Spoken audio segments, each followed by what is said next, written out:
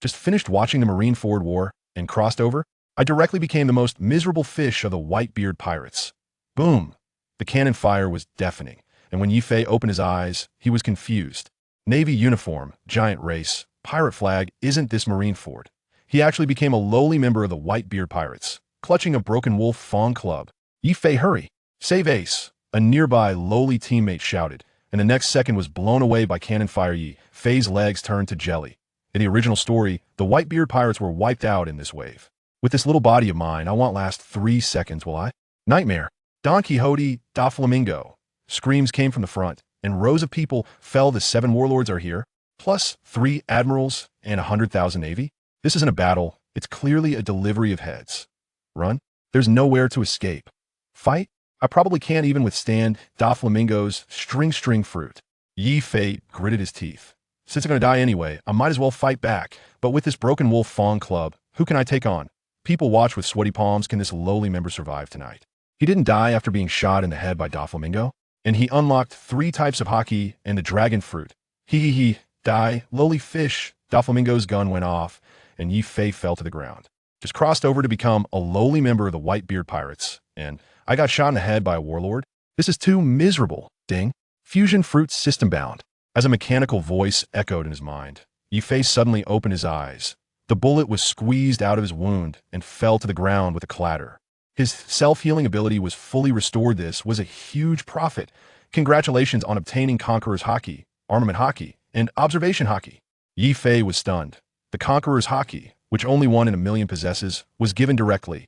There was also a golden dragon fruit that shone brighter than Kaido's azure dragon fruit. Who cares if it's hard to eat? Just bite into it. Just crossed over and got shot in the head, and now I have a cheat-level gift pack. Is this the rhythm to turn the tide of the Marineford War? Doflamingo is still laughing. He probably doesn't know what a tough character he's provoked. Who will be dumbfounded next? Eating a devil fruit actually made him grow 40 centimeters? He even dared to challenge Doflamingo. What the hell, this thing tastes worse than shit. Yifei took a bite of the dragon fruit. His face scrunched up like a bun the next second. His height shot up to 21 meters, and his muscles were as hard as steel. Doflamingo, come out. He roared while holding the wolf fawn club, his arms wrapped in black Haki. People around were stunned. Isn't this the lowly fish that got shot in the head just now? How did he suddenly grow taller and more handsome and dare to challenge a warlord? You want to fight, Doflamingo? You must be crazy. One finger from him could crush you. Before the mocking voices even stopped, Yifei had already charged Armament Haki fully activated. He swung the club and sent a regular marine flying. The primal power within him was about to explode, and his self-healing ability was maxed out. Is this the rhythm to transform into a dragon on the spot? If Doflamingo returns, he might be pressed to the ground and rubbed in. This counterattack was making people's blood boil. Did the cannonballs slow down in front of him? This observation Haki is too outrageous. Yifei sidestepped, easily dodging the bullets coming at him. Basic observation Haki directly predicted the attack, even fiercer than the Navy's 6 powers. He swung the wolf fawn club in a wide arc, and the Marines fell like cut wheat. When did this lowly fish become so fierce? The Whitebeard pirates were dumbfounded, and the Navy was even more confused. This guy can fight better than the captain. Could he be a hidden powerhouse? Experience points skyrocketed to 200, only 800 more to unlock the shop. Yifei stroked his chin. Clear the field with Conqueror's Haki? But then he thought, if I reveal my trump card now, wouldn't the 3 admirals target me? Stay low-key. Must stay low-key. Boom! The ice surface suddenly cracked, and a huge figure blocked the way. Which big shot has arrived? Is it Akiji, or a rival of Whitebeard's? Yifei gripped his wolf fawn club, cold sweat breaking out on his back. This wave might not be escapable. A giant brigadier general over 10 meters tall? A single hammer blow could send him flying. Yifei looked up at the sky. The giant before him looked like a small mountain. Kid dared to touch my people. A hammer dozens of meters long came crashing down. The wind could knock people over. The Whitebeard pirates panicked. Run, Yifei! But he tightened his grip on the wolf fawn club. Black energy instantly enveloping the weapon. Bang! A deafening sound rang in his ears as the giant brigadier general was sent flying with a scream. The hammer in his hand smashed down on a group of Marines, like dominoes falling. What the hell? Did that just bounce back? Yifei was stunned himself as the system prompt sounded. Armament Haki has a 10 chance to trigger a rebound effect. Isn't this something only Luffy and Gearforth can do? The giant brigadier general rolled on the ground for several circles, unable to get up for a long time. People around were dumbfounded. A 21-meter guy knocked down a giant over 10 meters. This dragon fruit plus Haki is simply cheating. The next second, Yifei walked over with the Wolf Fawn Club. The experience points from this Brigadier General must be worth 100 Marines, right? Should I take the chance to finish him off? But please, no more big shots interrupting. People were sweating with anxiety. Confuse multiple devil fruits? The system shop is even selling the flame fruit. A Navy Brigadier General is this week? Yifei stepped on the giant Brigadier General, and his experience points soared to 1,010, unlocking the system shop. Deducting 1,000 points, leaving 10 points. Opening the shop, Yifei's eyes widened. Flame fruit for 10,000 points. Rubber fruit for 10,000 points. The surgery fruit actually cost 20,000 points? Can I eat 2 devil fruits? The system replied yes, and Yifei almost jumped up. Blackbeard only has 2 fruits. Can I fuse infinitely? Is this going to let me collect all the Logia and Paramecia types? People around were still discussing. What are you bragging about? Just a Brigadier General that had no idea that Yifei was drooling over the lightning fruit. With lightning abilities, plus the dragon fruit, even the 3 admirals would have to kneel. With only 10 experience points left, not even enough to buy a hair. Looks like I need to find a rear admiral to practice on. Who'll be the next target? If I can get the flame fruit this time, wouldn't Ace not have to die? Exciting. A Navy rear admiral used an iron block for defense. 1 hit and he went down. Lowly fish die. The Navy rear admiral tensed up, using the iron block. Bang. Yifei smashed his club in his chest, blood splattering everywhere. Is this it? You dare call me a lowly fish? The system prompt exploded. Defeated the rear admiral. Reward 3,000 experience points. Yifei's eyes sparkled. That's 3 times more than the Brigadier General. If I take down a vice admiral, wouldn't that be over 10,000 points directly? People around were dumbfounded. Isn't he just a lowly fish like us? The acne is gone. He grew taller, and his strength skyrocketed to godly levels. The Major General just took down 50 of us. Yifei glanced at the system shop. Burning fruit, 10,000 points. Lightning fruit, 15,000 points. If I could find a rear admiral to practice on, I could trade for them. Looking around, where's the shadow of a rear admiral? If this works out, I can directly activate the dual fruit mode. Just thinking about it makes me excited. I actually took a hit from Dasky and didn't get hurt. My healing ability is simply insane. Pirate, don't get distracted during battle. A cold light flashed behind him, and Yifei got stabbed in the stomach. Turning around, it was Navy Colonel Dasky. But in the next second, the wound actually healed itself. Feeling cool, and as if nothing had happened, Dasky was stunned. I clearly hit him. Yifei chuckled. Is that it? The Colonel's experience points probably aren't enough to fill a gap in my teeth. In the distance, Marco was dumbfounded. When did this kid become so fierce? I need to reward him properly later. Meanwhile, Ace on the execution platform was kneeling there. Yifei tightened his grip on the Wolf Fawn Club. This time, he must survive. The 3 admirals were still watching the show backstage, Sengoku and Garp watching closely. Trying to save Ace was like climbing to the sky. But the dragon fruit inside Yifei was already heating up in the next second. Would he directly transform into a Qinglong? Dasky would probably be scared to tears. This plot is getting more and more thrilling. Throwing Colonel Fian into the crowd. Smoker is furious. Dasky swung her sword over, and Yifei dodged to the side. He wrapped his arms around her waist from behind and directly threw her into the pile of Marines. The feel is pretty good, Dasky screamed, her face turning red to the roots of her neck. I must kill him. You brat. You're seeking death. Smoker transformed into smoke and rushed over, nearly biting a cigar in half. I know everything about you. Smoker. Yifei laughed. Hand her over, and I'll let you off the hook. Smoker was stunned. This punk knows me? He still dares to make such a demand. You should know, Smoker is the man who chased after Luffy with a sword, a Logia fruit user. He was even a commander during the Marineford War. Now he's being challenged by an unknown pirate. Where's his face going? Yifei tightened his grip on the Wolf Fawn Club, the armament color starting to shine. If he takes down Smoker, wouldn't his experience points directly exceed 10,000? The burning fruit was almost within reach. Next up, will it be smoke against the dragon? This wave must be explosive. The sea stone 10 hands were shattered. Smoker was being rubbed against the ground. Smoker transformed into smoke and rushed over, his white iron fists raining down. Yifei's figure flashed, easily dodging. Is that it? With observation Haki predicting all attacks, he swung the armed Wolf Fawn Club directly. Bang! Smoker was sent flying, his cigar falling. But he retaliated with a punch to Yifei's back. Yifei stood up, brushing off his clothes. Is that an itch? Reaching out to grab Smoker in his smoke form, the latter was stunned. This guy can actually use Haki to grab a Logia user. The 10 hands crossed in defense, and with a crack, they shattered. A weapon made of sea stone couldn't withstand it? The Wolf Fawn Club hit Smoker in the chest again, sending him flying like a kite with a broken string. crashing onto the square and unable to get up. Ding! Reward.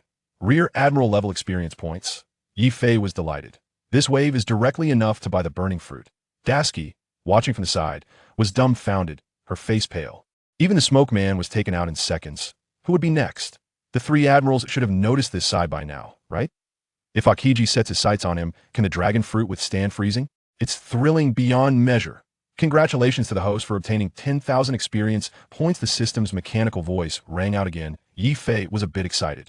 He didn't expect that defeating Smoker would actually grant him 10,000 experience points after all. The other party was just a commander, however. Smoker was indeed stronger than that Navy major. Just now, he went down after taking 2 hits from the Wolfong Club.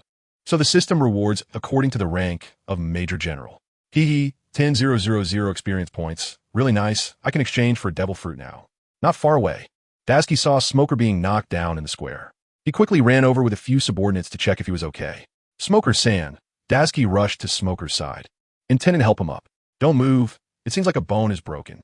I have 2 cigars in my pocket. Help me take them out and light one for me. I don't know where the cigar in my mouth just went.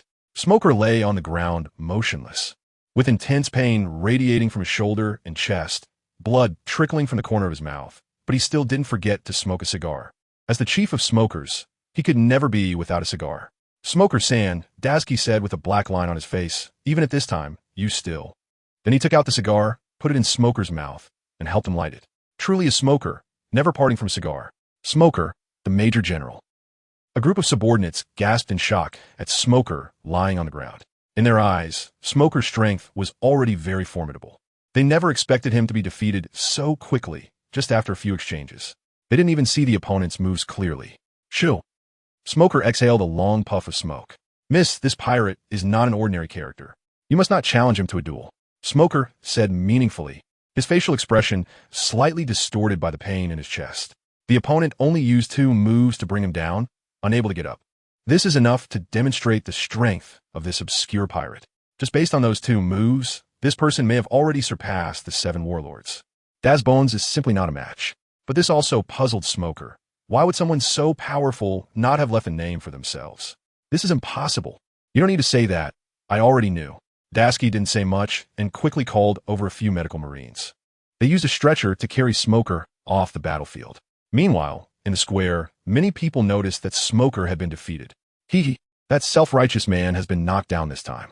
Always looking so proud and aloof, never mingling with us. This time he's in trouble. What kind of pirate is that opponent? Why haven't we heard of him before? Defeating the smoke guy is not an easy feat. He should be strong among our brigadier generals. The opponent defeated him in just 2 moves. I estimate that without 4 or 5 people, no one can win against him. If we team up, the opponent should be too preoccupied to fight back, and we should be able to defeat him. How about we join forces and take down that pirate? Agreed. About 10 or so brigadier generals and colonel-level Navy officers discussed. In the Navy, Smoker has always been a lone wolf. Moreover, he acts according to his own rules and doesn't like being constrained by others. This is also the reason why his relationship with other naval officers is not very good. Smog's downfall. These people did not pay much attention. On the contrary, they were very focused on the unfamiliar Yi Fei. They quickly reached a consensus to unite and take down Yi Fei. Immediately, more than 10 of them jumped off the square, stepped onto the ice, and ran towards Yi Fei. This action was quickly noticed by some sharp-eyed members of the Whitebeard pirates. Not good. Naval officers have come down. Just now, Yi Fei knocked down Smoker. And now, they must be here for revenge. With so many officers coming down, it's definitely not going to be easy to deal with. We need to quickly support Yi Fei. But how could we ordinary sailors be a match for these naval officers? Not good. Yi Fei, run quickly. Yi Fei, hurry to the captain. There's no time. I'll go call the captain over.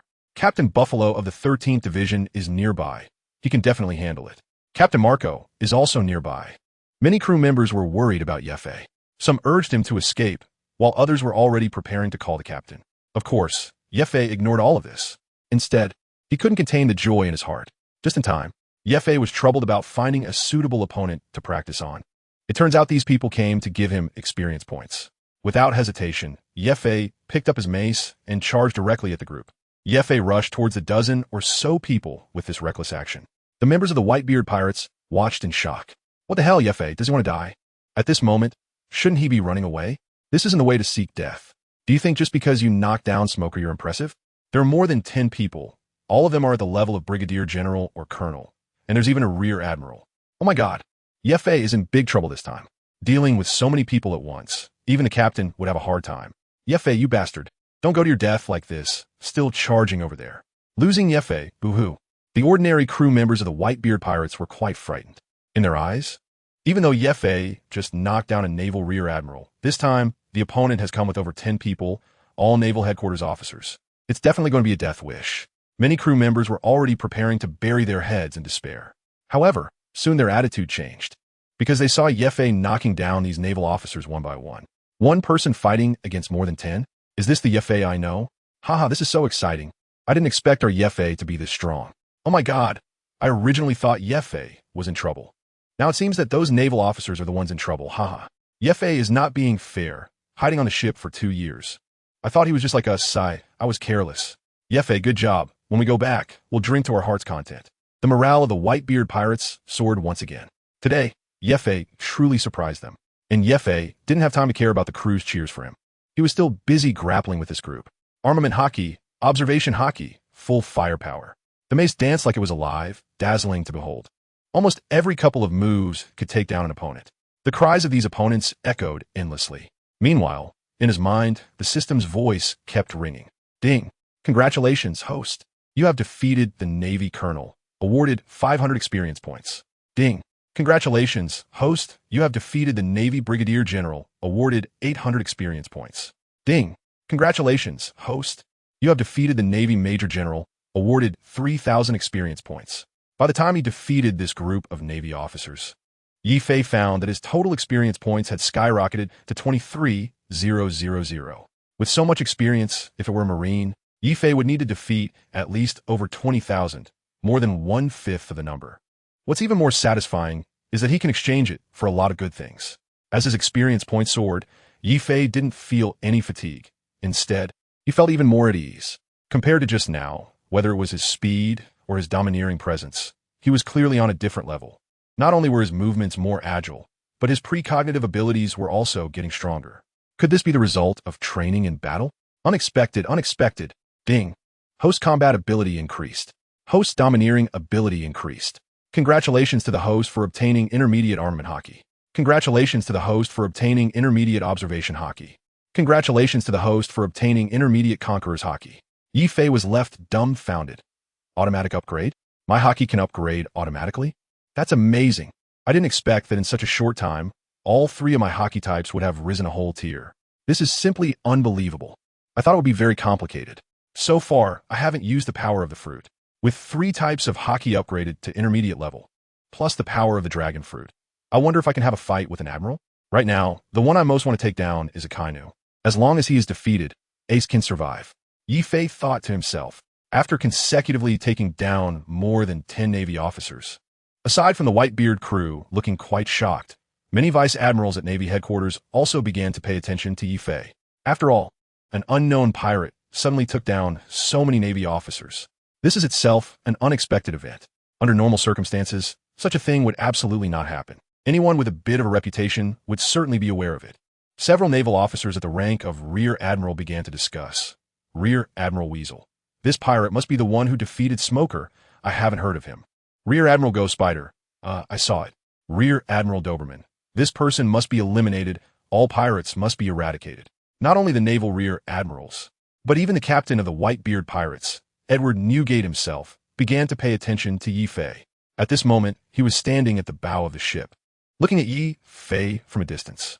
Kuahaha! I have such a powerful son under my command, and I didn't even know it. Kuahaha!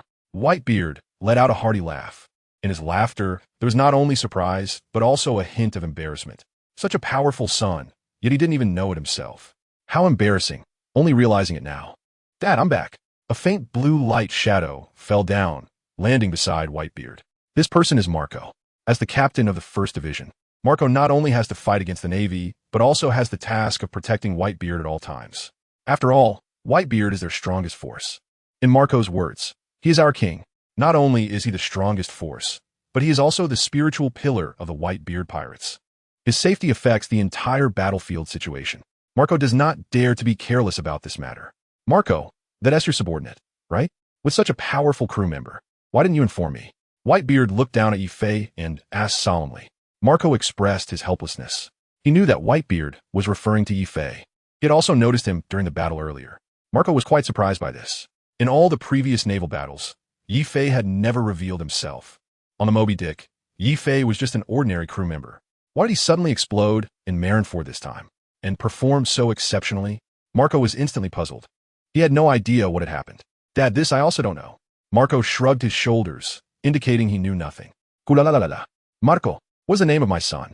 Whitebeard gazed at Yifei from afar, his eyes filled with affection. He is accustomed to calling everyone on the ship his sons. One of the main reasons he established the Whitebeard pirates was to have a family, and the pirates are his sons, his family. He was surprised by Yifei's performance this time. He rarely appreciates someone like this. The last time was Fire Fist Ace. Now, Yifei counts as one too. Yifei, from the East Blue, Marco replied lightly, recalling the experience when Yifei boarded the ship 2 years ago. At that time, he was gathering supplies in the East Blue and met Yifei. Originally, he thought Yifei had no strength at all and had no intention of taking him on board. That would have been a good thing for him. However, Yifei told him that he was quite familiar with the sea routes and could become the navigator of the Whitebeard pirates. Eventually, after Yifei's persistent persuasion, Marco finally allowed him to board and become one of the navigators of the Whitebeard pirates. At that time, Marco's expectations for Yifei were not high.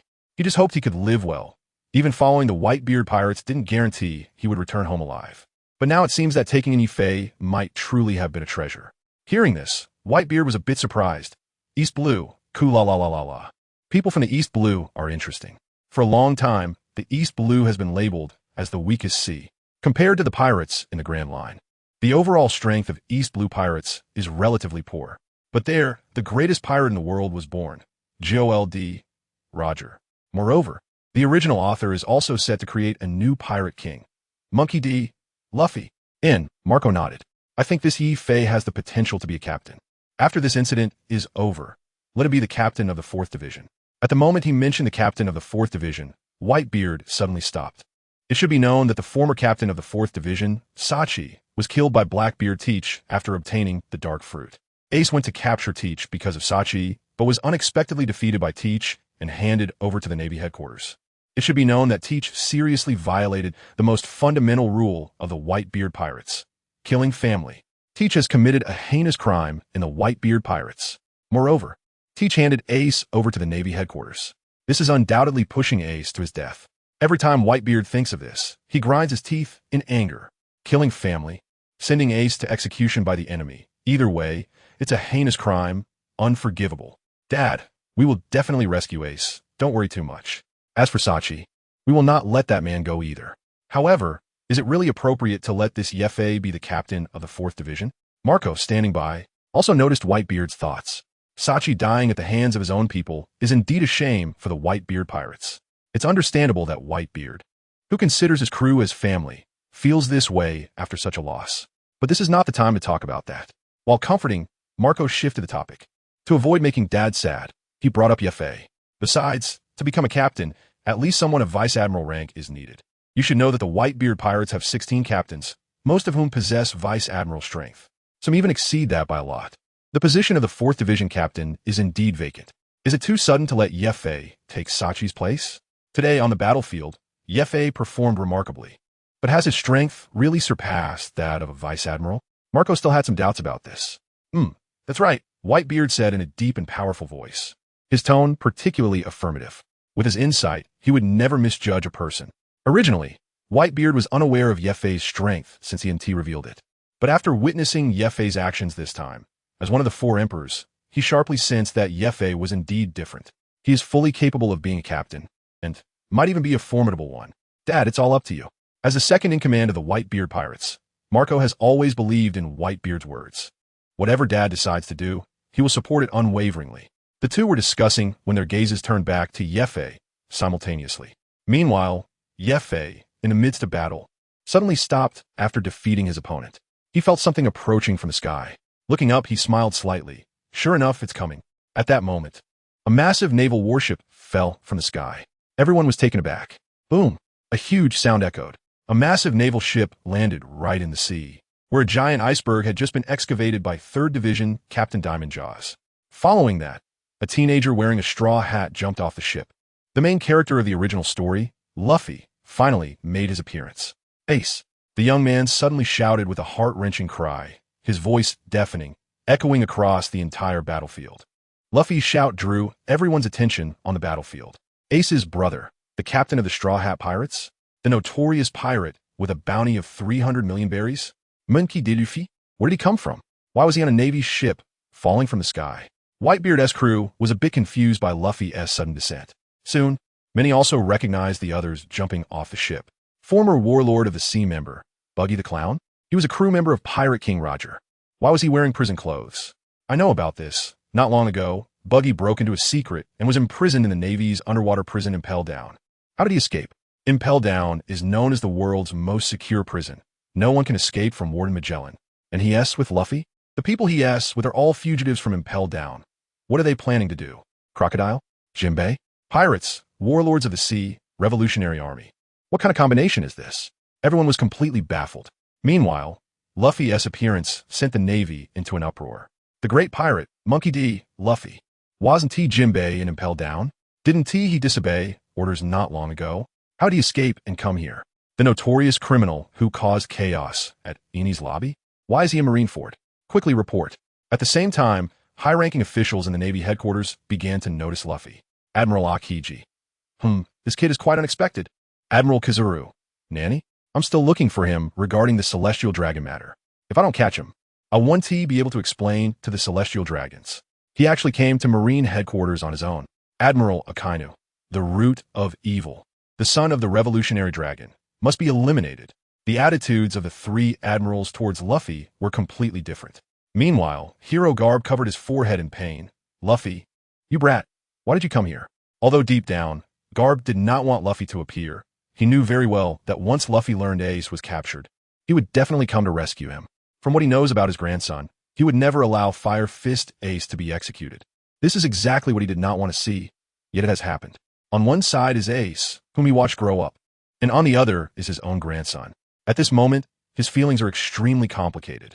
Beside him, Admiral Sengoku loudly scolded, Kapu, it's your family again, causing trouble. First it was the Revolutionary Army's dragon, now it's Straw Hat Luffy. Kapu, is your family a den of thieves besides you? Sengoku is very angry about Kapu's family. Of course, he is only scolding Kapu verbally. In fact, he has always held great respect for this old comrade and partner in his heart. Even if his son and grandson have committed heinous crimes, in the eyes of the Navy and the world government, he is still a hero of the Navy. That unparalleled military merit can overshadow other weaknesses. This is exactly why, despite his son and grandson committing such great crimes, he still steadily holds the title of naval hero. Luffy's appearance attracted a lot of attention, and while the Navy's focus was distracted, Yi Fei chose to develop Weisoa. After secretly dealing with about 10 low-level Navy officers, Yi Fei's personal experience points have already soared to 30,000.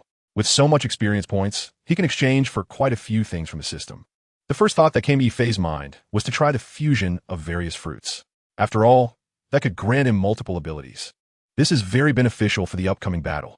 However, there are still differences that haven't been tested. After all, the first time is the most precious. Yi Fei seemed a bit impatient. Although Ace had not been executed yet, the battlefield was about to reach a fever pitch.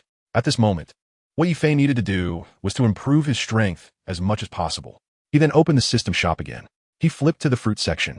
Burning fruit, rubber fruit, lightning fruit, surgery fruit, transformation fruit.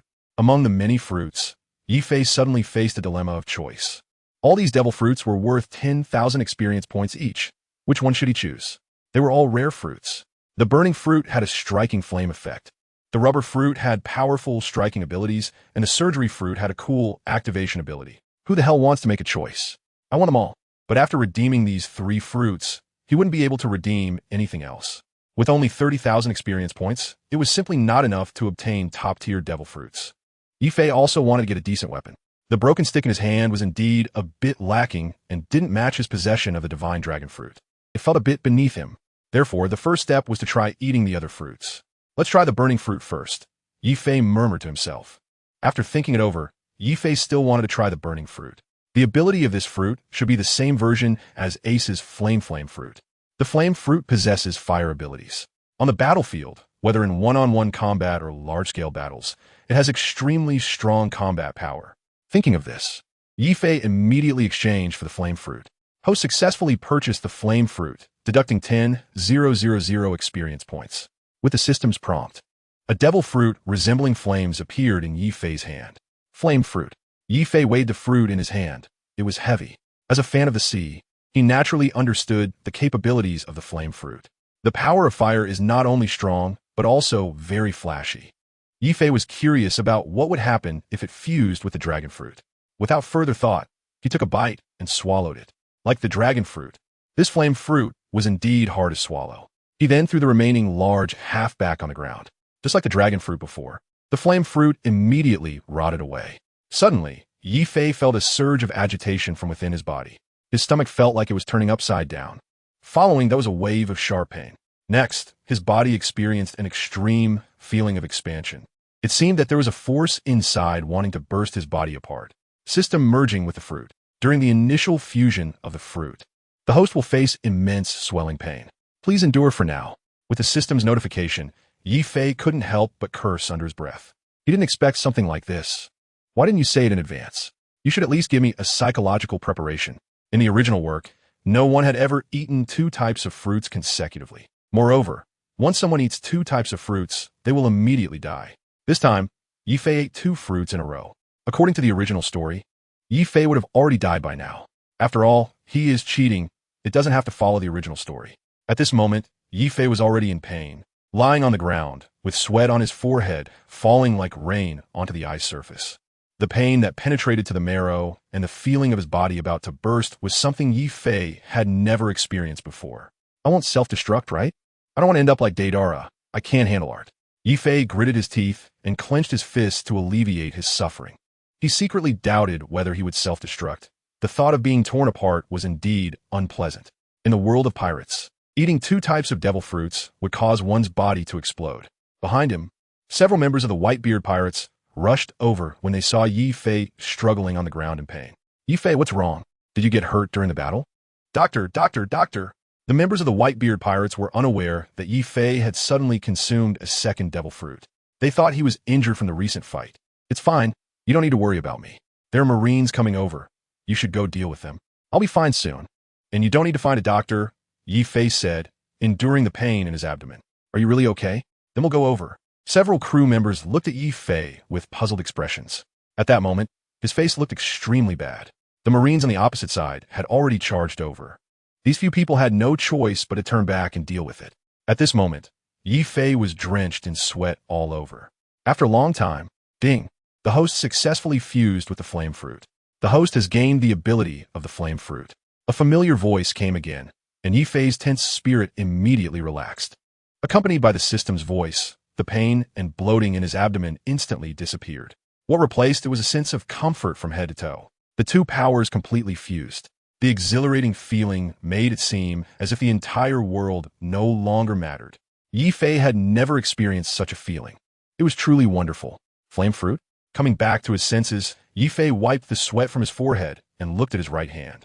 He then smiled slightly, snapped his fingers, and a bright orange flame immediately appeared on his fingertip. The flame was out. Is it on fire? The flame fruit? An ability like Ace's? Yifei was somewhat entranced by the orange flame dancing on his finger. If it were usual, Yifei might have been scared. But today was different. The flames dancing in his hand didn't feel burning to him. Instead, it felt warm and comfortable. I guess I have the ability of the flame fruit now. Yifei felt a bit proud. The pain he just endured was not in vain. Ding! At that moment, the fusion system rang again. Host has purchased the fruit for the first time and successfully fused the fruit ability for the first time. Rewarding host with fire abilities, Sunflame. Rewarding host with fire abilities, Fire Gun. Rewarding host with fire abilities, Flame Ascend. Rewarding host with fire abilities, Divine Fire, Shiranui. Rewarding host with fire abilities, Firefly, Fire Dharma. Rewarding host with fire abilities, Mirror Fire Flame. Rewarding host with fire abilities, Fire Fist. Rewarding host with fire abilities, Crossfire. Rewarding host with fire abilities, Flame Ring. Fire Pillar.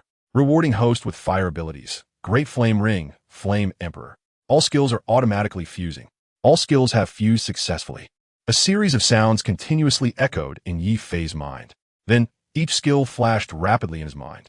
Each move and how to execute them seemed to pour into Yifei's mind like seawater. Learned. At that moment, Yifei already knew.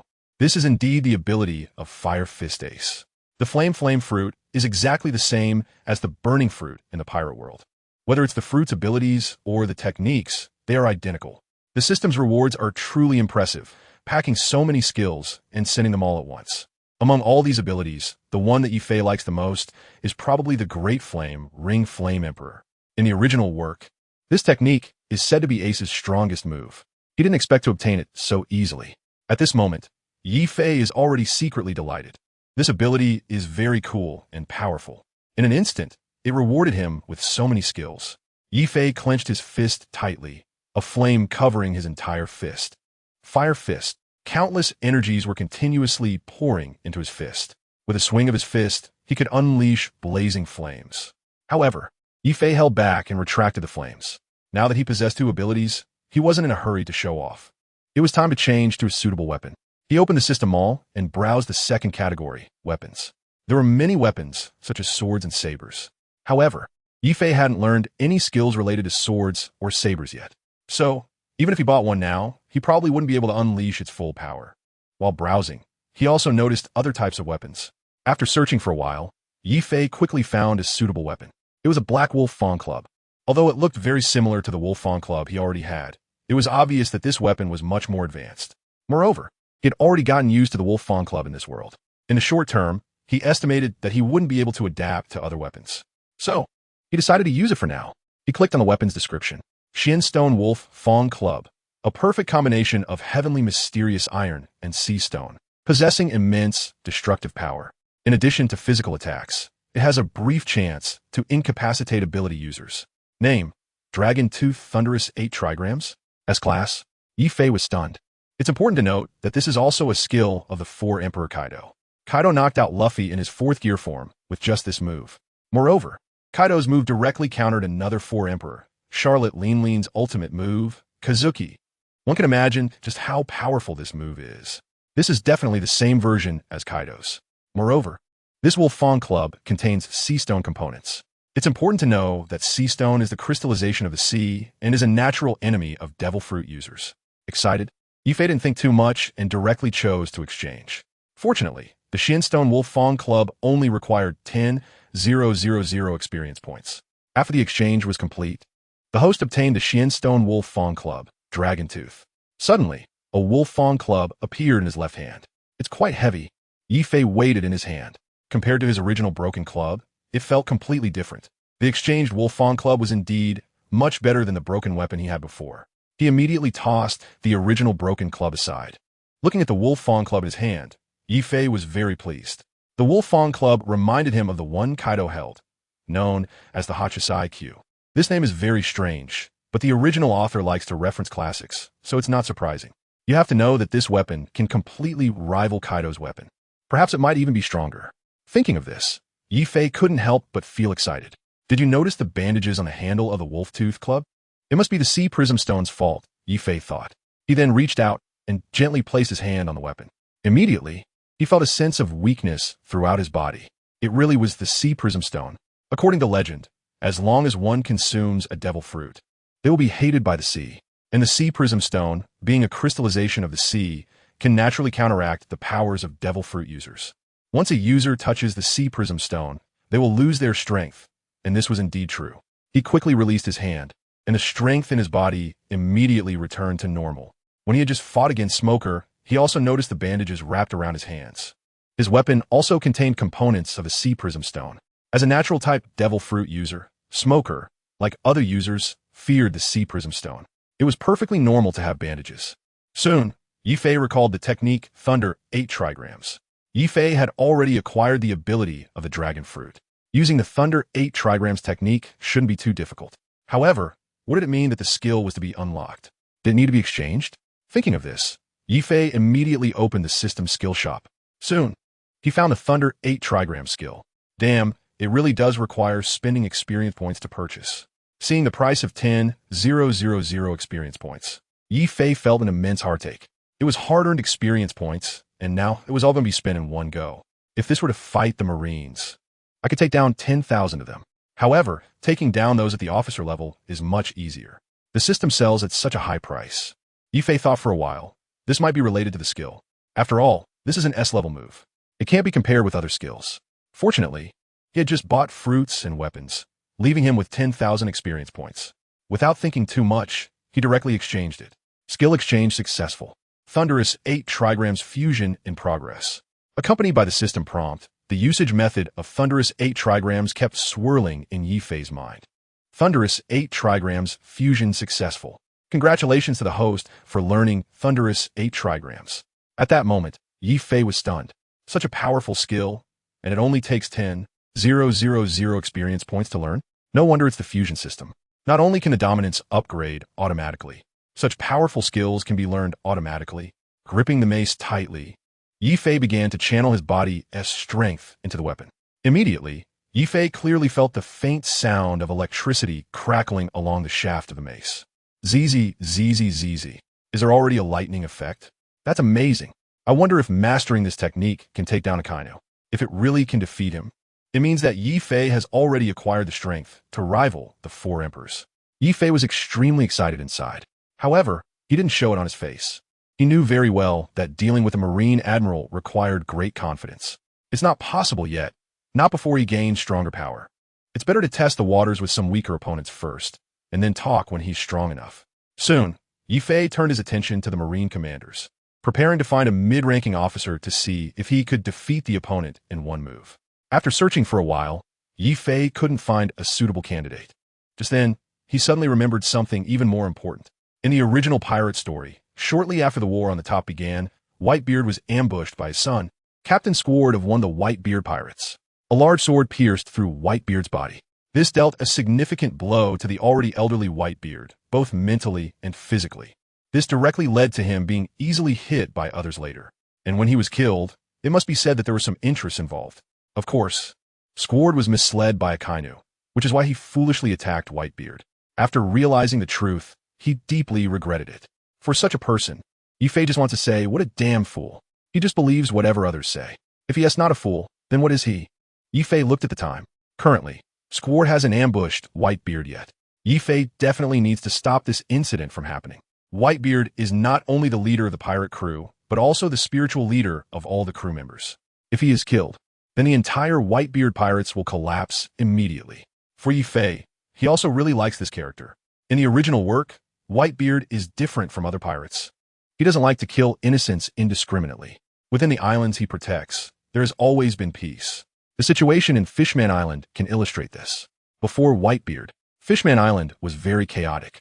Since Whitebeard took over, it has been relatively peaceful, with no pirates daring to target them. Thus, compared to other pirates, Whitebeard and his pirate crew can be considered models in the pirate world. Furthermore, the main reason Whitebeard became a pirate was simply to be with his family, indicating that he is a person with great character. On this point, Yifei admires him quite a bit. He absolutely doesn't want to see Whitebeard killed on the battlefield. Therefore, Squard must not succeed in his ambush. Additionally, Luffy is now on the battlefield. In the original work, Luffy is the one who rescues Ace first. Because of the protagonist status, the attention of the entire battlefield is focused on him, and Ace is currently fine. Yifei is not worried. Thus, he stopped his forward pace and turned to look at Whitebeard at the bow of the ship. He began to pay attention to every move of Whitebeard. Whitebeard stood tall and motionless at the bow, staring straight at the Navy and Ace, while also observing the situation in all corners of the battlefield. At this moment, he did not look at Yifei. He was completely unaware of the imminent danger approaching from behind. Not far behind Whitebeard, a man about 2 meters tall, carrying a long knife longer than himself, and with an ugly face, was slowly climbing the steps. Squard was getting closer to the bow step by step, while Whitebeard was facing the Navy. In the original work, at this moment, Squard had already started to ambush Whitebeard, and Whitebeard was completely unaware of this. Before the ambush, the two had a brief conversation. What Whitebeard didn't know was that the Navy had already subtly initiated their tactics. In the distance, on the observation platform, Akainu, seated in the General S chair, suddenly revealed a smug smile. He had already been closely monitoring Squard's every move from afar. The moment he saw Squard approaching Whitebeard, Akainu knew that Squard had been successfully brainwashed. Next, it was just a matter of waiting for Squard to ambush Whitebeard. As long as Whitebeard is injured, his combat power will be greatly weakened. Once Whitebeard's combat power is weakened, it will be much easier to deal with the Whitebeard pirates. and everything will follow naturally.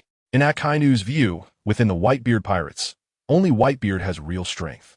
That old guy, despite his age, can still be considered the strongest man. As for the others, they're not worth worrying about. As long as Whitebeard is taken down, the entire battlefield will basically be under control, thus allowing for control over the entire battlefield situation. However, Akainu did not expect that Yi Fei, who was familiar with the original plot, knew all of this very clearly. Immediately, Yi Fei grinned. Since he had crossed into the world of pirates, he certainly couldn't let Akainu and the Navy succeed. With this thought, Yi Fei picked up his wolf fawn club. Looking towards the bow, Squard had already stood behind Whitebeard. Without caring about the situation on the battlefield, Yi Fei directly ran towards a Moby Dick. He didn't run towards the Navy. On the contrary, he seemed to be charging towards Whitebeard. This strange behavior of Yi Fei surprised many people. What is Yi Fei doing? Why isn't he running toward the Navy, but instead running back? Oh my god, could it be that Yi Fei was scared? Did he run because he saw the rear admiral coming? Damn, just now I thought he was very brave. But it turns out just a coward. Yi Fei, we can't be turtles hiding our heads. Come back. We still need to save Ace. We are Whitebeard's crew. And we need to return to the New World. We trust you so much, and you actually want to run? Yi Fei, you can't lead the way in running away. Many members of the Whitebeard pirates were discussing amongst themselves. Some even shouted in disappointment at Yi Fei. They thought Yi Fei was fleeing the battlefield, which would be a shameful thing for the entire Whitebeard pirates. It should be noted that many pirates had just been cheering for him. Moreover, Dad's order was to attack, and it had only just begun. How could someone want to run away? The Whitebeard pirates had never had anyone run away. However, they did not know that Yi Fei's next actions would shock everyone even more. With others discussing behind him, Yi Fei did not have time to pay them any mind, let alone explain to them. Right now, saving Whitebeard was the priority. At this moment, there was no one protecting Whitebeard. If Squard ambushed him, he would succeed. If he failed, the entire Whitebeard pirates would be at a disadvantage. Moreover, First Division Captain Marco and the other captains were busy dealing with the Navy in front and could not care for Whitebeard at all. Squard had precisely seized this opportunity to sneak up on Whitebeard. Soon, as Yi Fei was running, he began to approach the bottom of the ship. Upon seeing this, many crew members understood that Yi Fei was heading towards Whitebeard. Is he going to board the ship? What does Yi Fei want to do? He didn't listen to the orders, but suddenly wants to go up to the ship? He wouldn't want to ambush Dad, would he? The members of the Whitebeard pirates were confused. They had no idea what was going on. Hearing someone shout from behind, Marco, who was in battle, quickly turned back. He was also puzzled by Yi Fei's actions. Of course, it wasn't just him who was confused. Whitebeard also did not expect this. While he was wondering, Yi Fei had already leaped onto the bow of the ship with his wolf fawn club in hand. Standing in front of him, Yi Fei then made an unexpected move. He drew his wolf fawn club and charged directly at Whitebeard. At that moment, everyone fell into complete panic. What's going on? Is Yi Fei trying to kill old Dad? Almost everyone had this thought. Otherwise, what was he doing? Of course, Whitebeard was also shocked. He never expected that this son would come to kill him. He had just planned to make him the captain, but unexpectedly, Whitebeard had not reacted yet. With a loud clang, weapons clashed. Yi Fei's wolf fawn club directly blocked Squard's long sword. Everyone was stunned. When they saw clearly, they understood. It turned out that Yi Fei didn't intend to kill Whitebeard. Instead, he was stopping Squard. What's going on? Why was Squard standing behind old Dad? Wasn't he supposed to be on the battlefield dealing with the Navy? That's right. That guy was responsible for the base side. Who sent him to the ship? Some crew members looked confused. Soon, some quick-reacting crew members realized. Did everyone notice?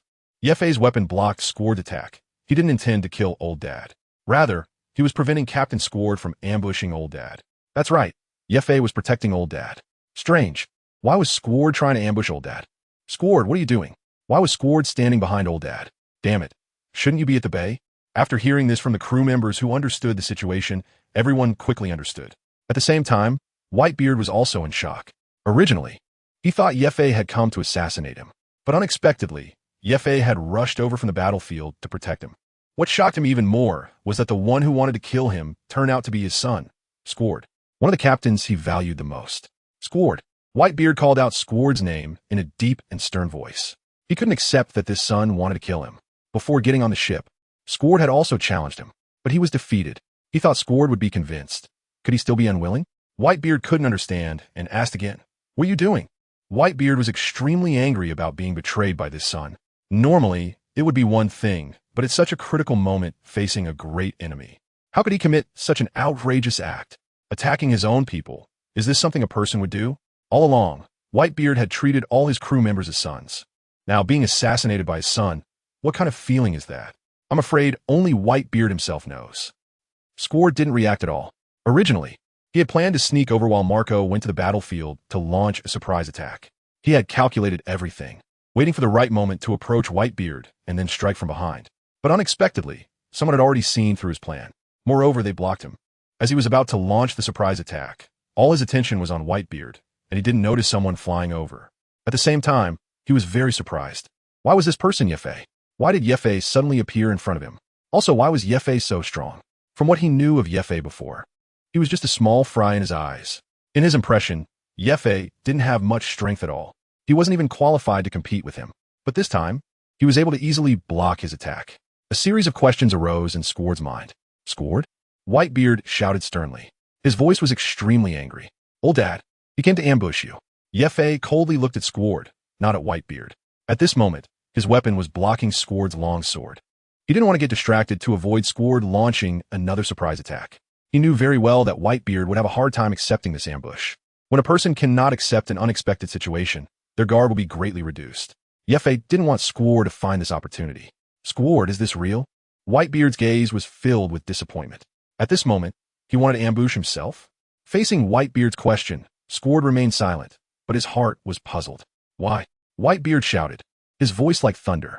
Squard's heart trembled. The matter was already exposed, and there was no need to continue hiding it, so he nodded and admitted, That's right, Whitebeard. I'm here to kill you.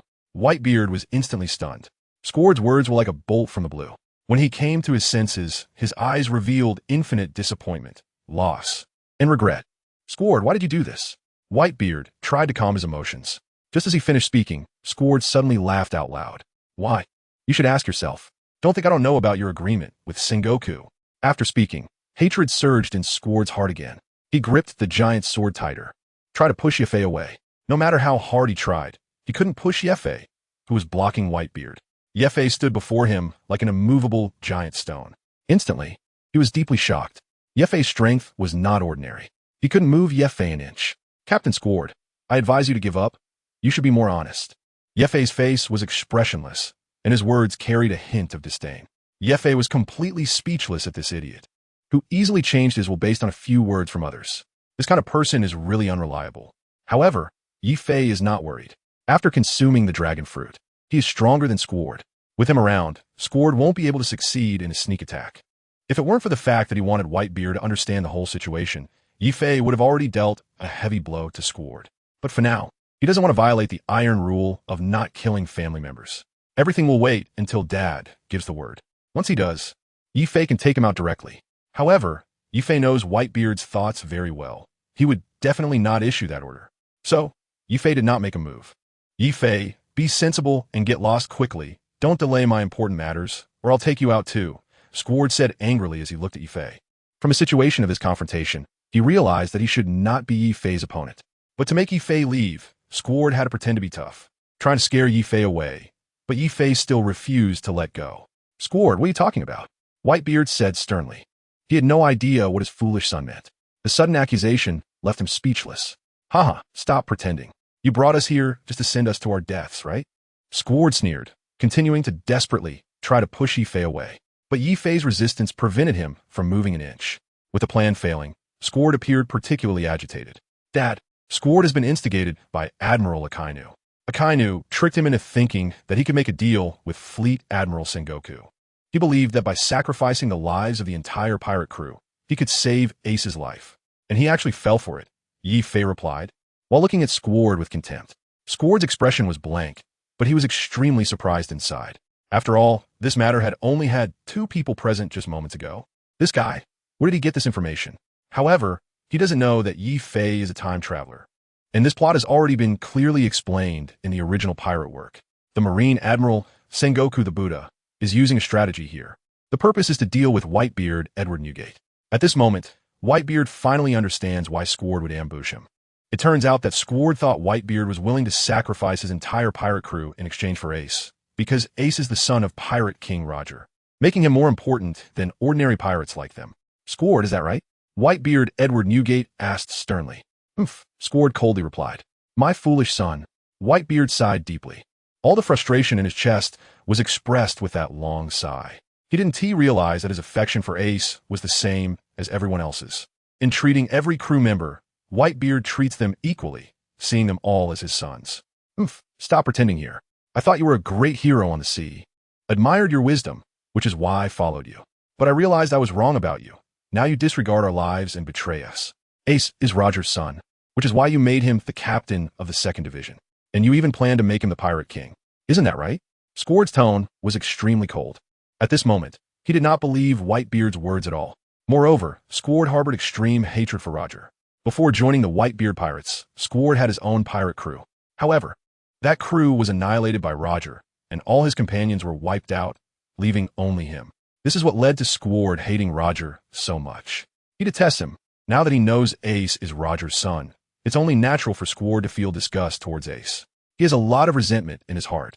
This time, in Marineford, he inadvertently learned from Akainu that Whitebeard was willing to sacrifice his 43 pirate crews to save Whitebeard and his division members, which made him incredibly angry. The anger towards Roger and Whitebeard's unfair treatment of his family led him to fall for Akainu's manipulation. My foolish son. Whitebeard looked disappointed, not expecting that this son would view him this way. Just because of a few words from the other party, he would draw his sword against him. At that moment, Marco, who had resolved the battle over there, flew back to the bow of the ship, pointing angrily at Squard. Squard, what are you doing? Why don't you quickly put down your sword? He had just seen Squard attacking Whitebeard and was stopped by Yefe. This matter made him feel very strange. As soon as he arrived, he immediately ordered Squard to put down his weapon. Squard said in a deep voice, Marco, Dad has betrayed us. Ace is Roger's son. He made a deal with Sengoku to exchange our lives for Ace's. That's why Dad brought us to this hellish Marineford. After finishing, Squard looked back at the battlefield. At this moment, the naval artillery at the bay had already aimed at their 43 pirate crews. However, the Whitebeard pirates did not receive any attacks. This situation made Squard hysterical. At this moment, he believed that Akainu was right. Meanwhile, many members of the Whitebeard pirates around him also heard it. Suddenly, the entire Whitebeard pirates were completely infected by Squard. What? Did I hear that wrong? Old man, is this true? Old man, are our lives really that worthless? That's right, these Marines are really only targeting us. Their cannons are clearly not aimed at Old Man's ship. It's obvious that Old Man made a deal with the Marines. Old Man, do you really only care about Ace? The pirates who were attacked were utterly disappointed. You have to understand. They were bearing all the attacks while Whitebeard's Moby Dick was unharmed. It's obvious. Whitebeard likely reached an agreement with Marine Admiral Sengoku. However, what they didn't expect was that all of this was indeed Admiral Sengoku's strategy. Ace is actually Roger's son? How is that possible? Roger was executed 22 years ago, and Ace is only 20 years old, born just 2 years later? How could he have been pregnant for 20 months? It's a rumor, an absolute rumor. I don't believe it. Squard, where did you hear this rumor? Are you going to take action against Old Man? Some confused pirate members absolutely refused to believe this fact. The Marineford War had just begun. Whitebeard had not yet arrived at Marineford, and Admiral Sengoku had already announced this to the whole world. But many members of the Whitebeard pirates had just found out. Whitebeard had always regarded them as family. But this time, Whitebeard actually brought them to this hell-like Marineford for Ace. They certainly couldn't accept it. Some crew members had already broken down and started crying. Marineford, for ordinary pirates, was truly a nightmare within a nightmare.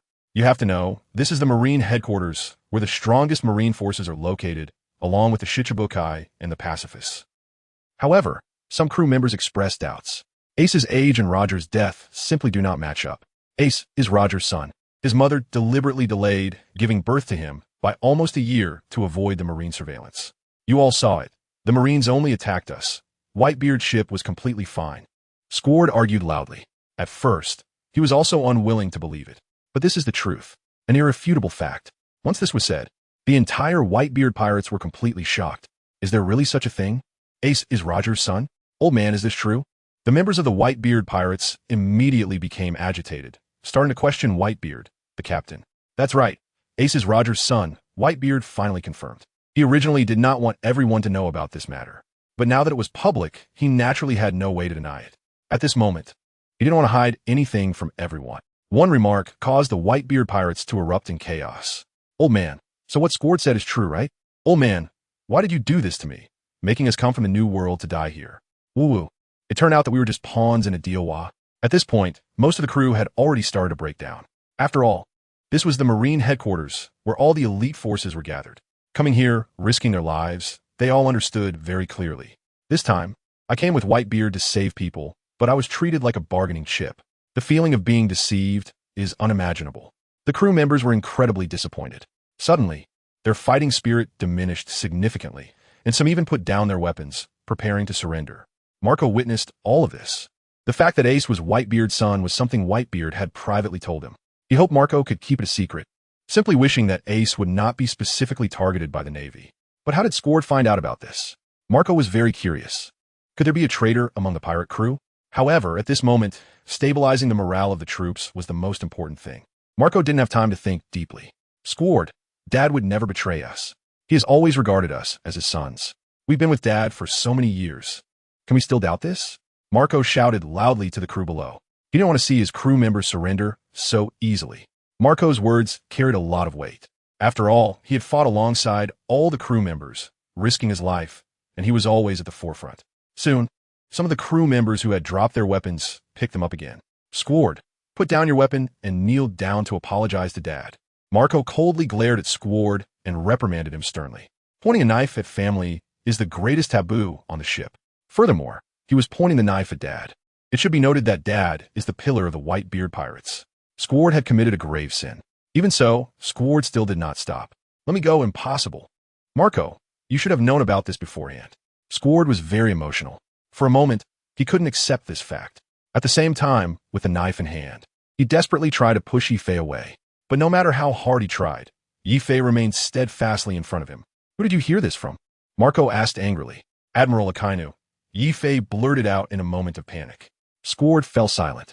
Faced with Yifei's revelation, he seemed quite confused, wondering in his heart, does this kid know too much? Is it true? Marco asked furiously. Seeing this, Squard could only nod silently. However, he was still a bit curious about how Yifei knew this. There was no one around when Akainu spoke to him. Where did this kid get his information? Moreover, he accurately blocked my long knife. Squard, can you trust Akainu's words?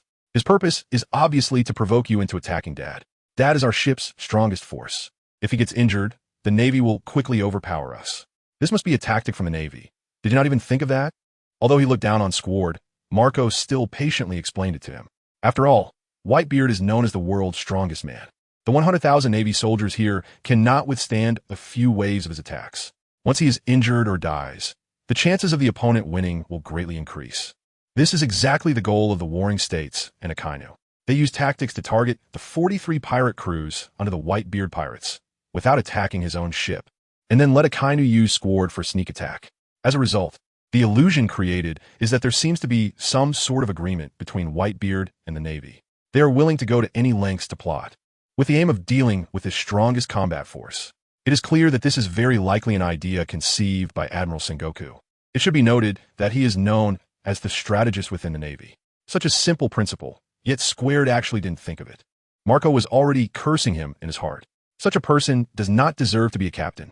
After Marco said this, Squard finally started to think a little. However, he was still somewhat angry. The fact that Ace is Roger's son cannot be changed. Also, they only attacked our ship, Squard argued. After a moment of silence, Whitebeard walked toward Squard. Suddenly, he stretched out his enormous arm and hugged Squard tightly. At the same time, Yifei also put down the Wolf Fawn Club in his hand. My son, I have kept this from you for a long time. It is precisely because of this that I didn't tell you. But should a son bear the burden of his father's mistakes? Roger did wrong by you, but Ace did nothing wrong. Have you forgotten the times you fought side by side with Ace, defeating opponents amidst the enemy's blades and cannon fire? And those times when you drank together?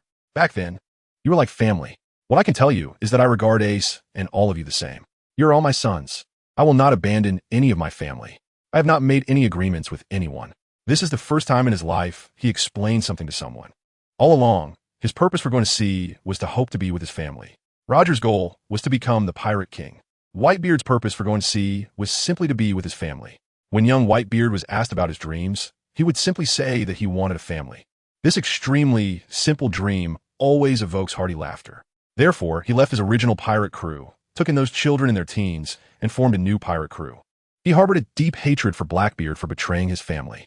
So, when Ace was the first to go out seeking revenge on Blackbeard, Whitebeard felt very moved. How could he betray the entire pirate crew? Whitebeard had no intention of mentioning Ace being Roger's son to Squard because he knew of Squard's hatred for Roger.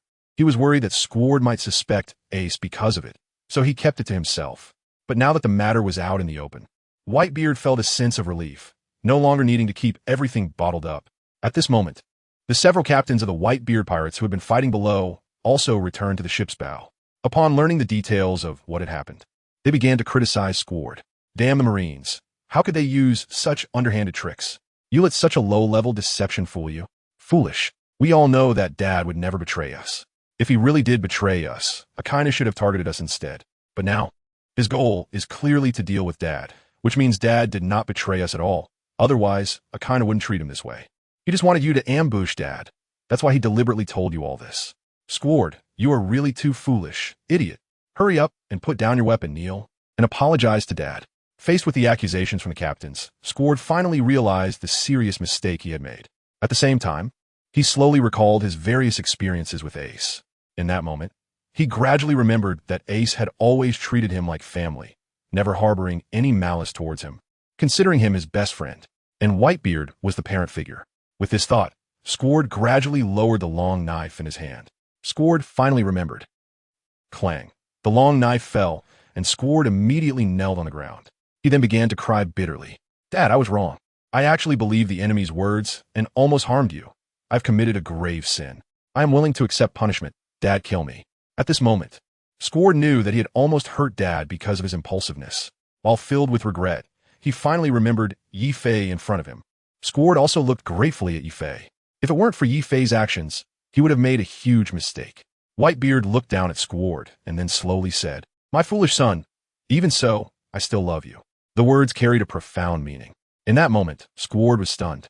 Is this the old man? Whitebeard, Edward Newgate. Squard never expected that the old man would not blame him at all. Moreover, he still treated him like family. Suddenly, he felt a lump in his throat and then burst into tears. This is the man whose reputation is widely known. Old man me. At that moment, Squard finally understood. The heart of the strongest man in the world is so broad. Such a person would betray their own family. Squard, now you know. Marco looked at Squard with disdain. Squard nodded, wiping away his tears. Marco sighed, feeling somewhat helpless about Squard's foolishness. Out of 16 captains and so many pirate crew leaders, Akainu just happened to choose him as a target for brainwashing. This shows how concerning this person's intelligence really is. Squard, do you know what we should do now? Marco looked at him calmly. Fortunately, things hadn't escalated to the worst possible scenario. Otherwise, there would be no way to resolve it. Only by killing the enemy can I relieve the hatred in my heart. Squard's eyes were filled with tears. If he had succeeded just now, wouldn't he have to live with the guilt for the rest of his life? Damn Akainu. Squard glared angrily at Akainu, who was far on the platform. Then, he jumped into the battlefield with a long knife in his hand. Meanwhile, on the execution platform, Akainu noticed what was happening over here. When he saw someone intercepting Squard, he already knew that the plan to ambush Whitebeard had failed. Fool! Akainu cursed silently, furious that he hadn't achieved his goal. He was so close. Just a little bit away. Why did it have to happen at this moment? If it hadn't been for that person stopping him, the plan would have succeeded. By the way, who exactly is that young man? While Akainu was angry, he couldn't help but feel puzzled. This young man, he has never seen before. To withstand Squard's attack, this kid does have some skill. Also, why did he suddenly appear on the Moby Dick at the bow? The other crew members had already jumped onto the ice and joined the battle. Only Whitebeard, Yi Fei, Marco, and a few others remained at the bow. Yi Fei, thank you for just saving Dad. If it weren't for you, he might have fallen into Squard's hands just now, Marco said, patting Yi Fei on the shoulder. Earlier, he had suspected Yi Fei of attempting to ambush Dad, but it turned out he was there to protect him. Marco was very satisfied with Yi Fei's performance. He then looked him up and down. In his memory, Yi Fei wasn't that tall. Previously, Yi Fei was quite a bit shorter than him, but now they were almost eye to eye. How did he suddenly grow so much taller and even more handsome? Marco's mind was filled with questions. Captain, this is what I should do, Yi Fei said with a calm smile. He then glanced at Marco. Familiar yet unfamiliar. Familiar because he had seen him many times, whether in the original work or in this world's identity. Unfamiliar because it was the first time standing next to him. Also, Marco's face was indeed quite ordinary. At the same time, he could see the surprise on Marco's face. By the way, Yi Fei, how did you know Squard was going to ambush Dad? Marco asked. He doesn't know this news at all. And where did Yi Fei get this information? As soon as Marco asked, Whitebeard Edward Newgate also looked at Yi Fei with confusion.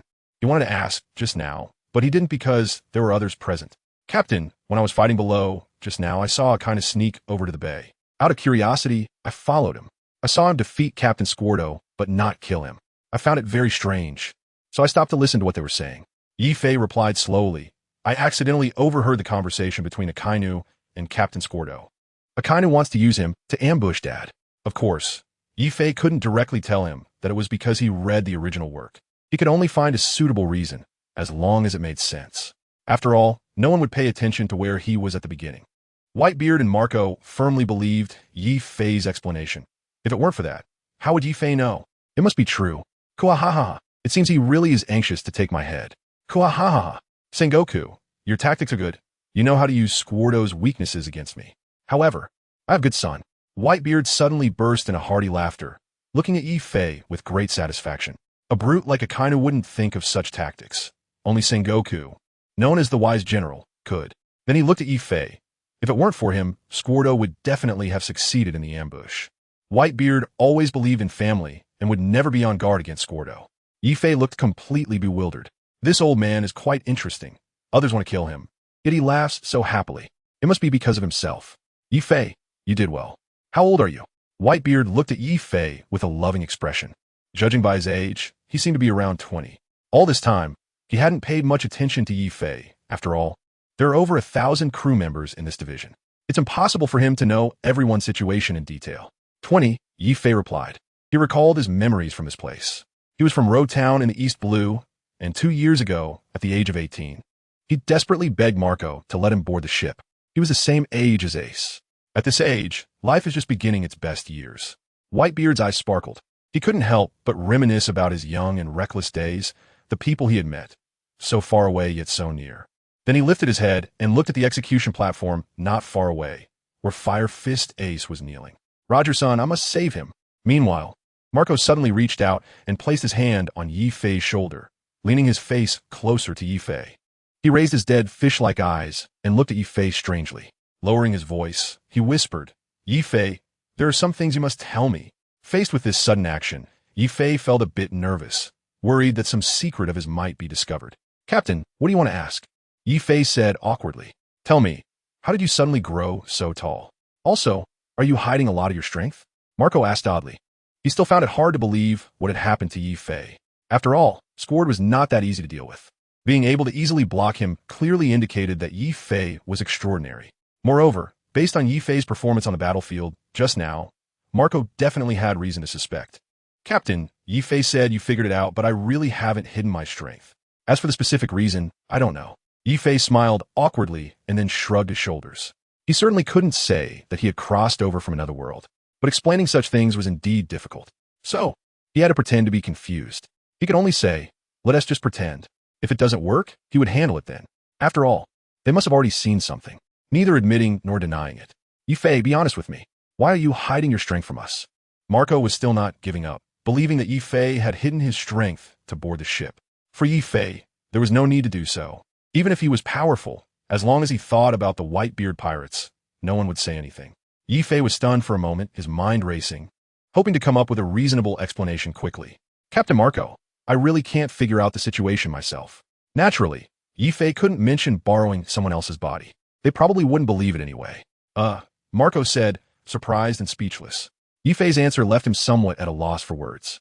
Initially, he just thought Yi Fei was quite handsome, but he didn't expect Yi Fei to be so cunning, wanting to conceal things. You little brat, hiding things so deeply. Before Marco could respond further, Yi Fei suddenly smiled deeply. Captain, there may be many things you haven't thought of. I might surprise you. His strength had already been revealed and could not be taken back. Yi Fei was very clear that this time, many people had likely noticed him, and hiding his strength had become less important. Moreover, sneaking around didn't suit Yi Fei's character. The most important thing now was to save Ace. To save Ace, he must confront those big shots. Yi Fei didn't want to think too much about anything else. Now he already had the abilities of 2 devil fruits and could continuously improve himself in battle. Who would win or lose? No one knew. Kuahaha! Whitebeard laughed heartily. Although he found Yi Fei's strength quite strange, as long as it didn't threaten the Whitebeard pirates, he had nothing to worry about. After all, everyone has their own secrets. If he forced himself to know others' secrets, it might turn out to be a bad thing. He didn't want to know too much. He only knew that Yifei had risked everything to save him just now. Marco looked dazed, not understanding what Whitebeard was laughing about, and turned to him, Dad. Whitebeard looked at Yifei and said, Yifei, from now on, you are the captain of the 4th Division. Instantly, both Marco and Yifei felt surprised. Dad. Yifei wanted to say something, but suddenly felt a sense of indescribable emotion. To take the place of the deceased Sachi was indeed a bit unexpected. Remembering that he was originally just an ordinary crew member on the ship, he was suddenly promoted to captain. Yifei hadn't thought of that at all. After all, he had just crossed over not long ago. Being promoted to captain all of a sudden was indeed a bit hard to adapt to. Sachi was dead. Someone had to take his place. One should not always live in the past. Whitebeard Edward Newgate sighed, having fought on the sea for a lifetime. He had seen many companions perish in the sea, with both regret and tears. No matter when or what the result, sometimes you have to accept it. Sachi's death could not be changed. Whitebeard had to make himself acknowledge this fact. Since Yifei had this strength, letting him take the position was a good choice. After all, just now Yifei had already made a significant contribution. Otherwise, he might have been successfully ambushed by Squard. It seems that making Yifei the captain is only natural. Yifei, Marco patted Yifei on the shoulder. Congratulations. Marco was still very happy. Since boarding the ship, he had been very supportive of any decision made by Whitebeard. Originally, he thought that Pops would announce this result after the battle ended. After all, the position of captain of the Whitebeard Pirates is very important. He didn't expect it to happen so quickly. It seems that Pops really values this kid. As someone who was once his subordinate and is now the captain, Marco felt happy for Yifei. At the same time, he couldn't help but sigh in his heart. Is this the person he almost refused back then? Now, he has actually become the captain. That SA senior position in the Whitebeard Pirates. Pops, Yifei said somewhat helplessly, just nodding at Whitebeard. As a member of the Whitebeard Pirates, he naturally would not refuse the position of captain now that he had it. This also indicates Whitebeard's recognition of himself. Kula la la la la, Whitebeard laughed. Today, he has gained a high-level combat power. In this way, the chances of winning would increase. With this thought, Whitebeard excitedly walked to the bow of the ship. He suddenly shouted loudly to the entire battlefield. Sons, from now on, Yifei will be your 4th team captain. Let's work together to rescue Ace. Whitebeard's voice was like thunder, resounding in every corner of the battlefield. Amidst the fighting, many pirates turned their heads. At the same time, all the sailors in the bay and the square were confused. They couldn't understand what Whitebeard meant at all, but the cheers that followed completely bewildered them. Woohoo! In an instant, cheers erupted from the pirates. Hearing this news, the pirates raised their weapons and began to cheer. Of course, some were quite confused. However, most people still noticed Yifei's impressive strength. Additionally, they had just rescued their old man. Moreover, this position was personally announced by their old man. As for the position of captain, Yifei was not going to back down. Receiving the crew's response, Whitebeard smiled slightly, his white teeth forming a crescent shape, clearly pleased. Navy, I'm Whitebeard. If you want to take my head, come and get it now, Whitebeard said, looking towards the execution platform. On the opposite side, several high-ranking combatants stared blankly in this direction, unsure of what was happening. Bang! Whitebeard plunged his weapon, the supreme great knife 12 works Tsonyan cut, into the bow of the ship. Now it was necessary to give him a show. Whitebeard extended his right hand and clenched his fist tightly. Suddenly, Yifei felt an overwhelming sense of pressure in the air. He secretly sighed. The big move is coming. Being familiar with the original work, he naturally knew that Whitebeard was about to unleash the power of the Tremor fruit, as expected of a Yonko level. Just the pressure alone was enough to make one tremble in fear. Yifei couldn't help but marvel. Bang! Whitebeard's fist came crashing down. The air instantly solidified and then shattered with a loud noise. Below the ship, the ice surface began to crack rapidly towards the Navy headquarters. The shockwave of the Tremor fruit surged towards the Navy headquarters. Accompanying this were numerous Navy soldiers being thrown into the air. Chaos ensued, with the cries of Navy soldiers echoing everywhere. Only a few high-ranking officers were unaffected by the shockwave. Meanwhile, as the fruit's power was unleashed, the original cracks in the Navy headquarters became even more numerous. A fierce wind howled past, and the shockwave gradually dissipated. Kizaru, what the hell? This doesn't look like a 70-year-old man. Akainu. Humph. Whitebeard. How much longer can you waste your time like this? Akiji. Just after the shockwave passed, many Navy personnel fell to the ground, covered in wounds.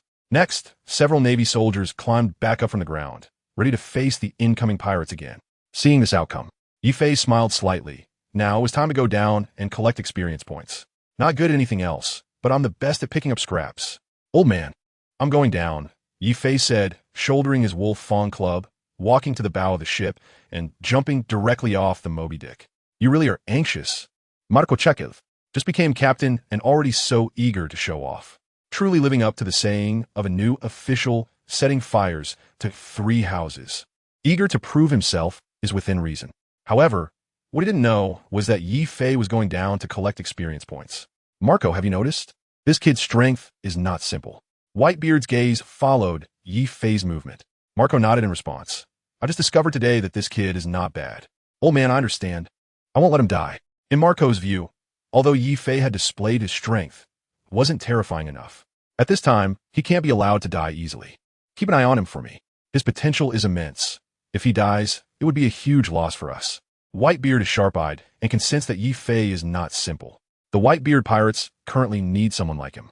He has just appointed Yifei as the captain of the 4th Division, and he doesn't want him to die so easily. After all, the previous 4th Division captain, Sachi, had already caused him enough pain. Now, he hopes Yifei is okay. After all, this opponent is extremely powerful. Yes, Dad, on the battlefield within the bay, Yifei has just dealt with some Marines, including some low-ranking naval officers. He has gained a lot of experience. Stopping in his tracks, Yifei notices that Luffy has already engaged with the Revolutionary Army officer Ivankov at the forefront. Of course, Yifei has never forgotten the main mission this time, to rescue Ace. Thinking of this, Yifei rushes towards Luffy, helping him deal with the opponents blocking their way. Hey hee hee hee. A tall figure suddenly appears in front of Yifei. Yifei looks up. It's one of the 7 warlords of the sea, Gecko Moria. Do you want to block my way?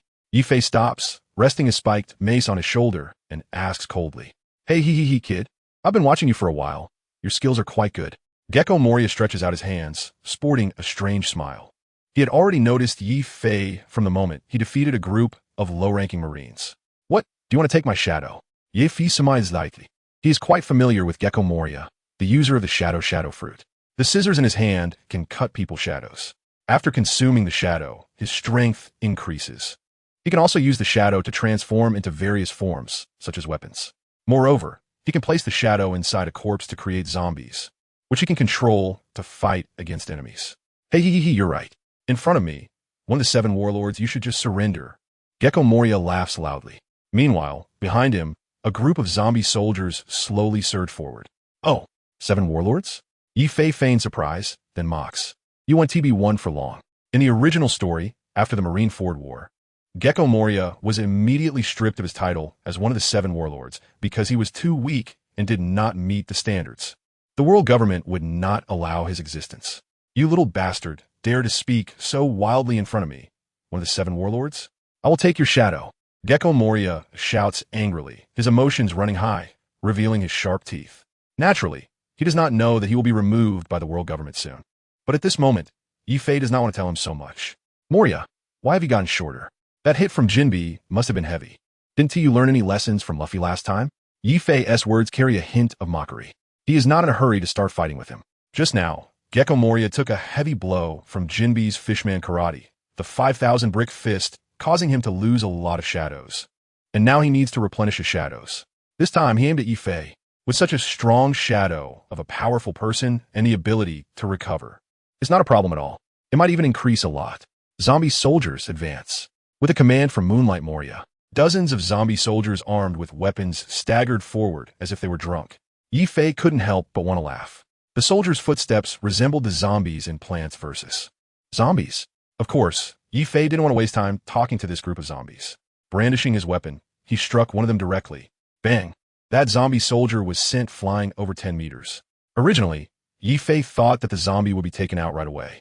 However, after being knocked down, the zombie quickly got back up and charged at Yifei again. Almost forgot, Yifei tapped his head. Zombies are hard to kill, but they're afraid of salt and fire. For salt, just using seawater would suffice. Earlier, Diamond Jaws had smashed a large chunk of ice from the ice surface toward the Navy headquarters.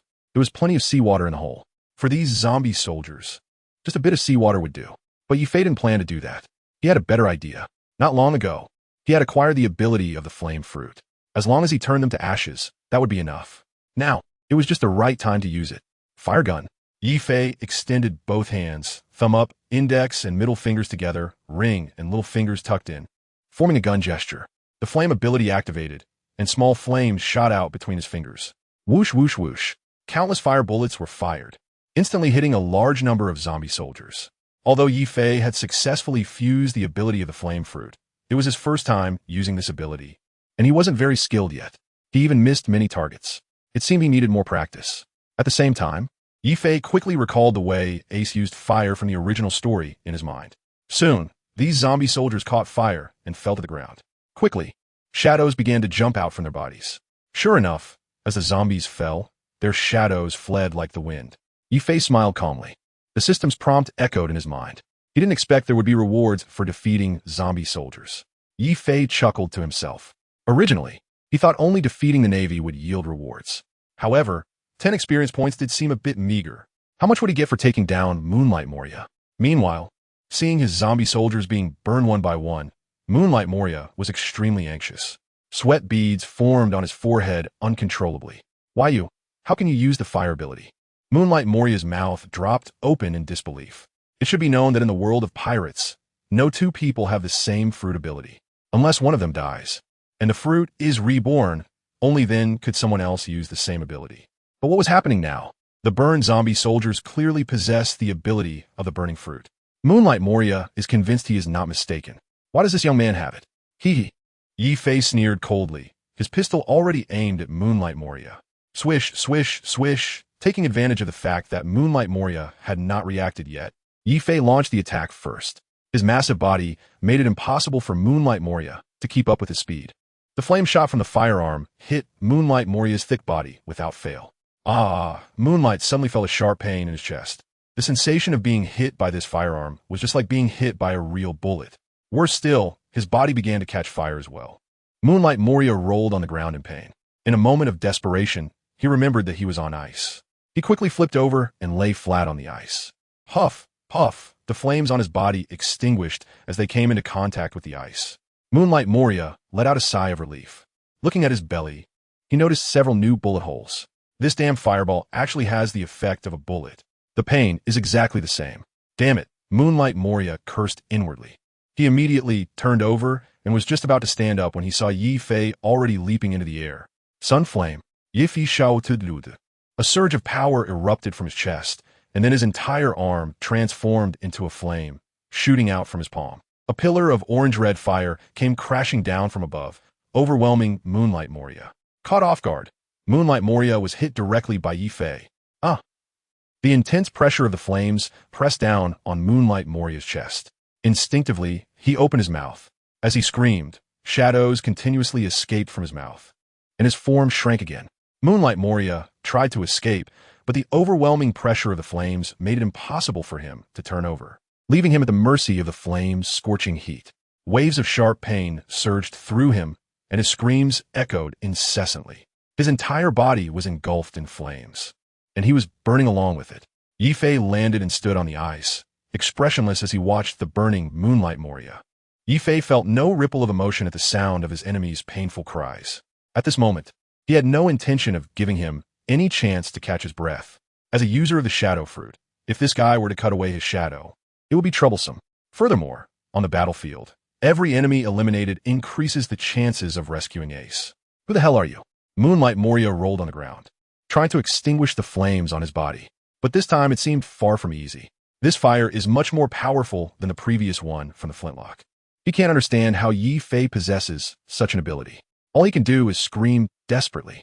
In the face of Moonlight Moria's screams, Yi Fei shows no sympathy and offers no response. Before the flames on him extinguish again, Yi Fei unleashes the solar flame once more. The pillar of fire strikes down on Moonlight Moria again. The flames that were about to extinguish on him already left Moonlight Moria covered in wounds. Before he could catch his breath, unexpectedly, Yi Fei used the same move again. This the ability of flames? The flame fruit? Isn't that Ace's ability? Why does Yi Fei have it too? This is the solar flame, Ace's technique. Could it be that Yi Fei ate Ace's flame fruit? Impossible. There can only be one flame fruit in this world. It absolutely cannot appear a second time. The members of the Whitebeard pirates are completely bewildered. Yifei actually used Ace's ability. Even Whitebeard and Marco did not expect that Yifei would have the power of fire. This matter is simply outrageous. The flames burned on Moonlight Moria until they extinguished. Looking at Moonlight Moria again, his body shrank once more, and this time he spat out quite a few shadows. At the same time, Moonlight Moria was charred all over. Judging by his shape, Moonlight Moria looked like a wine bottle or a wine gourd. It resembled a black wine bottle, like an ancient well tribute wine bottle. Yifei chuckled, that kind of black wine bottle. When the flames went out, Moonlight Moria lay motionless on the ice surface, like a corpse. The high-intensity burning flames caused Moonlight Moria to faint, completely losing his combat ability. Is this really one of the 7 warlords of the sea? No wonder he was disqualified by the world government. Yifei secretly despised. He only used 2 moves of Sunflame. He didn't expect him to be so fragile, feeling that he wasn't much stronger than a Navy Rear Admiral. Defeating Moonlight Moria felt very easy for Yifei. This made Yifei involuntarily feel a sense of illusion. Could it be that he has already surpassed the 7 warlords of the sea? Yifei shook his head. It must be that he had just been attacked by Jinbei, and plus, Gecko Moria himself wasn't very strong. Among the 7 warlords, his overall strength was considered quite poor. Yifei pondered to himself. Ding! The system's voice sounded in Yifei's ears again. Congratulations to the host for defeating the 7 warlords of the sea, Gecko Moria. The host gains 30,000 experience points. Checking the system panel, the 30,000 experience points had already been credited. Yifei was somewhat surprised. He didn't expect the experience points for defeating Gecko Moria to be so high. The rewards for defeating a warlord were indeed extraordinary, especially for a warlord. He looked inside the system to see if there were any good skills. Yifei muttered to himself. As the saying goes, having many skills is not a burden. Learning more skills is very important for enhancing strength, especially in such critical times. Just as Yifei was looking at the system panel alone, many people had already set their sights on him. It should be known that the towering pillar of fire just now was seen by quite a few people. While they were shocked, they also realized that Yifei didn't seem to be an easy opponent. Defeating a warlord of the sea is not something an ordinary person can achieve. Who exactly is this person? Hurry up and investigate. Even Admiral Sengoku noticed Yifei. He found Yifei's strength somewhat strange. In the Whitebeard pirates, those who were famous and had a reputation were all on the bounty list, but this face he had never seen before. Where did he come from? Could he be an external aide hired by the Whitebeard pirates? Soon, Sengoku received a report. Report, Admiral. We just checked. This pirate is a subordinate of Marco from the 1st Division of the Whitebeard pirates. A naval soldier rushed over in a panic. What? Marco's subordinate? An ordinary crew member? He had just defeated a warlord of the sea. Sengoku found it hard to believe. How could a small fry from the Whitebeard pirates be so powerful? Although Gecko Moria's strength was weak, he was still a warlord of the sea recognized by the world government, and a typical vice admiral might not necessarily be his match. Was there an error in the investigation? Report. It's absolutely true. After pondering for a moment, Sengoku then looked at Garp. This person has fire-type abilities. Who do you think would be best to send down? However, at that moment, Garp's attention was not on Yifei at all, but was fixated on his grandson, Monkey D. Luffy. At this moment, Luffy was fighting against the surrounding naval soldiers. Watching his grandson and his subordinates fight, he had an indescribable feeling. Seeing this situation, Sengoku's expression instantly darkened, and he shouted, Garp, don't forget your identity. He is now a pirate. As a Marine, you absolutely cannot be emotional. We must uphold the dignity of justice. Garp finally came back to his senses. Sengoku, what were you just saying? With his attention highly focused, he had no idea what Sengoku was talking about. Sengoku angrily explained it to him again. A fire-type ability user? Garp finally reacted. He then began to observe Yifei's movements. Indeed, this was very similar to Ace's Flame fruit ability. Sengoku replied, staring intently at Yifei. Based on the actions he just used, the ability he displayed was exactly like Fire Fist Ace. Sengoku did not see it wrong. Yifei used the same flame ability as Ace. Is this possible? Garp also looked quite surprised. In the pirate world, everyone can only eat one devil fruit. He knew better than anyone. How could there be someone with the same ability as Ace? How is this possible? Sengoku nodded. That's right. Sengoku, maybe we're both getting old. This world now belongs to the young. Garp replied expressionlessly. He then glanced helplessly at Ace on the execution platform and let out a heavy sigh. Ace originally had a tremendous potential for development. Before he turned 20, the world government intended to grant him the title of Warlord of the Sea, but he refused. So, In this world, nothing is impossible. As a hero, Carp has had a wealth of experience. He has seen too many strange things and strange people. Many things no longer surprise him. Who do you think would be better to deal with him? Sengoku asked coldly, his tone showing some impatience. Watching below, Yifei had just knocked down a Marine Rear Admiral. Sengoku's eyelid twitched with anger. A fire-type ability user. Carp pondered, resting his chin in thought.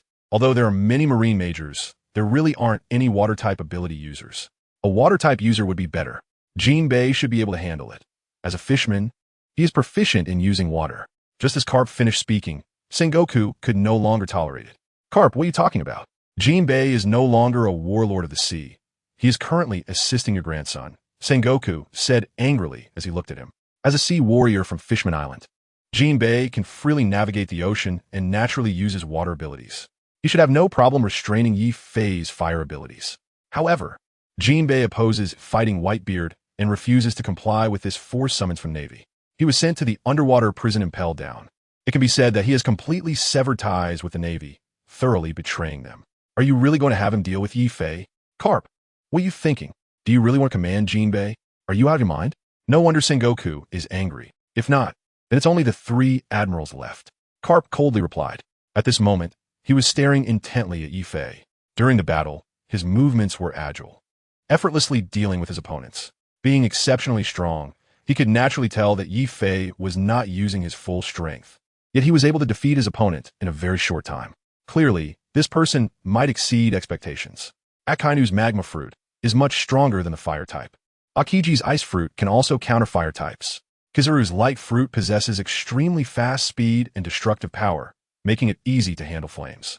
Do we really need to send the Navy's strongest forces to deal with a mere nameless pirate? Sengoku was very angry. An admiral dealing with a small fry whose name he had never even heard of? Isn't this laughable? At the general level, I estimate that no one would be his opponent. Carp replied calmly. Just from Yifei's movements, Carp could tell. The strength of this young man is definitely not weaker than that of Fire Fist Ace. Carp's words left Sengoku speechless. However, after a careful observation, Sengoku quickly confirmed Carp's statement. The unknown pirate before him possessed extraordinary strength and hadn't fully revealed it yet. But to have the 3 admirals take action against just one pirate is indeed somewhat excessive. Moreover, it could easily lead people to believe that the Navy's talent is dwindling. Where's the face of justice? Notify Bartholomew Kuma and have him quickly deal with that fire-type ability user. With Sengoku's command, Bartholomew Kuma nicknamed the tyrant, who is a user of the pawpaw fruit. Although he is tall, he is extremely fast. On Sabeti Archipelago, he single-handedly sent Luffy and his crew flying to various parts of the world in a very short time, and he still maintained his cold demeanor. This also has to demonstrate his great strength. In addition, Bartholomew Kuma has recently undergone modifications by the world government, and aside from his own abilities, he can also use Admiral Kizaru's laser beams. Using him to deal with Yifei, one has to say that Sengoku's insight is quite sharp. Your Excellency, the Tyrant. The Marshal commands you to attack Yifei, a fire-type ability user, the Navy's messenger said, trembling as he approached Kuma. It should be noted that at this moment, Kuma has completely turned into a machine, having lost all human memories. Who knows if he might suddenly launch an attack? Just as the messenger finished speaking, Kuma slowly turned his head. Automatic scanning. The Navy headquarters messenger was scanned from head to toe by the scanner in Kuma's eyes, confirming that he was not a threat. Kuma retracted the scan. Received the order, Kuma responded mechanically. He had just taken down Whitebeard's Pirate King, Ors Jr., and was now engaged in a duel with the Revolutionary Army's Ivankov. Upon receiving the order, he activated scanning mode again and searched the battlefield in the bay. Soon, he found Yifei, as he was the only one on the battlefield using fire abilities at that moment. Whoosh! In an instant, Bartholomew Kuma disappeared. Kuma, Ivankov from the Revolutionary Army hadn't had the chance to call out. As a former friend, Ivankov desperately tried to awaken Kuma's memories. After all, Kuma was also one of the cadres of the Revolutionary Army. However, Ivankov couldn't understand the reason behind this modification. Pirate Yifei. A figure suddenly appeared behind Yifei and then spoke in a mechanical voice. So fast, Yifei marveled inwardly. Turning around, he saw the warlord of the sea, Bartholomew Kuma. Wasn't he a cadre of the Revolutionary Army? Soon, he remembered that Kuma had already been transformed into a human weapon by the world government's scientist Vegapunk. Moreover, the pacifists of the world government were modeled after his physique. At this moment, Kuma no longer possessed human consciousness. However, his movements were still agile. Unexpectedly, he was noticed so quickly by such a powerful warlord of the sea. Yi Fei began to ponder. Could it be because he used the abilities of the flame fruit? Currently, Yi Fei had two types of fruit abilities, the flame fruit and the dragon fruit. Most of the skills of the dragon fruit were in dragon form, except for the S-class Thunder 8 trigrams. Yi Fei didn't want to use that move. After all, if he transformed into a dragon at this time, all attention on the battlefield would be focused on him. Afraid of being too conspicuous, he chose the flame fruit. Yet, he didn't expect to still attract so much attention. Instantly, Yi Fei felt quite helpless. What Yi Fei didn't know was that he had already caught Sengoku's attention, and Kuma was sent by him. Find Yi Fei and eliminate him, Kuma said, then began to take off his gloves. When Yi Fei saw the paw pads on Kuma's hands, he became extremely alert. As a user of the pawpaw fruit, Kuma should not be underestimated. It was this hand that had sent Luffy and the others flying. Thinking of this, sweat unconsciously appeared on Yi Fei's forehead. After all, this was the Navy headquarters, Marineford. Without rescuing Ace yet, if he got hit, wouldn't he be sent flying for thousands of kilometers? Then what would he be doing in Marineford? Yi Fei concentrated all his attention on Kuma, fully activating his observation haki. This opponent made Yi Fei extremely cautious. Whoosh! Bartholomew Kuma directly flashed behind Yi Fei. Hoo-hoo with his observation haki. He keenly sensed a large hand attacking from behind. Immediately, Yi Fei jumped up, soaring several dozen meters high. Kuma's palm came crashing down, missing its target. Capture failed. A mechanical voice emerged from Kuma's mouth. At the same time, he looked up at Yi Fei suspended in midair. Yi Fei was drenched in cold sweat, staring at the meatball on the opponent's palm. If he hadn't reacted quickly, that attack would have sent him thousands of miles away. That was close, Yi Fei muttered to himself. At this moment, he was constantly thinking of countermeasures while maintaining a certain distance from Kuma, pushing his observation haki to the maximum. He dared not be careless against such an opponent. As a member of the Warlords of the Sea, Kuma was on a completely different level than Gecko Moria. Tall and agile, with immense destructive capability. What to do? What to do? In desperation, Yi Fei's mind raced, carefully recalling every detail from the original story to find Kuma's weaknesses. When he read the original work during the Marineford War, every attack from the modified Kuma had a characteristic. He could not move while firing his laser beams. He could only stand still to launch his attacks. In this regard, he was far inferior to Kizaru, who could fire laser beams while moving. This should be the robot's weakness. Compared to the original Big Bear, he has now become a cold, unfeeling machine. Not only has he lost his personality, but even the instinctive reactions of a human have disappeared. In this regard, machines are far inferior to humans. Suddenly thinking of this, Yi Fei felt a bit excited. To this end, Yi Fei decided to test this idea. Big Bear, you can't hit me. Show me your strongest attack. After dodging Big Bear's attacks several times, Yi Fei deliberately said, Big Bear can unleash shockwaves. But Yi Fei hoped that Big Bear would use laser attacks against him. Then, as long as he remained still, Yi Fei could launch a sneak attack. If this continued, he would eventually be knocked away. Locking onto Yi Fei, after Big Bear's mechanical voice, two eyes locked onto Yi Fei through the scanner. And then the mouth opened. After failing to knock away Yi Fei several times, Big Bear finally changed tactics. Beep, beep, beep. The laser was about to be fired. Yi Fei smiled slightly and murmured, it really works.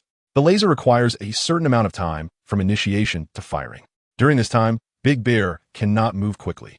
This was the moment Yi Fei had to seize. If he couldn't defeat him, he might be directly countered. While gripping the wolf Fong club tightly, Yi Fei adjusted his body to its peak state. He quickly leaped behind Big Bear. Thunderous 8 trigrams. Yi Fei shouted, leaping into the air. The wolf Fong club, imbued with armed color domineering and accompanied by an electrical effect, smashed directly towards Big Bear's neck. Unexpectedly, at that moment, Big Bear's entire body suddenly tilted. Bang! This move, Thunder 8 trigrams, did not directly hit the neck, but instead struck a part of the side. Damn it! This is bad. Yi Fei's heart sank. Did it actually miss? What happened? Is it falling apart at such a critical moment? If he wasn't hit this time, he would be directly knocked away. However, what happened next surprised Yi Fei even more. The deflected Bartholomew Kuma fell directly to the ground. What's going on? Yi Fei was confused. Seeing Kuma lying on the ground, Yi Fei stood still and had no intention of approaching. Noticing that he made no move, Yi Fei walked forward. However, upon seeing Kuma's condition, Yi Fei smiled. It turned out that the previous hit had struck his neck, and some parts on his neck had already been shattered by him. Intermittent electric currents were crackling and emitting small plumes of black smoke. It was clear that he had already turned into a machine. Yi Fei muttered to himself. The modified Kuma had now seemingly become a real machine. The little consciousness he had left had also been lost. He probably had long forgotten his identity in the Revolutionary Army, which was why he would attack Ivankov. Yi Fei was quite puzzled as to why he would accept the world government's modification. However, even at this moment, Yi Fei did not dare to let his guard down. After all, he was one of the 7 warlords of the sea. He had to ensure that Kuma completely lost his combat ability. Yi Fei stepped forward, raised his spike bat in front of the fallen Kuma, and struck down at his head again. In an instant, Kuma's forehead took a heavy blow from Yi Fei's spike bat. The parts of his head shattered and scattered everywhere. Yi Fei's thought was simple, since he was a warlord. He had to ensure that he completely lost his combat ability. As for whether he was still with the Revolutionary Army, that no longer mattered. Ding! Host has defeated the Warlord of the Sea, Bartholomew Kuma. Reward. Host gains 30,000 experience points. The system's notification sound rang out again. Yi Fei had finally defeated him. He had taken down another warlord. Indeed, the experience points for a warlord-level combat power were 30,000 points. But defeating Kuma was much more difficult than defeating Gecko Moria. If it weren't for the surprise attack, it would have been very hard to take him down. Fortunately, the rewards were gratifying. He could exchange for quite a few things. Not far away, Yi Fei's actions caught the attention of Akainu, a marine admiral. After all, he had seen the Thunder Bawa move before. This is the technique of the 4 Emperor's Beast Kaido. Why has he never seen it before? Yet he can use it. Could there be some connection between him and Kaido? For a moment, Akainu was quite confused. Meanwhile, on the execution platform, Admiral Sengoku was grinding his teeth in anger. He originally thought that Bartholomew Kuma would easily deal with Monkey D. Luffy. But he never expected that this young man would actually defeat Kuma. Kuma is considered one of the top figures among the warlords of the sea.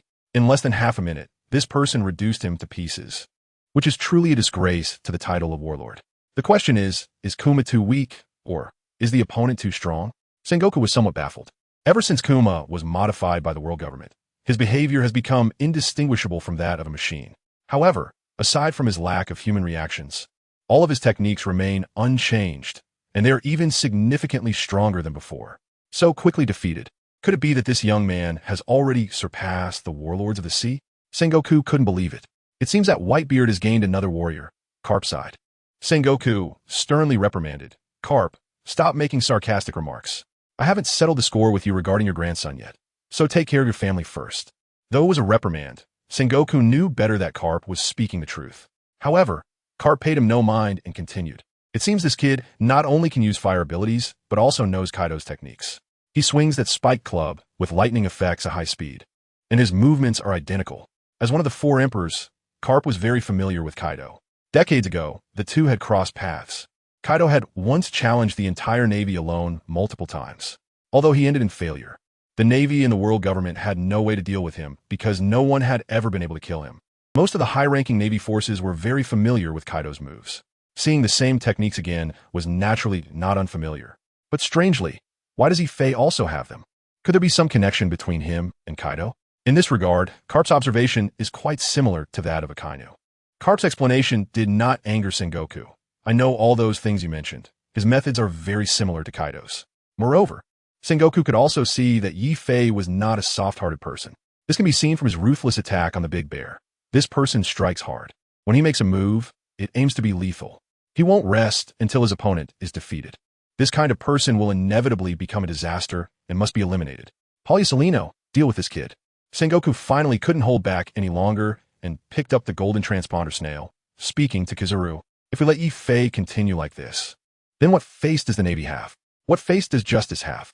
At this moment, he had clearly decided to deploy Admiral Kizaru to completely deal with Yi Fei. Sengoku, what about Pirate Luffy? Kizaru shrugged and lazily responded to the golden transponder snail. At this moment, Luffy had already advanced with Jinbei to a point not far from the execution platform. As an admiral, isn't the primary task to prevent Ace from being taken away? That is just an ordinary pirate. The opponent in front of us must be eliminated. Go down and deal with him immediately, Sengoku ordered.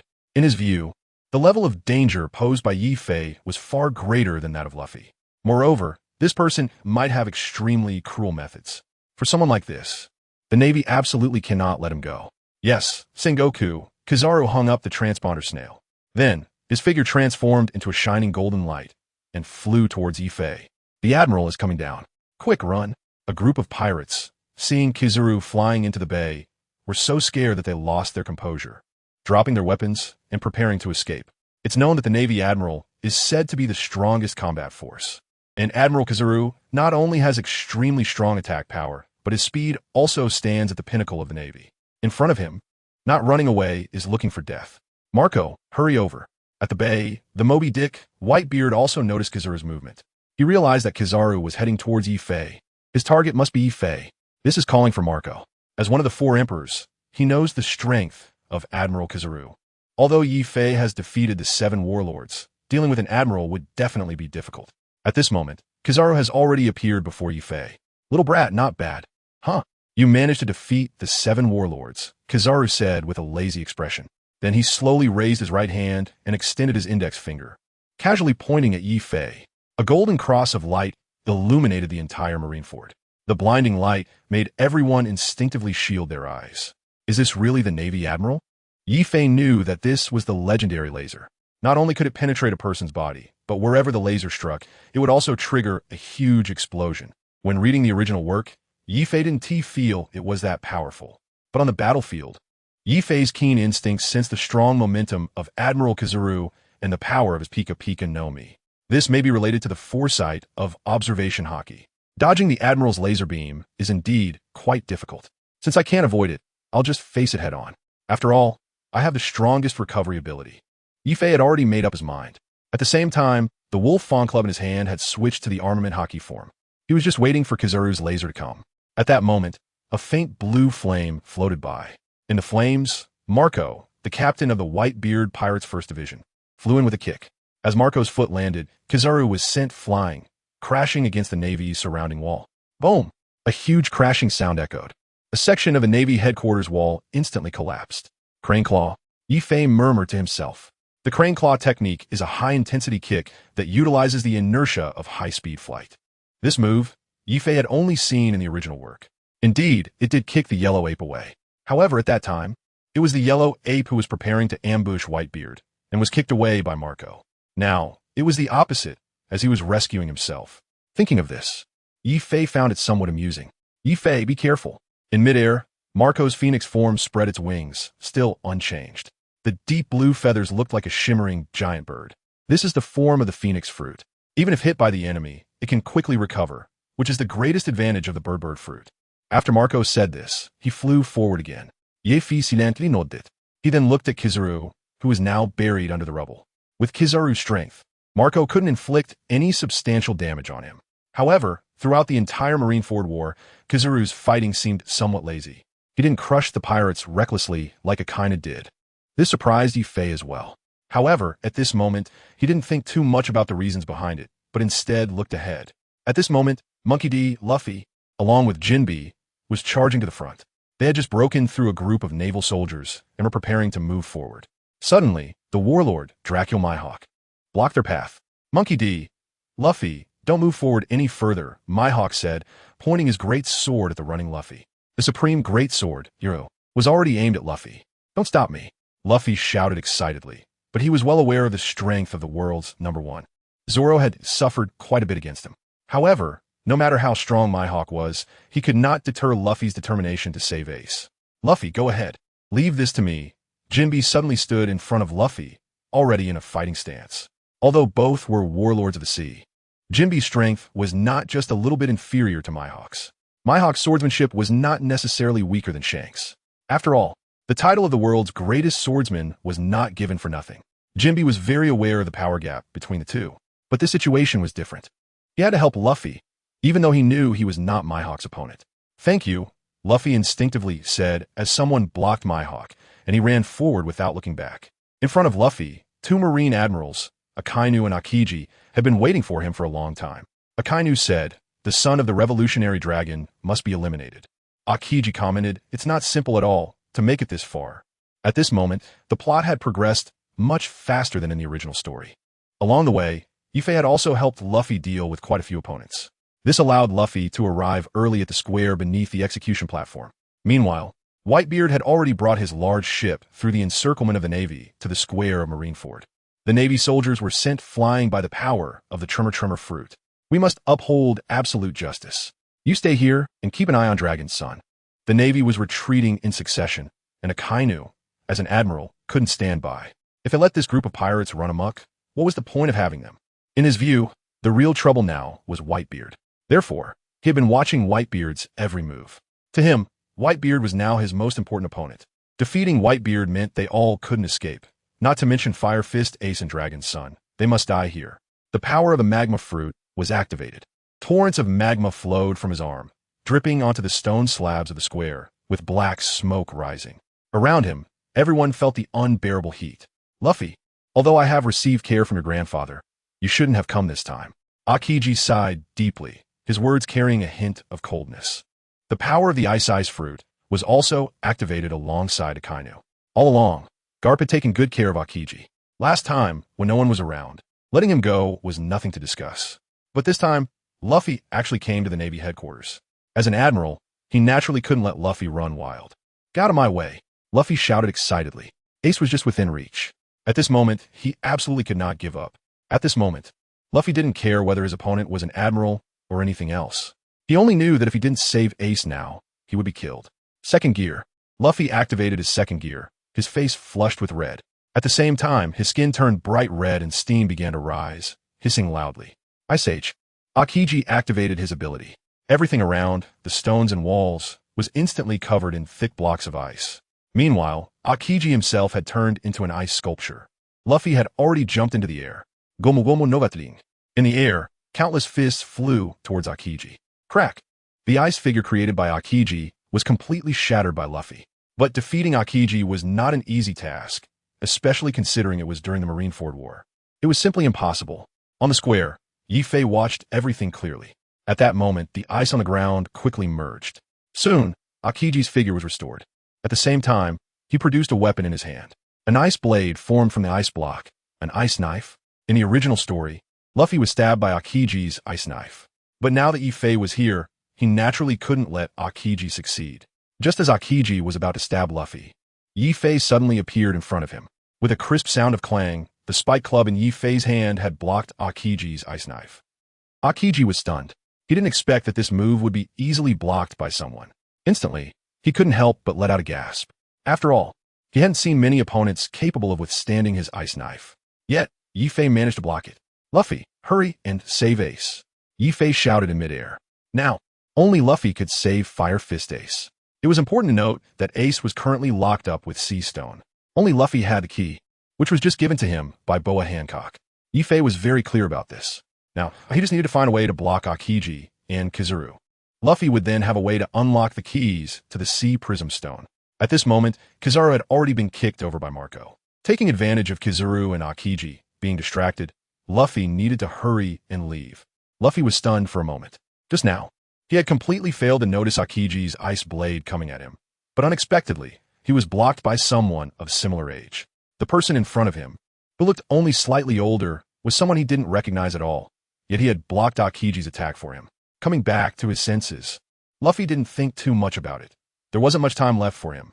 On the execution platform, the executioners had already placed the blade against Ace's neck, and it could drop at any moment, severing Ace's head. Thank you, Luffy hurriedly said, then jumped down. At the same time, Ivankov was already waiting for him with Imazuna lightning. Admiral Kazan, now it's my turn to meet you, Yifei said calmly. From now on, he didn't need to worry too much about Luffy. Akainu was already fighting Whitebeard. Kizaru had just been knocked into the ruins, and he was dealing with Akiji. It was important to know that next, Luffy would be facing Garp. As Garp's grandfather, he naturally couldn't bear to lay a hand on Luffy. But Luffy would definitely attack Garp to save Ace. Now, he just needed to focus on dealing with Akiji. At this moment, Yifei really wanted to test the strength of an admiral and see if he would be crushed. Up until now, Yifei still didn't know what his situation was. Just how big was the gap between him and the admirals. Thinking of this, Yifei forcefully pressed down his spike club. Akiji's ice blade instantly shattered. The two landed on the square. Neither of them made an immediate move, but entered a standoff phase. However, Yifei's earlier action had frightened quite a few members of the Whitebeard pirates. It was important to know that Akiji was one of the 3 top combat powers of the Navy.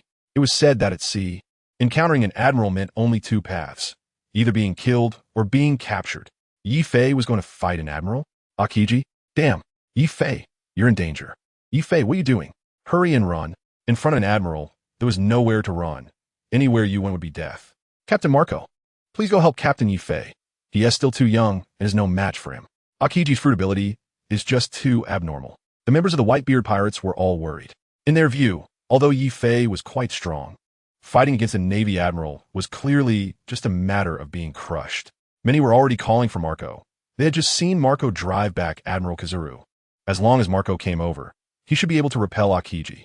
However, Marco was currently occupied. He had already been entangled by several Navy vice admirals and couldn't break free.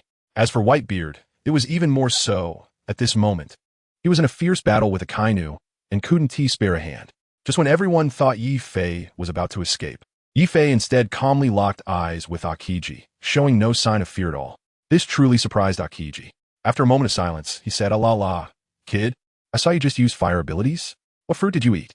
Akiji was not surprised at all that his weapon was broken by Yi. He had already witnessed Yi's strength. The fire ability was only possessed by Ace. "You saw it, so why ask?" Yi smiled slightly, not directly answering. He spoke with a smile, but his eyes never left Akiji. Yi did not dare to underestimate the Admiral Akiji. After all, he was a vice admiral, the strongest combat power. At the same time, Akiji quickly understood. Yi's words had already told him that he must have eaten the same Mara no Mi as Ace. But why would there be the same fruit, or a similar fruit? As an admiral, Akiji was witnessing something unprecedented. "What is your relationship with Ace? And what is your relationship with Luffy?" Akiji asked in confusion. Could it be that the person in front of him grew up with Ace? Did both of them eat the same Mara no Mi at the same time? But how is that possible? Moreover, the fact that he was desperately protecting Luffy in front of him definitely indicated a complicated relationship. Ace is a partner on our ship. Luffy is Ace's brother. So naturally, he is also my partner, Yi said with a light laugh. In the original work, Akiji always seemed indifferent to everything. But Yi knew that as a Navy admiral, Akiji had his own dreams and had once persisted in his own justice. However, after witnessing Akainu's extreme actions during the O'Hara incident, he became very confused about the Navy's justice. His entire demeanor changed as a result, which is why he always presented a lazy attitude. Compared to Akainu, Yi somewhat admired Akiji. "La, kid, you're willing to risk your life to save others?" Akiji said with a rare smile. The Yi in front of him seemed very interesting to him. Yi was taken aback. In the original work, he had never seen Akiji smile. But now, this unusual behavior surprised Yi immensely. Aren't you the same, letting Luffy off easy?" Yi said deliberately. Throughout the entire Marineford War, Admiral Akiji mostly seemed to be slacking off. He wasn't really fighting seriously at all. If he had taken seriously, it would have been much more difficult for Luffy to rescue Ace. After all, he was the one who fought Akainu for 10 days and nights. It is worth noting that after Whitebeard's death in the original work, none of his subordinates could stop Akainu, including Marco. This also illustrates that Akiji's abilities are not much inferior to Akainu's. If there was too much of a gap, the outcome would have been decided long ago, and Punk Hazard wouldn't have required such a long and fierce battle. Hearing the words, "let off easy," Akiji's expression slightly darkened. To be honest, he indeed hadn't planned to take this war too seriously. Moreover, he had indeed let Luffy off easy. The reasons were twofold. First, just to repay Garp's favor. He had spent 30 years in the Navy, rising from an unknown seaman to an admiral, and Garp had helped him a lot. Second, unlike Akainu, he didn't want to completely eradicate Luffy. What puzzled Akiji was why Yi would notice this. That remark indeed felt like someone had pride in his thoughts. Indeed, in this battle, he had not put in much effort, but Akiji was naturally unwilling to admit Yi's words. "Kid, what are you talking about?" Being seen through psychologically was indeed uncomfortable, especially when it was by someone he was unfamiliar with. "Isn't it?" Yi retorted. Of course, these words were deliberately said for Akiji to hear. However, his attitude was worth contemplating. Of course not. Akiji still refused to admit it. It was impossible to admit to letting Luffy off easy in the Navy headquarters. If discovered, wouldn't it be a point of ridicule? "I am an admiral. How could I let pirates off easy?" "All right then," Yi said. "I want to see the abilities of Admiral Akiji." Yi didn't want to dwell on this topic any longer. Instead, he brandished the Wolf Fawn Club in his hand. At this moment, he was already prepared for battle. At the same time, he could hold Akiji back, creating favorable conditions for Luffy to rescue Ace. From the original work, Yi already knew Akiji's abilities. The ice fruit can create ice cubes in places without water, even freezing the sea. Besides fire, there is nothing in this world that he cannot freeze. Moreover, Yefe guessed that Akiji's fruit abilities might have already awakened. Alala. Akiji exhaled a breath of white cold air. The ability activated, and the ice on the ground quickly spread towards Yefe. Fire fist. Yefe jumped up, and the flames erupting from his fist smashed down towards the ground. The fusion of ice and fire. The originally frozen ground was instantly turned into streams of steam by the burning flames. White mist enveloped the area. Gradually, a white fog barrier rose around the two of them. The people around could hardly see inside. As the white mist gradually dissipated, ice time, a gust of cold air quickly rushed towards Yefe. In an instant, it reached Yefe's feet. Without making any move, Yefe's feet were already frozen. Within a brief few seconds, Yefe was completely frozen into a block of ice. Under the sunlight, the frozen Yefe's body sparkled, standing there motionless. This has scared quite a few members of the Whitebeard pirates. In just an instant, he was frozen. Indeed, Yefe is still too far behind the admiral. He had the chance to escape earlier, but he chose not to, and now he's in trouble. If he doesn't die this time, he'll at least suffer some serious injuries. Captain Marco, can you save Yefe? He just took over the position of the deceased Sachi. We can't let him die like this. Those frozen by Admiral Akiji must be thawed slowly with warm water. But where the hell is there time to find warm water now? Yefe being frozen has panicked quite a few members of the Whitebeard pirates. Everyone is worried about him. After all, Yefe has just become the captain of the 4th Division. He is considered a senior officer of the Whitebeard pirates. It hasn't even been half an hour. Is he going to die? That's just unacceptable. Some members have already started calling for Marco. Yefe. Meanwhile, Marco, while fighting, is extremely worried. But he can't break free. He can only watch helplessly as Yefe gets frozen. He can't approach either. Moreover, even if he goes over now, it will be of no use. Once he touches Yefe's body, it's very likely that he will shatter like glass. Just after gaining such a powerful subordinate, he is about to be killed immediately. Marco feels a bit powerless. The Whitebeard pirates are very worried about Yefe. At the same time, Admiral Akiji's expression is unusually serious. Seeing Yefe sealed in ice, Akiji doesn't show any signs of relaxation. He directly tells them that this young man doesn't seem to be so easily defeated. Ice Blade. Akiji activates his powers, and an ice blade appears in his hand once again. Now, as long as he shatters the frozen Yefe, then he will have defeated him. Meanwhile, Yefe, trapped in the ice block, is very clear-headed. However, his body is extremely cold, and he can't move. Ding! The host is frozen by the ice fruit's ability. Inside the ice block, Yefe hears the voice of the system in his mind. I understand. Yefe unjonsjosli shives. The power of the ice fruit is indeed extraordinary. Originally, Yefe felt that he was quite powerful. However, unexpectedly, he is now trapped in an ice block and unable to move. Is this the strength of the general? At the same time, the chill of the frozen fruit has already attacked Yefe's heart. Yefe only felt that the heartbeat began to slow down. This can't go on like this. Yefe has already realized the seriousness of the problem. If this continues, my heart might stop, not to mention saving Ace. The question now is whether I can survive. System, activate self-repair. Yefe immediately commanded. Ding! The host is affected by the ice fruit ability and cannot currently initiate repair. Damn! The ice fruit's ability actually affected the automatic repair. Yefe cursed inwardly. Since I can't repair automatically, the only way now is to break free from the ice. He then activated his fire abilities. As the burning fruit ability was activated, his body, which had been frozen to the extreme, gradually regained warmth. Crack, rumble.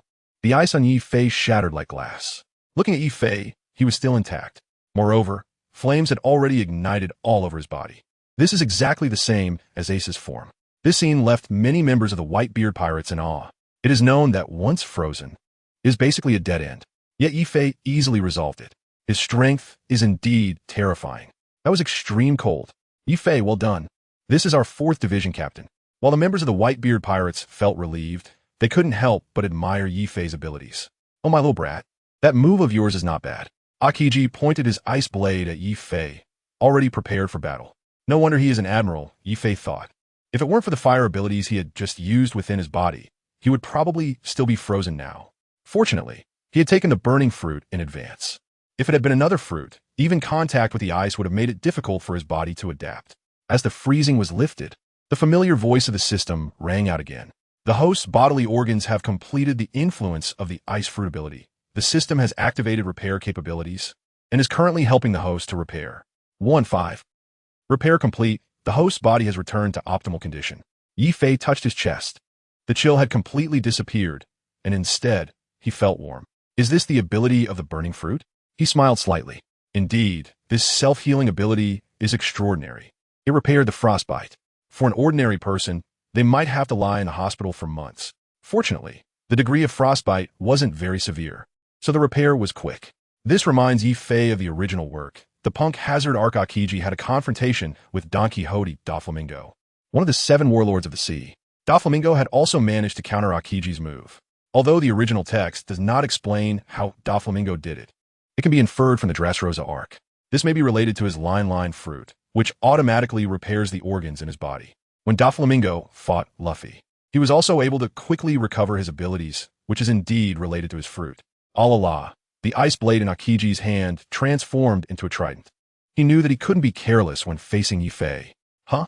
It seems there was never any carelessness to begin with. Double spike spear. Yi Fei blurted out. In the original work, during the Marineford War, Aokiji used this move against Whitebeard, but it was shattered by the power of the Tremor fruit. This also indicates that frozen weapons are not invincible and can be shattered. It seems that you know me quite well. Aokiji is somewhat surprised. This technique is something he rarely uses. Generally, he only brings it out when he is serious. Therefore, very few people have seen this move. Unexpectedly, it was actually glimpsed by this little brat. Hey kid, how do you know about it?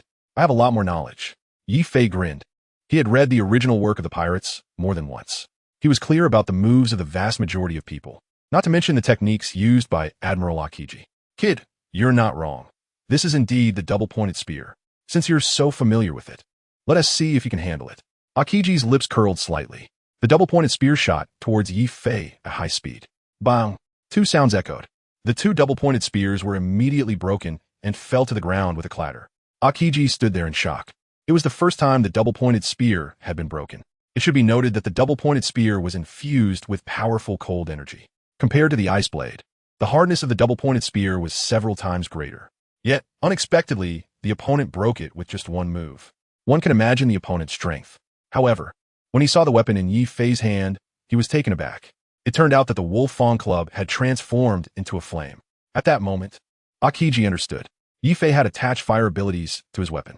The extreme high temperature, combined with high-speed swings, was what broke the double-pointed spear. This little brat indeed has some skills. He actually infused fire abilities into his weapon. Aokiji couldn't help but start looking at him with new eyes. Ice block violent bluebird. A giant ice bird burst out from Aokiji's right arm and directly pounced on Yi Fei. Yi Fei smirked. Isn't that the move Aokiji used against Ace in the original work? So it has come to him so quickly? It seems that Aokiji is really serious. That move should be able to deal with it. Mirror Fire Flame, Yi Fei activated his ability, and the flames burning in his arm instantly formed a huge wall of fire. The massive wall of fire forcefully blocked the ice bird. Ice and fire collided again, and white steam shot up into the sky. Just like Ace in the original work, Yi Fei unleashed the Mirror Fire Flame. The same routine, familiar operation. The only difference is the person. Beside him, everyone was dumbfounded. The surrounding Navy soldiers and pirates stood there in a daze. They had no idea that Yi Fei's fire was so powerful. Yi Fei was indeed hiding his strength. What a powerful flame. Yi Fei's fire had completely suppressed Aokiji. Baka! It's obviously our Admiral Kazan who has suppressed this pirate. He is not even a match for our Admiral. Hee, idiot, can't you see that? The Navy and pirates began to argue and then started fighting again. Meanwhile, Whitebeard had just thoroughly defeated Akainu once more, having not been injured by Squard's knife. He had not dealt with any other enemies today besides Akainu. His stamina was still well preserved, and battling Akainu was a piece of cake. Seeing Yi Fei fighting Aokiji, he couldn't help but feel a bit emotional. Whitebeard knew Aokiji's ability very well. Once the ice fruit was activated, even a tremor fruit would have a hard time dealing with it. But Yi Fei's fire could. There might be a relationship of attribute restraint involved. Moreover, he was very confident in Yi Fei's strength. What he didn't expect was that Yi Fei would dare to confront an admiral head-on. Karara, I was overly worried. No wonder he is from the East Blue. Roger, I've struck gold. Would you be envious if you were here? Whitebeard revealed a crescent-like smile, feeling very pleased. Just moments ago, when facing Kizaru's attack. He was worried that Yifei would be unable to handle Kizaru, which was why he had let Marco help Yifei. Looking back now, he had underestimated Yifei. As expected, he was not ordinary strong. Whitebeard instantly felt a sense of being slapped in the face. But this feeling was quite pleasant. He didn't know why. Yefi, Turuli Maison. Kids, rush up and save Ace. Whitebeard Edward Newgate shouted loudly. The supreme blade in his hand, that Song Yuan cut, pointed straight at the Navy headquarters. Standing nearly 7 meters tall, his imposing presence was evident. Woohoo! Charge! With the captain's rallying cry, the morale of the Whitebeard pirates soared as they raised their weapons in response. Meanwhile, on the execution platform, Ace was kneeling on it. At this moment, he felt extremely complex emotions. Everyone was risking everything to save him. He felt guilty and regretful about why he had been so impulsive back then, making everyone pay for his actions now, especially Luffy and Yifei. Both were at the forefront. Aside from the guilt, Ace was even more surprised by one person, Yifei. Although he had a good relationship with Yifei before, he had always thought of Yifei as just an ordinary crew member. He had never realized that Yifei had such capabilities. What was even more surprising was why Yifei had the same ability as him. From the few fire-based moves he had just used against Akiji, Ace could see that Yifei's techniques were actually identical to his own. This left him puzzled. Previously, when he saw Yifei on the ship, he hadn't seen him use any fire abilities. How did it suddenly? But at this moment, he couldn't think about that anymore, because Luffy had already charged over. He didn't have time to think about Yifei anymore. Luffy was his brother, and he had risked his life to rush to the execution platform to save him. As an older brother, he was supposed to protect his younger brother. He never expected that he would need his brother to save him instead. Luffy, Ace hesitated, unsure of what to do. Below the execution platform, the Revolutionary Army officer, Double Scissors Amzuna, used her fruit ability to cut a path from the stone slab, directly leading up to the execution platform. Luffy dashed towards the platform without a second thought, following the path that had been cut out. Kazan, what are you doing? Hurry up and deal with that brat. On the execution platform, Admiral Sengoku was quite dissatisfied, and of course, it was directed at Akiji. Usually, if you let things slide, I would turn a blind eye, and it would be fine. But at such a critical moment, you are still dawdling. Why be so merciful to the enemy? Is this something the Navy should be doing? The words of Admiral Sengoku made Akiji feel particularly helpless, to know that he was serious when he used the iceberg technique. But unexpectedly, Yifei's strength was not weak at all. It wasn't that easy to defeat him. Admiral, I really didn't hold back this time. Akiji expressed his helplessness.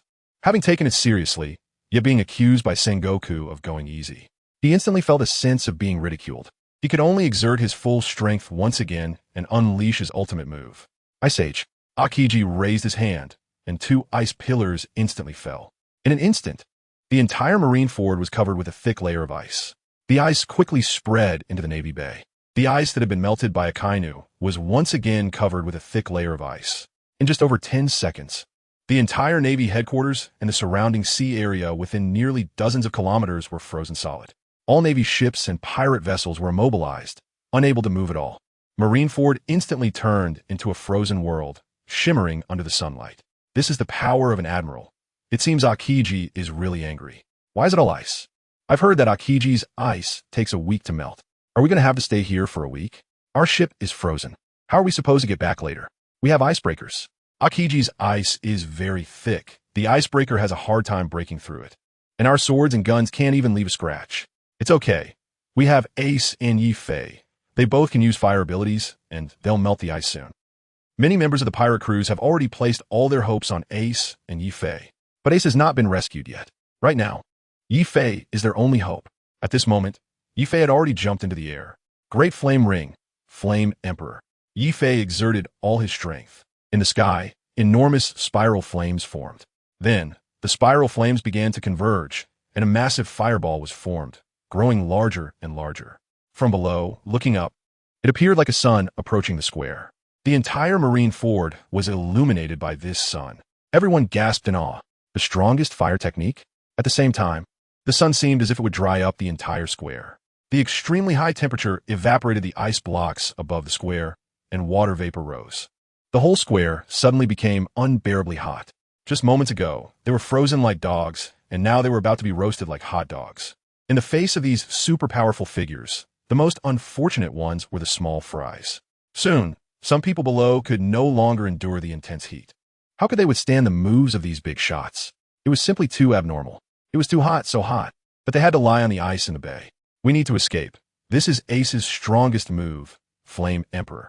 Yifei's Flame Emperor was much larger than Ace's. Oh my goodness. Help, we need to leave. The members of the Whitebeard pirates were stunned. They had seen Ace use this move before and were well aware of its power. Therefore, they all retreated to avoid being hit by the falling Flame Emperor. Meanwhile, the soldiers of the Marine headquarters, seeing this sun in the sky, were also frightened. What would it feel like to be hit by this sun? Many people just sat down on the ground, unsure of what to do. A portion of the Marines began to desperately flee. As Marines, they must uphold absolute justice. They are not allowed to retreat in front of pirates. Akainu was furious and loudly ordered the fleeing Marines to stop. Having just been defeated by Whitebeard, he retreated back to the square. Suddenly seeing the soldiers running away, he couldn't help but feel anger rising in his heart. But at this moment, those ordinary Marines couldn't care less about Akainu's orders. Facing imminent death by burning, how could they not flee? No one paid attention to Akainu's commands and simply retreated past him. This scene further ignited Akainu's anger. The ones fleeing are just the Navy's trash.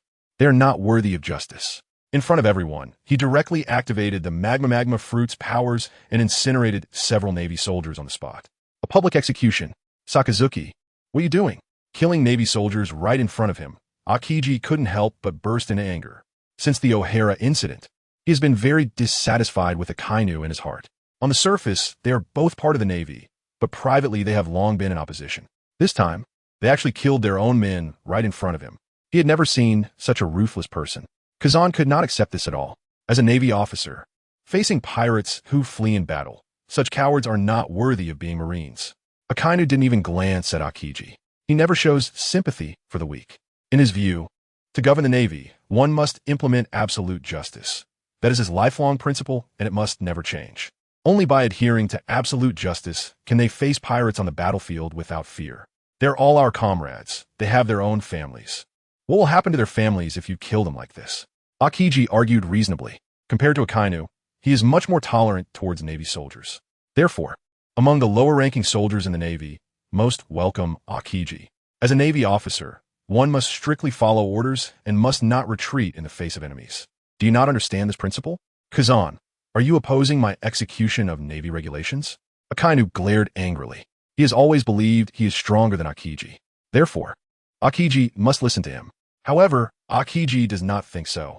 So what? Sakazuki, it seems we have never gotten along before, right? Akiji replied coldly. The two have been in a power struggle within the Navy, which has become an undeniable fact. It no longer matters whether they turn against each other publicly. Just as the two were arguing, Yifei's big move, Flame Emperor, fell from the sky. It hit both of them squarely. Boom! A massive fireball landed in the square. The entire square had seemingly turned into a sea of fire. The two admirals were instantly engulfed by the flames. Admiral Kuzan, Admiral Sakazuki. Around them, a group of Navy soldiers simultaneously called out the names of the two admirals. They had never expected that Yifei's big move would directly hit both admirals, and their two admirals had shown no resistance at all. On the execution platform, watching Yifei cause chaos in the square, Admiral Sengoku was so angry that his teeth were itching. How could it be that you are still arguing at a time like this? Is this a time for infighting? Truly incompetent. Sengoku was furious, but he didn't have time to observe the situation below, because trouble had already come to him. Just now, Luffy had knocked Carp down with a punch. Now, he was getting close to the execution platform where Fire Fist Ace was. Sengoku knew very well that with the little strength of that Straw Hat Kid, it was impossible to take down Carp. So, Carp must be unwilling to strike against his own grandson. Damn it, that cursed Carp. How could he be so soft-hearted at this time? You're called a hero of the Navy. How can you do such a thing in front of all the Marines? Navy Admiral Sengoku said angrily. Letting Carp face Straw Hat Luffy was absolutely the wrong choice, extremely wrong. At this moment, the situation on the battlefield had already turned unfavorable for the Navy. In the square, the Whitebeard pirates were causing chaos below, and the Navy soldiers in the square were being pushed back repeatedly. The Straw Hat Kid had already rushed up to the execution platform, and it looked like he was about to rescue Fire Fist Ace. At the same time, the morale of the Navy soldiers was extremely low. At this point, I can no longer stand by and watch. As soon as Sengoku's words fell, beams of golden light illuminated the entire Marineford. On the execution platform, the Navy's strongest force, Admiral Sengoku finally activated his fruit ability. In an instant, a gigantic Buddha-like figure appeared on the execution platform, accompanied by golden light. It was as if the Buddha had descended. The human fruit, Buddha form, this is the fruit ability of the top figure in the Navy, Admiral Sengoku. The entire Navy headquarters was in an uproar.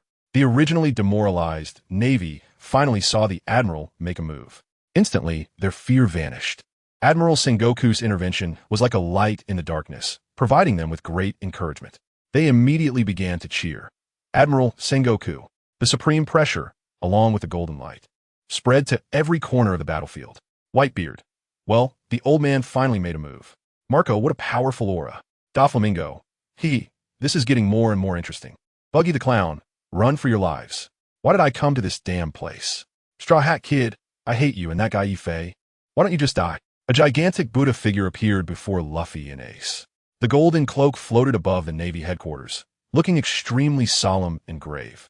However, all of this was within Yifei's expectations. Nevertheless, seeing it for the first time, Yifei couldn't help but feel a bit impressed. The aura of someone at the pinnacle of the Navy is indeed different. Just the pressure alone was terrifying. However, the moment he saw Luffy use the rubber balloon technique, Yifei already knew that this time, Luffy would definitely rescue Ace from Sengoku's hands. In the original work, when Luffy faced Sengoku's attack, he used the rubber balloon. Logically speaking, Sengoku should have easily killed them, but he only managed to collapse the execution platform. It seemed like a bug here. But Yifei guessed that Sengoku's purpose was probably not to destroy Marineford, the Navy headquarters. After all, his shockwave might not be weaker than Whitebeard's. Whitebeard had already caused enough chaos here. If Sengoku made a few more moves, it was possible that this headquarters, which had stood for hundreds of years, would sink to the bottom of the sea. Thinking of this, Yifei revealed a triumphant smile. Since you do not intend to use your full strength, then let us wait for Luffy to rescue Ace. Boom! Sengoku, the Buddha, brought his giant golden palm down onto Luffy's inflated belly. The wooden execution platform could not withstand Sengoku's shockwave. Soon, it directly collapsed. Everyone fell down. At this moment, all the cannons of the Navy fleet were already aimed at the two brothers. The cannon fire erupted. Everything here remains unchanged from the original work. The only difference is that Luffy used Hancock's key to unlock it. In the original, Luffy's key was interrupted by Kizaru's laser, and Mr. 3 made a candle key. At that moment, Kizaru was engaged in a battle with Marco and had no time to pay attention to Luffy. As the execution platform descended, Luffy unlocked Ace's sea stone handcuffs. Then, a series of fiery passages were opened. Ace, the Fire Fist, ignited his Fire Fist and jumped down with Luffy. Luffy, you reckless brat, I never thought one day you'd save me. Ace looked at Luffy with an awkward expression, feeling quite embarrassed. In our childhood, whenever we were chased, I was always the one saving you. I never expected this time it would be reversed. You're making me lose face as your older brother. Luffy, thank you.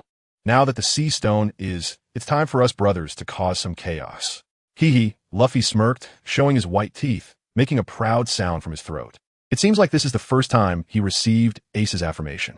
Since childhood, he has always been scolded and reprimanded by Ace, but this time, he finally gained Ace's recognition. Suddenly, he felt an indescribable joy in his heart, enough to make him proud for a while. At the same time, he felt excited for rescuing Ace. With Luffy's help, Ace finally escaped. Of course, if Yifei hadn't held back the two Marine admirals, things wouldn't have gone so smoothly. Moreover, the development of events was even faster than Yifei had anticipated. Could it be because of my appearance? Yifei pondered to himself. However, the situation was not over. The next part was the most critical. Although Ace escaped from the execution platform, he had not yet escaped from Marineford.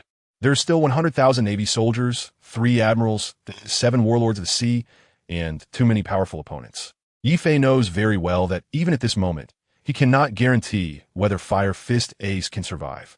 As long as there are ruthless pursuers like Akainu, wanting to stay alive is a very difficult thing. At this moment, Yifei is already calculating how to change the situation. The Whitebeard pirates actually have such powerful individuals, I really underestimated them and didn't notice it at all. Just as Yifei was pondering over his strategy, a voice came from behind him. The crew of the Whitebeard pirates was completely shocked. This person is Admiral Akainu. At this moment, he is dripping with magma. After just taking the strongest move of the fire type from Luffy, the Emperor of Flames, he can still stand unharmed. Is he even human? The Admiral's power is indeed too strong. Luffy's fire is completely ineffective against him. Luffy, we should run. That's right, we have already saved Ace. now we can leave. Many of Whitebeard's crew members have started urging Luffy to retreat. At this moment, Luffy also wants to escape. After all, he is facing an admiral of the Navy. As a pirate, he knows that his strength may make it very difficult to fight a Kainu. However, Luffy knows even better that the Navy won't let them go so easily. There is only one solution. They can only fight them to the end. Generally, dealing with the Navy is easier. But facing an admiral-level opponent, Luffy realizes that defeating them is not an easy task. Just now, that move, the Emperor of Flames, Luffy originally knew would not cause them any harm. And the facts have proven this.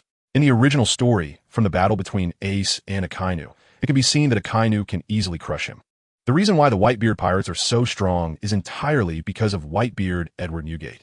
This 70-year-old man, after experiencing more than half a century of sailing life, still stands at the pinnacle of piracy. This is enough to illustrate his position in the Whitebeard pirates. Currently, the Whitebeard pirates are completely supported by him alone.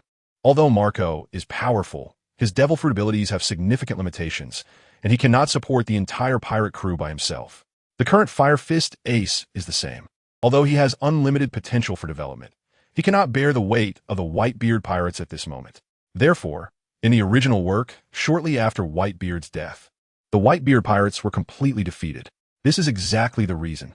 Seeing a Kainu staring coldly at him, Yi-Fei did not retreat. At this moment, if he were to step back, it would already mean a loss in momentum. Moreover, they were at Marineford, making it difficult to escape. "Kid, what's your name?" A kind of fixed his gaze on Yi-Fei. Since the moment this young man blocked Squard's blade, he had been paying attention to him. Furthermore, just now on the platform, he also noticed Yi-Fei using his fire abilities. Not only did he defeat the bear, but he was also able to fight against Akiji. "Whitebeard'sMook, Yi-Fei," Yi-Fei replied, shouldering his wolf fawn club. As a pirate who knows the original story, Yi-Fei was very clear about Akainu's abilities. The destructive power of the magma fruit far exceeds that of the ice fruit. Even with his burning fruit combined with Ace's flame fruit, it would still be insufficient to restrain him. Otherwise, the recent big move, the Flame Emperor, would have cost him his life. Now that he was unharmed, it indicated that flames had no effect on him. Just as it was admitted in the original work, Akainu himself acknowledged, flames are completely insignificant in front of his magma. Pirate? You call yourself a pirate. Do you think it's honorable? They're just a bunch of ants chasing after profit. They plunder everywhere for their own interests, yet they think they are upholding their dreams. It's simply ridiculous. Akainu scoffed coldly. As a Marine Admiral, he despised pirates immensely. He constantly thought about completely defeating them. Hearing this, Yi-Fei coldly smiled. What honor is there in your absolute justice? A person who can kill his own subordinates as enemies to achieve his goals. What honor can he speak of? The justice of the Marines is not something you young ones can understand. Your name is Yi-Fei, right? If you're willing to quit the Whitebeard pirates now and join the Marines to eliminate Whitebeard with me, I will spare you and even make you my right-hand man. Hearing this, Yi-Fei's expression changed dramatically. You want me to be a Marine and eliminate Whitebeard? Is this person's brain kicked by a donkey? It's utterly ridiculous. After laughing, Yi-Fei immediately began to curse. Red Dog, will you take me, Yi-Fei, for? Red Dog, although I, Yi-Fei, have no great abilities, I absolutely have no intention of being a traitor. You, a disgrace to the Navy, are not even qualified to make me submit. Yi-Fei's curses left the group of Navy officers dumbfounded. They knew that Akainu was a respected admiral in their Navy. No one had ever dared to speak such outrageous words to him. Even during the Warring States period, no one would dare to directly insult Akainu like this. Moreover, the one called Yi-Fei kept calling him Red Dog. You nameless pirate, clearly you want to court death. In the face of Yi-Fei's cursing, Akainu's expression grew darker. For the first time, someone openly insulted him as Red Dog, and in front of all the Navy officers. He had never experienced such humiliation. However, Akainu did not explode with rage, as usual. Instead, he looked at Yi-Fei with a low, deep voice. Young man, your pirate career is about to end today. It's really a pity to die in your 20s. At your age, I was already a renowned admiral in the Navy. Akainu raised his right hand, which transformed into hot magma. He had made up his mind to completely erase this young man named Yi-Fei from this world. Then you could try, Yi-Fei responded, smashing the wolf fawn club on the ground, causing a crack to appear in the square. There was no need to use the power of the flame fruit against Akainu's magma fruit. The death of Ace in the original story had already informed Yi-Fei. The magma fruit comes from deep within the earth and belongs to the natural type. The temperature of fire can never surpass it. Moreover, even Whitebeard, who possessed the Tremor fruit, found it difficult to kill Akainu. This is the terrifying aspect of the magma fruit. Even if it hits, it's useless and just wastes stamina. Fire-type attacks are ineffective against it. So, the only option is to use animal-type abilities, Kaido's technique. Thunderbagua.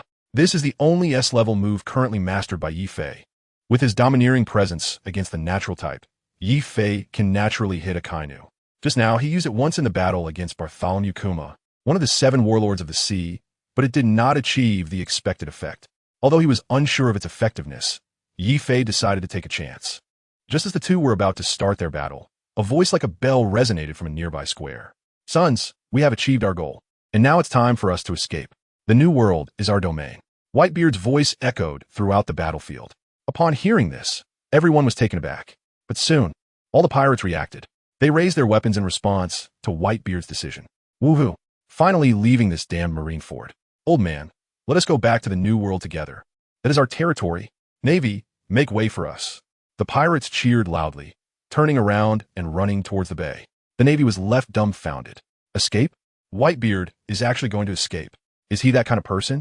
He is a man who aims to dominate the pirate world. And he actually uttered the word escape? The man known as the strongest in the world. Is he really like this? It is said that Whitebeard has never spoken the words escape. All his wounds were inflicted from facing his enemies head-on, with not a single wound on his back. He has always confronted his enemies directly and has never run away. This time, however, I acted like a coward. This is something that all navies did not anticipate. Of course, Whitebeard has his own considerations. After all, this is Marineford, and the strength of the Navy is truly formidable. Even if he could disregard his own safety, he had to consider all the crew members. Ace has already been rescued. Now, as long as they return to the New World base, the Navy will be powerless against them. Although it seems like they are fleeing, in reality, they do not want the entire pirate crew to suffer significant losses. Meanwhile, the transponder snail in Marineford broadcast the scene of the Whitebeard pirates escaping during the War of the Best to the entire world. Navy, what are you doing? How could you let these vicious pirates escape? With 100,000 Navy troops, you just let them run away? This is outrageous. The Whitebeard pirates must not escape. The crowd is shouting, insisting that the Whitebeard pirates cannot be allowed to flee. Fleet Admiral Sengoku is also gritting his teeth in anger. For hundreds of years, Marineford has always been the headquarters of the Navy, yet it is now in disarray because of the Whitebeard pirates. Moreover, they have rescued Ace. This is the naval headquarters. Do you think you could just come and go as you please? If this gets out, wouldn't it be a laughingstock? 100,000 Navy, 3 great generals, the 7 warlords of the sea. These are the strongest forces in the world right now. Let them escape? What about the face of Marine headquarters in Marineford? What about the face of the Navy? What about the face of the world government? What about the face of justice? It's not that easy. Marines, we absolutely cannot let the pirates escape. Immediately pursue. Sengoku immediately issued the pursuit order. At the same time, Akainu, who was preparing to engage in battle with Yi-Fei, also received Sengoku's command. The son of the great pirate Roger, the son of the Revolutionary Army's dragon, must be executed. After Akainu said this, he activated the magma fruit ability. For Akainu, Luffy and Ace are the roots of pirate evil. Evil blood flows in their bodies. Only by killing them all can he thoroughly deter pirates all over the world. He then abandoned Yi-Fei and flew directly towards Fire Fist Ace and Luffy. In his view, Yi-Fei could be spared, but those 2 brothers must be executed. Meanwhile, Admiral Akiji and Admiral Kazuru had already flown towards Whitebeard. The scene before Yi-Fei made him very nervous. For Yi-Fei, it was both unfamiliar and familiar. In the original work, it was because of Akainu's pursuit that Ace sacrificed himself to save Luffy. This is also what Yi-Fei is most worried about. I absolutely cannot let this happen again. Yi-Fei secretly made up his mind. Then, he lifted the wolf-toothed club and followed behind the Red Dog. For the first time, Yi-Fei was determined to pursue the immensely powerful Navy Admiral. If this were in the past, it would have been impossible. But this time, Yi-Fei was determined to do it. No one could change his will. Meanwhile, members of the Whitebeard pirates had already begun to flee the square, heading towards the bay. There, several icebreakers were waiting for everyone. The ice had been carved into navigable waterways. Now, they just needed everyone to board the ship. Whitebeard and Marco were holding off Admiral Akiji and Admiral Kazuru to buy time. At the same time, Fire Fist Ace and Straw Hat Luffy were fighting against the Navy soldiers. The entire battlefield was once again engulfed in fierce combat. Ace, behind you, Luffy shouted. These people are not our opponents. Ace was unconcerned. At the same time, he had already activated his fire abilities, with flames roaring around his body. He had just seen everyone lamenting his helplessness in their efforts to save him. Now that the sea stone handcuffs were removed, he felt like a beast unleashed, ready to stretch his limbs and make up for the guilt in his heart. Therefore, he naturally wanted to cause a ruckus. However, he had also heard the call from his father. Regarding his father's command, Ace could only comply, and he quickly began to deal with the surrounding minor enemies to prepare for escape. With this seamless cooperation between the two brothers, Ace and Luffy swiftly dealt with some of the Navy's minor enemies. Ace, let us move faster and get back to the ship, Luffy shouted ahead. Today, his mission was to rescue Ace. In his eyes, this goal has already been achieved. Now is the best time to escape. Luffy, when did you become so cowardly? Aren't you supposed to be the man who wants to be the Pirate King? Being this timid won't do.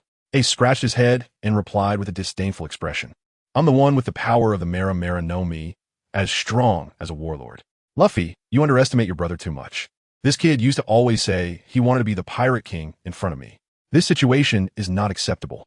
I am determined to become the Pirate King, Luffy argued, while punching a Marine away. Although Luffy wants to be the Pirate King, this is really not the time to show off, and he doesn't have the strength for it right now. On this point, Luffy is very clear. He is not arrogant to that extent. Just now, to save Ace, Luffy was willing to risk everything, even sacrificing himself. But now that the goal has been achieved and Ace has been rescued, staying in Marineford and wasting time with these people has no meaning anymore. He still has to set sail. So Luffy changed his mind. Right now, escaping to save their lives is the most important thing. Forget it. I won't argue with you. Ace shrugged and was about to escape with Luffy. At this moment, he was completely unaware that danger was approaching from behind. Admiral Akainu had already brought his men to pursue them. Several streams of magma passed by, instantly turning some members of the Whitebeard pirates running behind into ashes. They didn't even have a chance to scream. You just rescued Ace, and you're already retreating. The Whitebeard pirates really are a bunch of cowards, Akainu mocked from behind, targeting the fleeing Ace and Luffy. You two don't worry about so much. Just run quickly, Jinbe said while running to the two brothers. This is obviously the simplest provocation. At this moment, he was worried that the two would fall for Akainu's trick. Seeing that Ace didn't turn back, Akainu continued to speak loudly. The captain is just like that, and the crew beneath him isn't much better. In the end, Whitebeard is just a loser of the previous era. Akainu deliberately raised his voice. As soon as these words were spoken, Ace, who was originally fleeing, stopped in his tracks.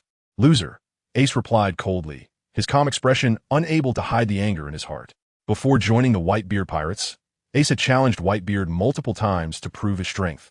Wanted to take his head, but after encountering Whitebeard, he felt the man's strength and generosity. Even though he always wanted to kill him, Whitebeard had long regarded him as family. From that moment on, he had the idea of helping Whitebeard become the Pirate King. Now, someone was whispering in his ear that Whitebeard was a loser. How could he swallow this insult? Ace resolutely refused to accept it. Therefore, he stopped. Oh no, Yefe, who was following Akainu, felt a pang of anxiety upon seeing this scene. Ace had fallen for Akainu's trick. If he had just kept running, he might have been able to escape. But once he stopped, Ace would face great danger. Ace, Luffy looked at Ace, wanting to escape with him at that moment. At this point, Luffy is quite smart. He knows when to run if he can't win. Yefe, who is familiar with the original work, is very clear that Ace's biggest weakness is his impulsiveness, which sometimes even causes him to lose his rationality. This point can be seen from the earlier killing of Sachi, the captain of the Whitebeard Pirates' 4th Division. Upon receiving the news of Sachi's death, Ace immediately wanted to take a small boat to chase after Blackbeard Teach. Despite Whitebeard's strong objections, Ace was determined to go. This shows that Ace is a very impulsive person. Furthermore, during the Marineford War, a single remark from Akainu made him decide to go against him. This indicates that when he is impulsive, he doesn't consider the strength or weakness of his opponent at all. Such a person is very likely to suffer losses. This time, Akainu's few insignificant words had a fatal effect on Ace. They hit right at his weakness. Take back what you just said. Fire Fist, Ace clenched his fist and glared at Akainu. He stood there motionless, ignoring Luffy's pleas from behind. Take back. I will never take it back. Akainu shook his head proudly. Ace did not run away. He had fallen into Akainu's trap. Akainu wanted to keep Fire Fist Ace and Luffy there. As long as Ace and Luffy did not leave, he could kill them. To thoroughly infuriate Ace, Akainu began a lengthy tirade. Did I say something wrong? Your father, Roger, conquered the Grand Line and used his life to usher in the era of pirates. As an admiral of the Navy, my words may be somewhat inappropriate, but he indeed deserves the title of Pirate King. Compared to him, does Whitebeard really have the courage to fight Roger to the death? Hiding in one place, playing the king of the mountain, conquering some insignificant pirates, and then trying to act like a hero is truly laughable. When Roger was alive, Whitebeard could only live in his shadow, and after his death, he merely occupies a small corner. Does someone like this deserve to be called the Pirate King? He will never measure up to Roger. He will always be a failure. Shut up. Ace ignited his fire fist and quietly walked toward Akainu. All along, Whitebeard had been a god in his heart, someone who should not be desecrated by anyone. But Akainu repeatedly insulted his father, something he could never accept. Ace, don't listen to him. Akainu is deliberately provoking you. That's right. Ace, as long as we go back, everything will be fine. Some of Whitebeard's crew, although uncomfortable with Akainu's words, knew it was just Akainu's provocation. Of course, they would not fall for it themselves. Their only concern was for Fire Fist Ace. They knew Ace would not allow anyone to speak ill of Whitebeard. However, their warnings had no effect on Ace. At this moment, Ace could no longer remain calm. He continued to march toward Akainu. Did I say something wrong? Akainu shrugged. Seeing Ace walking toward him, Akainu was overjoyed. His goal was finally about to be achieved. As long as Ace came closer, the ensuing events would be completely under his control. Clang! Just as Akainu was secretly pleased and preparing to continue provoking Ace, a spike club struck his head from behind. With a loud bang, Akainu was immediately knocked over, flying in the air and spinning twice before landing on the ground. Akainu let out a cry. Everyone nearby was stunned. Admiral Akainu had actually been knocked away by someone. Admiral Sakazuki, the Navy exclaimed. They could hardly believe that their strongest admiral had been taken down. Yifei, awesome, that was great. Come on, Yifei, hit him a few more times. Members of the Whitebeard pirates cheered. Indeed, it was Yifei who had used the spike club to attack. He had just been following Akainu. This stick hit Akainu's head perfectly from behind, without deviation. Although attacking someone from behind can't be considered heroic, and the act is somewhat despicable, Yifei didn't want to be a hero. Moreover, the person he hit was Akainu. As long as he was happy, that was all that mattered. Who is sneaking up on me? Akainu quickly got back on his feet. Who the hell did this? A sneak attack from behind. No martial ethics at all. Then, I touched my forehead. There, a streak of bright red blood appeared on my palm. Suddenly, Akainu was a bit shocked. I actually bled. Am I injured? It's important to note that as a user of the magma fruit, he was rarely hurt by others. In the Navy, aside from Sengoku and Garp, no one was his match. Just now, during the fight with Whitebeard, it was only a minor injury, and he hadn't sustained any substantial damage. Now, he was actually bleeding. Me. Yifei curled his lips into a cold smile. That move just now was indeed the Thunder 8 trigrams. It was just right to take advantage of Akainu's attention being focused on Ace. He finally seized the opportunity and gave him a blow. However, although Yifei exerted a lot of effort, he couldn't take him down directly, which is really a pity. But a general is not so easy to deal with. Yifei was naturally very clear about this. Akainu's expression showed extreme shock. Just now, he thought it was Whitebeard launching a surprise attack from behind. However, he never expected it to be a young guy around 20 years old. Soon, Akainu remembered. This is the young man who just attacked him and Akiji with fire abilities. Also, it was this guy who ruined his plan on the Moby Dick. His name is Yifei. Akainu finally remembered. That's right, Yifei said with a smile. Facing the Admiral, Yifei still had some doubts in his heart. After all, in the Whitebeard pirates, no one could match Akainu except for Whitebeard. One can imagine how powerful this person is. The sneak attack he executed just now was nearly using all his strength. Akainu was knocked down, but not defeated. Kid, are you looking for death? Akainu asked seriously. However, he couldn't help but be shocked by this young man who was able to injure him.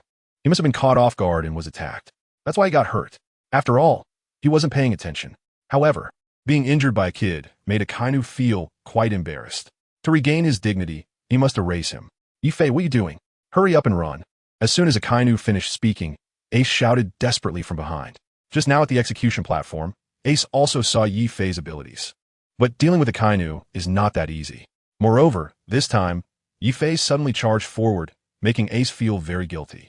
He had already fought with many people to cooperate with Luffy to save himself. Now facing Akainu again, Ace was very agitated. Previously on the ship, Ace and Yifei often drank together. Although there was a significant gap in strength, the two still acted like friends. Now, Ace didn't want to see Yifei take risks for him. Instantly, his provocation towards Akainu began to return to some rationality. At this moment, he began to worry about Ace. Ace, if you're not running, why should I? Yifei smiled slightly and retorted. In fact, he wanted to leave. But if he did, Ace would definitely die. Because Ace would never leave, whether as a pirate or a fan of the sea. Yifei did not want to see that outcome. So he stayed. At this moment, Yifei wanted to take a gamble on whether his self-healing ability would be effective in front of Akainu. You idiot, you'll die like this. Ace shouted excitedly. Ace knew a bit about Akainu's abilities. He just wanted to desperately uphold Whitebeard's dignity. That's why he dared to challenge Akainu. But Yifei, what are you doing? Ace, you underestimate me too much. I won't die. You and Luffy hurry and leave, Yifei said with a smile. From a strength perspective, Yifei knew he still had a certain gap compared to Akainu. But the Divine Choice system had a powerful self-healing ability. At this moment, Yifei really wanted to know if he could survive fighting Akainu. If you don't leave, how can I have the face to leave? Ace gradually calmed down, running away and leaving others to hold the line. Today, Dad Whitebeard brought everyone to save him. There had already been many casualties. Ace felt very guilty. If it weren't for his impulsive decision to go after Blackbeard, Marshal Teach, despite others' warnings, things wouldn't have developed to this point.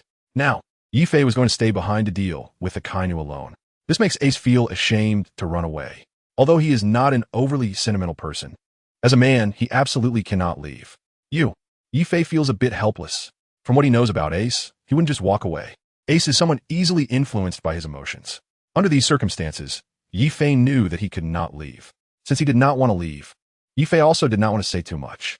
This is the personality of Fire Fist Ace. He cannot change it. It just feels like Ace is here, and I can't let go a bit. Have you finished your conversation? How dare you ignore my presence? Today, no one here is allowed to leave. Suddenly, a voice came from behind the two. The speaker was Admiral Akainu. At this moment, his entire body had already transformed into scorching magma. Ace and Yifei's conversation had been clearly heard by him. These two people are really looking down on him. As a Navy Admiral, he is actually being ignored by two young punks. This feeling is not just a great humiliation. It is simply a great humiliation. Akainu's whole body is dripping with magma. The people around him can already feel the intense heat. Standing next to him is like standing at the mouth of a volcano. Admiral Sakazuki is truly angry. The Navy personnel, seeing this, are frightened and retreat repeatedly. They have witnessed Akainu unleash his power before. Just a drop of that scorching magma could mean death or serious injury.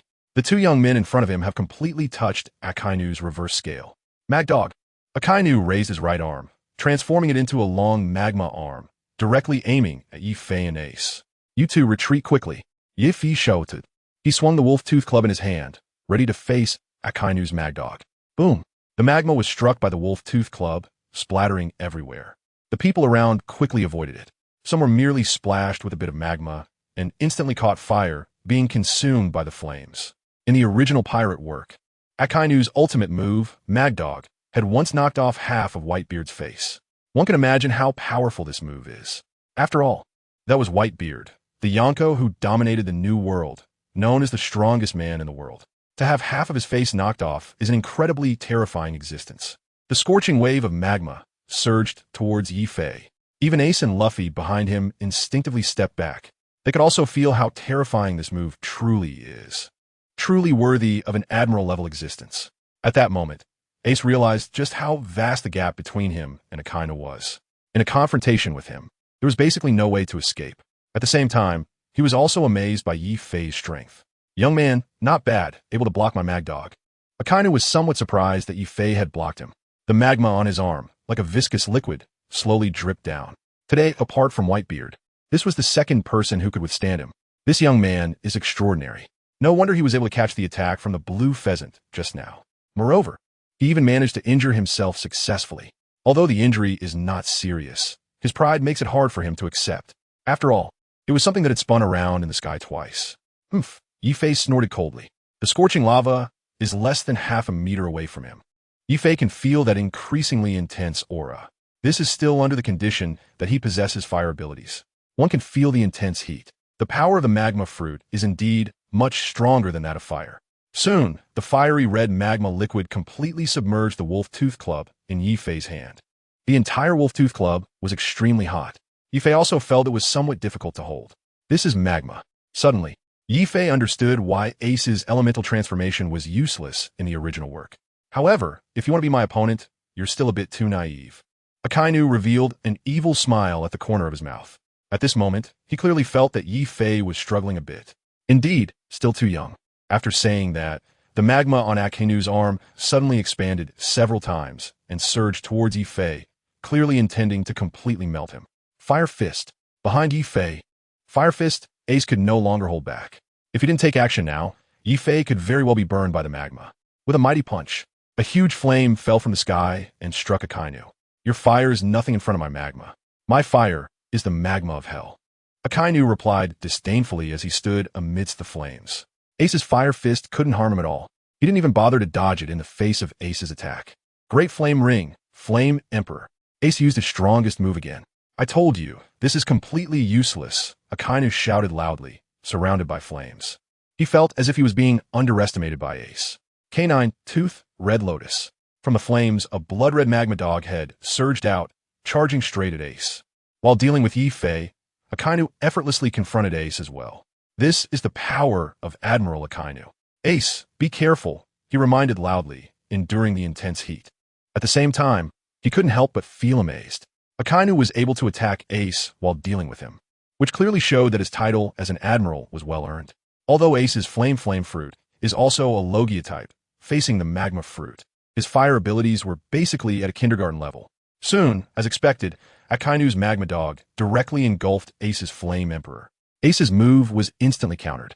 The bright red magma dog head lunged at Ace. Ace! Luffy shouted. Damn it!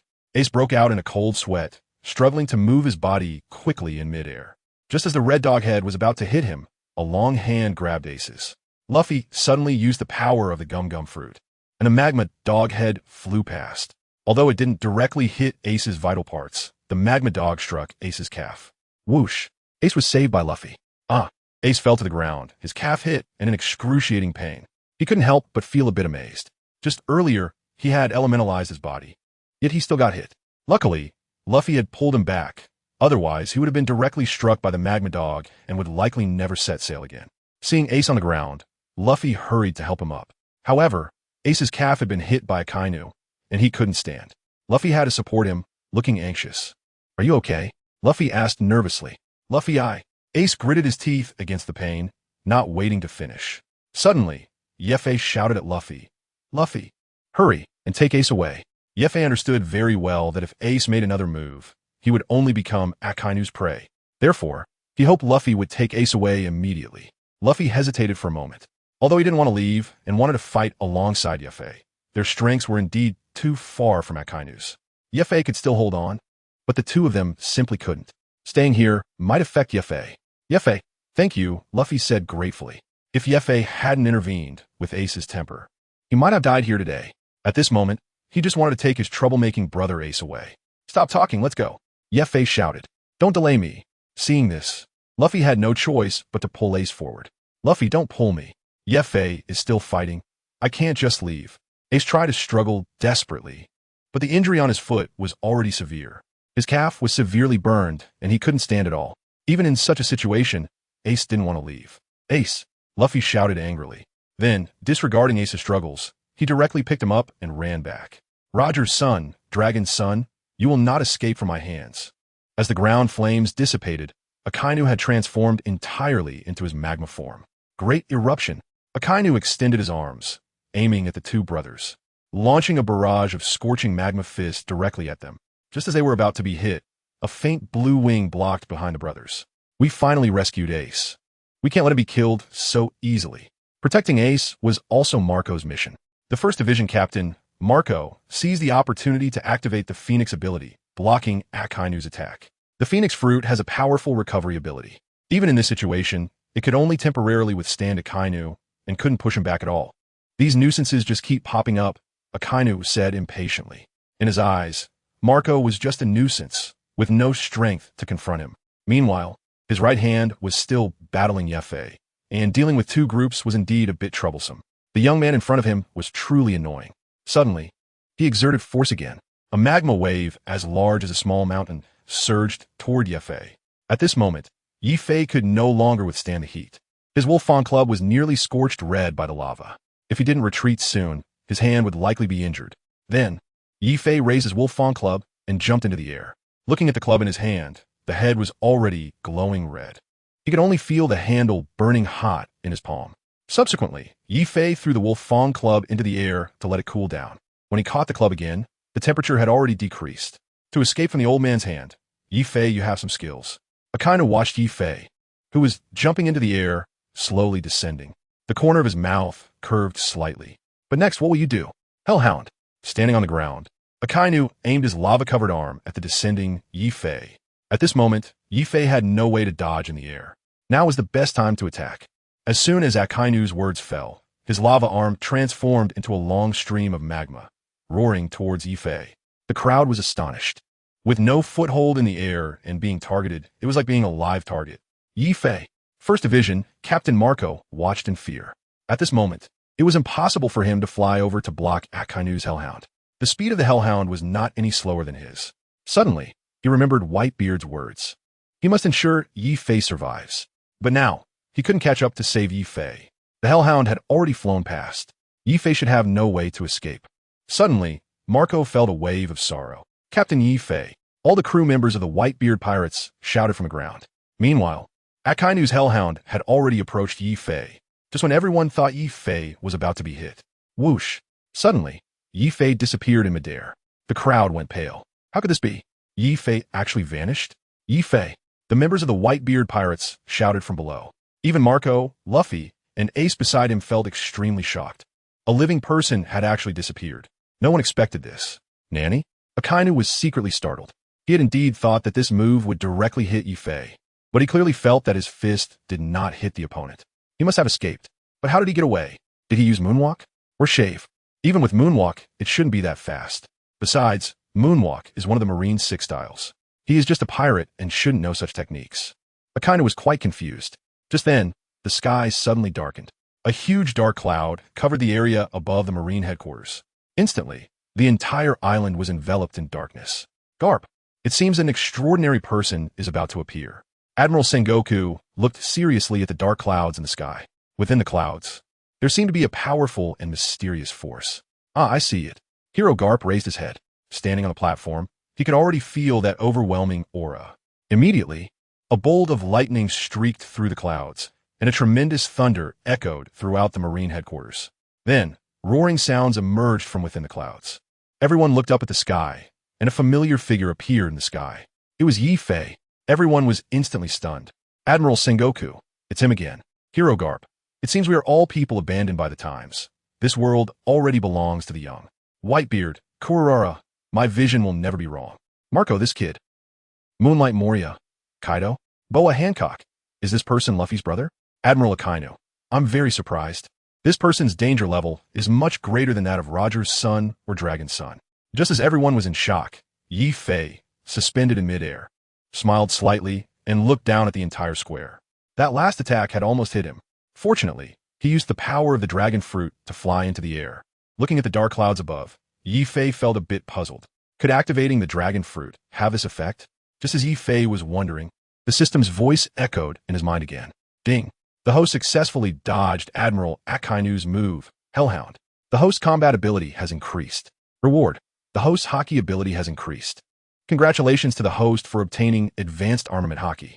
Congratulations to the host for obtaining Advanced Observation Haki. Congratulations to the host for obtaining Advanced Conqueror's Haki. Yi Fei was immediately stunned. It had only been a short time since binding the fusion system. The 3 types of Haki had already been upgraded to Advanced. Moreover, it was an automatic upgrade, upgraded to Advanced in battle. That's incredible. No wonder it's the fusion system. Yi Fei couldn't help but admire it. Seeing all the gazes below focused on him, Yi Fei smiled slightly. At this moment, he was overflowing with confidence. With all 3 types of Haki reaching advanced status, it was time to test his abilities. Akainu watched closely. Yi Fei thought to himself. Originally, the 3 types of Haki were only intermediate. It was still quite difficult to confront Akainu. But now that they had been upgraded to advanced, Yi Fei could clearly feel that he was somewhat different from his previous self. He couldn't quite say how, but he felt better and better. Suddenly, Yi Fei had a feeling of controlling everything. With the 3 types of Haki upgraded to advanced in battle, could he fight against it? Saying that, Yi Fei activated the power of the dragon fruit again. As the fruit's power was just activated, Yi Fei felt as if his body was being elongated. His limbs were also undergoing changes. Am I going to turn into a dragon? Am I really going to turn into a dragon? Yi Fei felt an indescribable excitement. Just as Yi Fei was secretly pleased, the crowd in the Marine headquarters square was already dumbfounded. They witnessed Yi Fei slowly transforming into a dragon. Damn it, he really is a troublesome guy. Sengoku gritted his teeth. At this moment, he realized that the situation had drastically changed. This unknown opponent that suddenly appeared is getting stronger and more troublesome with each fight. Is that Kaido? Run away. It really is Kaido. Gecko Moria is sitting on the ground, scared out of his wits. Years ago, Gecko Moria had a fierce battle with Kaido. All his subordinates were slaughtered by Kaido, and he nearly perished as well. That battle was unforgettable for him, and has become a nightmare he can't shake off for his entire life. Seeing the dragon in the sky, Gecko Moria recalls the past vividly, naturally terrified. Governor Kaido, the warlord Don Quixote Doflamingo, was also taken aback. As a liaison in the underworld, Doflamingo is quite familiar with Kaido's abilities. Moreover, recently, Kaido's people have been in contact with him, hoping to increase the production of devil fruits. Currently, both sides have established a good cooperative relationship. He has come to Marineford? No, that's not it. Doflamingo quickly shook his head and soon realized. This cannot be Governor Kaido. Kaido's dragon form is a bluish dragon. However, the dragon in the sky is golden. Very different. Who on earth is this? Who on earth is this? Doflamingo was racking his brain, unable to understand. What he didn't know was that the dragon was Yi Fei, whom he had shot down at the beginning. Of course, he thought he was just taking out a small fry he couldn't even remember. However, Doflamingo could never have imagined that that one shot would make him regret for the rest of his life. Meanwhile, Whitebeard was stunned, and once he realized what was happening, he began to laugh triumphantly. He had long seen that Yi Fei was hiding his strength, but he never expected him to hide so much. Old man, what's going on? The immortal bird Marco jumped to Whitebeard's side, looking up at the sky in shock. He couldn't believe that Yi Fei was the dragon in the sky. Yi Fei, my son, you truly haven't let me down. Kulalalala. The times have already cast us old men aside. This group of remnants from the old era can no longer be accepted by the world. This era belongs to the young people now, Whitebeard said with a smile. The meaning of this statement indicates that he is already old. However, he says it with a smile, and deep down, he feels very happy. The Whitebeard pirates finally have a successor. This is the most gratifying thing for Whitebeard. Old man, Yi Fei is really not the same as before. Did he eat the same fruit as Kaido? Marco looked at the golden dragon in the sky. This is really similar to Kaido's ability. However, Kaido belongs to the Azure Dragon form. And what's up with the fire-type ability? Could it be that Yi Fei can mimic all fruit abilities? Or is there some other reason? That's right. Do you still think he can't be the 4th Division captain? Whitebeard glanced at Marco, who was standing by his feet, and asked proudly. Compared to Marco's wild guesses, Whitebeard valued Yi Fei as a person even more. Old man, don't make fun of me, Marco said, appearing extremely awkward. Originally, he had some doubts about Old Man appointing Yi Fei as the captain of the 4th Division. But now it seems that Yi Fei's abilities are not just suitable for the captain position. At the very least, he could be the vice captain. He could even establish his own faction. Meanwhile, Fire Fist Ace, who was being carried away by Luffy, looked at the sky in shock. And the two unconsciously stopped in their tracks. That golden dragon is Yi Fei? Yi Fei. Ace was completely stunned. At this moment, he had long forgotten the pain in his legs. He couldn't even imagine how Yi Fei had obtained such abilities. No wonder he was so confident, letting himself escape. In the sky, Yi Fei transformed into a divine dragon form. The dragon claws grasped the clouds, soaring through the sky. Just after transforming, he was still not quite accustomed to this form. He needed to adapt first. Looking at his body, he felt several hundred meters long. Yi Fei had never imagined that one day he would become a dragon. And now, he actually became a dragon. The feeling of transforming into a dragon is indeed different. Suddenly, Yi Fei felt a sense of control over everything.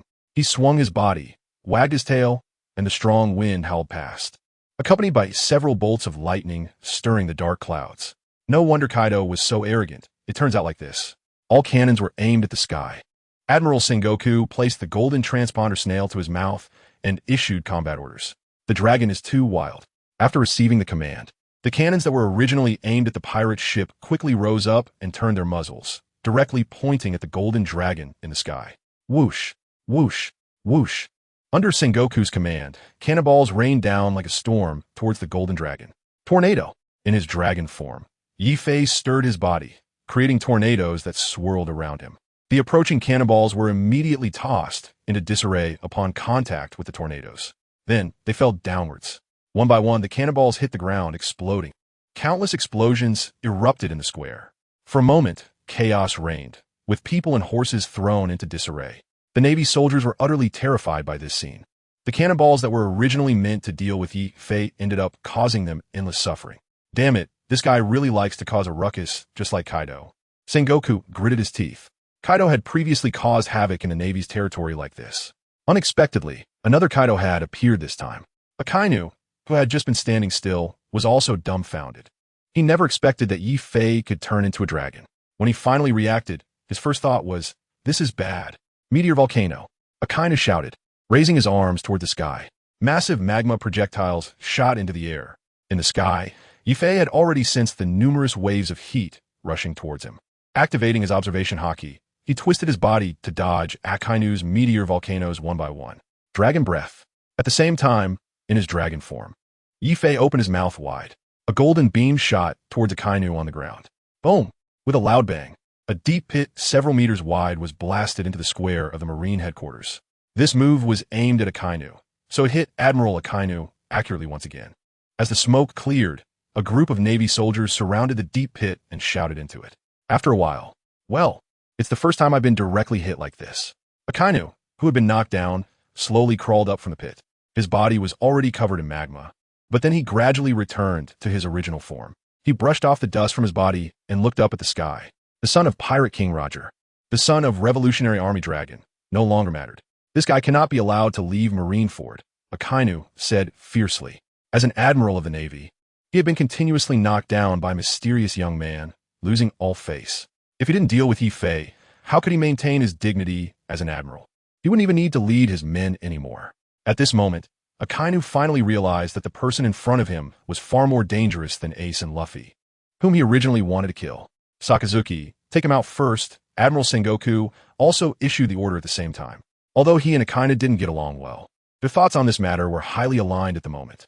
That is, Yi Fei was more dangerous than Ace and Luffy. For such a dangerous character, the best approach is to eliminate him completely. There should be no future troubles, otherwise it would lead to endless disasters. Do I need to say it? Akainu said disdainfully as he climbed out of the deep pit and stood on the square again. In the sky, Yi Fei also saw Akainu climbing out again. The red dog was indeed not simple. Hovering in the sky, Yi Fei muttered to himself. The ground had collapsed, yet this old guy was still alive. Yi Fei had originally planned to gain experience from the Admiral, but it seemed that wouldn't work. Although the Dragon Breath move was decent, it still couldn't kill Akainu. This guy has a really tough life. Suddenly, Yi Fei remembered from the original work how Akainu, who had endured multiple hits from the Tremor Fruit ability, was still able to pursue Luffy unharmed. It's easy to imagine that this Navy Admiral is really not that easy to deal with. Just as Yi Fei aimed at Akainu, preparing to unleash Dragon Breath once again, countless massive magma projectiles were slowly descending from the sky. This is exactly the ability of Akainu's meteor volcano that he just activated. It can penetrate deep into the clouds, drawing out more magma meteor showers. Observing with observation Haki, Yi Fei moved his body, constantly dodging the magma attacks. Akainu let out a cold laugh. Pirates are just pirates. All they know is to run away. Meteor volcano. Akainu activated the meteor volcano again. Streams of magma fists continuously struck into the sky. Then, like raindrops, the magma fists broke through the atmosphere and came crashing down. Damn! Yefi Jursit Inyardi. With so many magma fists and such high density, it was clear that they didn't want to survive. With Yi Fei's body being hundreds of meters long, dodging was quite difficult. Fortunately, his observation Haki was of a high level, allowing him to barely manage to evade the magma attacks. Yi Fei could dodge, but the Navy headquarters in the bay was suffering. Akainu was recklessly using the meteor volcano. Below, it was already a sea of fire. Countless pirates and Navy soldiers were struck and burned by the magma. Sengoku ordered Sakazuki to stop. Beside him, Garp couldn't bear to watch. He had no words against fighting pirates, but the Navy soldiers below were innocent. It should be known that there were 100,000 Navy soldiers here, which was double the number of pirates. So many people, all of them have families. Sacrificing on the battlefield. How heartbroken their families must be. As a vice admiral, Garp naturally feels pained. Garp, we are the Navy. Fleet Admiral Sengoku hesitated to speak. He also didn't want to see his soldiers get hurt. But if the criminal in the sky wasn't dealt with, it would be hard for him to feel at ease. In the era of great pirates, countless pirates rose to power across the seas, making it difficult for the Navy headquarters to cope. Now, another figure like this has emerged. For these powerful pirates, if they are not eliminated, it won't deter other pirates. Only by eliminating these big figures can they effectively intimidate other pirates. The saying to kill a chicken to scare the monkey is just this principle. Therefore, facing Akainu's actions, Sengoku chose silence. As an old friend, Garp could see Sengoku's thoughts. He struggled internally, although he deeply sympathized with those ordinary sailors who still had bright futures ahead. If that young man wasn't completely dealt with, Akainu would never stop. Then, all the Navy would suffer. There was only one path left. That was to deal with a young man named Yi Fei. To be honest, deep down, he hoped that this young man would escape. After all, he had just saved Ace and his grandson Luffy. In other words, Yi Fei could be considered Luffy's benefactor. And since Garp is Luffy's grandfather, Yi Fei could also be seen as Garp's benefactor. But, as a vice admiral, he was first and foremost a Navy soldier. After much hesitation, Garp straightened his chest and slowly walked up to Sengoku. To save a Navy, he could only say sorry to Yi Fei. He had no choice. Boom! With a loud noise, Garp leaped into the air. The powerful momentum caused the ground beneath him to collapse instantly. The scene before them shocked all the Navy soldiers. Vice Admiral Garp finally made his move. His legendary blade was still sharp. This powerful aura and intimidating presence truly lived up to his reputation as Vice Admiral and Hero Garp. Vice Admiral Garp was indeed the man who defeated Pirate King Roger. It was the first time they saw Vice Admiral Garp so serious. This is Garp's moonwalk. Indeed, it is much stronger than ours. Yefi, what can you do even if you become a dragon? Let's see how Vice Admiral Garp deals with you. The Navy soldiers cheered loudly upon seeing Garp make his move. After all, as a Vice Admiral, Garp's strength was not necessarily inferior to Sengoku's. If he chose to advance, his position in the Navy would at least be equal to Sengoku's. They were soldiers from the same era, with numerous military achievements. The cheers of the Navy soldiers were not without reason. Garp was a superhero in their hearts. In the air, using Moonwalk, Garp quickly approached Yi Fei. At this moment, Yi Fei was busy dealing with Akainu's meteor volcano and didn't pay much attention. However, his observation Haki vaguely sensed that a powerful opponent was flying towards him. When Yi Fei noticed Garp, he was already in front of him. "Pirate, I am a Navy," Garp shouted. His iron-like fist came rushing in. "Oh no! Yefi iklemet inyardli." At this moment, he had no time to change his form.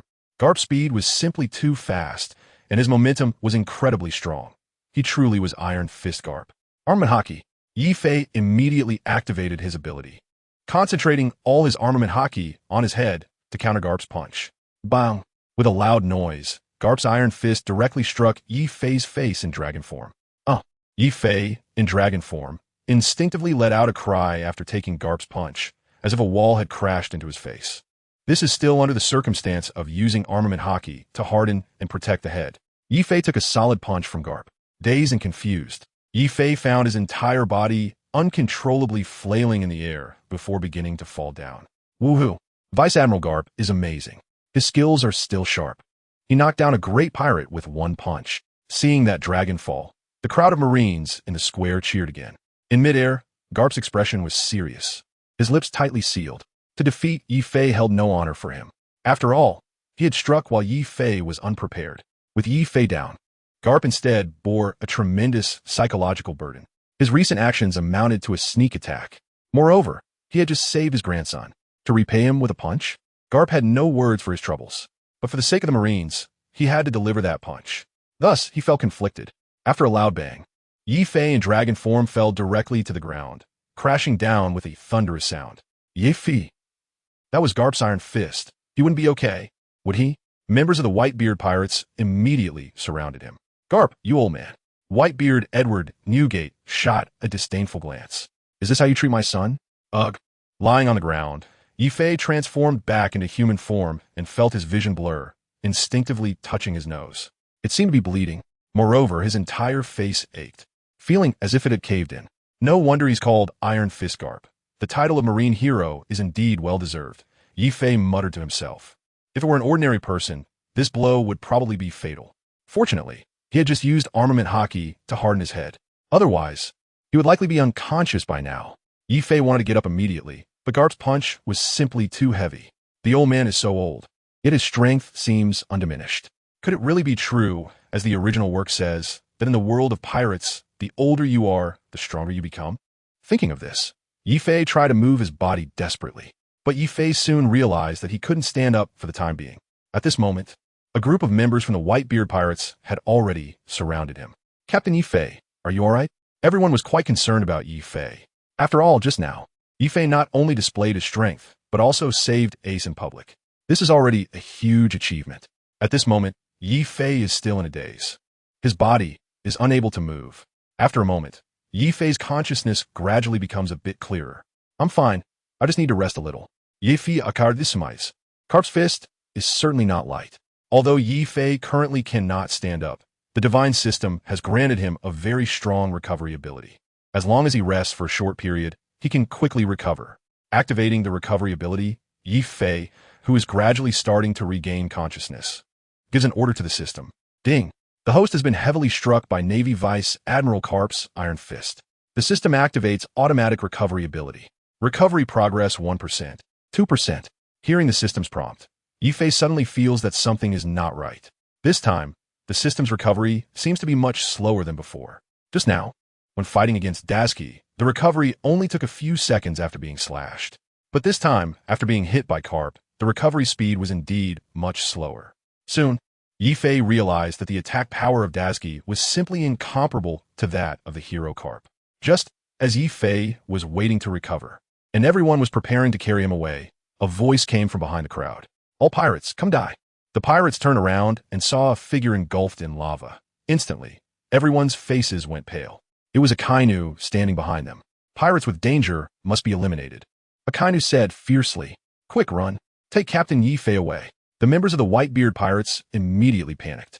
They desperately tried to escape, but it was too late. Akainu's magma fist roared down. Boom! All the pirates were blown away. Only Yifei remained, lying on the ground. Young man, I admire your abilities. However, your pirate journey ends here today. Why become a pirate instead of anyone else? Akainu said, without any hesitation, his right hand already ignited with a massive magma fist. Seeing this, Yifei felt a bit anxious. After all, this was the magma fruit ability of Admiral Akainu. Although he had an automatic recovery ability, he truly dared not guarantee anything under Akainu's magma. Worse still, Yifei had just taken a heavy punch from Carp and had not yet fully recovered. His body couldn't move at all. Lying there, he was undoubtedly a live target for Akainu. This is bad. Marco and Whitebeard both broke out in cold sweat. They were very familiar with Akainu's abilities. Before they could act, Akainu's magma had already fallen. Dogtooth, Red Lotus. The magma directly hit Yifei's chest, creating a hole. Yifei! Captain Yifei! The members of the Whitebeard pirates shouted. At the same time, Ace and Luffy also stopped. They both saw Yifei being hit by Akainu. Yifei! Ace was stunned, unable to react for a long time. When he finally came to, he shouted excitedly, Luffy, put me down. I want to kill him. Ace's trembling voice screamed hysterically. Today, many of his companions from the Whitebeard pirates had sacrificed because of him. And now, Yifei had been hit by Akainu while saving him. He felt immensely guilty. Now, he could no longer run away. Ace, Luffy called out. He then put Ace down. Ace, who had just been set down, fell to the ground. Akainu's magma fist had already severely injured his legs. At this moment, he could not stand up at all. But even so, he endured the pain in his legs and stood up with all his might, limping towards Yifei and Akainu. Ace, your injury. Luffy said worriedly. Don't mind me, I want to kill him. Ace cried out in pain, continuing to limp forward. All right, I'll stay here with you. Luffy replied directly when he saw Ace unwilling to leave. He was already prepared for battle. Today, Yifei saved him and Ace. It was time to repay that kindness. Just as the two were advancing, the captain of the 13th Division of the Whitebeard Pirates, the Water Buffalo Atmos, blocked their way. Ace, don't go any further. Dad and Marco will handle this. You are no match for Akainu. Don't let the Whitebeard Pirates suffer any more losses. Despite Atmos's strong objections, Ace ignored him in a fit of rage. Seeing this, Atmos had no choice but to reach out and carry the two of them. Atmos, what are you doing? Put me down. Ace shouted excitedly, but Atmos paid him no mind. He knew that letting the two down now would mean sending them to their deaths. Meanwhile, Yifei was lying on the ground. Just now, Admiral Akainu's dogbite Red Lotus had struck his chest. Injured, Yifei had no way to escape.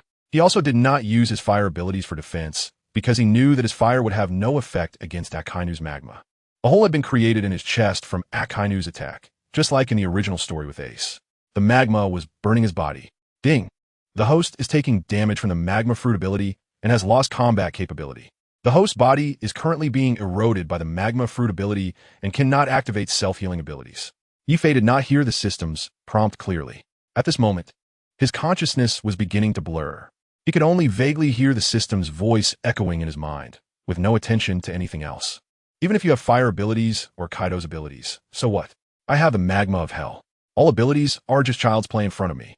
You, a dangerous pirate, must be eliminated, Akainu sneered. At this point, he had already knocked Yifei down, but he still did not dare to let his guard down. He then raised his magma iron fist again, aiming at Yifei. Akainu's actions were witnessed by all members of the Whitebeard pirates. With Yifei in this state, he still wanted to finish him off. This was simply inhumane. Red Dog, I'll fight you. Everyone in the Whitebeard pirates felt indignant. Marco asked in disbelief. Dad, what is he doing? Whitebeard replied with deep anger, that guy. Just now, Akainu was taking advantage of the situation. Yifei was injured, which is why he got hit. Now that he can't get up, Akainu still wants to deal the final blow. I've never seen such a shameless person. Not only did the members of the Whitebeard pirates look down on him, but even among the 7 warlords, there were those who found Akainu's actions despicable. My Hawk, is this the justice of the Navy? Taking advantage of others? If that's the case, what's the point of staying here? Forget it, I'll leave. My mission for today is complete. I don't need to stay. Crocodile, as expected, a small man. Hancock, how dare he do this to Luffy's brother? As for the opinions of others, Akainu never cared. In his eyes, Yifei was a huge threat to him and the entire Navy. He must be killed swiftly. Boom! The massive magma fist struck Yifei's chest again. The members of the Whitebeard pirates were completely enraged. Originally planning to escape, they all turned around and charged at Akainu. Come on, I'll take you all on. Akainu was very pleased.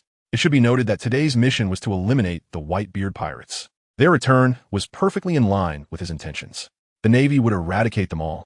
With a single command from Akainu, the entire Navy erupted in cheers, rushing once again towards the Whitebeard pirates. At that moment, a huge voice came from not far away. Brats, the New World is our territory. You all better retreat quickly. The speaker was none other than Edward Newgate, also known as Whitebeard. At this moment, he didn't want to see his crew anymore, nor did he want to witness more deaths and injuries. For him, it was a very painful thing. Old man, Akainu has gone too far with Captain Yifei. That's right, old man, we can't just walk away from this. We must avenge Captain Yifei. We have to retrieve Yifei's body. Many pirates shouted loudly. Yifei had just become the captain of the 4th Division, and it was indeed a pity that he was killed so soon. No matter what, they had to get his body back. In their eyes, Yifei was very likely already dead. Even if Yifei couldn't be saved, they absolutely couldn't allow Akainu to further insult his corpse. This is a great insult to the Whitebeard pirates. For the dignity of the Whitebeard pirates, even if it means exhausting everything, we must get him back. Step back, Whitebeard shouted loudly.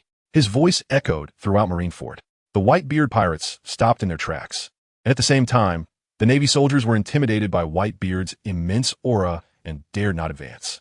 Old man, I'm going first. Marco transformed into his Phoenix form and leaped into the air, flying towards Akainu. Phoenix pistol. The Phoenix form of Marco released a shockwave that directly hit Akainu. At that moment, Akainu had already transformed into magma form. Marco's impact merely caused the magma on him to splatter around, unable to inflict any substantial damage. He was only symbolically pushed back a few steps. Your attack is useless against me. They say you are Phoenix. Let's see if you can take my moves. Planting his feet firmly, Akainu said with a smug smile. The magma in his hands was already aimed at Marco. Marco kept retreating. Akainu's magma fist was thrown. Just as it was about to hit Marco, a massive figure jumped in from behind. You little brat playing with fire, your opponent is me. This person was none other than Whitebeard. At the same time, the Yami Yami no Mi ability in his hand was activated, directly blocking Akainu's magma fist. Boom! The magma fist collided with the tremor of the fruit. The powerful Haki from both sides clashed. Within a radius of several hundred meters, some weaker-willed Navy soldiers and pirates fell to the ground. Whitebeard's Conqueror's Haki was formidable. This was a clash between an admiral and a Yonko, truly terrifying. Retreat. Both groups quickly withdrew from the aura of the two men. Taking advantage of the gap in their battle, Marco quickly jumped to the side of Yefei. Yefei, I'm sorry I didn't take care of you. Marco's dead fish eyes were filled with guilt as he looked at Yefei, lying motionless on the ground. As a man, He was very sad but did not shed tears. Previously, he had promised Whitebeard to keep Yefei alive, but now he couldn't fulfill that promise. The regret in his heart had no one to share it with. Yefei's chest had already been pierced by 2 magma holes from Akainu. At this moment, the magma had not dissipated and was still eroding Yefei's body. Marco suppressed the pain in his heart and immediately lifted Yefei from the ground. With his light blue wings spread out, he leaped into the air and flew towards the center of the pirate crew. Atmos, quickly get Ace and Luffy on the ship. You all hurry and retreat. In the air, Marco shouted to Water Buffalo Atmos as he flew back. Atmos, carrying the struggling 2, did not move very fast. Beside him, Ace and Luffy, seeing Marco carrying Yefei, finally gave up their struggles. At that moment, they knew it was all too late. Marco, Yefei.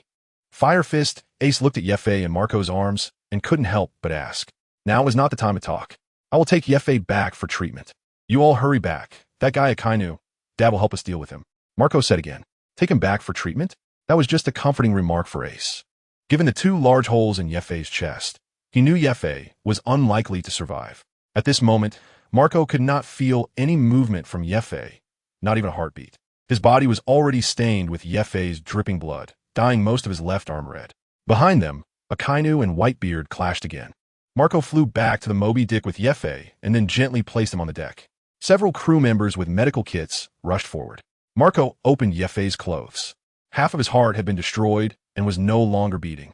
Yefei, I'm sorry, Marco said heavily, and unknowingly, his eyes slowly became moist. As the ship's doctor, he knew that at this moment, Yefei could no longer be saved. This is a partner who has experienced life and death with me for 2 years. Now, they lie there motionless. At this moment, my heart is filled with immense pain. In order to save Ace this time, many members of the Whitebeard pirates sacrificed themselves. Yefei had just become the captain of the 4th Division, and so soon, he was like Sachi. Thinking of this, Marco also felt a pang of sadness in his heart. Now is not the time for this. This is still a battlefield. You all keep an eye on Yefei's body, and after we return, we will give him a proper burial. People die, but the fight is not over. Marco left a remark and flew back to the battlefield.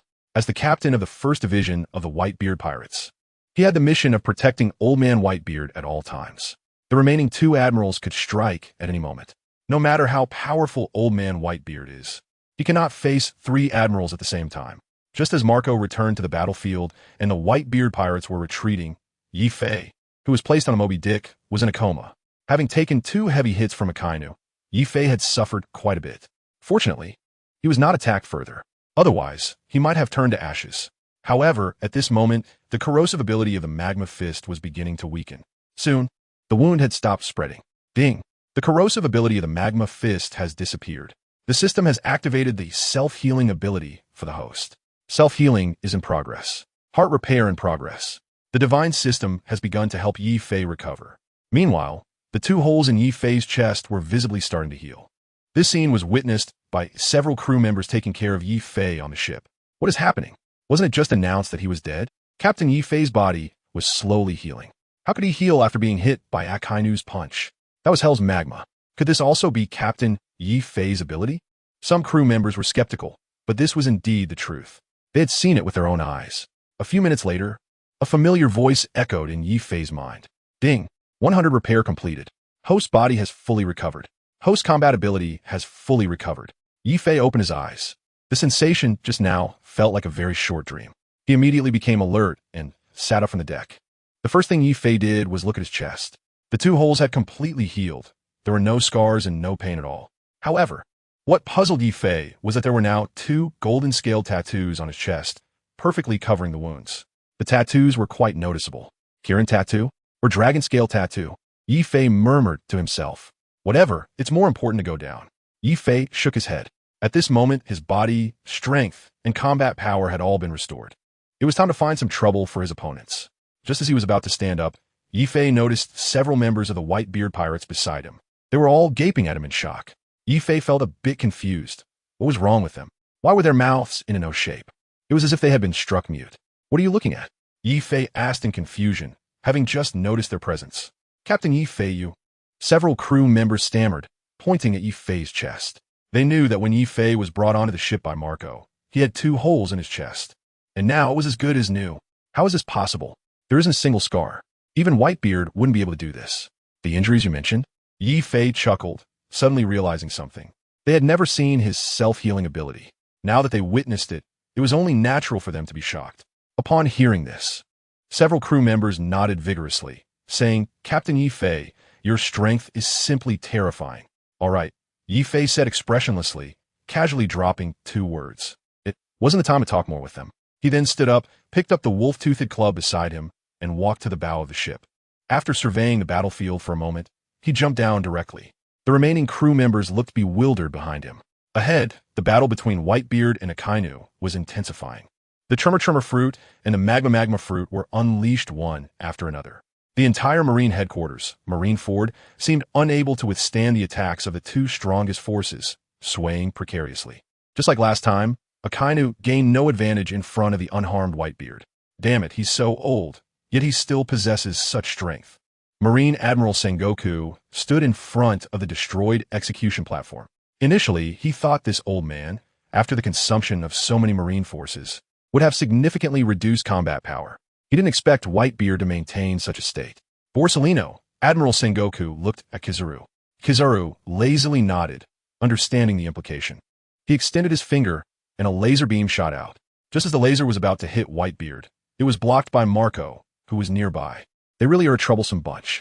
Marco, Kizaru, who originally intended to launch a sneak attack, shrugged and couldn't help but say, "It's impossible to sneak attack our king." Marco said expressionlessly. His dead fish eyes were devoid of spirit. He had yet to recover from the recent grief. However, the next scene made Marco's dead fish eyes light up, and he was instantly shocked. Yi Fei. Marco's mouth opened wide for the first time.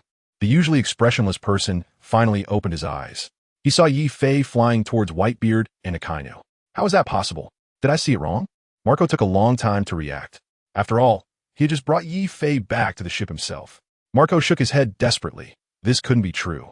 Was he imagining things? Moreover, he had already noticed that Yi Fei had no chance of survival. His heart had been blown away, which basically announced his death. How could he appear so soon, as if nothing had happened? However, Yi Fei did not notice Marco's shocked expression and flew directly to the most intense part of the battlefield. There, Old Man was fighting Akainu. It was a battle with Akainu. If Yi Fei didn't have self-healing abilities, he would have already been taken out by Akainu's attack just now. Therefore, one must not be careless when facing such an enemy. Of course, Yi Fei also worried that something might happen to Old Man. In the distance, the place where the two were fighting was filled with powerful Haki. Just that overwhelming sense of pressure was enough to intimidate one's mind. Let alone fighting. Even getting close required strong psychological fortitude. It was time for me to make my appearance again. This time, Yi Fei was here for revenge. Meanwhile, Akainu, who was in the midst of battle, noticed someone rapidly approaching him. His observation, Haki, sensed a powerful individual. However, this person's speed was too fast. In the heat of battle, Akainu could not discern who it was. Similarly, Whitebeard also sensed it. That incredibly strong aura was rapidly closing in. It was something he had never encountered before. His perception told him that this person possessed a strong killing intent. Could it be that another big shot from the Navy has arrived? Whitebeard murmured to himself. Whoosh! Suddenly, Yi Fei jumped out from behind Whitebeard. Akainu, who was defending, opened his mouth, stunned. Yi Fei? This was unexpected. Before Akainu could react, he instinctively exclaimed in surprise. The spike club in Yi Fei's hand had already transformed into its Haki form and struck towards Akainu's forehead. Bam! Yi Fei's spike club hit Akainu's forehead solidly. Akainu let out a scream again. Seizing the opportunity, Whitebeard activated the Tremor fruit's power and struck Akainu in the chest once more. Boom! Akainu was sent flying. Admiral Sakazuki, the Navy's soldiers shouted again. Admiral Akainu was knocked out again. They were all shocked. They had lost count of how many times this had happened. Every time Akainu was sent flying, they would shout again. Old Man, looking at Akainu lying on the ground, Yi Fei put away the spike club and stood there with a sincere expression. Whitebeard was clearly stunned for a moment, obviously not reacting. That overwhelming aura, just now, was from Yi Fei. He initially thought it was some figure from the Navy. He was worried he might be ambushed. He didn't expect it to be his own son, Yi Fei. How? Wasn't he injured? So it's good so soon? Dad, you should go back to the ship and rest. I'll handle things here. Yi Fei looked at Edward Newgate, the Whitebeard. Dad Whitebeard, you fought against the 3 admirals today. You must be a bit tired now. Therefore, Yi Fei decided to let him go back to rest. In the original story, Whitebeard had no intention of leaving since he boarded Marineford. At the end of the Marineford War, in order to allow all the pirate crew members to retreat, he used the power of the Tremor fruit to separate his crew from the Navy. Now, Yifei has this kind of strength, and naturally, he doesn't want to see his dad sacrifice himself for all the crew members. After all, once Whitebeard dies, the entire pirate crew will collapse immediately. As a member of the Whitebeard pirates, Yifei certainly doesn't want to see such a situation. Additionally, the most important point is that Yifei wants to make a name for himself in this war. This is the war on the top, the focus of the whole world. People all over the world are watching this war. Can you handle it here? Whitebeard looked puzzled. Do you not believe me? Old man, Yifei asked lightly. Kurura, it seems I really am getting old, Whitebeard laughed. Having just gone through quite a few battles, his body was already very tired, and at this moment, he really wanted to go back and rest for a while. At the same time, he also sensed that Yifei was indeed a powerful force. He was the first to survive under Akainu's magma fist. Just based on that, Whitebeard developed a strong sense of trust in Yifei. He felt more at ease leaving it to him. All right, Whitebeard finally agreed. However, he didn't leave. Instead, he stood in place. At this moment, most of the crew were on the pirate square. If he ran away too, then once the Navy caught up, these crew members are not so easy to escape. Therefore, he had no intention of leaving. He planned to wait until all the crew members were on board before considering departure. Meanwhile, the Navy headquarters was completely shocked by Yifei. Who on earth is this person? We have never seen such a figure before. He has repeatedly defeated our strongest combat power. At this moment, there was a sense of panic within the Navy. Even the admiral had been defeated. Who among the remaining vice admirals and rear admirals would dare to step forward, let alone the ordinary sailors? At this moment, Yifei stood in front of them. No one dared to step up. Meanwhile, the Din Mushi had already broadcast the situation in Marineford to the whole world. The news of Akainu's defeat instantly amazed everyone watching the broadcast worldwide. It is known that the Navy is full of talented individuals, and the Admiral is the pinnacle of the Navy. How could he be defeated by an unknown person? Is the world about to fall into chaos again? We thought the Navy could handle Whitebeard, but now that Whitebeard hasn't been dealt with, the Whitebeard pirates have gained such formidable strength. The Navy headquarters is truly incompetent, unable to defeat even a pirate. Are we about to suffer from pirate plundering again? Forget it. Rather than being plundered, why not join the pirate crew and become a pirate? The defeat of the Navy's strongest combat power instilled fear in people all over the world. Meanwhile, in the Holy Land, Marineford, in a spacious room, 5 old men silently surrounded the Din Mushi. These 5 individuals are the highest leaders of the world government, the 5 elders. They are also paying close attention to the developments on the battlefield. The continuous defeats of Akainu have made their expressions particularly grim. The Navy has always been their most powerful weapon for controlling the world. Meanwhile, at Navy headquarters, Admiral Sengoku is left speechless in shock. Carp, who originally felt guilty towards Yifei, is now exceptionally calm. He thought Yifei would die, but it turns out he was overthinking it. If Yifei had really died, his psychological burden would have been quite heavy. If it weren't for his punch, Yifei wouldn't have fallen, and Akainu wouldn't have been able to exploit that gap. Now that Yifei is not dead, Carp feels a sense of relief psychologically. It seems that another powerful pirate will emerge on the sea, Carp muttered to himself. Just as everyone was amazed by Yifei knocking down Akainu, Yifei did not feel particularly proud. He is well aware of Akainu's abilities and knows he won't fall just because of his strike in Whitebeard's power. The recent combined attack with his father definitely wouldn't kill him. Furthermore, the system did not indicate that Akainu was defeated, so Yifei knows he will definitely get back up. Moreover, he will launch another crazy retaliation. Yifei, it's time for us to run, Marco shouted from not far behind Yifei. Most of the pirate crew has already started boarding the ship. Staying here is no longer necessary. However, Yifei does not think so. Even if they board the ship, Akainu's magma would ensure that no ship could escape unharmed. Captain Marco, wait a minute. It's not over yet, Yifei replied calmly, his attention fully focused on the spot where Akainu had fallen. If he doesn't completely take him down, Akainu will relentlessly pursue them, just as he did with Luffy in the original story. Marco responded somewhat awkwardly. However, since Yifei is now the captain of the 4th Division, calling him captain shows that Yifei still respects him greatly. Seeing this, Marco did not say much more and flew to Whitebeard's side. Soon, amidst the ruins where Akainu had fallen, streams of fiery red magma melted the rocks into a bright red. It's coming, Yifei snorted coldly. His observation Haki had already sensed the intense heat around the ruins. Akainu had activated the powers of the magma fruit. Boom! After a loud explosion, debris flew everywhere. Then, covered in magma, Akainu slowly emerged from the ruins. The Whitebeard pirates actually have such talent. I truly underestimated you. Yifi, you are the first person to survive under my magma. Akainu extended his right hand and began to wipe the blood from his nose. Yifei's spike club had just hit his face, partially collapsing his nose, and blood was gushing out. With the magma fruit ability, he had been made to bleed twice today.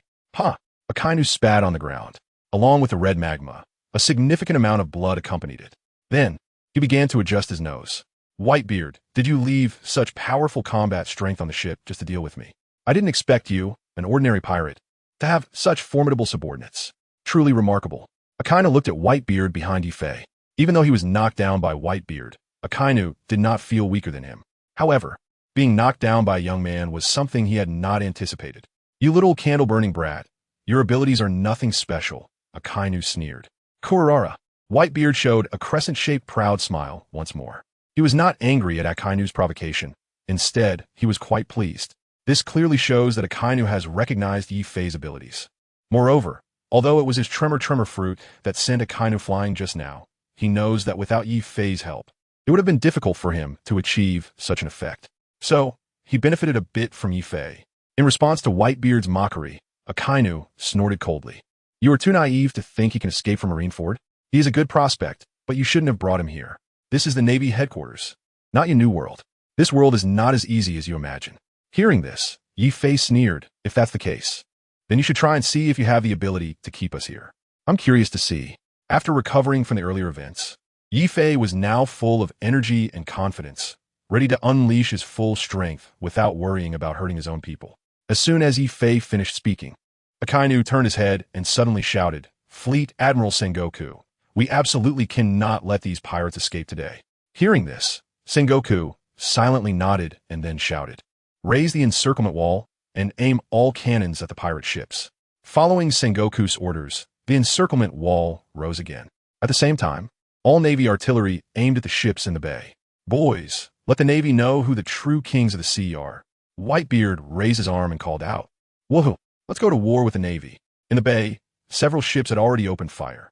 Meanwhile, at the entrance of the bay, multiple warships from the Whitebeard pirates had entered the bay, joining forces with the ships inside. The two sides then began to bombard each other. In an instant, the sounds of cannons roared and smoke billowed. The seawater was occasionally stirred up by the explosions, creating waves dozens of meters high. Both sides had their victories and losses. In the square, Akainu coldly asked, Yifei, do you dare to compete with me? Unable to gain the upper hand over Whitebeard, he could only think of venting his anger on Yifei. He needed to find an opportunity to eliminate him, and, if that failed, he would at least use Sea Prism Stone to lock him up and send him to impel down to experience that place. No problem. I've been waiting for you, Yifei replied, nodding. Although he had just been hit by Akainu's fist, it was due to Carp's intervention. If it weren't for Carp's punch knocking him off balance, he wouldn't have been vulnerable to Akainu's attack. Are you trying to bully my son? Whitebeard asked disdainfully. I won't allow it. Is this something a person would do? Then, he cut the dense clouds in his hand and forcefully stabbed them into the ground. Clenching his fists, he was already prepared to activate his fruit ability. However, before he could launch an attack, Yifei stood in front of him. Dad, you should go back to the ship and rest. Yifei turned to look at Whitebeard and said confidently, although Dad's strength is formidable, his movements are still somewhat lacking compared to Akainu. Moreover, soon, Blackbeard Teach will be coming over. Yifei didn't want to see a confrontation between Dad and Teach. He himself, along with that group of subordinates, wouldn't be easy to deal with. Yifei was already prepared for the battle with Akainu. With Whitebeard Dad by his side, Yifei felt somewhat restricted. Additionally, if the two of them teamed up to defeat Akainu, wouldn't that mean it would be a joint accomplishment? Yifei still wanted to gain fame by defeating Akainu. Kurara. Whitebeard suddenly laughed heartily. The tightly clenched fist immediately relaxed. At this moment, a thought suddenly popped into his mind. He wanted to see Yifei's true strength. From being an unnamed kid on the ship to now actually facing off against an admiral of the Navy. This made Whitebeard extremely curious. Today, Yifei shocked him greatly. All right, said Whitebeard, as he jumped back several dozen meters with Marco. However, he did not return to the ship. He only stepped back a bit. He still wanted to teach Akainu a lesson at any moment. At the same time, he did not want to see anyone in the Navy suddenly emerge to harm Yifei. So he did not leave. Old man, is Yifei really okay? Marco walked up to Whitebeard his face full of worry. Just now, he had been shot with 2 holes. Was he going to fight again? Yi-Fei, how can I say you were good? However, Marco was also extremely excited about Yi-Fei's miraculous escape from death. Marco, didn't you notice Yi-Fei's injuries just now? It seems he's already recovered. What's with those dragon scale tattoos on his chest? I don't think I've ever seen them before, Whitebeard countered. I don't know either. Marco nodded, then shrugged, looking confused. Up until now, he still hadn't figured out what was going on. Yi-Fei had suffered such severe injuries and was still unharmed. As the ship's doctor, he had just examined Yi-Fei's body. How could someone whose heart was shot out still be alive? It was unbelievable. Just as he was pondering, Whitebeard suddenly interrupted him. Marco, we must trust him. Today, he is our greatest hero in the Whitebeard pirates. Yes, old man, Marco nodded, not continuing further. At this moment, the battlefield of the Marineford War had clearly turned into a duel between 2 people. The Navy soldiers were all behind Akainu, while the members of the Whitebeard pirates were already sitting on the ship. The cannon fire from both sides had also come to a halt. Suddenly, the entire Marineford became extremely quiet. Everyone was waiting for this showdown. This greatly affects the upcoming trend of the battlefield. The entire battlefield is not only quiet but also extremely oppressive. Everyone feels the concealed aura emanating from the 2 individuals. Everyone is holding their breath. At the same time, the imaging phone bug broadcasts the duel between the 2 across the world. Yi-Fei's battle against Akainu has already made headlines. Meanwhile, in some underground markets of the pirate world, the duel has been put on the line. Directly facing off against the Marine Admiral has already piqued everyone's interest. In a tavern on an island in the East Sea, people are raising their rum glasses while staring at the broadcast of the battle via a din mushy. At this moment, they are watching the battlefield of Marineford. The air is filled with the aroma of alcohol, and many pirates who have drunk themselves into a stupor are sound asleep. I bet on Admiral Akainu to win. He is the strongest force of the Navy. That's right, Akainu will definitely win. No one has ever defeated Admiral Akainu. Not even Whitebeard could kill him. The power of the magma fruit can melt steel instantly. Is that young man's body harder than steel? That's right, he could single-handedly take out an entire pirate crew. I bet 100,000 berries on Akainu winning. I can't see it that way. That young man from the Whitebeard pirates just withstood 2 of Akainu's attacks and survived. He might have hidden strength. I bet 50,000 berries. He's just a rookie. I bet 200,000 berries on Akainu winning. That's too small a bet. It's not interesting. I bet 1,000,000 berries. Akainu will definitely win. The 2 groups expressed different opinions. The situation at Marineford was broadcasted through various channels. The tavern was exceptionally lively. Everyone was discussing the matter and placing their bets. The majority of people were still quite optimistic about Akainu. On the contrary, they did not know Yi-Fei, even though they saw him transform into a dragon. They had also never seen Yi-Fei's name on the bounty notice. Can such a person defeat an admiral? They don't understand Yi-Fei's strength, so naturally, they don't quite believe it. The situation in the tavern quickly tilted one way. The bet ratio between Akainu and Yi-Fei soon reached 20-1. In other words, if one bet 10,000 berries on Yi-Fei, if he wins, he would receive 200,000 berries. Conversely, if one bets on Akainu to win, the capital of 200,000 berries would only yield 10,000. From this, it can be seen that most people present still believed more in Akainu. The strength of a Marine Admiral is not fictional. It is earned through real battles. Otherwise, how could there be only 3 admirals among hundreds of thousands of Marines? I'll bet 5 million berries on Yi-Fei to win. A voice suddenly emerged from the crowd. It was the voice of a young woman. The crowd turned to see a girl in her 20s, dressed in purple, slowly stepping forward. With short purple hair, a graceful figure, a delicate face, and deep blue eyes, she attracted a lot of attention. However, the young woman didn't seem to care much about that. She walked straight to the bar. "Boss, give me a drink." The young woman placed her weapon down at her feet and slowly sat down. A group of pirates immediately surrounded her. "Which little brat are you betting on to win?" "Haha, you're killing me, haha. You're quite wealthy, betting 5 million berries right off the bat. Do you really have that much money? You'll probably lose it all later, ha. That's right. You haven't seen Admiral Akainu's strength, have you? You're still too young. Miss, you're quite pretty. You might as well get married early. This isn't a place for you, haha in the tavern." The young woman's big bet quickly drew laughter from everyone. She took the rum that the boss handed her. Her big eyes shone brightly as she looked at the image-transmitting snail. She didn't respond to the ridicule from those around her. 5 million berries is not a small sum. Are you really going to bet it? A sturdy man with a scar on his face approached the young woman. He was the initiator of the tavern's betting game. The young woman didn't answer, but directly picked up the weapon at her feet. It was a black long knife, from which she took off a money pouch. Here, 5 million berries. Bet it all on Yi Fei to win. The young woman's response was calm and decisive. The scar-faced man stepped forward, took the money pouch, waited, and then opened it to count. Soon, he confirmed that there were indeed 5 million berries inside. You can't go back on this. The scar-faced man replied, fearing that the woman might change her mind. Betting 5 million berries on that young man, named Yi Fei to win. Are you out of your mind? Do you have too much money to spend? How do you plan to squander it? The young woman nodded indifferently. At that moment, someone suddenly shouted, "The pirate hunter, D.K. Lily?" Hearing this, everyone began to pay attention to the young woman. Recently, a powerful pirate hunter had appeared in the East Sea, and she was a young and beautiful woman. She ambushed pirates everywhere and turned them over to the Navy for bounties. Damn, it really is her. Wow, run.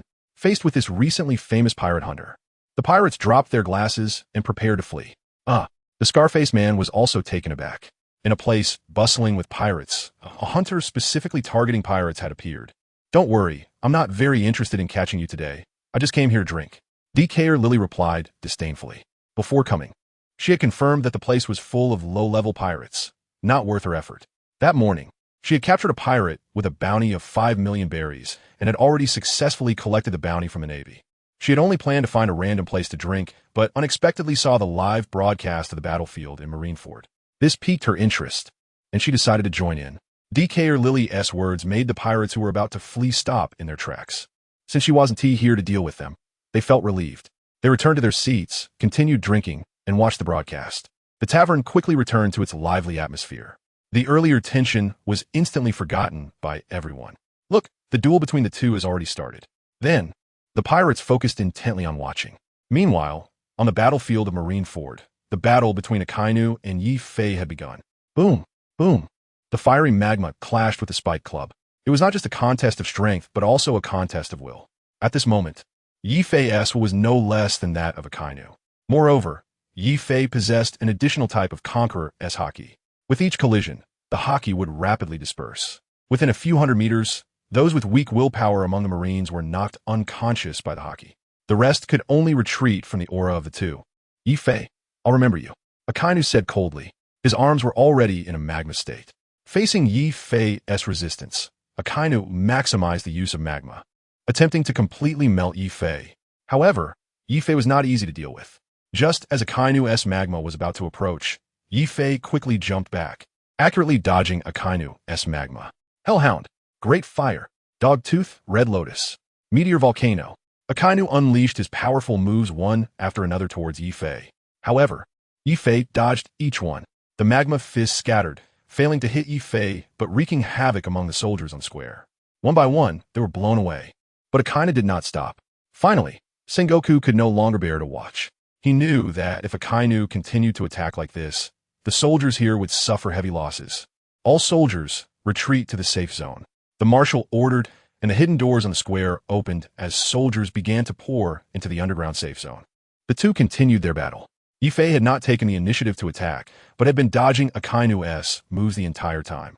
This behavior of avoiding direct confrontation completely enraged Akainu. With such strong power, does he only know how to run away? What is wrong with the Whitebeard pirates? Are they all cowards? Such people only deserve to be subordinates forever. Akainu looked at Yi Fei with disdain on his face. Huh, you don't need to provoke me. This trick works on others, but not on me. By the way, is that all you can say? Ye Fei simidet. He was different from Ace and wouldn't get angry so easily. The reason Yi Fei didn't take the initiative to attack was to temporarily wear down Akainu's stamina. Even with a Logia type, it couldn't be inexhaustible. Of course, when it came to Admiral Akainu, Yi Fei never dared to underestimate him. Those who could become admirals in the Navy were basically top-tier figures. At the same time, the main reason was still to find the flaws in Akainu's moves. Soon, Yi Fei discovered some clues. Akainu's moves, whether in terms of attack power or destructive capability, were indeed outstanding. However, in terms of speed, he was far inferior to Admiral Kazuru. The flight speed of Magma was even slower than Akiji's ice blocks. Perhaps Akainu had fully developed the abilities of the Magma Fruit, but his speed didn't seem to keep up, which was why Yi Fei could evade. The strength of an admiral wasn't all that impressive.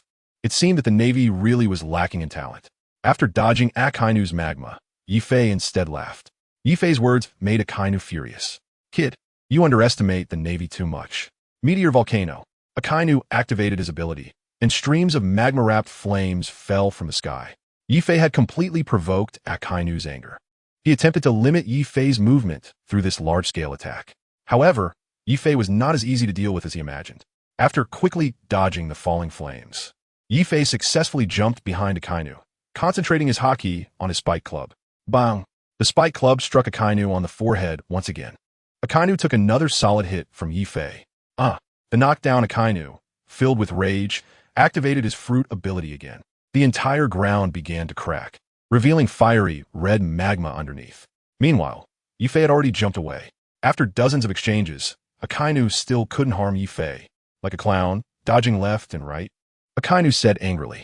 The feeling he had while battling Yifei was very different. Akainu could keep up with Whitebeard's speed, but when it came to Yifei, he truly couldn't. This may have something to do with his height. Whitebeard's body is simply too large, making it difficult for him to move quickly. In the distance, Yifei laughed and said, "Hee, since you want to see, then let us have a proper match." Yifei had already figured out Akainu's attack patterns. Moreover, Yifei vaguely sensed that Akainu's attacks didn't seem to be as strong anymore. Could it be that his strength was almost exhausted? Thinking of this, Yifei felt that the opportunity might have arrived, and he didn't want to continue entangling with him. He just wanted to finish the fight quickly. Now, most of the members of the Whitebeard pirates had already returned to the ship, leaving only a few cadre-level members to hold the battlefield. All right, then let's have a real duel, Akainu said. Of course, he didn't want Yifei to evade like this. He just wanted Yifei to face him head-on. After saying that, he concentrated all his power into his right hand. Instantly, his entire right hand was covered in thick magma, which then transformed into a gigantic magma fist. He continued to inject magma into his arm.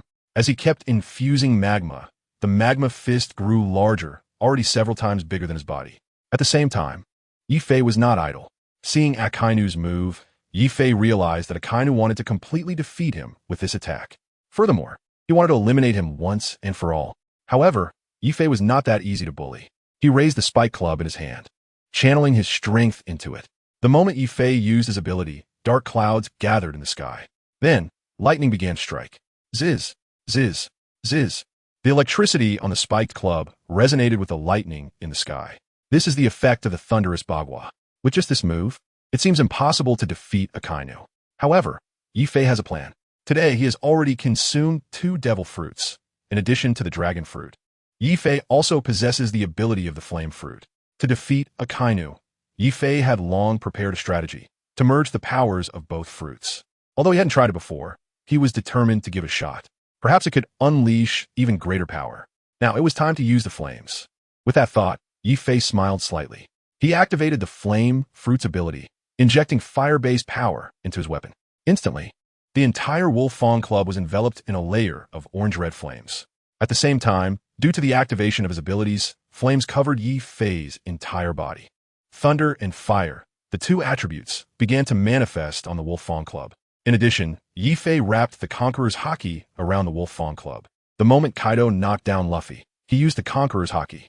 A massive magma fist and a Wolf Fang Club infused with both thunder and fire attributes were particularly striking on the plaza of the Navy headquarters. Akainu hoped to use a powerful move to eliminate Yifei, and similarly, Yifei intended to use his fuse technique against him. Is this the ultimate move of an admiral? Is that the Hellhound? It looks more like a meteorite magma. It's terrifying. I've never seen Admiral Sakazuki use such a large magma fist. What kind of weapon does Yifei have in his hand, and why does it possess 2 attributes? Could it really merge? Thunder and fire, both attributes being used simultaneously. However, this must consume a lot of stamina. Everyone was stunned. They had never seen such a technique from either of them. Merging fire abilities into a weapon while simultaneously covering it with Conqueror's Haki. This kid Yifei truly is extraordinary. Whitebeard Edward Newgate couldn't help but exclaim in amazement upon seeing the Conqueror's Haki wrapped around the Wolf Fang Club. This kid has the potential of king. Suddenly, Whitebeard was filled with strong confidence in Yifei. A crescent-like smile appeared once again. At the same time, in that moment, everyone knew that both of them hoped to defeat their opponent with their ultimate moves. Little brat, let's see if you can handle this move of mine. After saying this, Akainu charged forward first. However, this time Yifei did not choose to escape. Instead, he charged toward Akainu. Great! Hellhound! Akainu shouted. Just as the two were about to collide, the great hellhound in Akainu's hand was unleashed. The supersized magma doghead, accompanied by thick smoke, charged towards Yifei like a meteor of lava. Before the fist even reached him, Yifei already felt the chilling, killing intent. Just as killing intent alone felt as if it could knock a person down. This is much more terrifying than the earlier hellhound. So powerful. Could this be Akainu's ultimate move? Yifei secretly exclaimed in amazement. He then maximized his observation Haki. Just as the magma fist was coming, Yifei instantly dodgit Akainus magma. Waves of scorching magma swept past Yifei's face. So hot, so burning. The extreme temperature even shocked Yifei, who possessed fire abilities. If this were to hit, it might not even have the ability to self-heal. Fortunately, I successfully dodged it. At the same time, Yifei suddenly evaded Admiral Akainu's attack, which left the Navy Admiral Akainu in shock. This move, whether in terms of strength or speed, was flawless. I never expected him to dodge it. Akainu's eyes widened in disbelief as he watched the spike club in Yifei's hand come towards him. Thunderous and powerful, Yifei exerted all his strength and shouted. The spike club, imbued with fire and lightning attributes, struck directly at Akainu's chest. Oh no, Akainu thought, startled. At that moment, having just unleashed the great hellhound, he had no time to respond. Yifei's speed was simply too fast. A flash of lightning crossed, and the spike club landed on Akainu's chest in an instant. Bang! The sound of the massive collision echoed throughout the battlefield. The clash of power reverberated across the area. The dragon tooth effect exploded. Within a radius of several kilometers, those Navy soldiers with insufficient willpower were all knocked unconscious. The ground instantly cracked open a huge fissure, which spread all the way to the Navy headquarters. Akainu couldn't withstand the tremendous impact. Whoosh! He was propelled into the air, carried by his magma and smoke, quickly disappearing without a trace. The person was gone. Ding! The host triggered the rebound effect. The current trigger probability remains at 10%. Yifei was somewhat surprised. The 10% probability of triggering the rebound effect had appeared again. As Akainu was just sent flying, all the Navy soldiers simultaneously looked up at the sky. They only saw a plume of smoke and magma flying off into the distance. No one could comprehend what had just happened. Admiral Sakazuki? Where is he? It seemed like the person had vanished. Instantly, everyone gaped in shock.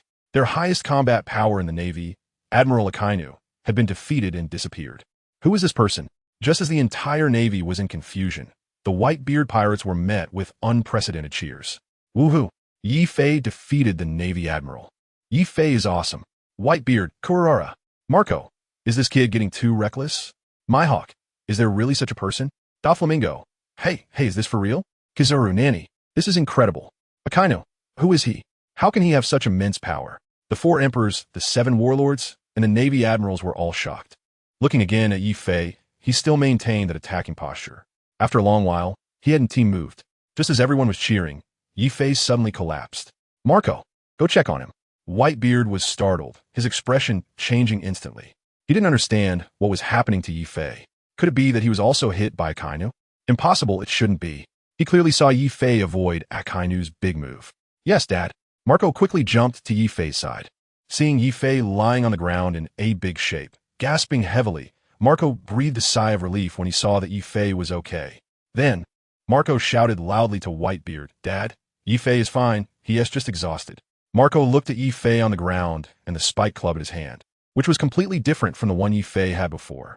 The one he held now looked like a premium item. Where did this guy come from? Marco placed his hand over his eyes, trying to see where Akainu had been knocked off to. The result was, he had no idea where he went. No one knew. After hearing Marco's call, Whitebeard felt relieved. Yifei, are you okay? Marco squatted down and raised an eyebrow at Yifei. Captain Marco, I'm fine. Huff huff. Yifei spoke while catching his breath. Just now, that move had pushed his Haki to the limit, and he was almost out of strength. Now, Yifei realized that using 2 types of devil fruit abilities at the same time would greatly consume his energy. That move had almost exhausted all his strength. Yifei finally understood that the technique combining the Mera Mera no Mi and the Shenlong fruit was indeed very taxing on his stamina. However, this move had achieved the effect Yifei anticipated. He was so tired he had to lie down and rest properly. He needed to regain his strength before he could stand up. That's good. Hearing Yifei's response, Marco felt a sense of relief. As long as he was okay. He then stood beside Yifei, preventing others from getting close. At this moment, Yifei was no longer the Yifei he had initially known. The fact that he could knock a Marine Admiral away at least indicated that he was nearly matching the strength of the four emperors, and he might even become stronger. Meanwhile, in a tavern in the East Blue, Daikel Lily smiled slightly when she saw Akainu being knocked away. I knew he would win. Daikel Lily felt a flutter in her heart. After so many years, he finally came. After watching a duel, DiCarlo Lily had already won 100 million Bailey. What about my 100 million Bailey? Putting away his memories, DiCarlo Lily turned to the person in charge of the bets. The 100 million Bailey won, plus his own capital of 50 million Bailey, totals 105 million Bailey. Upon hearing this, the people in the tavern simultaneously looked at the scarred man. That young man, it seems he hasn't won, right? The scarred man stepped forward to explain. As the initiator of this betting match, this time, he himself had wagered money on Akainu. However, he did not expect that the young man would make Akainu disappear with just one move. He instinctively refused to accept the reality of failure. Didn't you see him get sent flying? That's losing, DiCarlo Lily retorted. But he did not fall. I can return your money now. It should be considered a draw. The scarred man replied, while also somewhat avoiding DiCarlo Lily's gaze. As soon as he finished speaking, a few pirates behind him echoed. That's right, he disappeared. So it shouldn't count as a win for him. Their money was all bet on Akainu winning, so naturally, they would side with the scarred man. DiCarlo Lily let out a cold laugh and looked at the scarred man. Where did he fly to? Can you bring him back? Return me 5 million berries? Then you can ask the knife in my hand if it agrees. The black blade had somehow made its way into her hand and was already unsheathed. The glint of the blade sent chills down people's spines. The scarred man broke out in a cold sweat. He hadn't even noticed any movement from DiCarlo Lily. The knife had suddenly appeared in her hand. It was unbelievable. As a pirate, the scarred man had heard of this woman. DiCarlo Lily had been quite active lately and was said to be extremely powerful. This kind of role, I'm afraid, is not something I can handle. After a moment of silence, he had to admit the fact that Akainu was defeated. Since it was lost, the money should be given to her. The scar man walked over and placed the bag of money in front of her. This is 20 million berries. 20 million berries? Isn't it 100 million berries? Are you trying to cheat me? DiCarlo's face showed slight anger. It seemed she was ready to take action at any moment. Seeing this, everyone immediately stepped back in fear. Don't misunderstand, the scarred man said nervously, sweat sliding down his forehead involuntarily. In response to DiCarlo's questioning, he began to explain. The original odds were about 20 times, but you alone bet 5 million berries. The odds have changed to 4 times, so it's 20 million berries. The scarred man explained immediately. DiCarlo's bet was just too large. Moreover, all the money is here. If I give her 100 million berries, I would have to come up with 80 million myself, and I don't have that much. Besides, there were a few others in the tavern who also bet on Yifei winning, so they also win 4 times. Why didn't you tell me earlier? DiCarlo asked. Everyone was watching the duel just now, and I forgot. All the money is here. I didn't take a single cent, the scarred man said helplessly. Originally, he didn't know who this woman was, but ever since someone mentioned her name, he felt a bit flustered.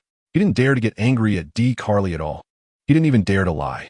DiCarlo stared at him for a few seconds, seeing that the scarred man was extremely nervous and didn't seem to be lying. She said, forget it.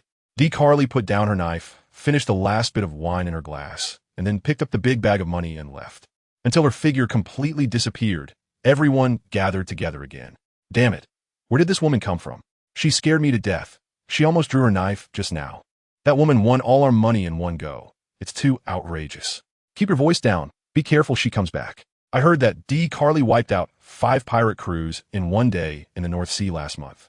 At the same time, she handed the captains of those crews over to the Navy in exchange for a lot of bounty. In one day, wiped out 5 pirate crews. Are you kidding me? Who is joking with you? A couple of days ago, I heard she also caught a lot of pirates in the West Sea. I didn't expect her to return to the East Sea so quickly. With such speed, her strength must be extraordinary. Luckily, she didn't attack us just now, or it would have been troublesome. A few pirates were relieved. They then resumed their discussion. Why have I never heard of DiCarlo before? It seems she only emerged recently. She only came to prominence in the last 2 or 3 months. I can't really figure out the situation. I heard her swordsmanship is impressive, and that sword she has is the legendary Dragon Slayer, forged by a master from Wano. It looks really beautiful. Why would she want to be a bounty hunter? She really is remarkable. In the tavern, a group of pirates were discussing DiCarlo. However, the Den Den Mushi quickly shifted their attention. At this moment, the Marineford War was still ongoing. For them, that was the biggest news of the day. Soon, They pushed the matters of D. Carly and losing all their money to the back of their minds. While drinking, they discussed and analyzed the current situation. Meanwhile, at Marineford, the news of Yi Fei just knocking Akainu away was spreading worldwide via the Den Den Mushi. Akainu was nowhere to be found. Everyone was looking for him. This obscure pirate has actually made the admiral disappear. In the eyes of the Navy soldiers, this person named Yi Fei has already defeated Akainu. However, Yi Fei does not think so, because he did not receive a prompt from the system. Once he defeats an opponent, the system will reward him with corresponding experience points. Since he hasn't received any now, it only means that Akainu was merely knocked away. Moreover, it was just a coincidence that he triggered a rebound. Yi Fei himself cannot guarantee whether he can truly defeat or kill Akainu. After all, Akainu's strength is incredibly powerful, and it would be normal not to be able to kill him. At this moment, the morale of the Navy is extremely low. Kapu, things have come to this point. We can no longer sit idly by, Sengoku said angrily. Even if Akainu has been knocked away, he is still here. Yi Fei has already humiliated the Navy's dignity. Now we must suppress him. With Akainu missing, Sengoku, as the fleet admiral of the Navy, has realized that the time for him to take action is approaching. For so many years, he had rarely taken action. But today, he was ready to strike for the second time. Beside him, Carp simply stared calmly at Yi Fei below, without making any move. Carp's behavior infuriated Sengoku. Carp, as a vice admiral of the Navy, you must not forget your identity. Our Navy's morale is low right now, and we must uphold the dignity of justice. After Sengoku spoke, Carp raised his head and said, Sengoku, stop talking. I know. He then looked back at Yi Fei. At that moment, Yi Fei had already stood up from the ground. Kid, I'm sorry. Carp rolled up his sleeves, ready to battle Yi Fei again. Just then, a massive figure appeared behind the huge building of the Navy headquarters. Sawan Wolf? Everyone was shocked as they looked at the enormous figure behind the Navy headquarters. Many soldiers instinctively stepped back in fear at the sight of that giant figure. This terrifying height makes people feel intimidated just by looking at it. Even Marshal Sengoku was particularly shocked upon seeing it. Saint Juan Wolf, wasn't he in Impelled Down's level 6? Why is he here? Sengoku stopped his movements and angrily asked. It should be noted that Saint Juan Wolf is a notorious pirate, nicknamed Giant Battleship, with a height of nearly 180 meters, making him exceptionally tall even among giants. Due to his heinous crimes, he was imprisoned in the lowest level of Impelled Down. However, this criminal has somehow escaped from Impelled Down. It is known that Impelled Down is the most tightly guarded underwater prison in the world. Sengoku was very angry, wondering why there had been no report from Impelled Down. The Navy was also puzzled, but they soon found out. Ha, you fools! Just as everyone was confused, a rough laughter suddenly rang out. Everyone turned around to see a group of people standing in the square of Marineford. The Blackbeard pirates? Instantly, everyone was left speechless, especially the Navy soldiers. They had no prior knowledge of their appearance and had not received any notification. This group had brazenly appeared at the Navy headquarters. Titch, Whitebeard frowned, his eyes flashing with fierce light. Indeed, this group was the Blackbeard pirates, led by Captain Marshal D. Teach, along with Shiryu of the Rain, Vasco Shot, Pizarro the Corrupt, Lafitte the Demon, Katarina Devon, Saint Juan Wolf, and the rest. All 10 members of the Blackbeard pirates were present. Most of these people have just escaped from Impelled Down. As soon as they ran out of Impelled Down, they arrived at the Navy headquarters. Seeing this, Yi Fei smiled slightly. Those who were supposed to come had indeed come. Shiryu, you bastard. What happened to Magellan and Impelled Down? How did you get here? Sengoku asked through gritted teeth. Of course, if it was just Blackbeard Teach who came, it wouldn't be surprising. After all, his current status is that of one of the 7 warlords of the sea. In order to deal with the Whitebeard pirates this time, the warlord Blackbeard is also within the scope of gathering. However, he has come with a group of people, most of whom are prisoners locked in Impelled Down. Those who can be imprisoned in Impelled Down are all vicious criminals and desperate fugitives. Therefore, Sengoku couldn't help but ask. At this moment, he clearly felt that something was wrong.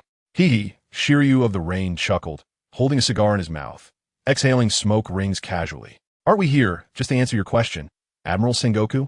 As soon as Shiryu finished speaking, Blackbeard let out a boisterous laugh. Ha! The members of the Blackbeard pirates also started laughing.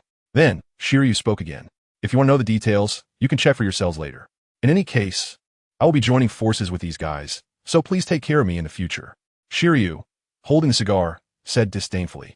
Previously, he had been the chief guard of the underwater prison.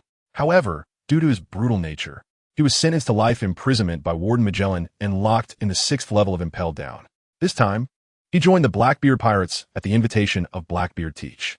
In order to escape from impelled down, he rescued the Blackbeard pirates who were poisoned by Magellan and teamed up with Blackbeard Teach to injure Magellan. At this moment, he has already become the captain of the 2nd Division of the Blackbeard pirates and the captain of the 2nd ship, the 3rd most important person in the entire Blackbeard pirates. Just as Shiryu of the Rain finished speaking, a Navy officer rushed up to Sengoku. "Marshal, I haven't had the opportunity to report to you. Just now, the gates of justice were opened and an unregistered warship broke in." Marshal Sengoku turned around and looked at the Blackbeard pirates. It must be them.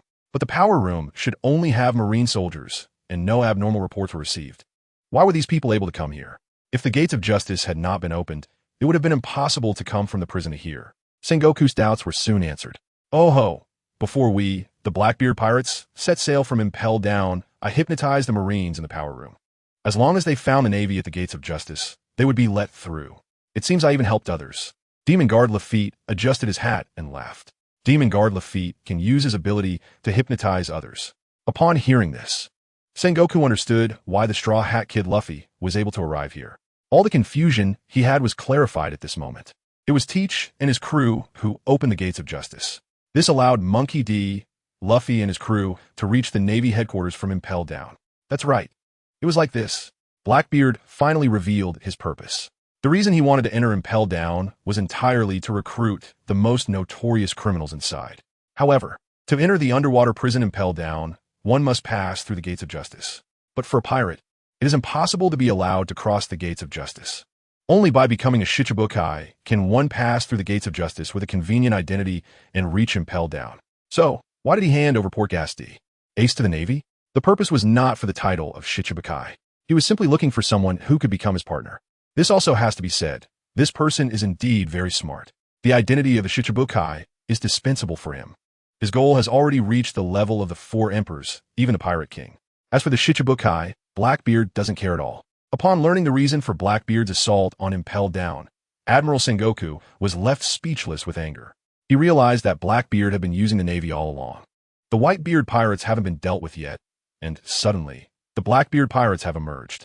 For a moment, Sengoku fell into deep thought, but in the distance, a voice suddenly came over.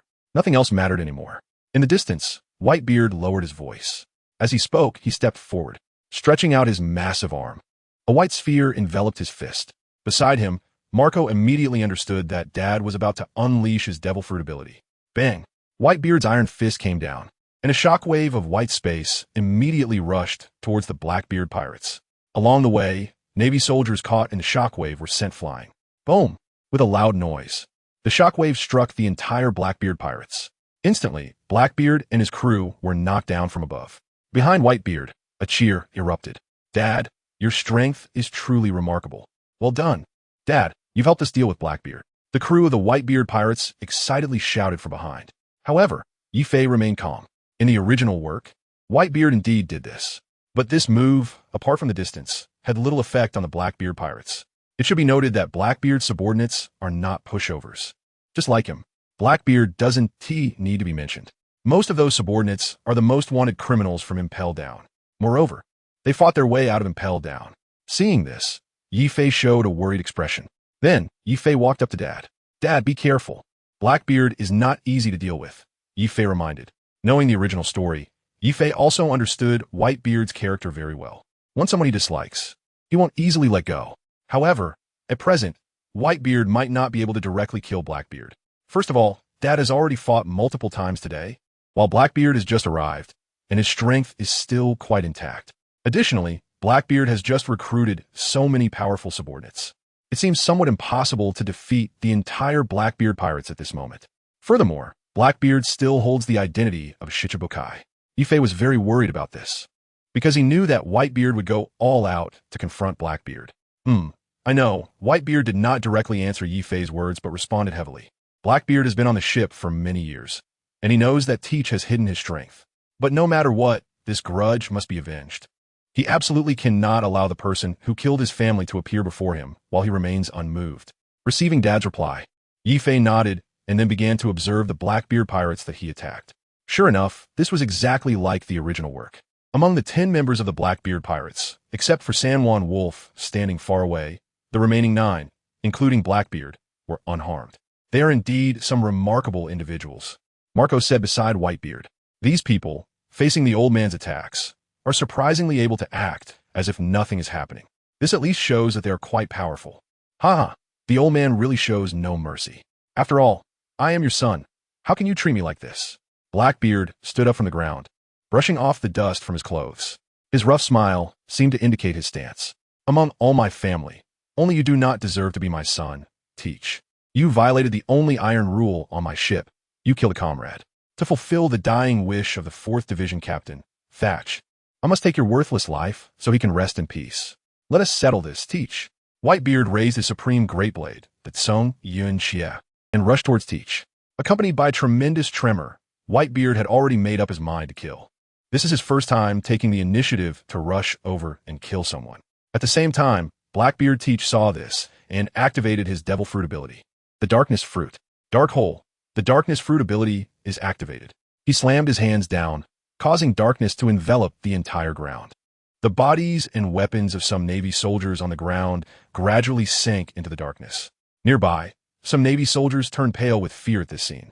Whitebeard had already jumped up and unleashed his Tremor Fruit ability against Blackbeard. Dark Water. In the face of the 4 Emperors' attack, Blackbeard Teach did not evade. Instead, he activated his Devil Fruit ability and charged at Whitebeard. The Tremor Fruit and the Darkness Fruit collided.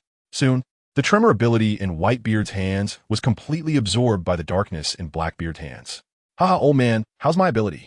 This is the strongest Devil Fruit ability. The Darkness Fruit ability. After absorbing the Tremor Fruit ability, Teach laughed proudly. Gaining the Darkness Fruit was thanks to killing Sachi. Otherwise, Teach would never have obtained the Darkness Fruit's power. Killing Sachi was definitely the right choice for him. Whitebeard was secretly shocked, his expression extremely serious. No one had ever been able to withstand his Devil Fruit ability, yet this time it was absorbed. The Darkness Fruit is indeed extraordinary. He then activated his Devil Fruit ability against Teach again. However, he was quickly absorbed once more by Teach. Ha, old man, your ability has no effect on me. No ability user can affect me in front of my Devil Fruit. The Darkness Fruit is the most powerful in this world, Blackbeard laughed. Regarding Teach's arrogance, Whitebeard Edward Newgate naturally looked down upon it. Gaining power by killing comrades is shameful. Teach, on the other hand, took pride in it. However, Yifei was very worried. In his prime, Whitebeard could easily contend with Teach, but now, Whitebeard was getting older and his physical condition was deteriorating. Compared to his peak state, his combat power had greatly diminished. His stamina might not keep up with Teach either. Moreover, he had already fought against the 3 admirals today. Now he had to face Teach again. Clearly, he was at a disadvantage. If this continued, wouldn't it be just like in the original story, where he would be taken down by Blackbeard's pirate crew? How can this be? Yifei shook his head, firmly refusing to agree. In the original work, in addition to suffering from Akainu's abilities, Whitebeard endured a total of 267 knife wounds, 152 bullets, and 46 cannonballs. These are basically the masterpieces of the Blackbeard pirates. This time, Yifei has crossed over to the Marineford War. Although he prevented Whitebeard from being harmed by Akainu, if the Blackbeard pirates rush in, it will definitely be difficult for old man Whitebeard to cope. Thinking of this, Yifei suddenly felt an impulse to rush up and help old man Whitebeard. After all, he is also a member of the Whitebeard pirates. Moreover, he has just been promoted by old man Whitebeard to the captain of the 4th Division. This is the duty of a crew member. If we do nothing, wouldn't that be a joke? But from what Yifei knows about Dad, he definitely wouldn't let himself take action, because Dad surely doesn't want his crew to take risks fighting Blackbeard. Moreover, in his view, Blackbeard is his prey. He wants to avenge Saki himself, and naturally won't let others intervene. Suddenly, Yifei felt a bit hesitant. If he doesn't act, he's worried about Dad's safety. If he does act, Dad probably wouldn't allow it, as that would undermine his dignity as captain. Captain Marco, why don't we take action? Finally, Yifei couldn't help but say, since he couldn't act himself, he could encourage Marco to take action. In Yifei's eyes, Dad might not listen to him, but perhaps he would listen to Marco. He hoped Marco could stand up and say something to Dad. Maybe he could get Whitebeard's permission. Yifei, when Dad fights others, he doesn't like anyone to intervene, especially this time against Teach. Don't forget, Dad said last time that once he encounters Teach, it must be left to him. We can't go against Dad's words, Marco replied calmly. As the captain, he was very clear about Dad's strength. Although Teach currently had the upper hand, he believed Dad would quickly turn the situation around. Dad would have no problem dealing with Blackbeard. But those subordinates? Yifei replied with concern. At the same time, Yifei quickly recalled that in the original pirate story, Whitebeard's fruit ability was absorbed. But soon, he discovered Blackbeard's weakness. The dark fruit can absorb fruit abilities and objects, but it is difficult to absorb slashing attacks. Therefore, Blackbeard would soon be struck by the large knife in Whitebeard's hand. For now, they just need to hold back. Blackbeard's subordinates are notorious pirates with considerable strength. Blackbeard's crew was eyeing Whitebeard closely, already prepared to launch a surprise attack at any moment. If they succeeded in their ambush, Blackbeard could immediately gain the upper hand. They absolutely must not let that happen. Yifei, when did you become so cautious? Just now you seemed quite brave, Marco said, not taking Yifei's words too seriously. He had seen Dad's strength. For so many years, he had hardly encountered an opponent that his old man couldn't handle. Yifei looked embarrassed. He couldn't quite agree with Marco's confidence. But at this moment, he really couldn't intervene. He could only keep a close eye on Teach subordinates. Once they acted, he would definitely step in. Meanwhile, the battle between Whitebeard and Blackbeard continued. After continuously losing his devil fruit abilities, Edward Newgate, also known as Whitebeard, felt quite frustrated. Teach, I didn't expect you to have hidden so much strength. You must have felt quite dissatisfied over the years on my ship, Whitebeard said coldly. From their encounters, it was clear that this kid was not simple. Previously, when everyone recommended Teach to be a captain, he was unwilling. It turned out he had a plan. The captain of the 4th Division, Sachi, was killed. Ace stubbornly wanted to capture him at all costs. Whitebeard couldn't stop him.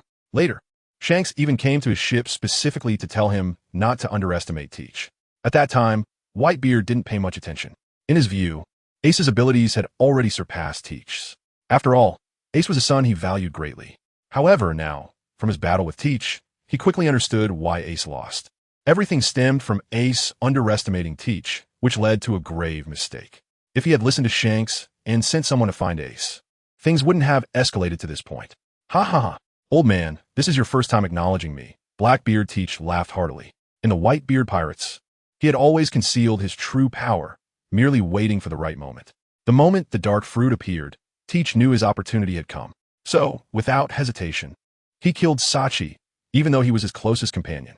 Even so, you are not worthy of being my son, Whitebeard said, tightening his fist and striking out, creating a white sphere. However, it was quickly absorbed again by Blackbeard's dark fruit. Just as Blackbeard was looking smug, Yifei could no longer hold back. To let the old man know quickly, he decided to tell him immediately. Old man, his fruit can absorb devil fruit abilities. The key point is in his hands. You can try using a knife, Yifei shouted behind Whitebeard. The dark fruit, as explained in the original work, also provided some clarifications, including absorbing bullets, blades, attacks, flames, lightning, and any physical and energy attacks. However, it did not evade attacks like other Logia-type fruits by elementally transforming its body. Of course, this might be related to the black hole ability of the dark fruit. Therefore, every time he fought, Blackbeard had to use both hands to activate energy absorption. Once his hands are controlled by someone, he would be unable to absorb devil fruit abilities. In the original work, it seemed Whitebeard had also noticed this. After controlling Teach's hands, he switched from attacking with the devil fruit to using a blade. Here, Yifei decided to inform him in advance. Upon hearing this, Whitebeard was slightly taken aback. He was at a loss on how to deal with Teach, and just as he was thinking about using a knife, Yifei unexpectedly mentioned it first. Yifei, Blackbeard Teach found it a bit strange. This kid, isn't he just good at drinking and drawing nautical charts? Why is he with Marco? Also, does he know how to deal with me? Teach is still in doubt. Of course, he doesn't know about the recent battle between Yifei and Akainu, as he was on his way here. He isn't very familiar with the battle situation here. However, he felt the huge tremor from Marineford and the Conqueror's Haki from a distance at sea. If he knew that it was the result of the battle between Yifei and Akainu, he wouldn't look at Yifei that way. Just as Teach was still trying to figure it out, Whitebeard Edward Newgate's sword, Song Yun Xia, had already fallen. Teach instinctively raised his hand, wanting to block it with the power of the dark fruit. However, Whitebeard's blade did not strike his hands, but instead cut directly toward his chest. With a thud, Song Yun Xia struck Teach's chest. Blackbeard shouted, and a gash was immediately opened on his chest. Blood flowed freely from the wound. A sharp pain surged through him. It hurts, damn it. Blackbeard rolled on the ground in pain. The dark fruit has a significant weakness. It requires the user to endure double the pain. Yifei, who knows the original work very well, is fully aware of this. The moment he saw Blackbeard get hit, he felt relieved. As Teach fell, Whitebeard couldn't help but sigh. This kid knows quite a lot, but it really works. Kid, you really have a way of dealing with Teach. Taking advantage of the moment Teach was rolling on the ground, Whitebeard stepped forward, quickly raised his Tsung Yunjian, and made another cut on Teach's chest. Just as Teach screamed in pain, Whitebeard did not let him go. Instead, he pressed down on Teach's right hand with the hilt of his sword and stepped directly on his left hand. Once he had controlled Teach's hands, Whitebeard extended his powerful hand and directly grasped Teach's head, pressing it heavily to the ground. Teach, he said coldly, your arrogance and recklessness are your greatest weaknesses. With that, his arm bulged with veins, and he activated his ability. In an instant, Teach's mind was enveloped in Whitebeard's white sphere. Teach could not resist. Seeing that white sphere, he was immediately frightened. After all, this was Old Man's killer move. A direct hit to his head would have what consequences? As a former member of the Whitebeard Pirates, Teach was well aware of this. And this time, his hands were restrained, leaving him completely unable to use the power of the darkness fruit. Stop, old man, stop. I am your son. Are you really going to kill me? Yamaru, unable to move, Teach could only desperately plead for mercy. At this moment, he knew that Whitebeard was truly angry. However, Whitebeard did not respond to Teach's pleas at all, directly activating his fruit ability. Bang! The white sphere exploded above Blackbeard's head. Bang! The fruit ability was activated 4 or 5 times in succession. Teach's head sank into the ground with the explosions. Seeing this, Yifei immediately recalled the original work. This place is indeed the same as before. However, seeing it in person seems even more exciting.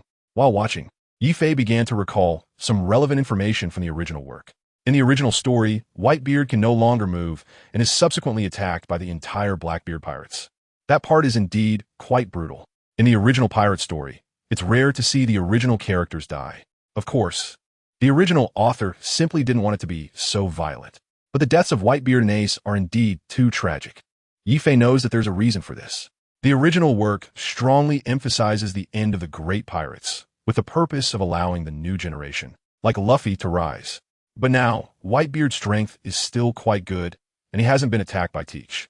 This is because Yifei has quietly altered the original storyline, including allowing Whitebeard to avoid the ambush and Akainu's attack. Today, he hasn't suffered too much damage. He can still handle Teach for now. Up until now, he must guard against Teach's subordinates. Yifei has made up his mind. He absolutely cannot let Whitebeard die. Once he dies, the entire Whitebeard pirates will definitely fall into disarray. In the original story, after Whitebeard died in battle, Marco led people to seek revenge on Teach and suffered a crushing defeat. The Whitebeard pirates fell apart from then on.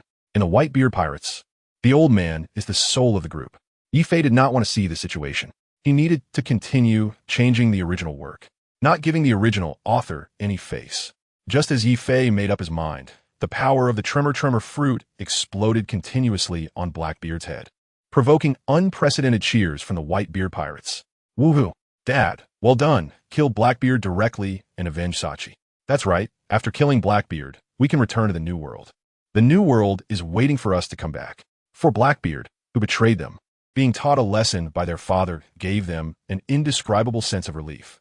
Captain, while some rejoiced, others were worried. Behind Blackbeard, his crew was quite frightened. After all, Blackbeard was their leader now, and the Blackbeard pirates had not been established for long. Their foundation was still shaky. Once Captain Blackbeard was killed, their fate would either be death or being imprisoned and impelled down again. How tragic. One loss affects all. One gain benefits all. That's how it works. Naturally, they did not want to see this outcome. Wah-ha-ha-ha. A unique laughter suddenly came from behind Blackbeard. It was the captain of the 1st Division of the Blackbeard Pirates. Jesus Burgess, known as the fighting champion, could knock down huge buildings with a single punch. Moreover, he had extremely high jumping ability, making him a powerful character. Previously, he was the target that Luffy and Zoro wanted to challenge. Seeing as Captain Blackbeard being humiliated by Whitebeard, he naturally had to step in to help. Whitebeard, take my punch. Jesus Burgess jumped down from the air, his massive iron fist aimed at Whitebeard, who was using his fruit ability against Blackbeard. However, at that moment, Whitebeard's observation Haki had sensed Burgess was coming, but the opponent's speed was too fast. Whitebeard himself was not speed-oriented, and moreover, he was fighting Blackbeard, unable to free his hands. For a moment, he could only widen his eyes and watch the incoming fist. Burgess was incredibly strong. One punch from him would likely be unbearable even for Whitebeard. Bang! Just as Burgess's fist was about to hit Whitebeard, a spike club suddenly blocked in front of him. Whitebeard was taken aback, and upon closer inspection, it was Yi Fei. Today, this was the second time he had stood in front of him. Instantly, Whitebeard felt a wave of comfort in his heart. To be able to decisively act in this situation, this kid is really something. Whitebeard revealed a crescent-like smile. No wonder he is my son. Blackbeard, you think it's that easy to take my head? Yi Fei's ability, you probably can't imagine it, right? Who is it? Burgess was taken aback. He did not recognize this unfamiliar young man. Whitebeard pirates, Yi Fei. Yi Fei smiled slightly, holding the spike club to block Burgess's fist. Never heard of him, Burgess replied strangely. To him, Yi Fei was simply too unfamiliar, even as a former Whitebeard crew member. Blackbeard had never mentioned him in front of them, yet this person directly blocked his punch. It should be noted that his punch could shatter an entire building. Even Whitebeard would probably not be able to withstand a few of those punches. This person actually caught it directly. However, what Burgess didn't expect was that Yi Fei not only fought with Akainu, but also made him disappear without a trace. You'll find out soon. Yi Fei's tone was extremely cold. In the original story, he was preparing to ambush Sengoku, but was knocked down by Carp with a single punch. Ambushing while Dad is in a duel, such a person must be eliminated. At this moment, Yi Fei was already filled with killing intent. It was time to teach them a lesson. Wahaha, I really want to see it. However, Burgess had no idea what Yi Fei was thinking and instead laughed loudly. Yi Fei had only taken one hit. He didn't think Yi Fei was that strong. Frankly speaking, Burgess was very clear about his own abilities. Moreover, this ability was recognized by Captain Teach. Otherwise, this First Division captain wouldn't have been assigned to him. Whitebeard raised his head and looked at Burgess. He looked down on such a person. Just as Burgess was facing off against Yi Fei, Whitebeard raised his head and cast a disdainful glance at Burgess. After using the Tremor Fruit's abilities multiple times against Teach, Whitebeard was already feeling a bit tired. Then, his movements came to a halt. At that moment, Teach, who was lying on the ground, took this opportunity to pull out a pistol from his waist and aimed it at Whitebeard. Bang! After the gunshot, Whitebeard's arm was hit. A sharp pain surged, and Whitebeard frowned, instinctively loosening his grip. Taking this chance, Blackbeard Teach immediately stood up and started to flee backward. After just a few steps, he fell to the ground and was then helped up by his subordinates. Dad, the First Division captain, Marco, was suddenly anxious. He immediately flew forward. At this moment, Whitebeard had already covered his arm. At the same time, he also felt a wave of weakness wash over him. Seastone bullets, Whitebeard said angrily. As a devil fruit user, once he comes into contact with Seastone, his abilities will instantly disappear and he won't be able to activate them. But the bullet was already lodged in his arm, making it impossible to extract it for the time being. Teach, it seems you were prepared after all. Whitebeard glared angrily at Blackbeard while holding his arm. Dad, I'll help you get it out. Marco, the ship's doctor, spoke up immediately. But at this moment, he remembered that he hadn't brought his scalpel. For a moment, he could only support Whitebeard, not knowing what to do. Cough, cough. Thief, ha, ha, ha. To kill you, I had to make some preparations in advance. Dad, you might as well die early. Now that the bullet has hit your arm, unless you cut it off, you won't be able to use your fruit abilities. Ha, ha, ha, ha. Cough, cough. After coughing up a mouthful of blood, Teach laughed boisterously again. He then lay back down on the ground. Just taking over a dozen of Dad's attacks had already left him heavily injured, and his head was still spinning. Now he needed to rest well. This time at the Navy headquarters, Teach's goal was to take Whitebeard's head and obtain his powers. However, he did not succeed this time and suffered multiple attacks from Whitebeard's devil fruit abilities. Now he can barely stand. All he wants is to lie down on the ground and recover before entering battle mode again. Nevertheless, even while lying down, he hasn't forgotten to give orders. As long as we can take Whitebeard's head, this trip won't be in vain. At this moment, Whitebeard has been hit by his Seastone bullets. Now is the best time to take his head. As soon as Teach finished speaking, a group of crew members surged forward behind him. Figures rushed to Whitebeard's side. At the same time, Teach's words ignited the fury of everyone in the Whitebeard pirates. The captains under Whitebeard also rushed forward, and soon, both sides engaged in hand-to-hand combat. The battlefield fell into chaos once again, with the sounds of swords clashing, explosions, and cries echoing continuously. Meanwhile, all the soldiers at the Navy headquarters were watching the excitement. This time, they came to deal with the pirates, but unexpectedly, two pirate crews started fighting. Admiral Sengoku, should we take this opportunity to take down Whitebeard's head? Suddenly asked Vice Admiral Spider. As a hawkish member of the Navy, he immediately thought of killing Whitebeard to execute absolute justice like Akainu. Let's not rush, Sengoku, the Admiral. said calmly at this moment. Although it was indeed the best time to take Whitebeard's head, Sengoku had a better plan. That was to let these two groups fight each other. After they both suffered heavy losses, the Navy could then step in and reap the benefits. Whitebeard was already unable to move, and among them, only Ace and Marco could fight. It would be better to let them wear each other out. In this way, both sides can be resolved. Isn't it better to achieve two goals with one action? When the clam and the snipe fight, the fisherman benefits. Of course, there are reasons for Sengoku's actions during the Warring States period. He is extremely disgusted by Blackbeard Teach's betrayal of the Navy. It should be noted that the 7 warlords of the sea are recognized by the world government. They are always required to respond to the world government summons and can be said to be allies of the Navy. When the 7 warlords were summoned, Teach attended the meeting. However, he did not intend to help the Navy. As a Marineford war broke out, not only did he not come to help the Navy directly, but he also went to impel down, without the Navy's consent, and release the most notorious prisoners there. Teach's actions have already committed a serious crime. Sengoku knows that from the moment Teach released the prisoners from impel down, cooperation with the Navy became impossible. Moreover, if it weren't for him, Luffy and his crew wouldn't have made it here at all. Just this alone is enough for Sengoku to have the world government revoke his title as a warlord of the sea. Now, as they confront the Whitebeard pirates, isn't this the best opportunity to weaken them? Without expending too much effort, they could resolve 2 troubles at once. Wouldn't that be better? Thinking of this, a slight smile appeared on Sengoku's face. It must be said that he is indeed clever, living up to his title as a strategist. On the battlefield, the 2 groups were in a fierce battle, hard to distinguish. Weha, Yi-Fei, although I don't know you, it's an honor for you to die by my hand, Bages said confidently with a smile. His fists were still blocking Yi-Fei's Wolf Fawn Club. You could try. I'm right here, if you want my head. Feel free to come and take it, Yi-Fei replied disdainfully. Being familiar with the original work, he was quite clear about Bages' strength. Being the captain of the first team in the Blackbeard Pirates indeed indicates some strength. However, he is not a devil fruit user. Therefore, he could block Yi-Fei's Wolf Fawn Club. Weha, take this punch. As soon as Bages finished speaking, his armored hand slammed towards Yi-Fei. Fire Fist. The burning fist directly took on Bages' attack. Nanny? Fire Fist? Bages was taken aback, and then a severe pain began to surge. Bages screamed. His entire arm was instantly engulfed in flames. So hot, so hot. Bages kept swinging his arm. Only then did the flames extinguish. Looking at his charred arm, Bages felt like crying, but had no tears.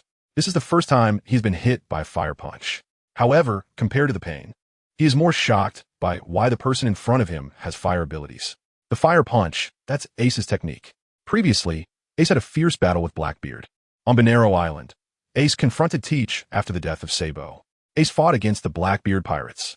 At that time, Burgess was present and witnessed Ace using the fire punch. Under those circumstances, if it weren't for Captain Teach, they might have been directly eliminated by Ace. What surprised Burgess was that he didn't expect Yi-Fei to have such abilities as well.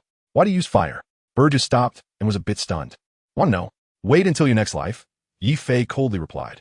In the original story, in Dressrosa, Burgess fought fiercely with Sabo for the Flame fruit. It is clear that he very much hopes to obtain the power of the Flame fruit. Of course, the more he hopes, the more Yi-Fei wants him to know the pain of disappointment.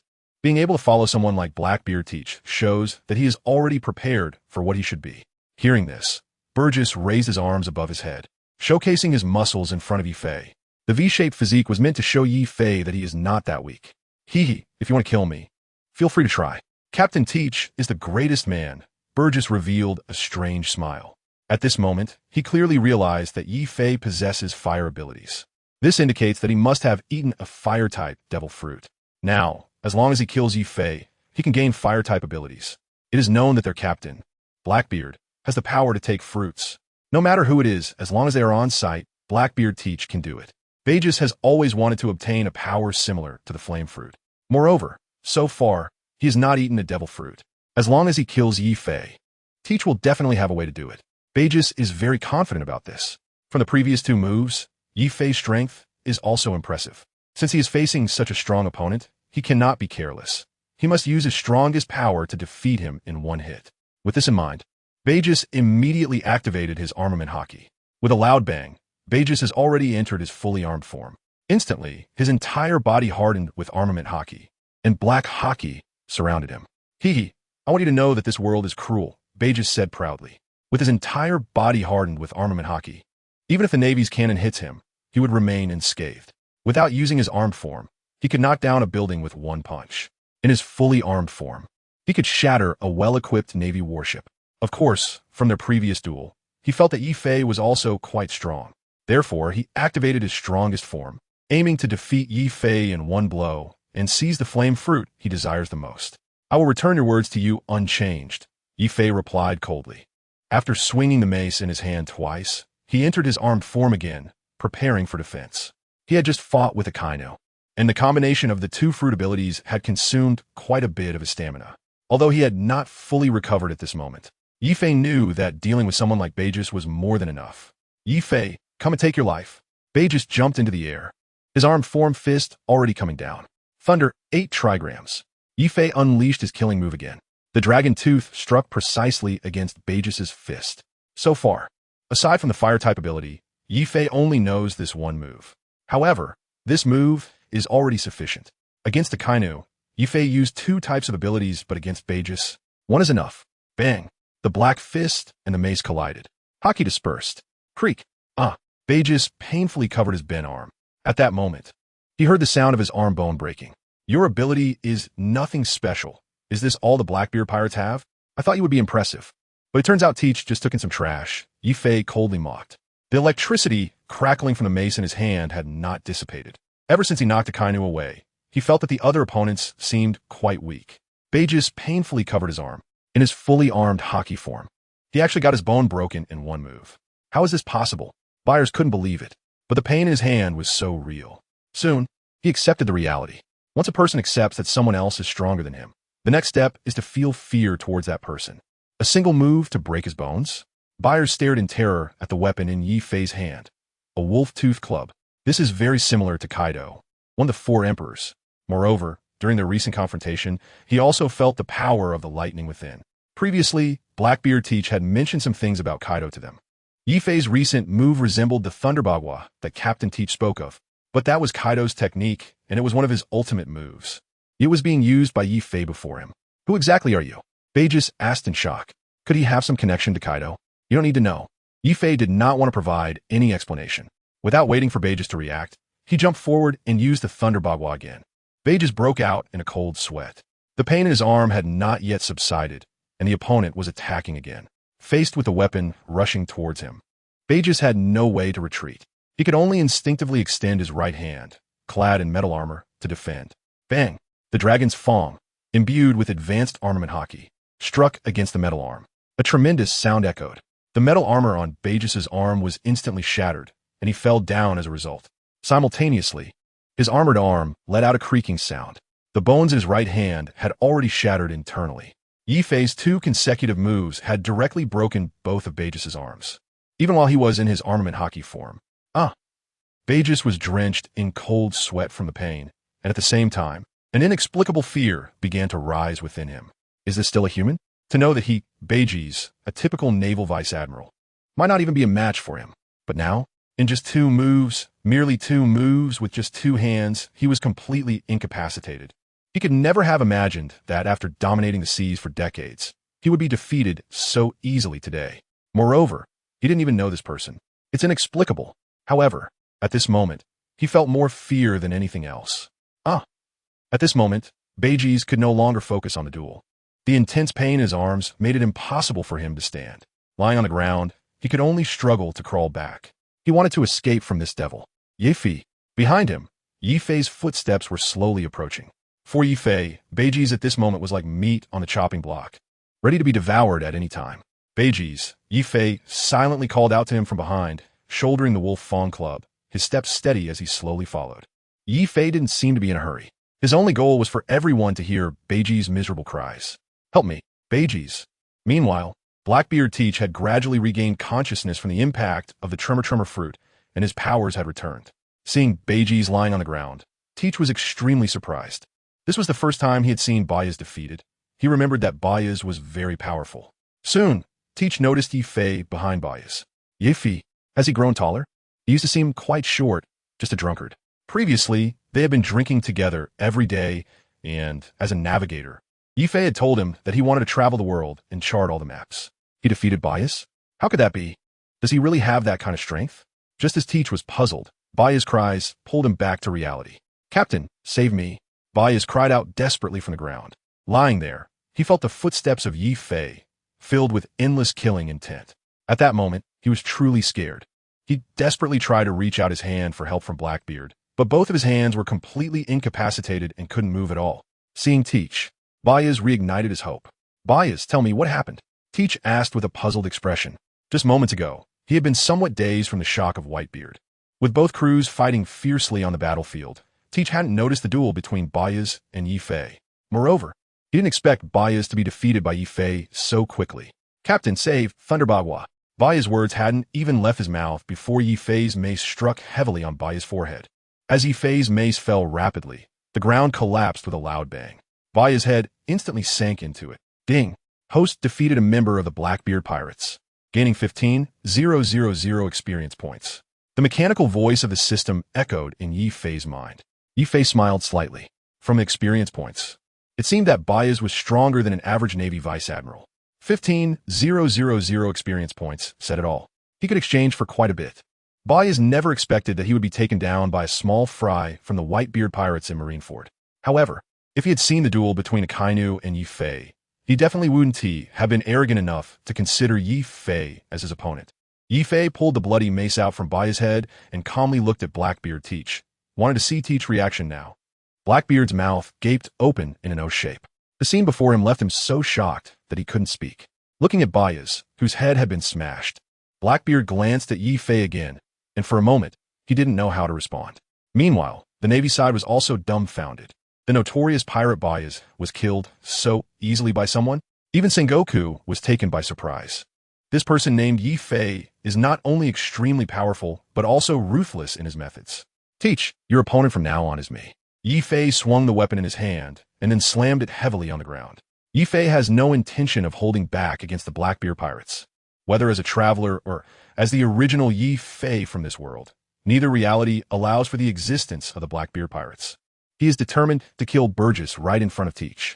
He wants Teach to know that the Whitebeard pirates are not to be trifled with. Anyone who offends the Whitebeard pirates must understand their fate. It must be said that Yi Fei is quite emotional here, especially when he recalls the ruthless attacks of the Blackbeard pirates against Whitebeard in the original work. This deepened Yi Fei's disgust towards them. Meanwhile, Blackbeard Teach seemed to have not reacted yet. When he finally did react, he looked at Yi Fei with an extremely cold gaze. This person is not the Yi Fei he knows. Shiryu, help me kill him. After a moment of silence, Blackbeard suddenly gave the order. In the Blackbeard pirates, Burgess could be considered his right-hand man. Ever since he killed Sachi, Burgess had been following him. Even when he was on the run, Burgess did not leave. Moreover, as the captain of his main ship, compared to other newly joined crew members, Burgess was indeed extremely loyal. How could he not be furious to see him killed? Captain? Shiryu of the Rain, who had a cigar in his mouth, had just repelled one of the captains from the Whitebeard pirates. Kill him, Blackbeard said coldly. Looking at Yi Fei. Yes, Captain. Shiryu of the Rain drew his sword again, aiming at Yi Fei. However, when he saw Burgess lying dead on the ground, he was still taken aback. Kid, did you do this? Shiryu of the Rain looked at the handsome young man in front of him with some shock. As a member of the Blackbeard pirates, even though he had just joined not long ago, he was very clear about Burgess's strength. They had fought together to defeat Magellan and impelled down. Burgess's strength was certainly not weak. How could he have been killed? Shiryu of the Rain still found it hard to believe. Is it really him? Or was it Marco? He, who was just in battle, wasn't paying attention to this side. That's right, it's me. Yi Fei nodded. Yuji Shilyo was stunned. Do you want to be like him too? After shaking off the blood from the Wolf Fawn Club, Yi Fei slung it over his shoulder. At the same time, he also noticed the knife at his waist. Famous blade, Thunderstorm. It is said to emit a lightning attribute similar to its wielder. If obtained, perhaps he could gain swordsmanship abilities in the future. Kid, stop boasting. Yuji Shilyo sneered after spitting out the cigar from his mouth. Even so, he felt an extremely powerful aura from Yi Fei. Of course, Yuji Shilyo had seen many things. There were plenty of formidable criminals in Impel Down, and many of them were quite intimidating. Then, he drew the knife from his waist. Anyone who could take down Burgess was definitely not simple. Yuji Shilyo was a very smart man. He could not afford to underestimate the young man before him. As a Navy, you actually associate with pirates. It's a pity for that knife to be in your hands. Yi Fei said disdainfully. Originally, He and Maislin were known as the two trump cards of Impelled Down.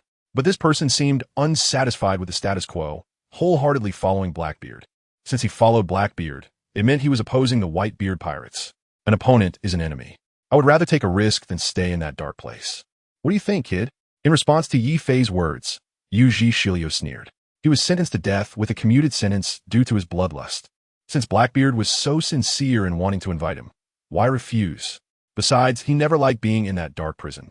Burning, killing, and looting with Blackbeard was more to his taste. Moreover, it was freer. Teach defined his goal of becoming a pirate. Hearing this, Yi Fei was taken aback.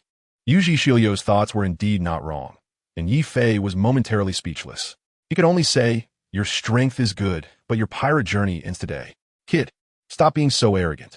Yu Shilio was furious, and the thunderstorm in his hand had already unleashed a slash. A white sword aura flew towards him. Not bad, Yi Fei murmured to himself. His observation Haki had sensed that this move was very strong. Just as the white aura was about to approach Yi Fei, he instantly leaped into the air. The white sword aura passed by. The huge iron cannon on the square was split in two by the sword aura. The upper part rose into the air and then fell into the bay, creating a giant wave dozens of meters high. Good swordsmanship. To recruit someone like this, Teach must have some ability. My Hawk, the Hawkeye, looked at the cannon platform. The cut made by the sword aura was neat and orderly. As a great swordsman, he also greatly appreciated Yu Shilio's swordsmanship. It was just that they had never had the chance to meet. This time, he finally saw it. He couldn't help but feel a bit impressed. As a swordsman, he really enjoyed competing with others, especially great swordsmen. This was the warden of Impelled Down. On the ship, members of the Whitebeard pirates were also secretly surprised. Although they admired the swordsmanship of Shiryu of the Rain, they knew that Yi Fei would definitely be able to dodge. After all, they had just witnessed Yi Fei knocking Akainu away. It should be noted that he was a Marine Admiral. Dodge it. Shiryu of the Rain was taken aback. He had almost used all his strength for this move, but unexpectedly, Yi Fei dodged it. Just as Yu Shilio was puzzled, a lightning bolt streaked across the sky, and a figure was rapidly descending. It was Yi Fei. Upon seeing clearly, Yu Shilio's heart jolted, and beads of sweat suddenly broke out on his forehead. He instinctively extended his sword to defend. Clang! The weapons of the two clashed, and an overwhelming aura surged. Time seemed to freeze for a moment as neither of them moved. Truly, he was a great swordsman, able to block this attack. This is why Teach wanted you as a subordinate, right? Yi Fei said coldly. In the original story, Yu Shilio rarely showcased his strength. However, Yi Fei knew that just from that last exchange, Yu Shilio was no simple opponent. The title of Guard Captain of Advanced City was not given for nothing. Oomph. Yu Shilio snorted coldly. He indeed received Yi Fei's attack, but it was only because he used all his strength to do so. Fortunately, the sword in his hand was a famous blade. If it were an ordinary weapon, it would have probably been broken by Yi Fei already. At this moment, he couldn't help but start to feel fear towards this opponent. No wonder he could so easily kill Bages. It seems you were struggling a bit. Yi Fei smiled slightly. In a duel between experts, both sides understood their relative strengths. Then, he exerted all his strength to press down the dragon tooth. Although Yu Shilio was still resisting, the sweat on his forehead and his trembling hands indicated that he couldn't hold on much longer. Originally using one hand, he now had to use both hands to defend. Meanwhile, Blackbeard Teach watched in shock. Yi Fei's ability had exceeded his expectations. Yu Shilio was using both hands to defend, while Yi Fei was still using only one hand. In that moment, Teach already knew that Yu Shilio was bound to lose. Initially, he just wanted Yu Shilio to test Yi Fei's strength. Now it seemed that Yi Fei had already surpassed Yu Shilio. Fire Fist! Yi Fei shouted loudly. He drew out his other hand and activated his fire abilities, striking Yu Shilio's chest at close range. Yu Shilio cried out, and his entire body was sent flying with flames. However, Yi Fei did not stop. He directly leaped up and followed. Damn it, Teach muttered to himself, not expecting that this kid not only could use fire, but was even more adept than Ace. While defending, he could also unleash fire abilities. As the fire fist struck out, Yi Fei had already appeared in front of Yu Shilio. Thunderclap, 8 trigrams. While Yu Shilio was still being sent flying, he took a direct hit from Yi Fei's stick to the chest in midair. Puffed. A mouthful of old blood spurted from his mouth. Boom! Yu Shilio heavily crashed to the ground, creating a deep pit. Just as Yu Shilio fell, a familiar voice echoed in Yi Fei's mind. Ding! Host has defeated the great swordsman Yu Shilio. Reward experience points 15,000. Yifei smiled slightly. The reward for defeating Yuji Shilio was the same as for Beges, meaning their strengths were not far apart. At the same time, everyone stopped in shock. Shilio had been defeated. The members of the Blackbeard pirates were stunned. It should be noted that he was someone Captain Teach valued greatly. In an instant, the members engaged in battle withdrew behind Teach. Teach himself was also stunned. How could this be? Originally, after seeing Beges defeated, he wanted Yuji Shilio to test Yifei's abilities. Unexpectedly, just after a few exchanges, Yifei had directly crushed him. Is this Yifei? Captain? In the deep pit, Shiryu of the Rain struggled to extend his hand, hoping that their captain, Teach, would come to save him. Just now, Yifei's move had directly broken 6 of his ribs. At this moment, he could no longer stand up. Like Beges, he could only lie on the ground. Meanwhile, Yifei had already landed beside him. After coldly glancing at him, he turned to look at Blackbeard Teach. After a moment of silence, Teach did not pay any attention to the injured Shiryu lying on the ground. Instead, he burst into laughter again. Ha ha ha, Yifei, you shock me too much. I didn't expect you, like me, enjoy hiding yourself. Are you willing to join my pirate crew? I can make you my vice captain. Whitebeard is already a figure of the old era. The new sea is our world. As long as we join forces, the Navy, pirates, and the Revolutionary Army are no match for us. Teach clenched his fists, making a gesture as if he wanted to control everything. At the same time, he extended an invitation to Yifei. He could ignore the death of his beloved Beges and the serious injury of Shiryu of the Rain. Those people were too inferior compared to Yifei. To become the Pirate King, one must learn to turn opponents into friends. Teach could do it. Teach. Beside them, Marco gritted his teeth in anger. You killed Sachi, captured Ace, and now you want to win over Yifei? I've never seen someone so shameless. And what else? Yifei asked coldly. Teach thought he had piqued his interest and immediately said loudly, as long as you are willing to cooperate with me. After we take down the Whitebeard pirates, we can split their territory in half. Old man Whitebeard is too old. He can't defend his territory. Sooner or later, it will be divided up. Why not join forces and split it now? No one among them will be our opponent. The new world is our domain. So, what do you think? Want to consider it? Faced with Teach's invitation, Yifei stood calmly without responding. Yifei, don't listen to Teach. Yifei, don't listen to his nonsense. A person who kills his own comrades has no morals. He betrayed the old man yesterday and can betray you tomorrow. Marco was somewhat anxious. At this moment, he was really worried that Yifei might change his mind. Although he knew that possibility was very small, Yifei's strength was too powerful. If he suddenly agreed, it would be a devastating blow to the Whitebeard pirates. He couldn't afford to take that gamble. Marco's worries were not unfounded. Previously, Yifei had a very good relationship with Blackbeard Teach on the ship. They often drank and talked until dawn, almost sharing everything. So, Marco was very concerned. The captains who knew about Yifei's relationship with Teach were also worried. However, Yifei did not think so. In his view, Teach clearly underestimated him. Although his memory showed a good relationship with Teach, Yifei did not belong to the pirate world. To him now, it was just a memory. Of course, the Yifei from the original pirate world did not know that Teach had such great ambitions. At that time, Yifei only regarded him as an ordinary crew member. Yifei, how about my conditions? What are you considering? Seeing that Yifei had not responded for a long time, Teach asked with a beaming smile. He thought that the conditions he offered were flawless. He did not think much about Beges' death or Shiryu's injuries. Winning over Yifei and becoming the Pirate King was his goal. At this moment, in his eyes, only the strong deserved to be called his partners. But clearly, he underestimated Yifei too much. Hearing this, Yifei smiled slightly. Your conditions are indeed very tempting. I do everything except being a traitor. Teach's ambition was indeed extraordinary. No wonder he could endure for decades on the ship. Such a person made Yifei unable to help but feel a bit amazed. On this point, he had to admire him. But cooperating with him was absolutely impossible, even though in his original memories, he had a very good relationship with Teach. After hearing Yifei's words, Teach was slightly taken aback, then burst into laughter. Yifei, you're becoming more and more manly. How come I never noticed it before? It seems like you, like me, prefer to keep a low profile. If you don't agree, then we can only be enemies. Teach's reaction made Yifei feel a bit strange. He had clearly rejected him, yet he was still so happy. Quite odd, suddenly realizing that this person was surprisingly interesting. Yifei thought it over and concluded that there was only one possibility. Teach had an extremely strong confidence in his own strength. It seemed to be the same in the original work. After acquiring the ability of the Dark Fruit, he could challenge Whitebeard without any hesitation. After obtaining the ability of the Quake Fruit, he then turned against the Navy, wanting to crush the Navy headquarters. One can imagine how great this person's ambition truly was. This also proves what old Dad said.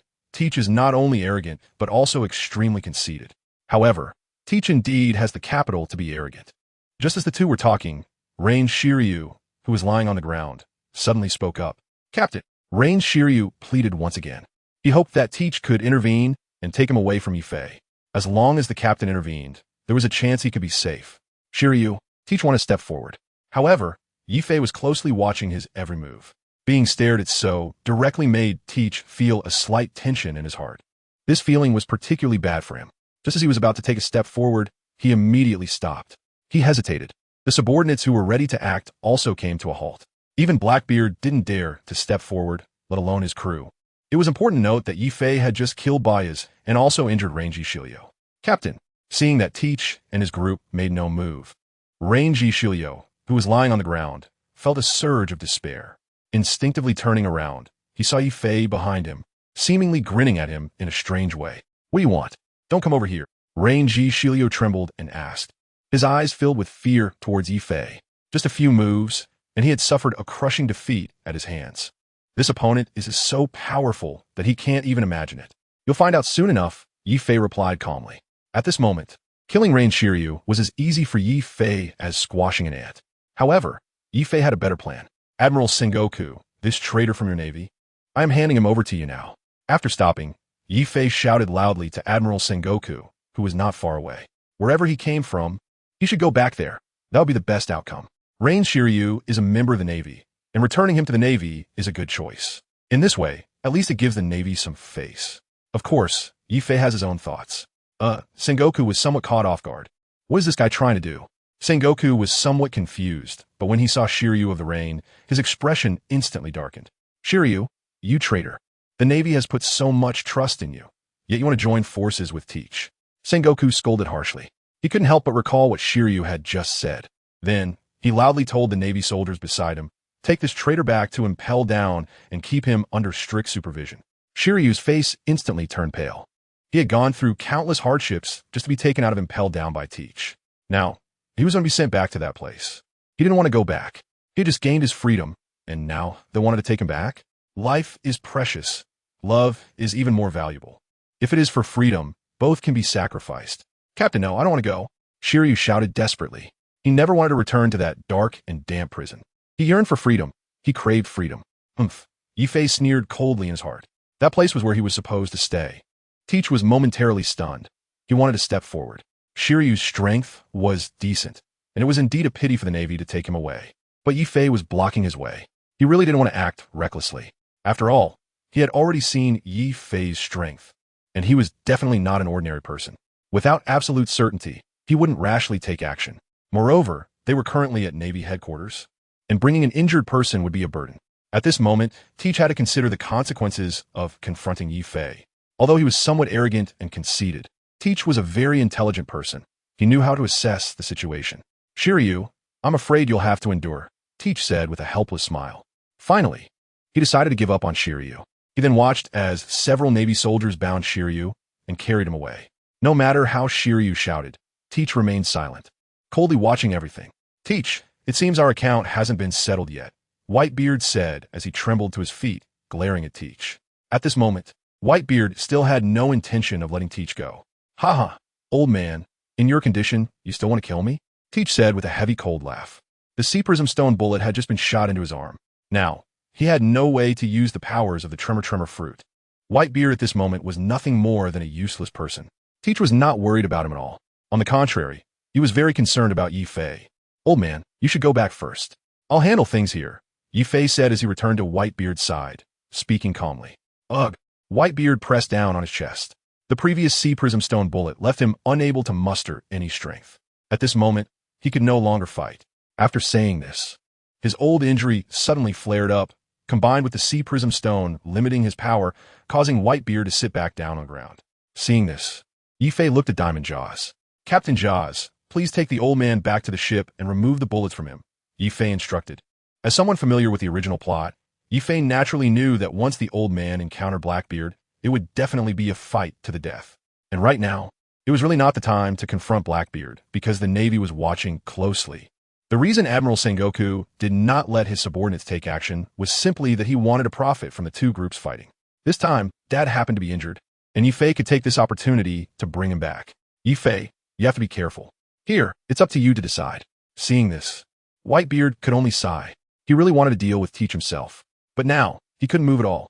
Sachi, my son, I can't kill this wicked bastard. I'm sorry for you. Whitebeard silently blamed himself. He knew that if he couldn't kill Teach today, he would definitely not have another chance in the future. At 72, he could no longer chase after a heinous criminal like he used to. At that moment, he felt an endless regret in his heart. But he had no way out. This was the Navy headquarters. If he went all out to kill Teach, the entire pirate crew might once again fall into great danger. After all, the Navy was still here. He couldn't sacrifice the entire pirate crew for one person. Whitebeard was very clear about this. Therefore, he handed over the leadership of the entire Whitebeard pirates to Yifei. Then, in front of everyone, Diamond Jaws carried him back. The Navy headquarters, the 7 warlords, and Blackbeard did not have anyone step forward to stop them, because they saw Yifei standing there with a weapon in hand, saying nothing. Captain, are we really going to let Whitebeard go? This is a rare opportunity. Didn't TU say before? Inu fan Oka didn't quite understand why Captain Teach was unwilling to take action at this moment. On the way here, Teach had told them that he wanted to personally kill Whitebeard and then seize his fruit ability. Letting Whitebeard go like this means today's trip was for nothing. Why don't you go and give it a try? Teach looked at Fan Oka with displeasure, then stared at the retreating Whitebeard. Today his plan was completely disrupted. Originally, he had taken a risk to come to Navy headquarters to kill Whitebeard and then take the opportunity to obtain his Tremor fruit ability. Finally, he would completely turn against the Navy. But now Whitebeard was not killed. His subordinates, Burgess and Shiryu of the Rain, one was dead and the other was captured. The plan was entirely in shambles. All of this was because of the young man in front of him, Yifei. At this moment, Blackbeard Teach had no choice but to make new adjustments. Forget I said anything. Inu fan Oka replied wisely and retreated behind Teach. He agreed to join the Blackbeard pirates, merely for his own interests, and did not want to take any risks.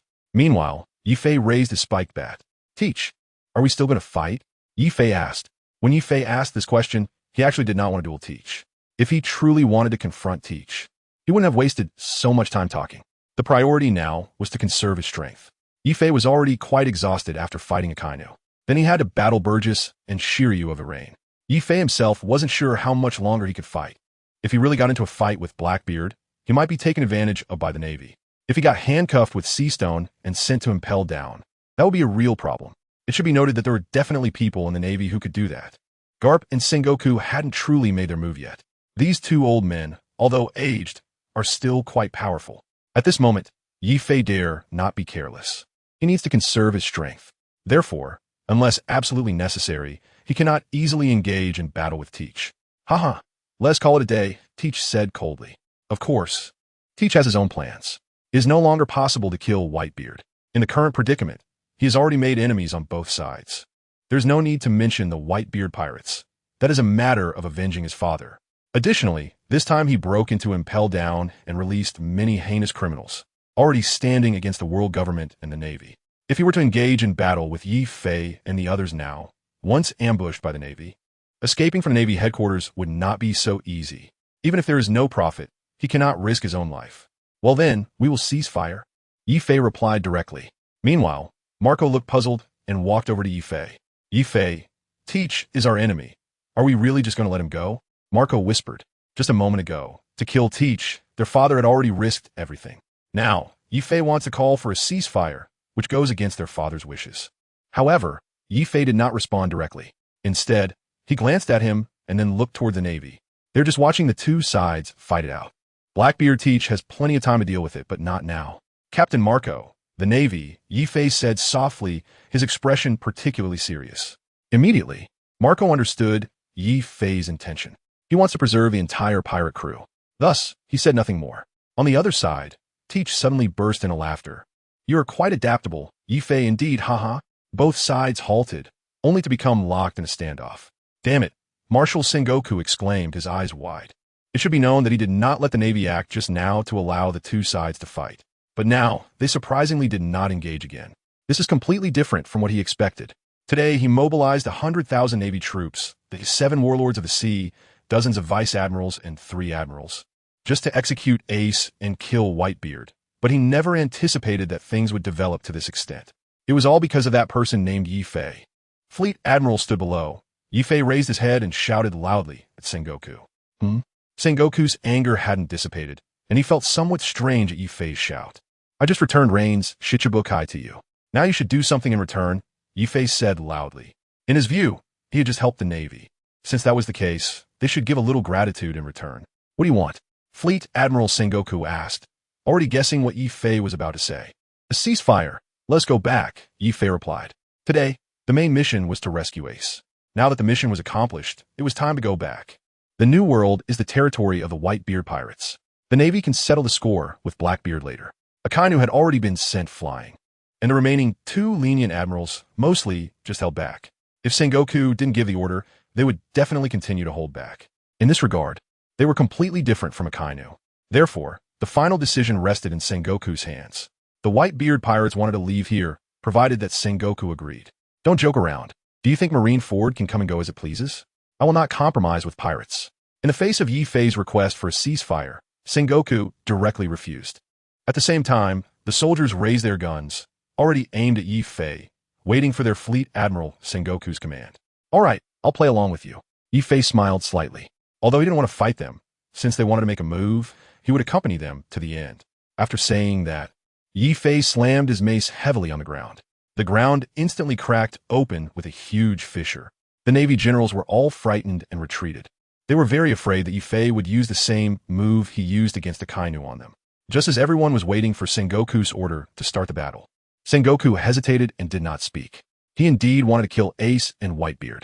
But now, he had to make new considerations. First of all, Yi-Fei's sudden appearance had already disrupted the plans he had laid out earlier. After so many battles, Yi-Fei's strength exceeded his expectations. He never thought that Yi-Fei could even send Akainu flying. Such a person is definitely not an easy opponent. What price would it take to defeat him? Furthermore, today the Navy soldiers have already suffered significant casualties. If this continues, they might not be able to immediately take down Yi-Fei. However, the casualties among the Navy soldiers will surely continue to increase. As the fleet admiral, he must consider the lives of the Navy soldiers. Unlike the hawkish Akainu, Sengoku is much more merciful in this regard. The most important point is that Blackbeard Teach will definitely benefit from this situation. This is likely his purpose for coming here. If the battle with Yi-Fei continues, the ultimate beneficiary will definitely be Blackbeard Teach.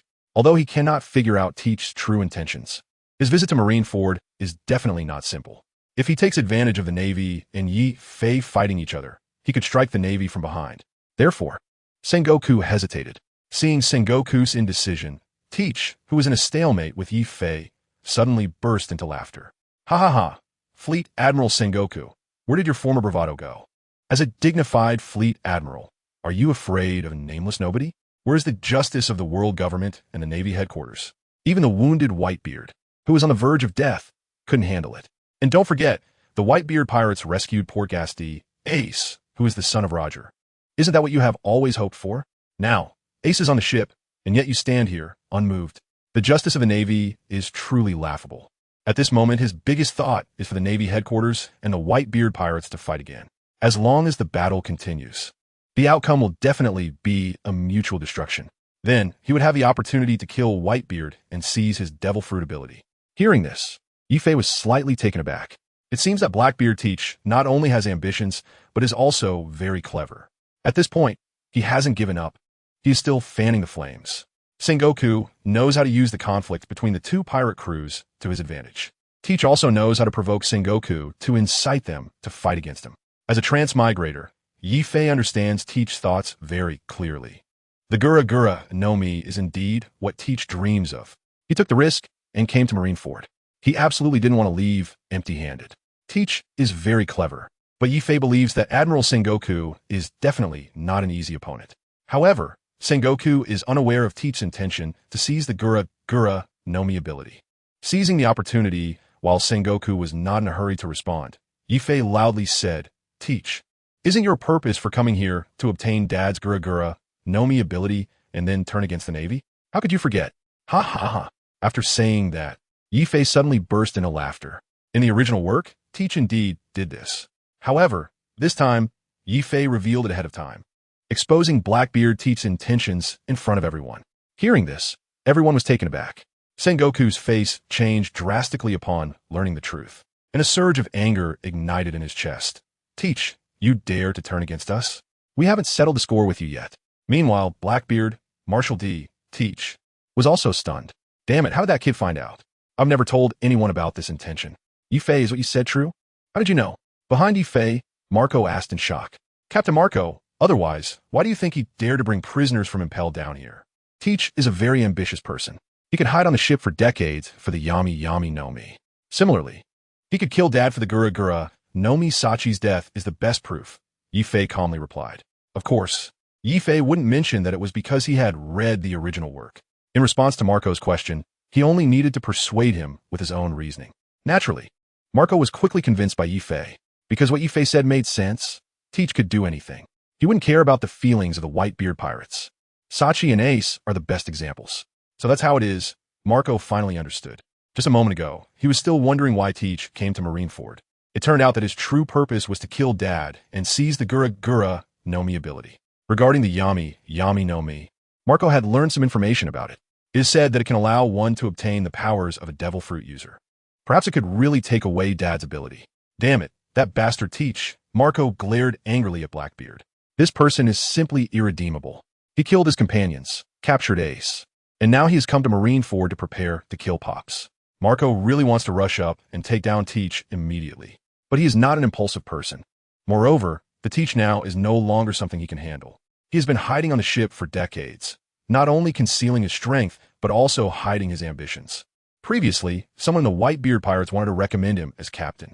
However, at that time, Teach outright rejected it. This is enough to show that Teach is a very scheming person. He doesn't care about the position of captain. His goal is to hide himself. At the same time, Teach was stunned there. He couldn't understand why Yifei would know his plan, and so clearly. Could he eavesdrop on his thoughts? Nonsense. Yifei, what are you talking about? Blackbeard Teach forced himself to remain calm. The feeling of having his secret discovered was indeed unpleasant, but he still had to pretend to be indifferent. Upon hearing this, Yifei simply smiled coldly. Teach, am I not speaking the truth? If not, then why are you here? Give me a perfect explanation. Helping the Navy? Are you really that kind-hearted? You just broke into the Navy's maximum security prison, and now you want to help the Navy deal with us? That would be a huge joke. After Yifei said this, sweat unconsciously appeared on Teach's forehead. How'd this guy know? Yifei asked him to explain why he came to Marineford, but he really couldn't explain it. Since he broke into Impel Down, it definitely wasn't to help the Navy. Otherwise, it would really be a joke. Helping Whitebeard? That would be even more ridiculous. So what is he doing here? Seeing him standing there in a daze, Yifei smiled slightly. Then he looked at Sengoku. Opposite, Sengoku was also lost in thought. He knew that Teach's arrival was not that simple, but he never expected that he would have such an idea.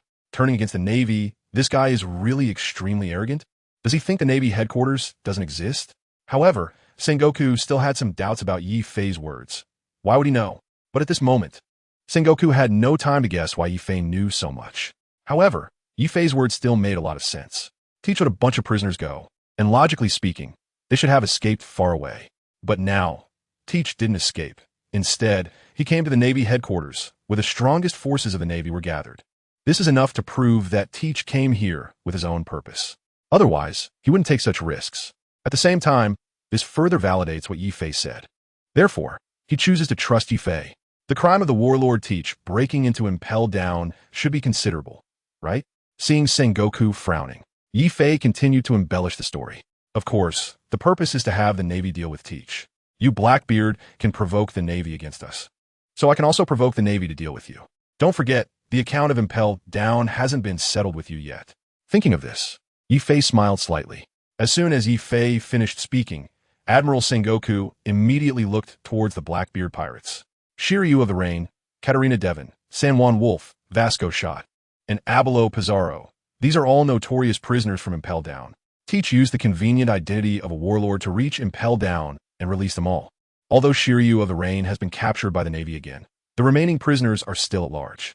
Teach, from now on, your warlord identity is revoked, Sengoku said angrily. Normally, Revoking or depriving a warlord title requires a meeting discussion by the higher-ups of the world government. After all, that is a pirate appointed by the world government. But this time, Sengoku directly bypassed the high-level meeting of the world government. Sengoku knew very well that even if he didn't speak, he would soon receive a higher-level order. Teach's warlord identity would definitely not be preserved. It's just that Sengoku said it in advance, and that was because he was too angry. Revoking my warlord identity? Admiral Sengoku, it hasn't come to that yet, right? I handed Ace over to you. Just because of such a small matter? Teach shrugged, trying to downplay it. You should know that this identity has brought him a lot of convenience. In the pirate world, as long as a pirate becomes a warlord, their existing bounty will be immediately suspended. Even if they encounter the Navy at sea, they won't be captured. Moreover, warlords can enjoy treatment that other pirates cannot. But if the identity is revoked, the original bounty will take effect immediately, and the Navy can directly mobilize forces to eliminate them. This is the convenience of the 7 warlords of the sea. Originally, Teach planned to turn against the Navy after acquiring Whitebeard's powers. But now, Whitebeard has not been killed, and he has not obtained the Tremor Fruit's ability. Instead, the Navy wants to revoke his identity first. Therefore, the upcoming situation could become very troublesome. Things are not going as he expected. That's right, your identity has not only been abolished.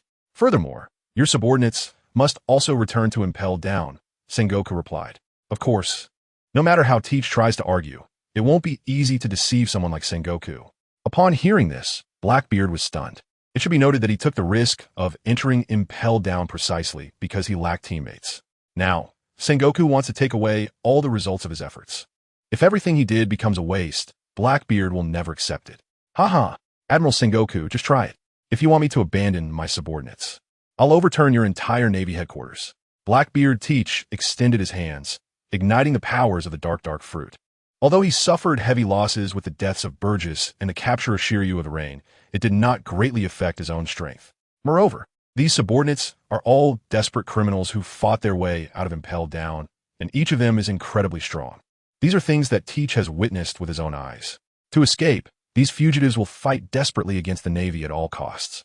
It is impossible for him to give up all his subordinates. He needs these people to strengthen his pirate crew. Teach understands this very well, so he is very confident. As soon as Teach finished speaking, all his subordinates immediately raised their weapons, aiming at the Navy. Damn it, Teach, do you want to resist the Navy? Admiral Sengoku said angrily. So what if I do? Teach replied with a cold smile. Do you still want to take us back? It took a lot of effort to get them released. He absolutely did not want all his efforts to go to waste. He knew that if these subordinates were captured and taken back to Impel Down, he would have to flee again like before. As long as he had these subordinates, he could still find a piece of sea that belonged to him. So why not? Damn it, Sengoku muttered to himself. But then he hesitated. He was not an impulsive person. He was rational and very intelligent. Teach's pirate crew had already formed. To eliminate them would require a great cost. Moreover, today, the Whitebeard pirates were also present. One Whitebeard was already troublesome enough. Facing both the Blackbeard and Whitebeard pirate crews at the same time would surely exhaust the Navy. In addition, there was Edward Newgate, also known as Whitebeard, and Marshall D. Teach, known as Blackbeard. Most importantly, there was this young man, Yi Fei. The identity of this person remains an unknown mystery. Just now, his strength has already made the whole world aware of it. It's definitely not that simple. For a moment, Admiral Sengoku fell into deep thought, unable to make a decision. Meanwhile, all the Navy soldiers, officers, and the 7 warlords were waiting for his response. Sengoku found himself in a dilemma. Letting them go like this left him feeling unwilling. Starting a fight also didn't guarantee absolute victory. The current situation has presented a tripartite standoff. The Whitebeard pirates, the Blackbeard pirates, and the Navy. None of them wanted the others to gain an advantage. Each had their own thoughts. Sengoku struggled to make a decision for a long time. Suddenly, at that moment when Sengoku couldn't make up his mind, the exclusive transponder snail he carried with him rang. He took out the transponder snail, somewhat surprised. It was the 5 elders from Mary Geo's calling. They should be aware of what's happening here, Sengoku muttered to himself. This time, it was originally to execute Fire Fist Ace. So they used the Din Mushi to broadcast it live to the entire world. Everything that happens here, the 5 elders of Mary Geos must know. I wonder what those 5 old geezers are thinking. Without much thought, Sengoku directly connected to the Din Mushi. Sengoku, what do you mean? On the other end, Sengoku, you're not a confused person, are you? Sengoku, are you saying to just let them go? In fact, he had already understood, but was just pretending. It was clear that the intention of those 5 elders was to cease hostilities. If it ends, it means letting them go. That's right, the other end replied. Ace and Whitebeard are still alive. And then there's Teach, who is duplicitous. If we just let them go, where is the justice and dignity of the Navy? Sengoku pretended to be angry as he asked. Roger's son and Whitebeard are no longer important. That young man. His level of danger has surpassed that of Whitebeard and Roger's son. We need to think carefully. After you resolve your side of things, come immediately to Mary Geos. With that, the other side directly hung up the Den Mushi. Hey, Sengoku was about to argue, but the words stopped at his lips. The young man they mentioned is Yi Fei. It seems the 5 elders have already taken notice of him.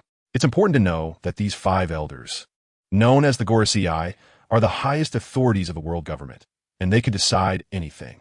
Since the 5 elders have already made a decision, all that's left for him is to execute it. This also avoids the current predicament of being caught in a difficult situation. You see, if the warring states were to release them on their own or declare war, it would be quite troublesome once those 5 old men place the blame. Now, they have made a direct decision, and it's no longer their concern. At this moment, the warring states actually feel relieved. So just now, they were merely arguing on purpose. This move is called retreating by advancing. However, it's somewhat difficult for him to directly say the words to let them go. It's rare for the Navy to let pirates go like this. After struggling in his heart for a few seconds, Sengoku finally spoke. Today, the casualties of the Navy are too great. Whitebeard Edward Newgate, Blackbeard Marshal Teach, you can leave. If you dare to cause trouble on the sea again, the Navy will definitely not let you go. Also, Teach, starting today, the world government will officially restore your bounty. After saying this, Sengoku turned to look at the corpses and injured scattered on the ground, feeling quite sad. Among those who have fallen, more than half are Navy soldiers. If this continues, the number of casualties will increase. He had no choice but to obey the wishes of the Gorosei and let them go. As for the Blackbeard pirates, the Gorosei did not provide any explanation. Although Sengoku announced the revocation of his warlord status, this matter needs to be publicly announced by the world government. Additionally, from the transponder snail, Sengoku also sensed the Gorosei's intention. They seem to intend to let Blackbeard Teach go as well. Based on Sengoku's speculation, the Gorosei's intention is to use Teach to restrain the Whitebeard pirates. Therefore, there are currently no plans to eliminate Blackbeard. They have seen the new strength of the Whitebeard pirates. If they directly eradicate Teach and his crew, then the Whitebeard pirates will lose a strong opponent on the sea. The balance will tip. This situation is extremely unfavorable for the Navy. There must be a rival to balance them out. Instead of having the Navy take action to eliminate them, it would be better to let them stay and fight among themselves. The conflict between these 2 pirate crews is probably not so easy to resolve.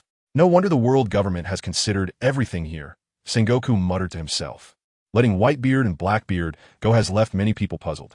Just after he announced the result, someone immediately stood up and said, Marshal, are you really just going to let them go? Letting a tiger return to the mountain will have endless repercussions. Today, Marineford has been devastated like this. It's all their fault. We absolutely cannot let them go. Indeed, for hundreds of years, this has been a Navy headquarters, and no one has ever dared to offend this place. These people must be eliminated, even if it means fighting to the death. We must uphold the Navy's justice and dignity. Among the Navy, some hawkish members absolutely disagreed with letting them go. However, a single statement from Sengoku dismissed them. This is the will of the world government. If you want to go, I will not stop you. Upon hearing this, the hawkish members immediately fell silent. They had just witnessed the abilities of Whitebeard, Yi Fei, and Teach. For them to think they could take them on was clearly asking for death. Marshal Sengoku was deeply grateful. Seeing this, Yi Fei smiled slightly, finally satisfied. His goal had been achieved. Today, Teach was not dealt with, which left Yi Fei feeling somewhat regretful. But the immediate priority was to ensure the entire Whitebeard pirates could return. That was the most important thing. As for Teach, there would be plenty of time in the future. Yi Fei was contemplating how to deal with Teach later when Teach spoke up first. Yi Fei, I remember you, Teach said with a cold smile. Today he had lost 2 important subordinates, which was a huge loss for his pirate crew. This account, of course, should be settled with Yi Fei and the Blackbeard pirates. Teach, I'm always ready to welcome your arrival, Yi Fei said with a smile. Originally, Yi Fei hoped that the Navy could help him deal with them, but unexpectedly, Sengoku still intended to let them go. He really didn't know what Sengoku was thinking.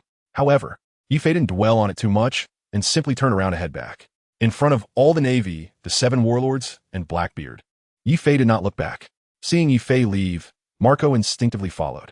Yifei, they let us go so easily, it can't be that simple, right?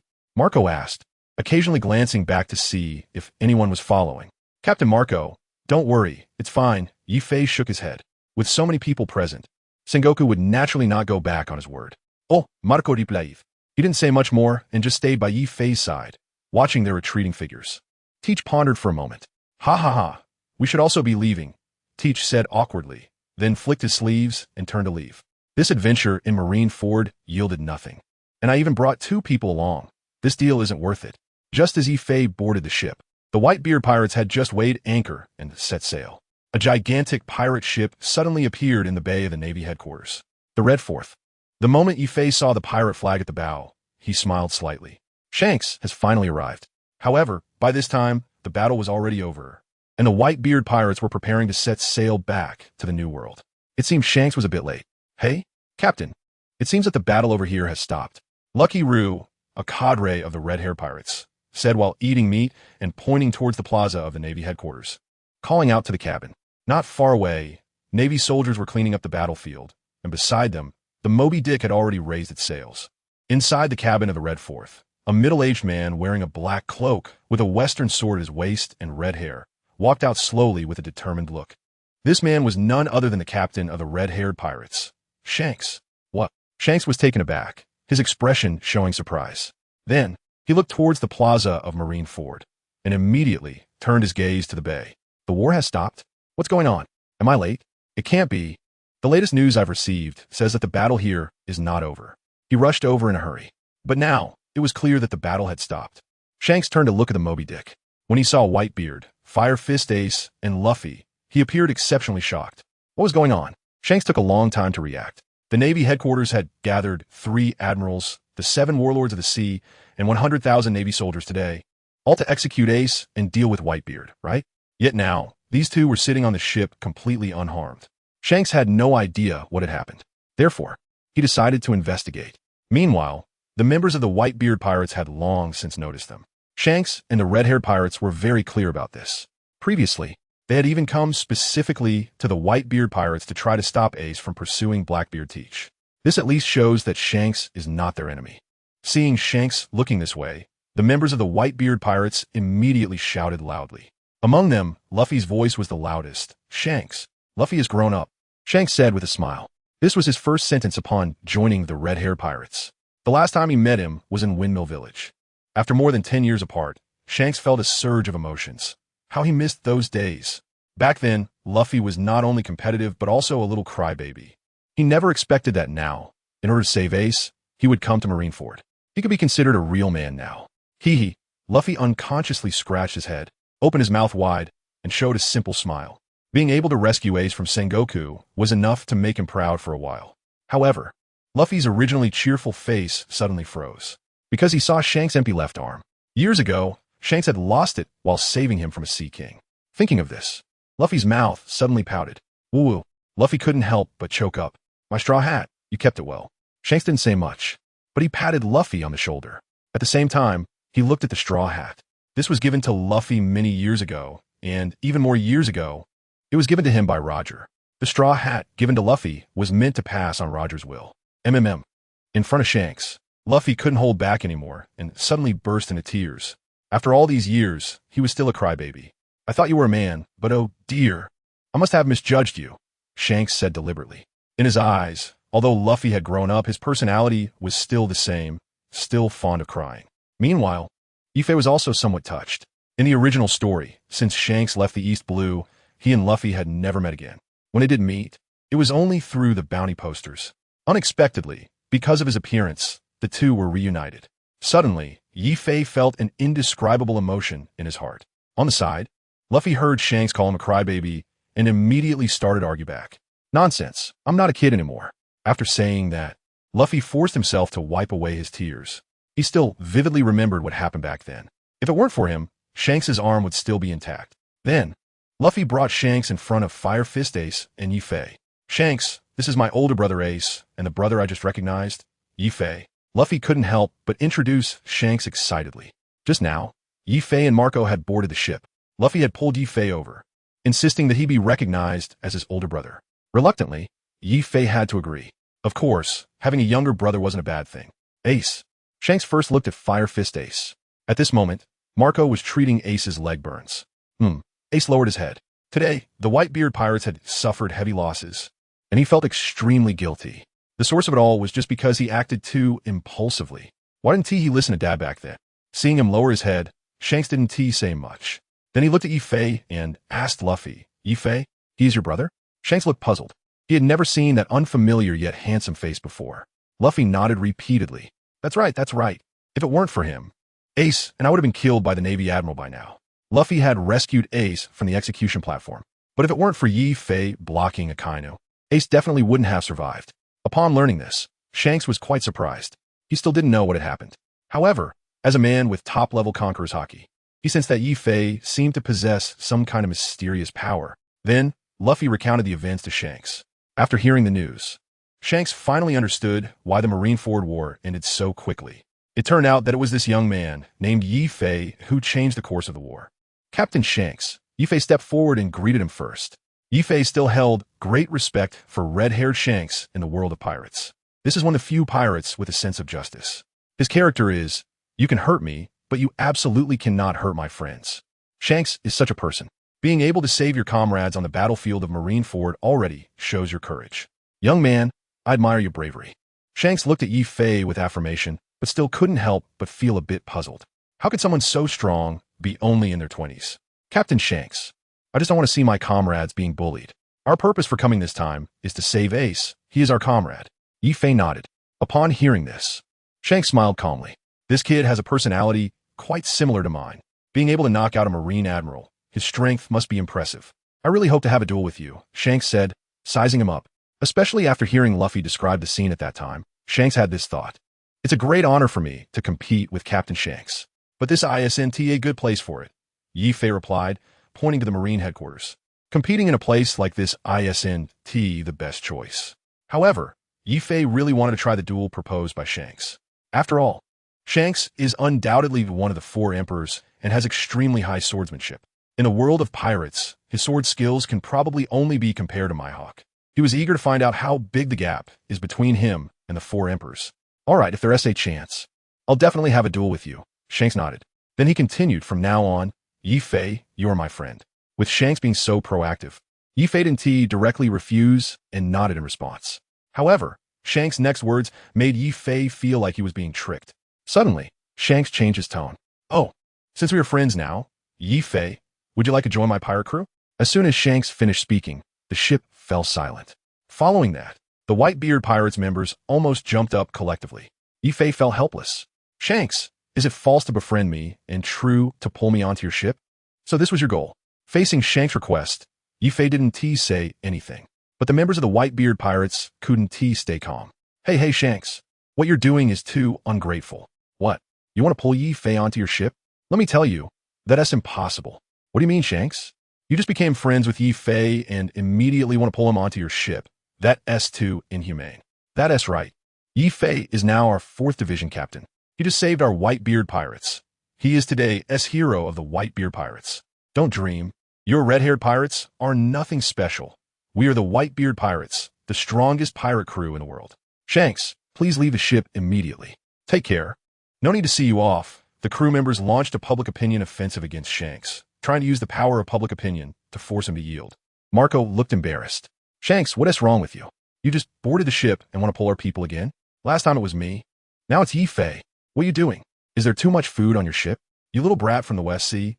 Don't get your hopes up. The long silent Whitebeard, Edward Newgate, looked at Shanks with disdain. He had just had the sea stone bullet removed from his body and was bandaging his wounds. At the same time, his nose was once again connected to a tube. At 72 years old, his physical condition is indeed much worse than before. Today, although he didn't suffer too much injury, being hit by Teach's sea stone bullet, despite receiving medical attention, his body still felt a bit unwell. Captain Whitebeard, we meet again, Shanks replied coldly. He couldn't help but feel a bit emotional. I told you last time to send someone to find Ace. But you didn't listen, and it turned out badly. Seeing Whitebeard still connected to the tube, Shanks didn't say anything more. Last time when they met, they exchanged a sword strike, and up to now, there's been no clear winner. Shanks was still thinking about when they could have another sword duel. Otherwise, there might not be another opportunity in the future. He didn't bring up the matter of pulling Yi Fei onto the ship again. After all, he had just been joking, just like last time with Marco. He knew Whitebeard would definitely not agree. What are you doing in Marineford? Whitebeard Edward Newgate looked at Shanks with confusion. Well, I originally came to end this war. Since the war is over, I just came to see old friends. When I saw Luffy here, I came over, Shanks said, his expression somewhat awkward. But he is a straightforward person and didn't hide it. Originally, he rushed to Marineford today, hoping everyone would give him face to stop the war. If this continued, both sides would suffer huge losses. But it seemed that his visit this time was somewhat unnecessary. As soon as Shanks finished speaking, Whitebeard laughed loudly when he heard he was here to end the war. Colorala, that is hilarious. Does my pirate crew still need you? You little brat from the West Sea. Are you overestimating yourself or underestimating us? Whitebeard laughed with great pride. Today, he gained another powerful son. However, Shanks probably also wanted to help him this time. If he admitted it, wouldn't that mean he owed him a favor? Whitebeard, don't want to owe anyone a favor. However, this kid doesn't seem too annoying today. Shanks had a black line on his face. He didn't argue much. Since he was here, he might as well finish his drink before leaving. He hadn't brought any of his hometown wine this time because he was in such a hurry, so he would use what they had on the ship. Shanks didn't hold back. He actually wanted to help the Whitebeard pirates. Since they didn't want to hand over Yi Fei and made him travel so far. Not to mention fighting with Kaido, it couldn't just end like this. So, you must treat me to this drink. Whitebeard Edward Newgate was taken aback. He didn't respond directly, but he felt a bit uneasy. Damn it, does he want to stay here? To take my person away? He remembered that he had been polite before. Why this time? Drinking is fine, but you can't take Yi Fei away. Whitebeard replied. He knew Shanks couldn't just take Yi Fei away. But what was Yi Fei's thought on this? Whitebeard didn't know much about this son. What if he really wanted to leave with Shanks? It would be a huge loss for the Whitebeard pirates. Moreover, although he was puzzled about why Yi Fei had such strong strength, from all of Yi Fei's actions today, it was enough to show that he had no second thoughts about the Whitebeard pirates. As for how he gained such immense power, Whitebeard Edward Newgate didn't care. As long as he was strong, then the Whitebeard pirates would be strong, and all the family would be safer. Such a person must be entrusted with important responsibilities. Vice Captain? What? Let Yi Fei be the Vice Captain. In just one day, going from the most ordinary crew member to Captain, and then to Vice Captain. Isn't this too fast? The Whitebeard pirates have never had a Vice Captain. Is Dad making an exception today? What are you talking about? Yi Fei directly saved Ace today, as well as Ace's brother and dad. His contributions are undeniable, Dad. Yi Fei being the Vice Captain makes perfect sense. Yi Fei as Vice Captain, congratulations. Woohoo, Captain Yi Fei, woohoo. The crew on the Moby Dick immediately exclaimed. They all agreed with Whitebeard's decision. Among them, the happiest were the members of the 4th Division of the Whitebeard Pirates. Ever since Sachi's death, the entire 4th Division had been in a state of low morale. However, today, they have a powerful captain. Moreover, this captain is now being appointed as Vice Captain. Their excitement is beyond imagination. Woohoo, Captain Yi Fei. The crew of the 4th Division collectively cheered. No one dared to oppose Yi Fei becoming Vice Captain, because they had indeed witnessed Yi Fei's strength. Furthermore, on today's battlefield, his contributions were the greatest. In terms of merit, it was indeed justified. Everyone understood clearly that after Dad announced this, people began to congratulate Yi Fei. All eyes turned to Yi Fei. Originally, he was about to sit down and drink, but he immediately seemed a bit unaccustomed. After pondering for a moment, he stepped forward. Dad, Vice Captain, I think I can't take that position. Yi Fei blurted out. Upon hearing this, the crew members present immediately changed their expressions. Captain Yi Fei, what are you saying? Dad trusts you so much, and you actually respond like this. Are you still the captain of our Whitebeard Pirates 4th Division? Being able to be the Vice Captain on Dad's ship is a dream for all of us. Captain Yi Fei, what are you thinking? Captain Yi Fei, Dad values you so much. Please don't say that. Yi Fei, you're not planning to leave, right? I want to agree to that. If you leave, you won't be our brother anymore. The money you borrowed from me last time must be returned immediately. The crowd was in a flurry, criticizing Yi Fei for being somewhat ungrateful.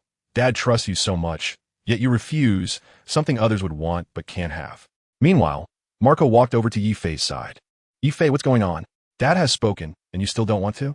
Marco raised an eyebrow and patted Yi Fei's shoulder. His former subordinate had risen so many ranks in one day. Now, his position on the ship was about to surpass his own, although Marco felt somewhat unwilling. Yi Fei's strength was indeed much greater than his. For this, Marco didn't blame anyone. If one is not as skilled, they can't blame others. Captain Marco. Yifei still politely addressed Marco. Then, he looked at Whitebeard. Dad, it's not that I don't want to take the position, but it seems a bit unreasonable. Yifei replied calmly. Upon hearing this, Whitebeard looked puzzled. Yifei, tell me your reasoning. Yifei then answered, Dad, you have always treated all the crew as family. So, as the captain, you regard all the crew as your sons. If I become the vice captain, wouldn't that make us equals? Then should I also call them sons? I can't say that. Upon hearing this, Whitebeard paused for a moment, and then threw his head back and laughed. Kurarara, Yifei, you're too interesting. Whitebeard's laughter immediately elicited laughter from all the crew members. Captain Yifei, you're really funny. It seems like there is some truth to what you said. We call Whitebeard Dad. So, if Yifei becomes vice captain, shouldn't we start calling him Dad Yifei? No way. He is only 20. I'm almost 40. I can't say that. Vice captain is fine, but we always call the captain Dad. It feels a bit chaotic. Ha ha ha. The Moby Dick was suddenly filled with bursts of laughter. Who would have thought Yifei could be so amusing? It feels a bit different from before. What is going on? Nearby, Shanks also opened his mouth wide. Luffy was already rolling on the ground laughing. Yifei, do you really not want to be the vice captain? Whitebeard Edward Newgate suddenly stopped laughing. Jokes aside, he really wanted Yifei to become the vice captain. As for titles, those could be changed. That is not a big deal. He was eager to know Yifei's attitude. Doesn't he really want to leave, does he? At the same time, all the laughter from the crowd also stopped, waiting for Yifei's response. That's right, Dad. I think I'm still too young. I feel I need more experience. Dad, don't worry. I will never leave here. Yifei replied. At this moment, he had already realized Dad's concerns. The reason he suddenly wanted to make himself vice captain might be due to the worry of him leaving. Therefore, while refusing, Yifei also chose to comfort Whitebeard and the crew. Then he looked at Shanks. Captain Shanks, I'm sorry, but the Whitebeard pirates never abandon family easily. That's the iron rule of the Whitebeard pirates. Of course, as a pirate, Yifei has ambitions. But right now, it indeed seems a bit premature. He has just become captain. To become vice captain now, it's likely that some people will feel dissatisfied in their hearts. Their cheering now is just a momentary excitement. From the perspective of most people, when someone suddenly rises so many ranks, there will definitely be some discomfort. Once he becomes vice captain, he would be the closest person to the captain's position. Additionally, the most important point is that Dad just made the request, and he immediately agreed. It would come off as too greedy. If the intent is too strong, it might lead others to mistakenly believe he was always eager to become captain. So now is not the right time. At the same time, Yifei also had some doubts about whether Dad truly wanted him to be vice captain. After all, Shanks had directly recruited him in front of him. Dad was worried he would leave with Shanks and said this in a moment of panic. Yifei currently couldn't figure out Whitebeard's true intentions. So he was in a hurry to agree. Yifei is truly a real man. Shanks laughed again. Who would have thought that a joke of his could make Whitebeard so serious?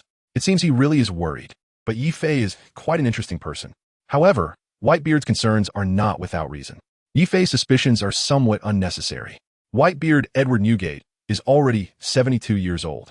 For an ordinary person, he is nearing the twilight of his years. In his own words, I am a remnant of the era. What if one day I were to let go? What would happen to the Whitebeard pirates that I built with my own hands? To this end, Whitebeard had to make some preparations in advance. Originally, among the main crew and the 43 pirate crews, there were two candidates. Marco, the captain of the 1st Division, and Ace, the captain of the 2nd Division. Marco is powerful, but he can only serve as a capable general. As a leader, he is still lacking. Fire Fist Ace, the son of Pirate King Roger, possesses royal qualities and has exceptional talent. However, he acts too impulsively. Otherwise, there wouldn't have been such heavy casualties today. He still needs a lot of experience and is not quite the right candidate at the moment. Previously, among these two, Whitebeard favored Ace more, not for any other reason, but because he is young and still has many opportunities ahead. However, Marco has been with him for decades, loyal and devoted. Whitebeard has always hesitated between these two. But now, Yifei has emerged, and Whitebeard has taken a liking to him at first sight. Not only does he possess a royal demeanor and great strength, but he is also very composed, calm, and understated, as evidenced by his hidden strength for over 2 years and his refusal to become vice captain today. Additionally, from the fact that he risked his life to save Fire Fist, Ace, and himself, Whitebeard feels that Yifei is a person of great integrity. At this point, there is a fundamental difference with Teach. Both are hiding their true strength, opposing the Navy, and opposing Blackbeard, while everywhere maintaining the Whitebeard pirates. This is exactly what he needed. Whitebeard really needed someone like that. Yifei perfectly matched the captain's criteria, but Yifei's current refusal made him somewhat frustrated. The kid rejected me with a joke. What does that really mean? After a moment of silence, Whitebeard didn't intend to think too much about it. Cool la la la. Yifei, if you don't want it now, I won't force you. The position of vice captain of the Whitebeard pirates is always reserved for you. Whitebeard laughed loudly. He raised the huge wine bowl beside him directly to his mouth and began to gulp it down. Ah ha ha ha. I'm going to drink here for 3 days. Shanks laughed. Yefei's direct rejection of Whitebeard instantly filled him with curiosity about this person. To ease the awkwardness, he shifted the atmosphere entirely to the wine. With Shanks' loud laughter, the atmosphere on site began to lighten up. The two main ships started to leave Marineford side by side, while the Navy headquarters could only watch helplessly. Just as the Whitebeard pirates were leaving the headquarters, a submarine quietly surfaced from the sea. This is a pirate ship named Polar Diver. It is good at lurking at the bottom of the water. The ship is none other than Trafalgar D. Water Law, referred to as the Death Surgeon in the original work. It seems my trip was unnecessary. Straw Hat Captain, see you next time. Trafalgar D. Water Law secretly smiled, then ordered the ship to sink. Meanwhile, on Marineford Square, Sengoku watched Whitebeard's ship leave and sighed. At the same time, he also saw Shanks' ship. However, he did not notice the submarine that was surfacing. Red-haired, you were supposed to end this war, right? Sengoku muttered. Then he looked at Carp beside him. Red-haired, the man who led Luffy onto the pirate path. Damn it. Carp's face turned pale, tightly clenching his iron fist. He wished he could rush up and teach Shanks a lesson. Carp, it's not the time for that. Don't act impulsively. Red-haired is indeed at fault, but the main responsibility lies with your grandson. Sengoku shook his head helplessly. You always say your grandson was the one who got on the pirate ship, but your son, Dragon, wasn't just fooled by anyone, right? However, Sengoku understood Carp's personality well. His old friend's character was straightforward like that. Forget it, I should go. Carp glanced at the Moby Dick and turned to leave. Luffy and Ace were finally safe. The burden in Carp's heart also lifted. Although he hated Shanks, the path of piracy was Luffy's own choice. He has no one to blame but himself for this. Since that's the case, Carp needs to make some plans for the future. As a vice admiral in the Navy, capturing pirates is part of his duty. But his own grandson is a pirate. This put him in a very awkward position within the Navy. If it weren't for his previous achievements, the Navy and the world government would have likely persuaded him to resign long ago. Just like the situation today, forcing him to duel with his own grandson. His feelings were extremely complicated. However, no matter what, Carp couldn't bring himself to strike against Luffy. It seemed that it was time to leave the Navy. When Carp left, Sengoku didn't say much. As the fleet admiral, he had to prioritize the bigger picture. Then he began to issue orders to the Navy below now. Hurry up and find Sakazuki. Since he was just knocked away, Akainu hasn't returned. I tried to contact him with a Den Mushi, but I couldn't get through. Since he hasn't come back, we must send someone to look for him. He is a Marine admiral. Upon hearing this, the Navy's messenger was a bit confused. Admiral Sakazuki. Sengoku directly replied. He won't die so easily. Search in the direction he was sent flying. As the fleet admiral, he knew very well that Akainu would not be so easily taken down. He was merely knocked away. They must find him as soon as possible. Yes. The messenger saluted and quickly ran off. Kazan, you and Borsalino guard Marineford, stabilize the morale, and strengthen the defenses. There are still many things to do here. Tomorrow, I need to go to Mariewa with Carp. Sengoku looked at Akiji. All right, Akiji nodded slightly. Then, he lazily put his hand in his pocket and walked toward headquarters. Feeling that today was a bit chaotic and too tiring, he needed to go back and get some sleep. After the two left, Sengoku looked again at the battered Marineford. He felt a myriad of emotions in his heart, knowing that this place was built up over generations. It was actually wreaked havoc by the Whitebeard pirates like this. The battle situation today had already been known to the entire world. This time, the Navy has truly lost face. Next, I will have to go to Mary Geos to explain to those 5 old men. The sea is bound to fall into chaos again. Marshal Sengoku sighed.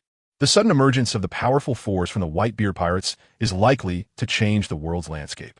This matter is too sudden to know that knocking Admiral Akainu away, in his view, represents defeating him. As the strongest force of the Navy, once defeated, it means that the Navy's position in the world will be greatly affected. This is exactly why the 5 elders are in such a hurry to summon themselves to Mary Geos. This indicates that they are highly concerned about the matter. Sengoku speculated this. With this in mind, Sengoku had to make some preparations in advance. He dispatched warships to monitor the Whitebeard pirates' every move and report their actions at any time. After giving the order, Sengoku turned and left. Meanwhile, the Whitebeard pirates held a grand feast as soon as all their ships set sail from Marineford. They not only celebrated Ace's successful rescue, but also the acquisition of a powerhouse like Yifei. The Moby Dick was bustling with activity. The crew members raised their glasses to celebrate their victory. Yifei, Captain Marco of the 1st Division, pulled Yifei out of the crowd. "Captain Marco, let's have another drink." Yifei's face turned red as he raised his glass, ready to toast with Marco. This rum, although it has a slightly lower alcohol content than white liquor, actually tastes quite good. Originally, Yifei didn't plan to drink much. However, there were too many people on the ship. In addition, Yifei had just become the captain and achieved a great accomplishment. Plus, Ace had just been rescued. After a few drinks, Yifei felt a bit overwhelmed by the alcohol. "Yifei, tell me, have you eaten some kind of devil fruit?" Marco asked, noticing Yifei's flushed face and unsteady stance. He wanted to take the opportunity to get a clear answer from Yifei while he was drunk. This question had been bothering him all day. Since Yifei boarded the ship 2 years ago, his performance had only been that of an ordinary pirate at best. Yet today, he had defeated so many famous opponents. This left him confused no matter what. Marco's words made Yifei's drunkenness fade significantly. However, Yifei still took advantage of the alcohol and replied, "Captain Marco, I also can't figure out the situation. I only remember being shot by Don Quixote Doflamingo, and then when I woke up, I unknowingly gained powers. I feel like I can replicate many abilities. Of course, the matter of binding a god-level system. I guess if I told Marco, he wouldn't understand either. Even though Yifei had drunk, he would absolutely not speak recklessly. It's even more impossible for him to say that he is a time traveler with memories from 2 worlds. However, Yifei didn't completely lie. After all, his abilities were obtained after being taken down by Doflamingo. Speaking of which, Yifei suddenly remembered Doflamingo. After all, he was the one who shot him. Today, in Marineford, Yifei did not see him. Perhaps the battle situation was too tense at the time, and Yifei did not continue to look for him. However, on the other hand, this time binding the system was thanks to him. If it weren't for that, who knows how long it would take to bind system. It would be even more impossible to change the battlefield situation today. But in any case, Yifei had already noted down that shot. Shot by Don Quixote Doflamingo? Is that even possible? Marco suddenly found it a bit strange. Shot and then gained abilities? How is this possible? Isn't it too melodramatic? However, Marco quickly remembered. After being struck in the chest by Akainu's magma, Yifei was still able to fight again unscathed. So, what he said must be true. As for what the ability of the copy fruit actually is, Marco felt very curious. Yifei kept nodding. Marco's mouth dropped open. Is this how Yifei gained his ability? But judging from Yifei's honest demeanor, he couldn't possibly be lying. After thinking for a long time, Marco still couldn't figure it out. So, he didn't ask further. Even if he continued to ask, he probably wouldn't get much out of it. He also didn't want to be suspected of always being suspicious of others, which wouldn't be good. Never mind, Yifei has become so strong. I should be happy about that, Marco muttered to himself, blaming his own oversensitivity and somewhat petty nature. Then he downed the rum in his hand in one gulp. He pulled Yifei along and continued into the crowd. The celebration lasted from day to night and into the deep night. Meanwhile, all the ships had long since left the Navy headquarters Marineford territory. In the middle of the night, Yifei opened his eyes on the deck. He then walked to the bow of the ship and untied. Turning back, at that moment, almost everyone on the ship was lying there in a drunken stupor. Whitebeard sat on his throne. With a 4 drip in his nose, his snoring was louder than anyone else's. Yifei also heard that from time to time, someone was mumbling in their sleep while holding a wine glass. This is the life of a pirate? Yifei murmured to himself. Quite comfortable. Soon, Yifei walked to the bow of the Moby Dick. Looking up at the starry sky, the countless stars filled Yifei's eyes, making him feel relaxed and happy. This feeling was something Yifei had never experienced before. Could this be freedom? Before crossing over, Yifei was just an ordinary office worker. The endless work left him with no time to explore the outside world. The most he could do was read novels and watch animations. But in his heart, he had always longed for a carefree, worry-free world. Upon arriving here, Yifei suddenly experienced this feeling. He didn't have to think about how to make money, how to work, or how to live. He could simply enjoy doing what he loved. It felt incredibly satisfying. This might be the reason why the original pirate work is so popular. Perhaps in a certain place in everyone's heart, there is a desire to gallop across the sea and enjoy freedom. I don't want to go back. I will stay in this world and become the overlord. Yifei shrugged his shoulders and muttered to himself. At this moment, Yifei had already made up his mind to dominate the pirate world. Suddenly, Yifei remembered what his father had said to him during the day. The vice captain of the Whitebeard pirates? The reason he refused Whitebeard's request today was not that Yifei didn't want to be the vice captain, but simply that the time had not yet come. It is likely that many people now, including Whitebeard himself, are puzzled by his sudden surge in strength. Marco has already asked several times, not to mention others. Yifei found it hard to explain this, as he could not explain it at all. For now, it's better to keep a low profile and wait until his strength is enough to crush everything. With this in mind, Yifei then remembered the system he was bound to. Since everyone was asleep now, it was a good time to take a look. At this moment, Yifei was much more alert. He secretly called the system and then opened the system panel. Today, after defeating several powerful characters and some ordinary sailors, his personal experience points had soared to over 50,000. He could exchange quite a few good items from the system. He flipped to the first section of the devil fruit category and began to look. Yifei noticed that in the system mall, the flame fruit had turned into a gray icon. This indicates that the burning fruit is no longer available. Yifei understood that the system mall is like the pirate world, where each fruit only exists once. With this thought, Yifei felt a bit disappointed, as he originally planned to create a fire-based pirate crew. He then flipped through the options again, and when he saw the rubber fruit, he stopped. This is the fruit of the main character Luffy from the pirate world. It is the gum-gum fruit of the Paramecia type, which has great development value. From the original storyline, it can be seen that as of now, Luffy has developed up to the 4th gear. Moreover, his fruit ability has not awakened yet. If it were to awaken, what would it be like? Suddenly, Yifei hesitated about whether to exchange for it. After all, his body can currently fuse with multiple fruits. After thinking for a long time, Yifei temporarily gave up. His current experience points are still not enough. He decided to check out other options first.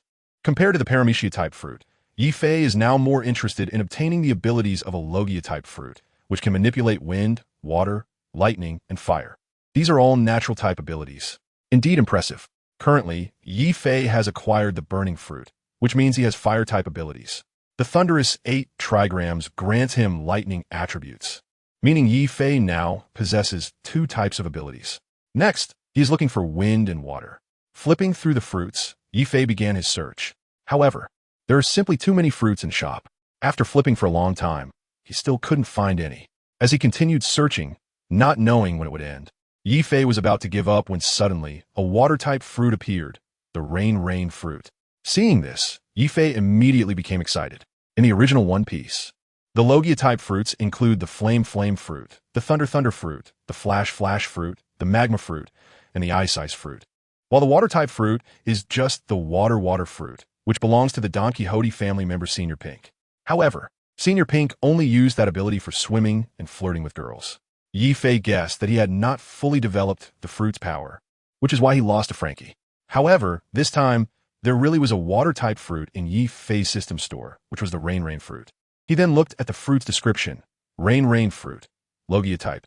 After consumption, the user can freely control rain, including creating rain and manipulating its size. And the user can also transform into a water form. Ordinary physical attacks and non-Haki attacks are ineffective against the user. The following section is the auxiliary section, introducing the combat skills of the rain fruit. Rain perception.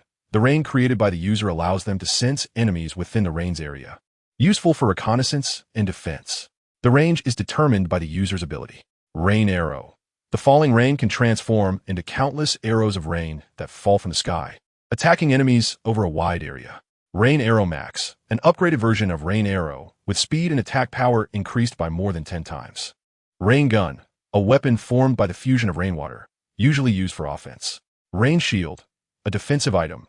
A shield formed by fused rainwater can withstand swords, bullets, and cannon fire, reducing the enemy's attack power.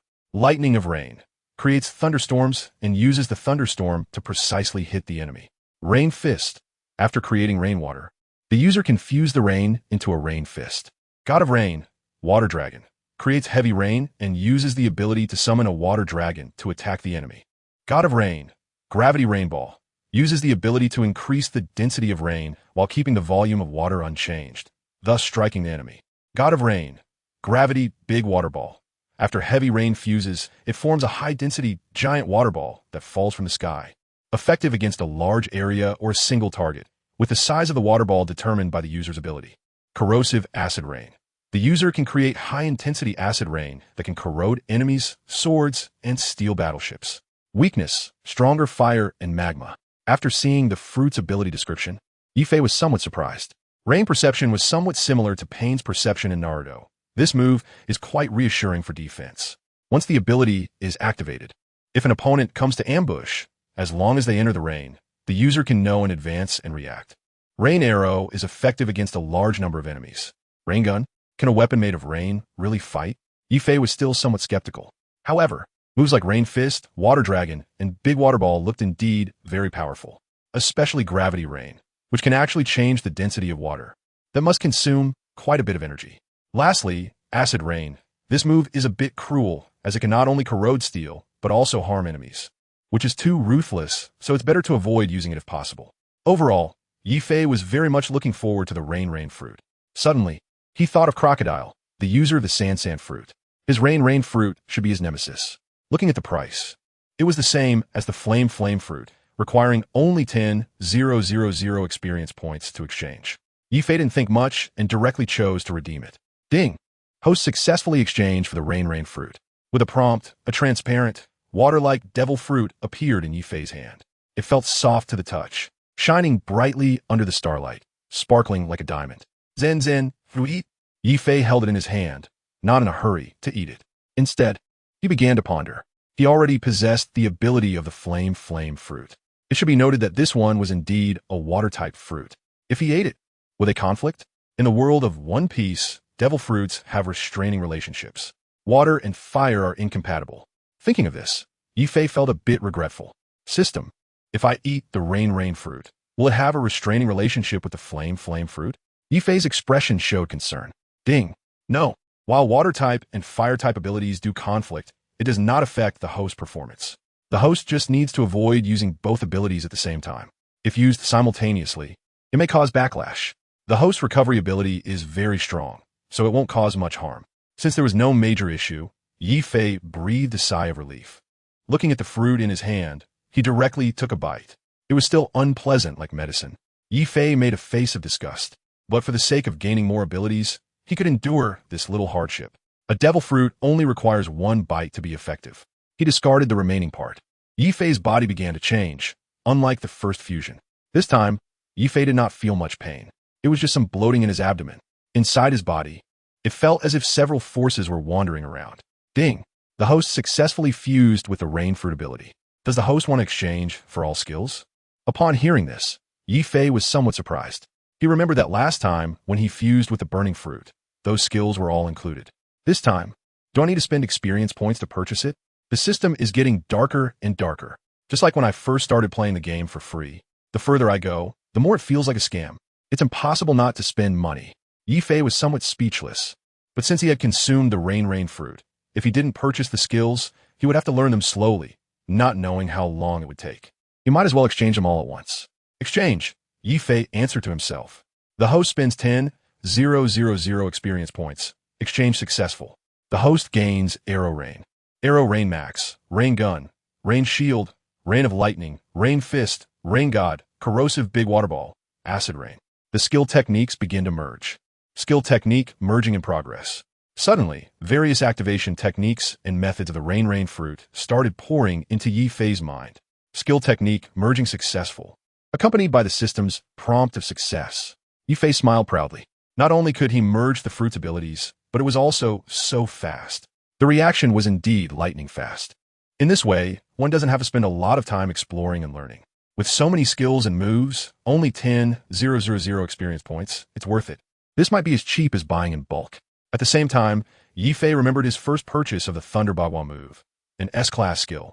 After all, that was a big move. It wasn't a loss, especially since it knocked Akainu away. Thinking about it, Yifei felt quite pleased. However, this time after consuming the Rain fruit, Yifei did not receive a prompt for an S-class skill. It is also possible that the fruit ability has not awakened. The fruits rewarded by the system do not have awakened abilities. This means that it may need to be developed on one's own. Yifei pondered to himself. Now, let's try the Rain fruit. Due to the fusion skill technique, Yifei quickly became familiar with how to activate it. He extended his palm and summoned the water power within him. Soon, a water sphere the size of a fist appeared on Yifei's palm. The water sphere slowly rose, and Yifei used his ability to launch it into the air. In no time, the ascending water sphere disappeared without a trace. At the same time, dark clouds gradually rose in the night sky. The originally beautiful night sky was suddenly shrouded in darkness. Yifei looked up at the sky. The dark cloud covered an area of at least several dozen kilometers. Then, a light drizzle began to fall from the sky. Finally, it appeared. This is the rain I created. Yifei couldn't help but feel a bit proud. I can now control the weather. Next, it was time to use my perception ability. Yifei slowly closed his eyes and began to sense where the raindrops were falling. The headquarters of the Whitebeard pirates, along with 43 branch pirate crews and the red-haired pirate ships, were all within Yifei's perception. Yifei sensed that, apart from the sailing crew members, the majority of the remaining people were already in deep sleep. In particular, he could sense the breathing and snoring of the crew members on nearby ships. This made Yifei feel a bit emotional. Perception Rain, as a reconnaissance defense, is quite effective. Just as Yifei was about to retract his ability, suddenly, he sensed a wave of hostility. This is about several dozen nautical miles away. There are 3 huge objects blocking the rain falling from Yifei. The moment the rain started to fall, Yifei sensed it. The distance was too far for Yifei to clearly identify what it was. He immediately enhanced his perception. Soon, Yifei realized that these were 3 naval warships, one larger and the other 2 smaller. Initially, Yifei thought they might be coming to launch a surprise attack. However, he quickly dismissed that idea. The 3 naval warships were not speeding towards him, but were maintaining the same speed as his location. Moreover, if it were a surprise attack, they wouldn't just send 3 warships. It is important to note that this is the Whitebeard pirates. Besides the main pirate crew, there are also 43 subordinate pirate crews. Not to mention Shanks' ship. Just 3 warships? They would likely be wiped out before they even arrived. It was clearly a death wish. Yifei did not detect any other warships around them. It was obvious that they were sent by the Navy to monitor. Yifei immediately thought of this issue. Today, the Whitebeard pirates had caused a commotion in Marineford, and it was perfectly normal for the Navy to send warships to monitor from a distance. It was probably an idea from Sengoku. They were also afraid of being suddenly attacked by Whitebeard Knight. As for how to deal with these 3 warships, Yifei originally planned to let them go since their intention was not to attack. However, he wanted to test the ability of the Rain fruit he had just obtained and see the effect of long-distance attacks. Meanwhile, the 3 warships following the Whitebeard pirates were slowly moving forward alongside the fleet. The fine rain that started to fall from the sky was soon noticed by the people on the warships. What's going on? The weather was so nice just now, and suddenly it started to rain? I was planning to enjoy the beautiful night view. I really dislike rainy days. They make the room feel damp. That's right. That cloud appeared out of nowhere. It's quite strange. We don't have any behind us. Isn't it always like this at sea? It was clear just a moment ago, and now suddenly it's raining. 2 naval soldiers on 1 warship were discussing. They thought it was just normal rain. However, the rain gradually increased. It seemed to be localized only around them, making one of them feel that something was off. I think this rain is quite strange. Should we report it to Vice Admiral Squirrel? One of them suggested. However, the other didn't think it was a big deal. Come on, reporting just because of a little rain? That is a bit over the top. I'm exhausted from today's battle at Marineford, and didn't he expect to be sent to follow? Vice Admiral Squirrel is resting right now. Are we going to wake him up for this? Don't forget, our mission is just to monitor Whitebeard. Even if we are discovered, our warships are faster than the pirate ships. Hearing this, the first soldier didn't say much more. After discussing, they didn't pay much attention and just found a place to take cover from the rain. But soon, the rain got heavier. Initially, the raindrops were the size of soybeans, gradually turning into the size of marbles, and then into fists. The sound of it hitting the naval warship was loud. Fortunately, the naval warship was of good quality and the drainage system was very effective. The falling rainwater was quickly drained into the sea. If it were an ordinary wooden ship, it might not withstand it. Something's wrong. How can there be such heavy rain? It hurts so much. Go wake up Vice Admiral Squirrel. The few naval soldiers on guard finally realized that something was off. Meanwhile, Vice Admiral Squirrel, who was resting in his room, was also awakened by the loud noises outside. What is going on? Squirrel shouted angrily towards the door. He had only just fallen asleep for less than an hour. The battle at the naval headquarters today had already exhausted him. Moreover, since the end of the battle, he had been monitoring the Whitebeard pirates' ships without rest at night. He had just lain down and didn't expect to be disturbed again. Two naval soldiers hurriedly pushed the door open. Reporting to you, Vice Admiral. It suddenly started to rain heavily. The two soldiers reported in a hurry. It's just rain. Why are you making such a fuss about it? You woke me up for this? Squirrel was displeased. Encountering wind and waves, storms at sea was perfectly normal. Is getting a little rain such a panic? Report. Several of our soldiers have been injured by the rain. Squirrel, who had not cared at first, suddenly changed his expression. What? Injured by the rain? That's absurd. Just as he finished speaking, the noise outside grew louder. Moreover, he heard many people shouting for help. Instinctively, Squirrel sensed that something was not right. On the deck above, it seemed that heavy objects were falling, making loud crashing sounds. Soon, Squirrel realized that the situation was dire. Was this hit by the rain? It's clearly an ambush. Come with me. The flying squirrel immediately stood up and walked straight out the door. Just as he stepped out of the cabin, a raindrop the size of a basketball landed directly on his head. Bang! The flying squirrel was taken aback and immediately felt a sharp pain in his forehead. This rain is unusually heavy, he muttered to himself. Then, he quickly retreated back into the cabin. Looking at the basketball-sized raindrops, the flying squirrel's expression was one of shock. Is this really rain? As a rear admiral, he has sailed the seas for many years and has seen his fair share of storms and rough waters. Although he has encountered severe weather before, this is the first time he has faced such heavy rain, which is indeed unusual. Amidst the shock, Admiral Squirrel. Our sails have been damaged by the rain. Admiral Squirrel, the deck at the bow of the ship has been damaged by the rain. Admiral Squirrel, some of our crew have been knocked down by the rain and are now on the ground unable to get up. The naval soldiers hurriedly ran towards the squirrel. Immediately lower the sails. Notify everyone to return to the cabin at once. Activate all drainage systems. The water on the deck must be drained into the sea immediately and must not enter the cabin. Squirrel quickly reacted. Understood. The messenger immediately ran off and began using the telephone bug to inform the people on the other two warships. In the heavy rain, there were still occasional screams from the deck.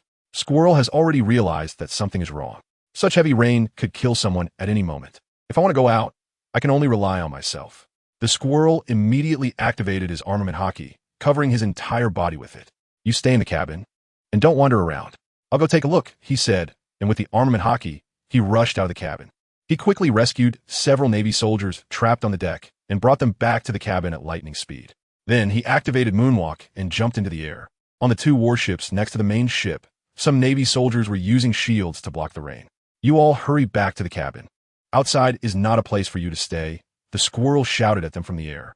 But the sound of the rain was too loud, and he had to jump down to personally bring these people back on board. At the same time, he was using Moonwalk to avoid the heavy rain. However, a lot of rain still fell on him. Even though he was covered with armament Haki, he could clearly feel that this rain was unusually heavy, and it kept falling. This situation couldn't continue. In the air, the squirrel began to look around restlessly. Soon, he noticed some clues. The heavy rain seems to be falling only around the three warships. Just a short distance away from the ships, there's only a light drizzle. This rain is too strange. Suddenly, a guess popped into the mind of the weasel. It must have been attacked by someone, specifically targeting these three warships.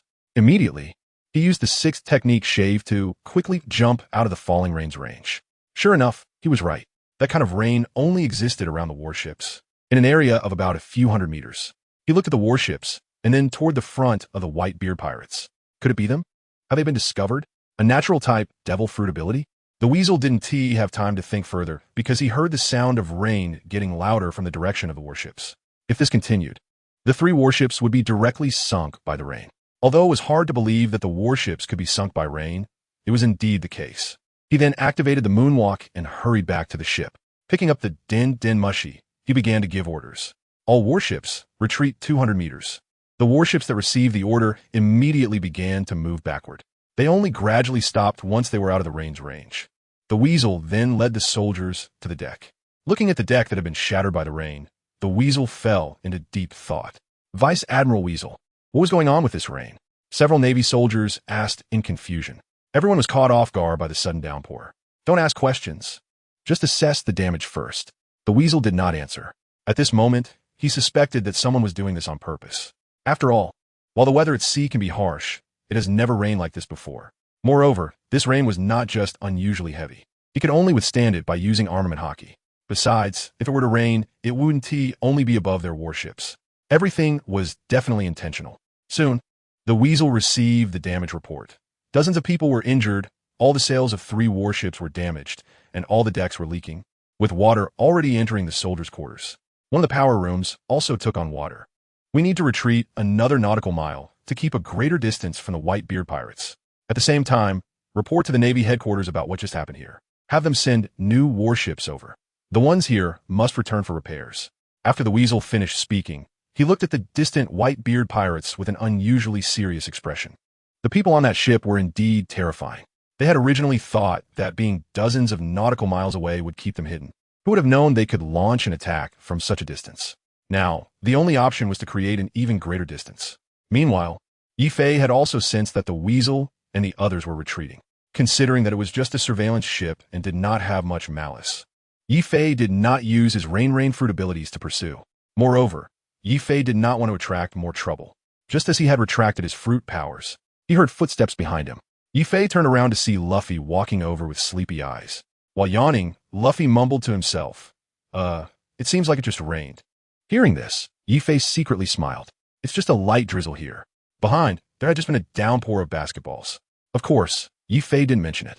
Next to him, Luffy seemed unaware that Yifei was right beside him. He walked to the bow of the ship and unfastened his pants. Nearby, Yifei appeared somewhat awkward. Perhaps he had drunk too much today. He was feeling a bit urgent. Yifei? Luffy only then noticed that Yifei was standing next to him. He leaned against the railing at the bow of the ship. You're awake? Yifei asked awkwardly. Yeah, feeling a bit urgent, Luffy grinned innocently. Now Yifei was his brother, and in front of him, there was no need to hold back or be reserved. Yifei smiled faintly. He understood Luffy's personality quite well. He was not only straightforward, but also had a strong sense of justice. Yifei both liked and admired him. Yifei, your strength is really impressive, Luffy said, leaning against the bow, looking at Yifei. He had seen all the battles in Marineford, especially when he saw Yifei suddenly turn into a dragon. Luffy's eyes sparkled with excitement. Suji-ai. You're the same, aren't you? You're 3 years younger than me and already defeated the Warlords, Gecko Moria, and Crocodile, Yifei replied with a smile. Yifei, you know about that too? Luffy scratched his head, looking at Yifei innocently. It seemed he was still quite aware of himself. Those 2 incidents were on the bounty posters. How could I not know? Ace also told me about it. Yifei nodded. I saw all of that in the original pirate story. But you defeated Admiral Akainu. Yifei, why don't you become my master and teach me? Luffy suddenly said. Upon hearing this, Yifei felt awkward. He had just made himself Luffy's older brother today, and now he was being asked to be a master. Isn't this all messed up? Luffy, what are you talking about? I'm your brother. How did it turn into being a master? Yifei looked speechless. Oh, I just remembered. But as your brother, you can still teach me. Why don't you teach me something? I really want to gain more powerful strength, Luffy said. He hoped that one day he could become incredibly strong. Hearing this, Yifei smiled slightly. Yifei did want to teach him. However, Luffy could only eat 1 devil fruit and could not acquire the abilities of any other fruits. Otherwise, Yifei might have given him a few directly. But now, that was impossible. He belonged to the characters in the original work and could not eat a second devil fruit. However, Luffy had extremely high talent. With the rubber fruit, he could slowly develop the abilities of the rubber fruit to the fullest. Sometimes, being able to fully develop the ability of 1 fruit was more important than having multiple fruits. Although Yifei had thought about having Luffy join the Whitebeard pirates like Ace, he knew that with Luffy's personality, he would definitely not agree. He wanted to become the Pirate King. He would never agree to be subordinate to someone else. So, Yifei had long since dismissed that idea. Why do you want to become that strong? Yifei asked. Luffy said excitedly, I'm going to be the man who becomes the Pirate King. Upon hearing this, Yifei smiled slightly and nodded silently, thinking to himself, I've heard this countless times. After the passionate declaration, Luffy looked at Yifei with great interest. Yifei, what do you think? Yifei thought for a moment and then replied, Your goal is to become the Pirate King. So I will reluctantly become the overlord of this world. As soon as he finished speaking, Luffy jumped up. You want to be the world overlord? Then doesn't that mean I'll be under you as the Pirate King? However, Yifei was not in a hurry. Yes, that's right. So what? Then, Luffy looked dejected and muttered to himself, Pirate King? World overlord? Who told you to save Ace? And you're still my brother? Hearing this, Yifei understood. It seems that this kid has silently accepted it. Suddenly, Yifei felt an urge to laugh. Fortunately, he held it back and then patted Luffy's shoulder, saying with a serious face, Luffy, don't worry. I will help you become the Pirate King. Of course, He did not say the latter part, which was, before that, I must first become the overlord of this world. Luffy sighed, but you won't teach me more powerful techniques. Yi-Fei smiled and said, it's okay, someone will teach you. Luffy looked puzzled. Someone? Who? Upon hearing this, Yi-Fei was taken aback. In the original story, after Ace's death, Luffy completely broke down and was brought to the territory of the warlord Boa Hancock by Trafalgar Law. Later, the Dark King Rayleigh found him and taught him how to use Haki and how to deeply develop his fruit abilities. However, due to his own appearance, Luffy's storyline had already deviated. Now, he was on the ship of the Whitebeard pirates. Therefore, his original storyline had completely fallen apart. With Luffy's personality, he would definitely not go alone to find the Empress. Now, the only option was to pull his storyline back. Yi-Fei did not want to interfere with Luffy's growth, especially Rayleigh's guidance. After a moment of contemplation, Yi-Fei finally responded. Luffy, you know Boa Hancock, right? Yi-Fei deliberately asked. Yes, Luffy replied. She was the one who took me to infiltrate Impel Down. Yi-Fei, you wouldn't want me to go find her to learn, would you? Hancock is not my match. I won't go. Luffy immediately reacted and turned his head aside. Boa Hancock's abilities were of no use to him. Moreover, this woman made him feel a bit strange. As for what exactly, Luffy, who was completely oblivious to romantic matters, couldn't say. What would he learn by following her? Luffy was quite disdainful of that idea. Hearing this, Yi-Fei felt awkward. In front of such a beautiful woman, you don't even know how to cherish her properly. Tell me, are you still a man? I asked you to find Boa Hancock, not to do other things. It's to ask her to help find the Dark King Rayleigh. Yi-Fei felt somewhat helpless. Of course, the reason he asked him to find Boa Hancock was solely for the purpose of Rayleigh. As for what happens between Luffy and Boa Hancock, he wasn't interested. Dark King Rayleigh? Are you talking about that old man with the white beard? Luffy asked curiously. This person, he knows, previously in the Chambord Islands, Rayleigh saved Zoro. At that time, Admiral Kizaru almost wiped them out. Fortunately, Rayleigh acted in time. That's right, you can also go directly to him. You can reach him through Boa Hancock as well. Yi-Fei replied directly. According to the original plot, Boa Hancock has a good relationship with Rayleigh. As long as Luffy is willing, Boa Hancock will definitely agree, because she has long been infatuated with Luffy. Moreover, she has been fantasizing about marrying Luffy. So, as long as Luffy is willing, this matter, the Empress can easily accomplish. If it's that uncle, I think it's possible. He didn't fall behind against Kizaru. Luffy nodded, suddenly interested. He had heard that Rayleigh was previously the vice-captain of Roger's pirate crew, with extremely powerful strength. Finding him should not be a problem. Before Yi-Fei could speak, Luffy had a puzzled look on his face. Yi-Fei, how do you know so much? Upon hearing this, Yi-Fei was taken aback. This kid is really quick to react today. I almost can't keep up. Previously, was Luffy really this smart? I heard about Sabaody Island while I was on the Whitebeard pirates. They said, it seems like it was Ace. Luffy, Ace really cares about you and often mentions your name on the ship. Yi-Fei had to brush it off. It just so happens that Ace often talked about Luffy on the ship before. So, Yi-Fei just used this point to cover it up. Oh, so that's how it is, alright, haha. After Luffy said that, he directly fell asleep. Next to him, Yi-Fei was surprised. How'd he just fall asleep? It's really just like in the original story. He was halfway through talking and just fell asleep. Is this point really the same as Ace? Is he too carefree? However, it seems like he has managed to fool Luffy. Of course, Yi-Fei hopes to pull his storyline back, and it appears that this kid seems to have taken it in. The celebration of the Whitebeard pirates continues for the next 3 days. This also allowed Yi-Fei, as a time traveler, to experience the feeling of being on the Whitebeard pirate ship. Very nice. Meanwhile, Admiral Sengoku has already arrived at the Holy Land, Marineford. This is the headquarters of the world government and the venue for global meetings, inhabited by the world aristocrats, the celestial dragons. Upon arriving in Marineford, Sengoku immediately rushed to the residence of the 5 elders. Admiral Kong? As Sengoku entered, he encountered his superior, Steelbone Kong. Steelbone Kong is the current supreme commander of the world government's military and the direct superior of Admiral Sengoku. However, matters within the Navy are still decided by Sengoku. The Admiral. Steelbone Kong nodded. This time, it was the 5 elders who called him over. Upon entering the hall, the 5 elders were already waiting. You gentlemen are so busy, yet you call me here in such a hurry. What is it about? Sengoku asked intentionally. Please have a seat first, said an old man in a black suit among the 5. Sengoku didn't say much and directly sat in front of the 5 elders. Sengoku, how is Marineford doing? The man in the blue suit asked. Marineford has already suffered heavy damage, and I have arranged for people to expedite the repairs. Kazan and Paulsolino are there. Sengoku replied somewhat gloomily. In this summit war, although it was orchestrated by the world government, he, as the admiral, was the one executing it. However, the Whitebeard pirates directly attacked the Navy headquarters. The Navy spent such a great cost this time, and not only did they fail to kill Ace and Whitebeard, but the Navy headquarters also suffered heavy losses and was further undermined by Blackbeard. Even Akainu's current whereabouts are unknown. As the admiral, he cannot escape responsibility.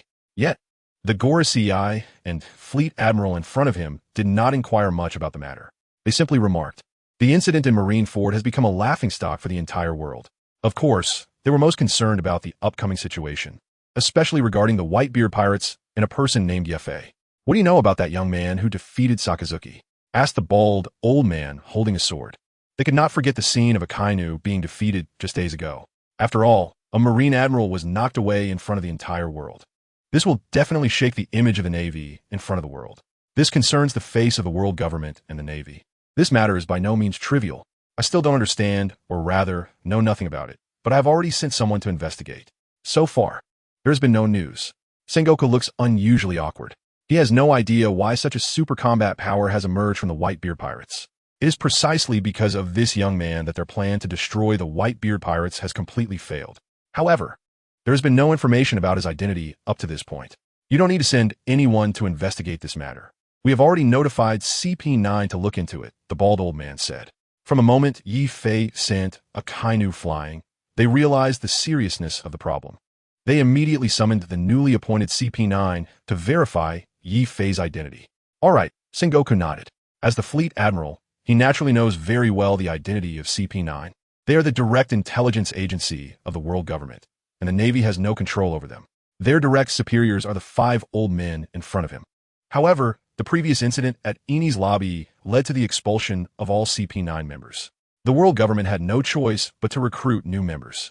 Sengoku doesn't even know about these new CP9 members. Of course, he doesn't want to deal with so many secretive spy matters. Since this matter has been handed over to CP9 to handle, there is no need for him to worry about it. The sudden appearance of this young man has indeed disrupted our plan to eradicate the Whitebeard pirates, just like that young man named Luffy before. However, this person named Yuffie is even more dangerous than him. His appearance has very likely disrupted the existing balance of the seas. "This is precisely the reason we came to find you," the man in the blue suit said, and the other 4 old men nodded in agreement. "This is why you asked me to stop back then," Sengoku replied. If the fight had continued at that time, then the Navy and the Whitebeard pirates would definitely have been locked in a life-and-death struggle. In that case, both sides would have certainly suffered heavy losses. Moreover, this time the Navy has almost gathered all its elite forces to deal with the Whitebeard pirates. If they suffer significant losses, it will definitely become a problem in restraining the remaining 3 sea overlords. In this way, the balance is likely to be broken. Therefore, we can only hold back and preserve our strength. This is also the thought of the 5 elders. "Sengoku, how do you think we should deal with this person?" the old man in the red suit asked. Upon hearing this, Sengoku was slightly taken aback. He immediately countered, "That is exactly what I want to ask you 5 gentlemen. What should we do about Yuffie?" Sengoku couldn't come up with a good solution either. Even if the elite forces of the Navy were mobilized, it would probably be impossible to eliminate Yuffie. As soon as Sengoku finished speaking, the venue fell into silence for a moment. After a long while, someone spoke up. "Can we pull him under the world government and use him for our purposes?" Sengoku looked somewhat puzzled. "What do you mean?" the old man in the black suit suggested. "How about giving him a warlord title?" Upon hearing this, Sengoku's expression became somewhat stiff. 3 days ago, the young man named Yuffie had caused a commotion in Marineford and had knocked away a Marine admiral. How long has it been? Now, these 5 old men want to choose him as the king of the 7 warlords of the sea? If this gets out, it would be laughable. Besides, he is a member of the Whitebeard pirates. Previously, the Navy had just captured their port gas Ace. Now, shortly after the battle has just ended, they want to recruit Yuffie. Isn't that a bit far-fetched? As the fleet admiral, Sengoku was naturally very unwilling. After all, he had injured too many Navy soldiers and officers.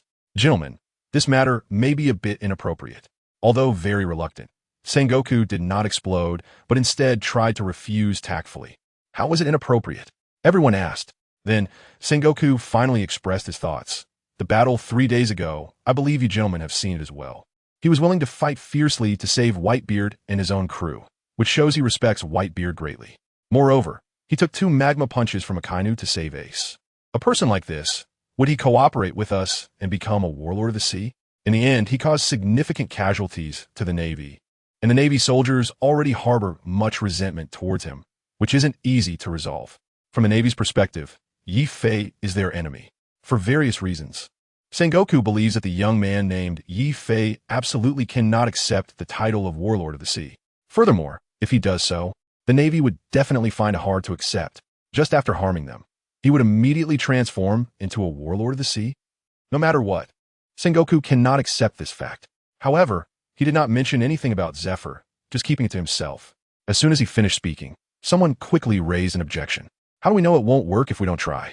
He must be aware of the advantages of the Warlord status. As long as he becomes a Warlord of the Sea, the world government and the Navy can overlook the mistakes he has made. At the same time, he can openly plunder within the designated sea areas. Doesn't he wish for that? They're just pirates after all. We believe that in the face of benefits, he will consider it. Sengoku scoffed at the views of the Gorosei. This is the simplest method of temptation. In his view, it is overly fanciful. Because the warring states have witnessed Yi Fei's behavior, he is definitely not someone who can be tempted by. Even when Teach wanted to share the world with him, he was unwilling. This indicates that this person's will is particularly firm and not easily changed. These 5 old men really only know how to sit at home and give orders. They have no understanding of the specific situation on the battlefield.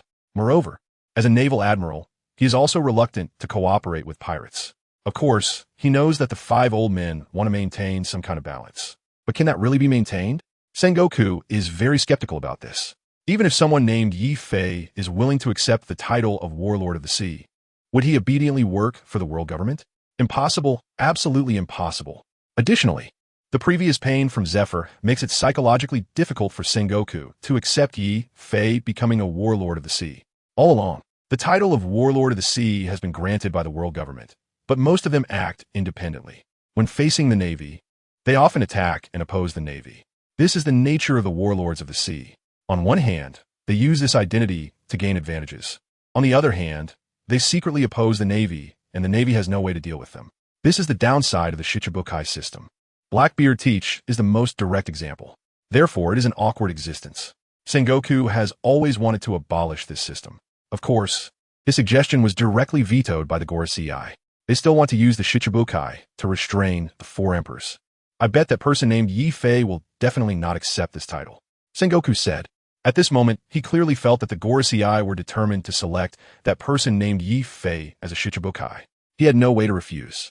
Sengoku, now is not the time to discuss this, whether he is willing or not. We must give him this title. Our goal is to maintain the current situation. Originally, the world government's plan was to eliminate the Whitebeard pirates to strengthen their control over the sea. But this battle has made them realize that the Whitebeard pirates cannot be directly eliminated. Since it cannot be eliminated, the only way is to maintain a relatively stable situation with the Whitebeard pirates. Bestowing Yi Fei the title of Shichibukai would indicate the world government's current reconciliatory stance towards the Whitebeard pirates. As for whether Yi Fei accepts it, it doesn't matter. Additionally, granting Yi Fei the title of Shichibukai has another benefit. It keeps the other 3 emperors of the sea at a distance from the Whitebeard pirates. It should be noted that among the Whitebeard pirates, there are Shichibukai. How will they think about that? Will they still unite with the Whitebeard pirates? Finally, once Yi Fei becomes a Shichibukai, there might be another benefit. Sengoku, the thoughts of the 5 gentlemen are correct. If we don't do this, once Whitebeard and the other 3 pirate crews join forces, our Navy's position may be shaken. The best outcome would be for him to agree to become a Shichibukai, distancing himself from the Whitebeard pirates and becoming our ally. Even if that doesn't work out, his position in the Whitebeard pirates will certainly not look good. Meanwhile, the long-silent Admiral Kong finally spoke. As the commander of the world government and Navy headquarters, he must consider the bigger picture. He knows that Sengoku is unwilling, possibly due to some personal feelings involved. Because indeed, Yi Fei has caused significant casualties to the Navy. But sometimes, one must consider the overall situation when making decisions. This is exactly what he had thought with the 5 elders before. Well, okay, Steelbone Kong said, and Sengoku finally nodded. He naturally had no way to refute this superior. As the fleet admiral, sometimes he had to think about the entire Navy. He had just been a bit selfish. However, he still felt unwilling about Yi Fei becoming a warlord of the sea. This is just our current way of handling Yi Fei. Once CP9 confirms his identity, we will make further plans, the 5 elders said after discussing. These newly appointed CP9 members are still not as competent in their duties as the previous veteran members. But there's no choice. An investigation must be conducted. Understand. We, the Navy, will not take action against the Whitebeard pirates until his identity is clarified. Compared to Yefe, how do you plan to deal with Blackbeard Marshal D. Teach? Sengoku asked. Previously, at the Navy headquarters, he had directly revoked Teach's Warlord status in front of everyone. In this incident, he has crossed the line. The 7 Warlords of the Sea are not subordinates of the Navy. They serve the world government together. It is important to know that only the world government and the 5 old men in front of us have this authority. As the fleet admiral, he does not have that right. Disbanding Teach's title, Sengoku is already prepared to face criticism. However, the 5 old men in front of him did not blame Sengoku. You handled this well. But next time something like this happens, it must go through us. Blackbeard Teach. As a Warlord of the Sea, even if you do not act, we will. Now we have revoked his title as a Warlord of the Sea. Immediately restore the bounty on Teach. As for the amount of the bounty, that will be decided by your Navy headquarters. The 5 old men responded. Teach's unlawful entry into Impel Down, taking away prisoners, and injuring Magellan are all serious crimes. Revoking his title is meant to serve as a warning to the other warlords of the sea. Violating the will of the world government will result in severe punishment. All right, I understand. Sengoku nodded. He has already made plans for Blackbeard. As long as these 5 old men agree, he can take immediate action. Just as the meeting ended, the exclusive transponder snail carried by Sengoku rang. Brew, brew, brew, it's Carp. At this moment, how did he call himself? Sengoku didn't think much and directly answered the phone. Kapu, I'm still in Marineford. What's the matter? Sengoku asked curiously. Originally, he had planned to bring Kapu along to Marineford. However, Kapu chose to stay at the Navy headquarters, ostensibly to clean up after Marineford. In reality, Sengoku knew that Kapu didn't want to see the Celestial Dragons at all. Ever since the Rocks Pirates incident, Kapu's attitude toward the world government had not been very good. Moreover, it was precisely because of that reason that Kapu had been unwilling to get promoted, even though the world government had high hopes for him. So Sengoku didn't bring him along. It would indeed be a bit awkward. Sengoku, I want to resign from my position as Vice Admiral, Kapu said directly. Resign? Why? In response to Sengoku's question, there was a moment of silence on the other end of the phone. Then Kapu spoke up. Sengoku, I'm getting old. It's time for the young people to step up. If we don't step down, how long will these young people have to wait? Kapu's explanation left Sengoku somewhat speechless. After so many years as old friends, you actually said these words to me. It seems you're starting to hold back against me. Could it be because of what happened last time? Your grandson is a pirate, and we are the Navy. Our positions are different. Garp, I really have no choice. You need to understand the difficulties I face as the Fleet Admiral of the Navy. As a longtime friend of Garp, Sengoku naturally knows that this is not the real reason Garp wants to leave. The real reason is probably that he doesn't want to be enemies with Ace and Luffy. In this awkward position, Garp is indeed in a difficult situation. On one hand, as a Navy officer, it is his duty to capture pirates. On the other hand, his own grandson has become a great pirate. Sengoku understands Garp's predicament very well. Garp, if you want to resign, you should talk to Fleet Admiral Kong directly. I just finished a meeting with him. Admiral Sengoku sighed. He neither directly agreed nor directly refused, but instead passed the question up the chain. Although Garp is only a vice admiral, his status in the Navy is not inferior to his own. They were in the same batch of recruits, fought side by side for decades, and rarely parted ways. Some things naturally do not need to be said. This kind of thing must be personally conveyed to Admiral Kong. I understand, Carp said, hanging up the phone. Sengoku fell into deep thought. Carp, that old guy, actually wants to leave just like this, leaving a mess for me to deal with. In fact, he also wanted to leave. As the Fleet Admiral, Sengoku also bore significant responsibility for the defeat in the Marineford War. Now that Carp is leaving, what meaning does it have for me to stay in the Navy? But the war has just stopped, and rebuilding has not yet begun. To propose resignation immediately would probably not be welcomed by those 5 old men. Let's wait until the Navy headquarters completes its repairs before discussing it. Carp, you are right. It is time for newcomers to step up. Sengoku murmured to himself. At this moment, he had seemingly made up his mind to follow in Carp's footsteps. Some are happy, some are worried. Just as Yefe and the Whitebeard pirates were celebrating their victory, the Blackbeard pirates were also sailing on the sea. However, their situation seemed quite dire. Captain, our ship doesn't seem to be holding up, Ghost Warden Lafitte said worriedly. When they left Marineford, several cannonballs from the Navy hit their ship. Originally, their pirate ship was merely constructed from a large tree. After being hit by cannonballs, the ship's hull was on the verge of breaking apart. Evil Wolf. Support from behind, Teach said, looking at the shaky ship's body and addressing the massive figure behind him. At this moment, San Juan Wolf was floating in the water, moving along with the ship. Even if he was only half submerged, he appeared to be dozens of stories tall. Yes, Captain, San Juan Wolf replied, then placed his hands on the ship's body to prevent it from disintegrating. Captain, where should we go now? Evil Tyrant Aburo Pizarro asked. Previously, he, like Shiryu of the Rain, was a prisoner in Impel Down. Having witnessed Shiryu being sent back in, he was very worried about being locked up in Impel Down again. New World, Teach said, pulling out a bottle of liquor from his waist and taking 2 swigs of strong alcohol. This trip to Marlin Vondo has been quite unfortunate. The original plan has completely fallen apart. No benefits were gained, and 2 important subordinates were lost. Captain Bagus of Ship Number 1 and Captain Yuzixiliu of Ship Number 2. The serious consequences were entirely caused by that person named Yifei. Previously, Tiki had been a companion of his and had a very good relationship with Yifei. They often drank together until dawn, discussing their dreams. For more than 2 years, they had not discovered Yifei's formidable strength. To their surprise, he was able to easily take down both of his captains. Originally a team of 10, now only 8 remain. This surprised Teach greatly and made him quite frustrated. Captain, the New World is Whitebeard's territory. If we go straight there, will we be wiped out? Abelo Pizarro was extremely worried.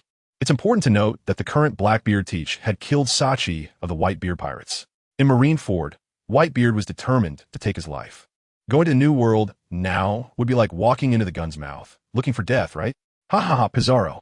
Sometimes the most dangerous place is the safest place. The New World is just too vast. Apart from a main base of the Whitebeard pirates, those 43 pirate crews under him are not our opponents and pose no threat. Teach let out another boisterous laugh. After the defeat at Marineford, the morale of his crew was extremely unstable. What he needed to do now was to stabilize everyone's mindset. But even Teach said that. The expressions on the faces of these members are quite complex. Some find it hard to believe. After all, some of them have only just escaped from Impel Down not long ago. The sense of trust among them has not yet been established. Captain, can we really establish a foothold in the New World? Asked Katarina Devon, the Moon Hunter. She also escaped from the underwater prison of Impel Down. She expressed doubts about Teach's words. It is important to remember that before going to Marineford, Teach had promised them that he would definitely kill Whitebeard and take his devil fruit powers. However, now, Teach has not fulfilled that promise. Katarina Devon is very skeptical of him saying such things again. Is this captain reliable or not? Don't forget, I possess the power of the dark fruit. When the time comes, I can help you obtain whatever fruit abilities you desire. In the New World, aside from that old man, no one is my opponent. If you want to leave, I won't stop you. However, I must tell you that the world government will not let the matter of Impel Down go easily, and I hope you all are prepared for it. Teach said coldly. Implicitly, he meant, it's up to you to decide. If you don't follow me, the Navy might cause trouble for you. After saying that, he activated the power of the dark fruit, dark water. Instantly, his entire body was shrouded in darkness. He was extremely confident in his strength. At the same time, he was demonstrating his power to his subordinates. Seeing this scene, everyone's attitude began to change. Captain, please don't be angry. We're just worried about our future. We have no other intentions, the evil king Abelo Pizarro said with some fear. That's right. We were just asking, the others echoed. Captain Teach, you saved us, and we will never forget you. They quickly agreed. They had not been part of the Blackbeard pirates for long, but the incident of him killing his comrades was enough to show that Teach was an extremely cruel person, capable of turning on his own at any moment. Following someone like him was dangerous, yet they had no choice. Joining another pirate crew didn't guarantee their acceptance. After all, they had escaped from Impel Down. How many would dare to accept them? Once accepted, wouldn't the Navy headquarters come after them? The only path left was to continue to trust Teach. As soon as Abelo Pizarro finished speaking, the others nodded in agreement. At this moment, they had no way out. Haha, that's good. I can guarantee you that once we reach the New World, we will soon have our own territory. Our strength will definitely balance with the 4 emperors. With my strength, I will at least be the 5th emperor of the New World. When we are strong enough, I will personally take Whitebeard's head and seize his Tremor fruit. After that, we will occupy Whitebeard's territory and coexist with the other 3 sea emperors. Teach laughed proudly, simultaneously planning for the future. His words had stabilized the crowd. However, even so, Teach knew that returning to the New World carried high risks. First, the Whitebeard pirates would surely spare no effort in searching for him. Second, in the New World, there were 3 other sea emperors. These people are also a threat to him. But even so, he has to go, because as a pirate, he really wants to obtain the legendary Great Treasure, One Piece. It can only be found in the New World. Compared to the dangers of the New World, he is more willing to take the risk. As the captain of the Blackbeard pirates, he is indeed very clever and ambitious. Whitebeard, Yefe, one day we will eliminate you all one by one. Just as Blackbeard sets sail towards the New World, in Dressrosa, in a hospital, a tall man in a Navy admiral's uniform is lying in bed. This man is Admiral Akainu. 2 days ago, he fell in Dressrosa and crashed into a building. He has been in a coma ever since. When everyone saw that the fallen person was Admiral Akainu, they were extremely shocked. This is because the images of the Marineford War have been broadcasted all over the world. From Marineford to Dressrosa, well, long distance. No one could believe it. But the person in front of them in a coma was indeed Akainu, the admiral of the Navy headquarters. They immediately reported to the king of Dressrosa, Don Quixote, Doflamingo. However, at that time, Doflamingo was still on his way back. The group could only report to the cadres of his family. A discussion was held within the Don Quixote family on how to deal with Akainu. Some suggested killing him because Dressrosa has many gray industries. For example, the production of artificial devil fruit smile, arms trading, and human trafficking. If Akainu finds out, there will be no good outcome. Others oppose this. After all, he is an admiral of the Navy. If they kill him while he is unconscious, it would definitely attract the Navy, and they would not have a good outcome either. Additionally, some proposed to send Akainu away directly, but that quickly faced opposition from others. They were worried that if the Navy inquired about the matter, they would not be able to explain. Akainu is already in a coma, and you're not trying to save him, but are so eager to send him away. What does that mean? Is there a secret?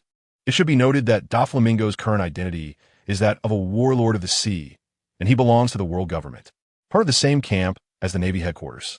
Failing to provide aid could lead to the world government blaming them, and Doflamingo's warlord status could be revoked, which will be counterproductive. At this moment, Akainu is like a hot potato in front of them. First, send him to the hospital and monitor him.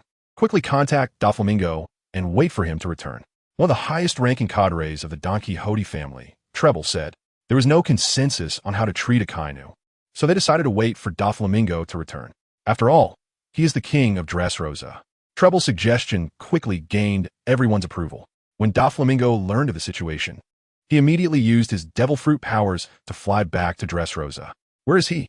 Doflamingo's first question upon returning to Dressrosa was about Akainu's condition. Upon learning that Akainu had been brought to his territory, Doflamingo felt it was unbelievable. Marineford, the fastest ship, would take several days to reach Dressrosa. How did that young man manage to do it? Is he a devil? This time, Yefe has really gotten him in a big trouble. He is still unconscious, but the doctor said he should wake up in the next couple of days. However, there are some fragments of sea prism stone in his body, which should have come from colliding with a building that has sea prism stone in it, and it will take some time to remove them. Upon hearing this, Don Quixote Doflamingo immediately said, send someone to monitor his condition closely. Notify everyone to shut down all Smile production lines for the next few days. Also, all other transactions must be temporarily halted. Although Doflamingo's identity is that of a former world noble celestial dragon and a warlord of the sea, he is still quite wary of Akainu. One must know that when this marine admiral takes action, he will not spare even his own people. Of course, he wouldn't dare to kill Akainu either, because now the people of Dressrosa basically know that Akainu is here. If he were to kill Akainu and the news got out, regardless of whether he is a celestial dragon or a warlord of the sea, the world government and the marine headquarters could instantly erase him from this world. This is definitely not a time to be careless.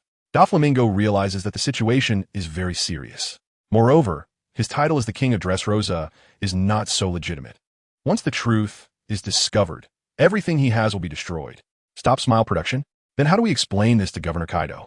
The family executives are very worried. One must know that the Smile factory is where Zoan-type devil fruits are produced. Furthermore, Doflamingo's biggest trading partner is the Yonko Kaido of the beasts.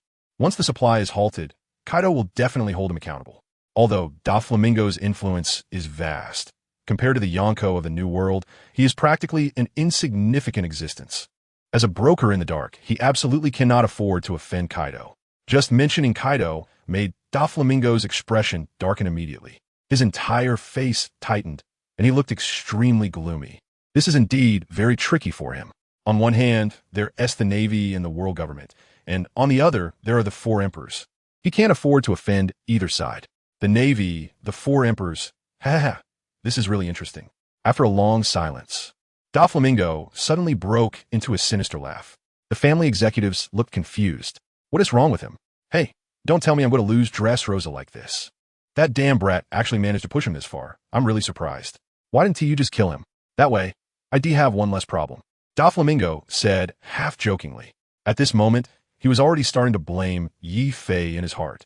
If it weren't for Yi Fei beating Akainu to this point, he would have to face this issue.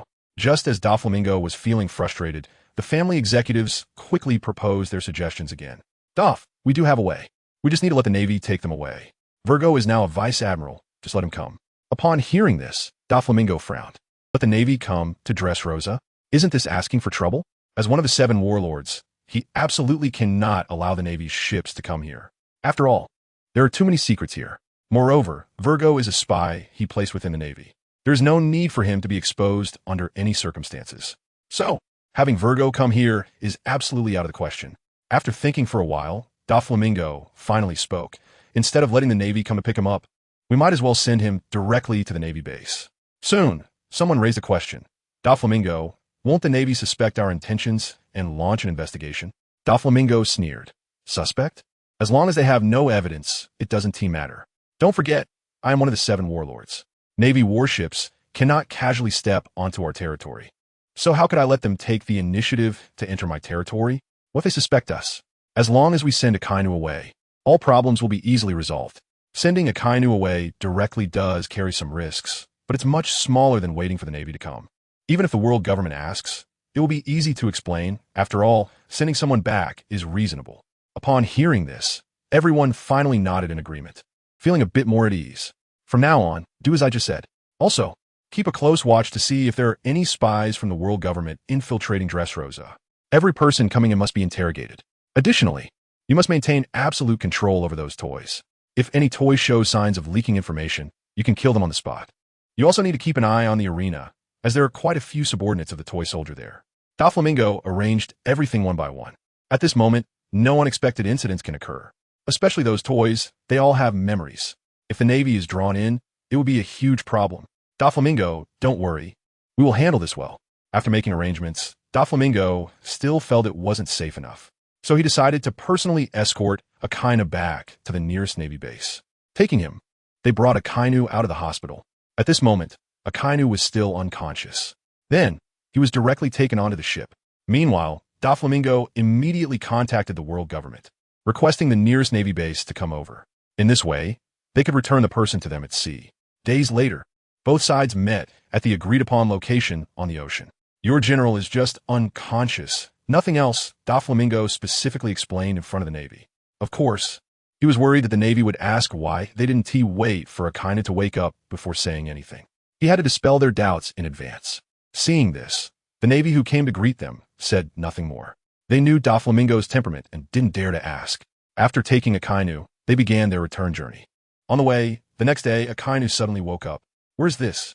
The first thing Akainu did upon waking was to touch the back of his head. It still hurt immensely. Moreover, there were several wounds on his body, as if he had undergone surgery. Report, Admiral Sakazuki. Doflamingo has brought you onto our ship, and we are currently on our way back to the Navy headquarters. A naval soldier attending to him immediately answered, feeling extremely nervous in front of Admiral Akainu. It should be noted that this Navy admiral's temper is even more terrifying than Doflamingo's. Doflamingo? That little brat from the 7 warlords? Akainu looked puzzled, wondering why he didn't wake him up, but instead handed him over to such a small warship. He had no idea that Doflamingo would never dare to wake him up directly. Compared to this, he suddenly recalled the incident at Marineford. That young man, whose name seemed to be Fei, had knocked him down in one move at Dressrosa, truly not simple like a monster. While he was in doubt, the person beside him suddenly spoke. It was Doflamingo who brought you over. Where are the others? They have already returned to Dressrosa. What about your commander? Vice Admiral Jimmy is still at the Navy headquarters. They're meeting at the headquarters in the next few days, and he won't be back for a while. After the battle at Marineford, Vice Admiral Jimmy was reassigned there. He had been dealing with the aftermath since the end of the battle. A meeting? Why didn't they wait for me to return? Akainu was a bit puzzled and felt somewhat dissatisfied. Admiral Sakazuki, I don't know, the naval soldier replied nervously. High-level meetings were not something he could know about. Notify the engine room to speed up the return journey. Akainu didn't say much more. After all, their ranks were not high enough. He then let that naval soldier leave. Just as the soldier left, Akainu touched the back of his head again. It felt like it had been subjected to a shock. I just started to slowly recall. I remember a few days ago, I was knocked away by a young pirate named Yifei. At that time, my consciousness was still somewhat clear and my body wasn't too injured. I remember that I flew to Dressrosa. But what happened afterward seems to be unclear. It seems that my head hit something hard. He had just fainted. The building made of sea prism stone? Akainu touched his head and slowly recalled. As an admiral of the Navy, he had heard that in Dressrosa there were a few buildings made from sea prism stone. It must be that way. Akainu muttered to himself. His guess was correct. Originally, if he had fallen on an ordinary building with his body, it would have been nothing. But he happened to crash into a building made of sea prism stone. Not only did he injure his head and faint, but he also lost his abilities. In the original work, there were indeed buildings in Dressrosa that used sea prism stone. When Doflamingo activated his birdcage slicing technique, some buildings were difficult to cut through. Luffy also encountered buildings that caused him to lose his abilities. This is the reason for the Sea Tower Stone. It is known that the Sea Tower Stone is the nemesis of ability users. After coming to this realization, Akainu didn't think any further, as the back of his head still ached. Instead, he began to ponder about Yifei. This unknown pirate actually possesses such powerful strength. That damn kid actually knocked me all the way to Dressrosa. That move seemed to be Kaido's ability, right? Not only does it have lightning attributes, but also infused fire attributes into it. Not simple at all. Akainu couldn't help but sigh. At the same time, his mind was filled with the image of Leaf flying him away. No matter how powerful that move was, it shouldn't have sent him to Dressrosa. Thunderbagua. Akainu immediately thought of Kaido's technique. He knew about Thunderbagua. It was Kaido's most skilled move, and Akainu had seen it before. Thunderbagua couldn't possibly send someone flying this far. Only Bartholomew Kuma's pawpaw fruit could do that. Could it be that this Leaf guy has connections with Kuma and Kaido? A series of questions surged in his mind, making his already aching head even more chaotic. He couldn't think any further. Then, he took out the golden transponder snail he always carried and contacted the Marine headquarters immediately.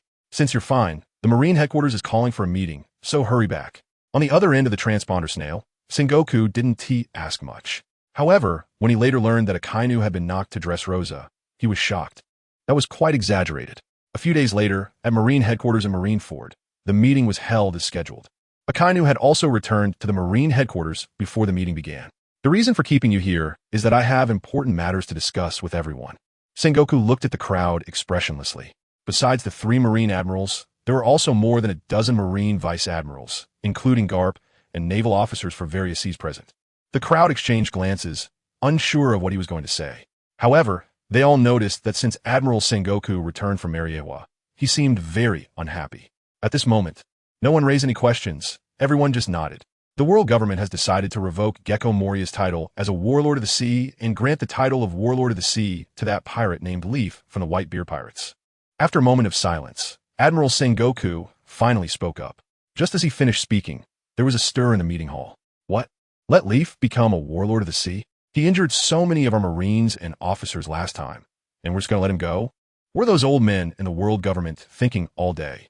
How can someone like him become a Warlord of the Sea? He asked from the Whitebeard Pirates. Just a few days have passed, and they want to make him a Warlord of the Sea? I disagree. He injured too many of us. I can't explain this to my subordinates. Admiral Sengoku, this is definitely not acceptable. The crowd was very confused, especially Akainu, who directly knocked over the cup in front of him. How can we let such a dangerous pirate become a Warlord of the Sea? What face does the Navy have left? It's really laughable and too ironic.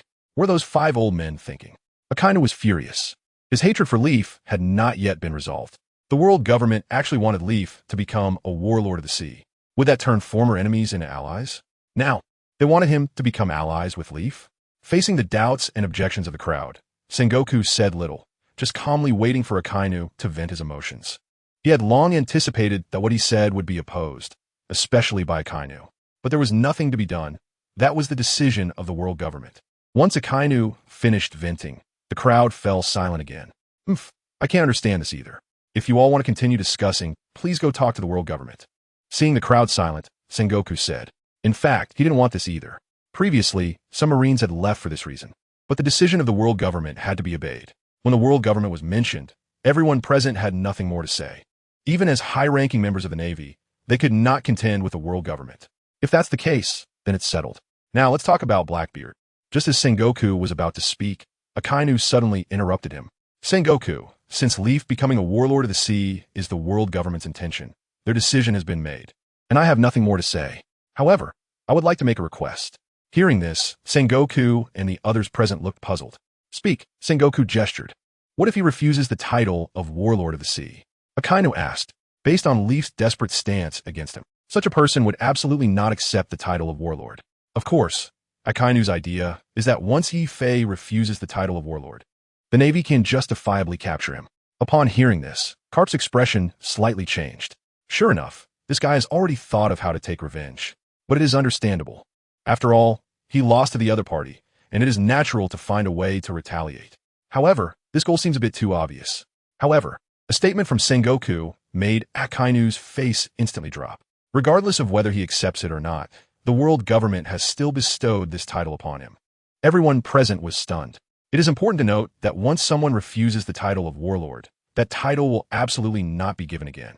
Previously, the world government had invited Porgas D, Ace to become a warlord, but after Ace refused, the world government retracted the title. But this time, the world government actually wants to impose this title on Yi-Fei. This is something that has never happened before. Is the world government going to make an exception for Yi-Fei? Has something unprecedented really happened? What does it mean? The people present were a bit confused. Do they really value him this much? Akainu had a dark expression on his face. Meanwhile, Vice Admiral Garp, who had not spoken for a long time, finally spoke up.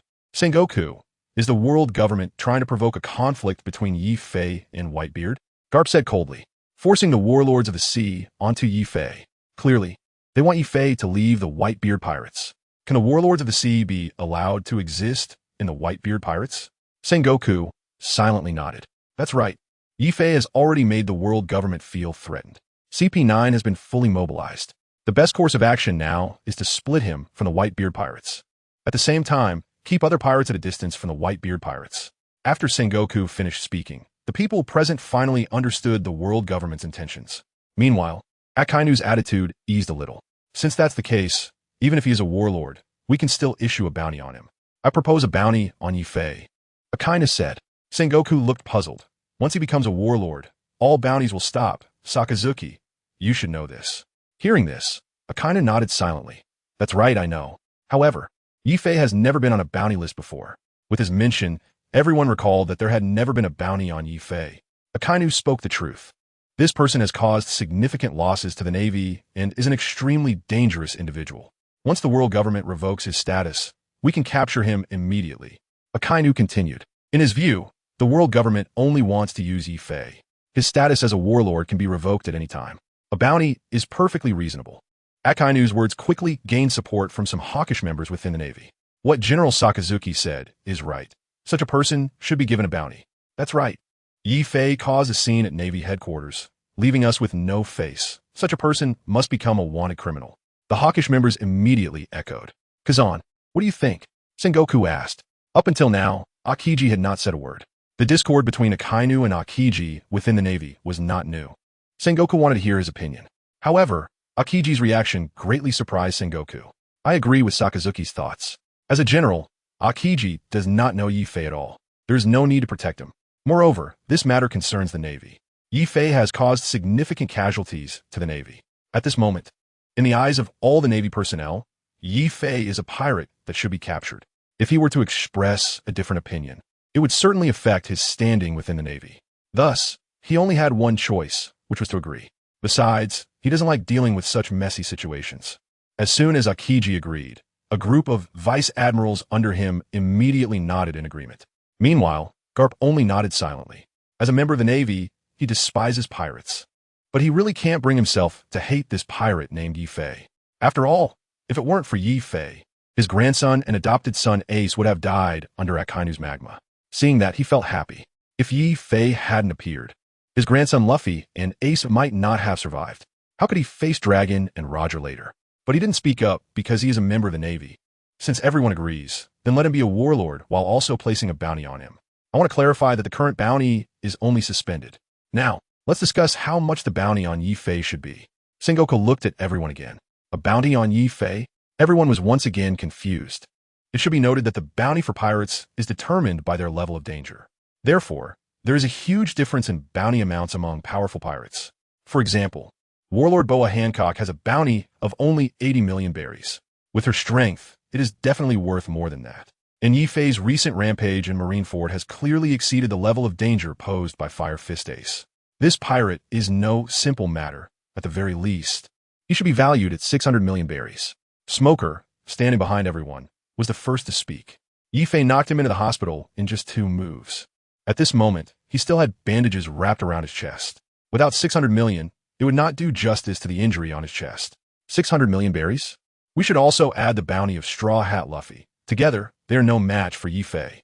Not to mention that he defeated so many of our Navy personnel and numerous officers. Such a dangerous pirate must be given a high bounty. Vice Admiral Dalmesia, wearing a dog mask, just finished speaking when someone immediately followed up. Fire Fist Ace currently has a bounty of 550 million berries, and Straw Hat Luffy's bounty is 300 million berries. Does that mean Yifei's bounty should be 850 million berries? 850 million berries? There is no bounty that high among the warlords. The discussion about Yifei's bounty became intense among the crowd. Previously, there had never been a mention of Yifei on any bounty list. It was only after his sudden rampage at Navy headquarters that he caught people's attention. This bounty, of course, cannot be judged by previous standards. Have you finished speaking? You're underestimating this pirate. A pirate who can beat me to this extent. And you offer such a small bounty. Akainu said angrily from the side. They had just discussed for half a day, and Yifei's bounty hadn't even surpassed 1 billion berries. This made Akainu a bit unable to listen. With such a low bounty, whose face are you trying to slap? Am I really being beaten to Dressrosa by a pirate with a bounty of less than 1 billion? This isn't just looking down on Yifei. It's looking down on me, an admiral of the Navy. Is there really anyone who dares to despise me like this? Upon hearing this, everyone looked at Akainu in confusion. Admiral Sakazuki, what do you think is a suitable bounty for Yifei? As senior officers of the Navy, they were somewhat intimidated by Akainu. When they were just discussing Yifei's bounty, they didn't mention that Yifei had defeated Akainu. If they had brought it up, this strangely temperamental admiral might have exploded at them. So, they didn't dare to say anything. However, they couldn't have imagined that Akainu would bring it up himself. A pirate who can knock me down repeatedly and send me to Dressrosa? You really think he deserves a Shichibukai's price? He should at least reach the level of 50 billion berries. Upon hearing this, everyone was left dumbfounded. This includes the warring states and Carp. They didn't expect Akainu to set such a high bounty for Yifei. 50 billion berries, that's a bounty at the level of the 4 emperors. It's important to note that the highest bounty for Pirate King Roger was only 55 billion berries. That was the result of a lifetime of struggle. And this guy named Yifei, on his first bounty notice, is given 50 billion berries? He just became a Shichibukai and is already given a bounty at the 4 emperors level? Is there too much money? Inflation? Or is it that Admiral Sakazuki is scared of him? Admiral Sakazuki, 50 billion berries, that's on par with Whitebeard. Soon, someone in the venue raised doubts. So far, Whitebeard's bounty is 50 billion 460 million berries. 50 billion is almost the same as his. This is the first bounty on Yifei, and it's set so high, Kaido isn't even that terrifying. However, in response to the doubts from the Navy's high command, Akainu directly replied, Whitebeard couldn't hit me to that extent. This young pirate is more dangerous than Whitebeard. Upon hearing this, everyone was left speechless. They indeed witnessed Akainu being knocked out of the battlefield. Moreover, Akainu made them search for several days. Beside them, Sengoku, who had been waiting for the discussion, silently nodded. Sakazuki's shamelessness in saying this clearly shows that his attitude towards Yifei is the same as that towards Whitebeard, or even higher. This point coincides perfectly with the thoughts of those 5 old men. With this in mind, Sengoku suddenly had a new idea. Sakazuki was right. The level of danger posed by Yifei can indeed be compared to that of Whitebeard. In fact, this person's level of danger is even higher than that of Whitebeard. At 72 years old, Whitebeard is already in the twilight of his life and cannot stir up much trouble. But Yifei is only in his 20s. He still has a lot of time ahead of him. We absolutely cannot underestimate this kind of opponent. Hearing this, everyone nodded in agreement. What Admiral Sengoku said was very reasonable. At over 70, it is indeed time to go home and retire. A life in 1s20s has just begun. Seeing this, Sengoku silently nodded. Although Akainu's words contained some personal emotions, most of what he said was based on facts. He then continued, therefore, I propose setting his bounty at 5. 1 billion berries. Who is in favor? Who is against? Sengoku had already made up his mind. His intention was to have everyone agree to this decision. However, the bounty of 1 billion berries indeed shocked many present. It is worth noting that this is Yi Fei's first bounty, and it directly surpasses that of Whitebeard, who worked his whole life for a bounty of 5 billion. Yi Fei exceeded him by 540 million berries. What a terrifying existence. In favor, Akainu was the first to raise his hand. At the same time, he was very satisfied. All along, Sengoku had been leaning toward Akiji, but this time he was in agreement with him. This really surprised him. Of course, he had to show support. The marshal and the general agreed, and with everyone present, who would dare to oppose? Then, one by one, everyone raised their hands. Originally reluctant, Akiji also had no choice but to raise his hand at that moment. Meanwhile, Garp noticed Sengoku's thoughts. His true intention was not about the bounty, but about the relationship between Yi Fei and Whitebeard. It should be noted that a bounty of 1 billion berries exceeds Whitebeard's, making it a top existence in the pirate world. What would Whitebeard think if his crew's bounty surpassed his own? Even if Whitebeard Edward Newgate is magnanimous, how would his crew feel? This is precisely the cleverness of Sengoku. Then, Garp slowly raised his hand while glancing at Sengoku. To outsiders, you are a wise general, but to me, you're really just an old fox. Beside him, Akainu was quite pleased. Being defeated by a pirate with a bounty of 1 billion berries is not embarrassing at all. Everyone unanimously agreed on the bounty for Yi Fei. Next, they discussed the bounty for Blackbeard Teach again. Meanwhile, Yi Fei and the Whitebeard pirates had just arrived at their territory in the New World. The Whitebeard pirates had also separated from the Red Hair pirates. Luffy and Yi Fei went their separate ways, heading to Amazon Lily to find Rayleigh for training. On the very day Whitebeard arrived in the New World, the world government announced Yi Fei as the new warlord of the sea. As soon as the news broke, the world was in an uproar. What? The guy who defeated Akainu during the Marineford War became a warlord? Just a few days after the war ended. And the world government is already bowing to him? How interesting. Does this mean that the world government has reached some sort of reconciliation with the Whitebeard pirates? Is this the justice of the Marines? Asking for peace when they can't win? It's really laughable. Just when everyone was still processing this. The Marine headquarters also announced Yi Fei's bounty, 1 billion berries. Furthermore, the Marine headquarters conducted extensive coverage through various media. Did I hear that right? Whitebeard's bounty is only 5 billion berries, and that guy actually has a higher bounty. He's second only to Roger. Once this bounty was announced, the four emperors must have lost face. Haha. What does this mean? Supporting him as a warlord while also placing a bounty on him? I don't get it. The world government and the Marines are two different institutions. They shouldn't have reached an agreement. Otherwise, such a joke wouldn't have happened. What does it mean to issue a bounty and then suspend it? This implies that once Yi Fei's warlord status is revoked, the bounty will take effect immediately. This has surpassed the current bounties of all four emperors, right? The Marine headquarters really has money. If they are so wealthy, why don't they improve the soldiers' treatment? Yi Fei's head is actually worth so much. No need to say more for that 1 billion berries. I'll take Yi Fei's head. If I can take Yi Fei's head, then I would also be a contender for world dominance, right? But forget it. You can't even deal with a pirate worth 500,000 berries. You're not even worthy to hold Yi Fei's shoes. I hope that one day my bounty can also exceed 5 billion. That's impossible for you in this lifetime. The warlord status and the extremely high bounty immediately became topics of conversation among all pirates. In the Grand Line, the pirates of a new world were also attracted by these two pieces of news. In Wano country, the beast pirates, Kaido took a big gulp of liquor. Damn it. I've been surpassed by little Brad. Who exactly is he? How could he surpass my bounty? Whitebeard is really disappointing. If it weren't for Shanks' intervention, I would have taken his territory long ago. In the New World, at Whole Cake Island, Charlotte Linlin just took a bite of a delicious dessert. Mama, how could this happen? Go check where this pirate is from. The world government. Would someone like him agree to your demands and become a warlord? Just after parting ways with the Whitebeard pirates, Shanks received the news and felt somewhat shocked.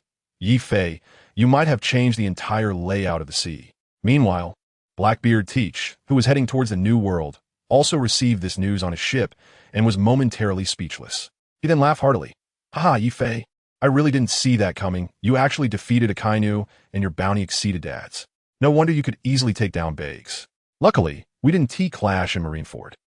At the same time, in Mariehua, the five elders also saw the Marine headquarters bounty on Yi Fei. Initially, they were angry that the Marine headquarters had issued a bounty on Yi Fei without the world government's consent. However, After seeing the bounty amount, they chose to remain silent. You must know that such a bounty could very likely provoke internal conflicts within the Whitebeard pirates. Once Yi-Fei and the Whitebeard pirates have an internal strife, the chances of him turning to the world government and the Marine headquarters would increase. The Five Elder speculation was correct. This matter indeed caused quite a stir within the Whitebeard pirates. Yi-Fei's bounty surpassed that of Daddy. How is this possible? Fire Fist Ace was the first to jump out. You see, in Ace's heart, he had long regarded Whitebeard as the pirate king. Now, Yi-Fei's bounty actually exceeded that of Daddy. This is indeed very embarrassing for the old man. As Whitebeard's son, he feels quite upset. Meanwhile, some of the captains under the Whitebeard pirates are also struggling to accept this matter. However, Ace is somewhat at a loss for words regarding Yi-Fei. After all, Yi-Fei saved him. For a moment, Ace feels very conflicted, but the anger inside him cannot dissipate. Diamond Jaws of the 3rd Division. Let Yi-Fei become a warlord of the sea? We are pirates. Doesn't that mean Yi-Fei would be our enemy? The Navy is truly ridiculous. Vista of the 5th Division. His bounty is even higher than Dad's. The Navy is a bunch of bastards. They must be up to something again. Blamank of the 6th Division. This is too despicable. Lackier of the 7th Division. The Navy is being too much. Dad, let's gather our forces and attack Marine headquarters again. Naomer of the 8th Division. Is defeating Akainu worth such a high bounty? Dad is on par with Roger. What is Akainu? He isn't even worthy to carry Dad's shoes. Most of the 16 captains of the Whitebeard pirates feel unfair for their captain. As pirates, the height of their bounty reflects their capabilities. Now, the Navy has set Yi-Fei's bounty even higher than Whitebeard's. Does this mean that, in the eyes of the Navy, Yi-Fei's strength has surpassed Whitebeard's? It's understandable that they cannot accept this at the moment.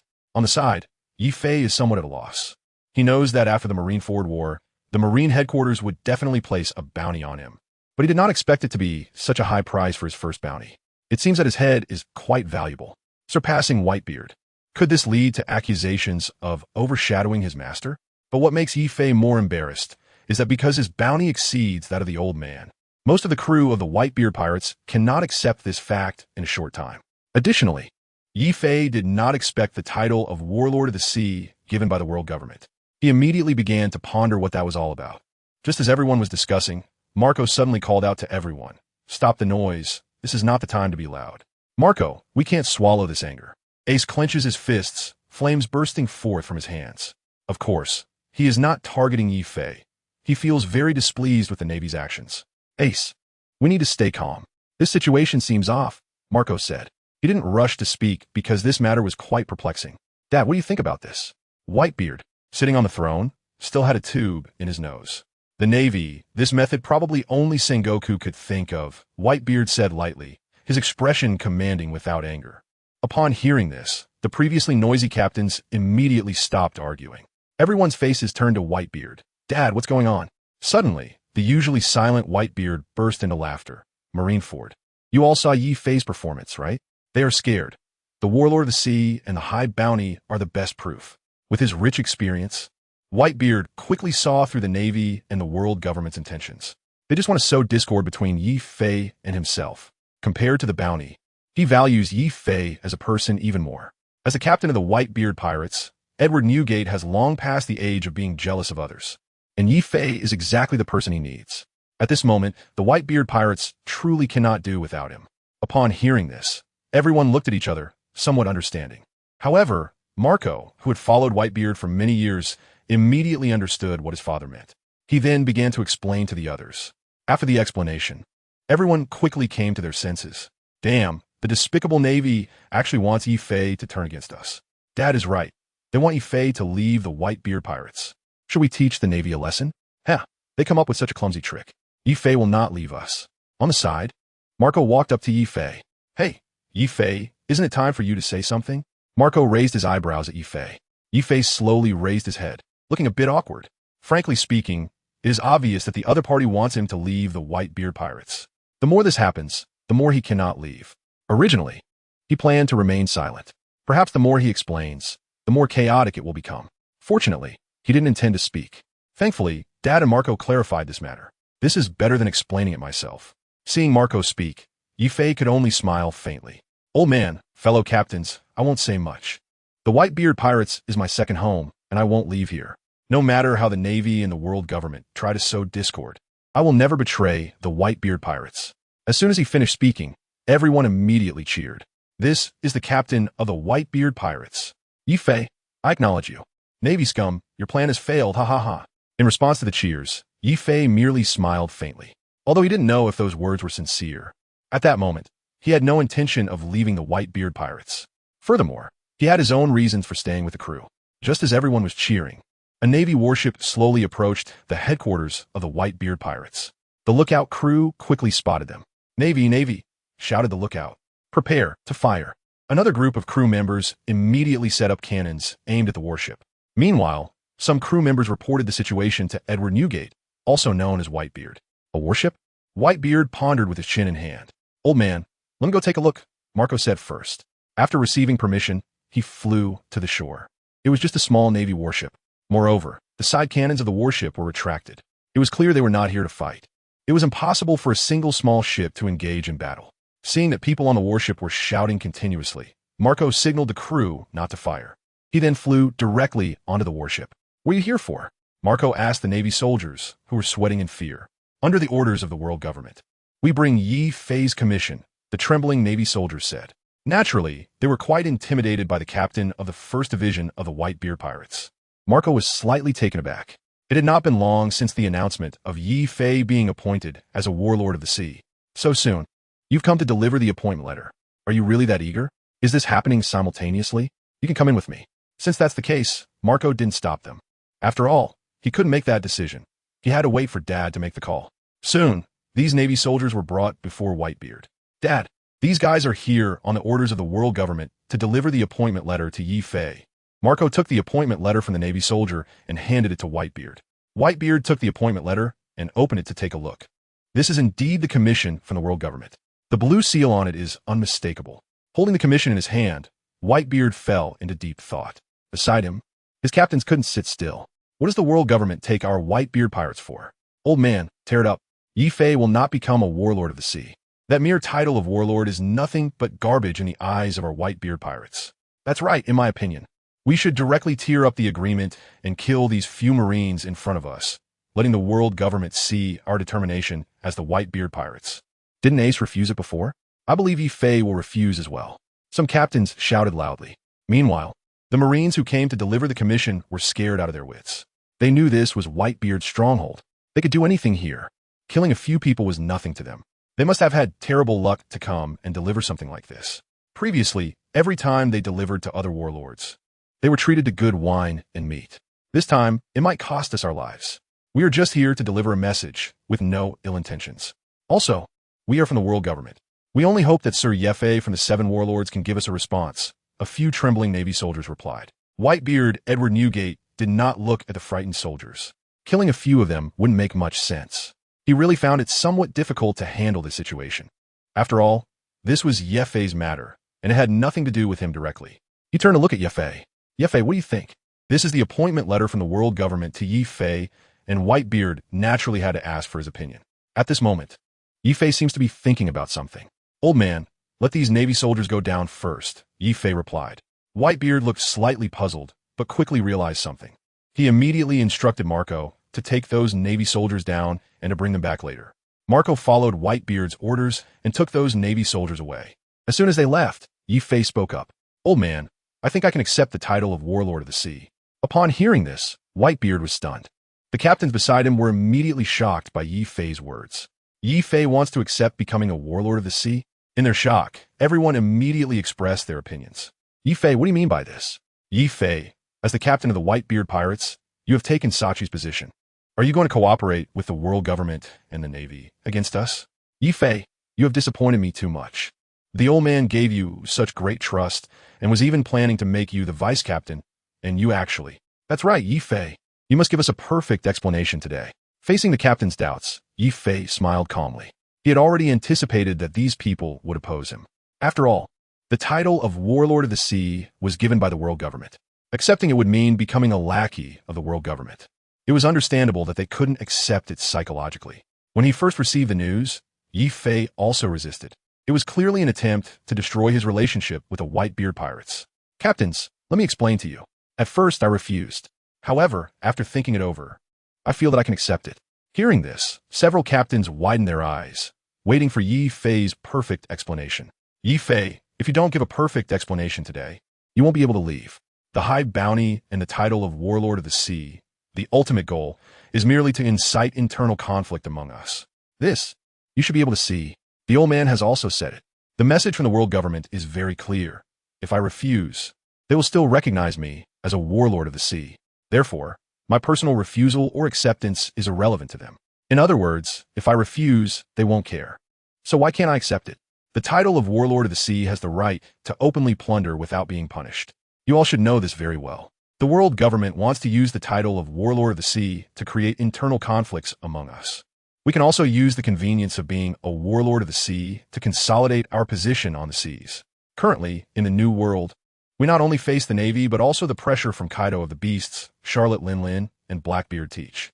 Once I become a Warlord of the Sea, then the world government and the Navy headquarters will definitely not take any major actions against the Whitebeard pirates in the short term.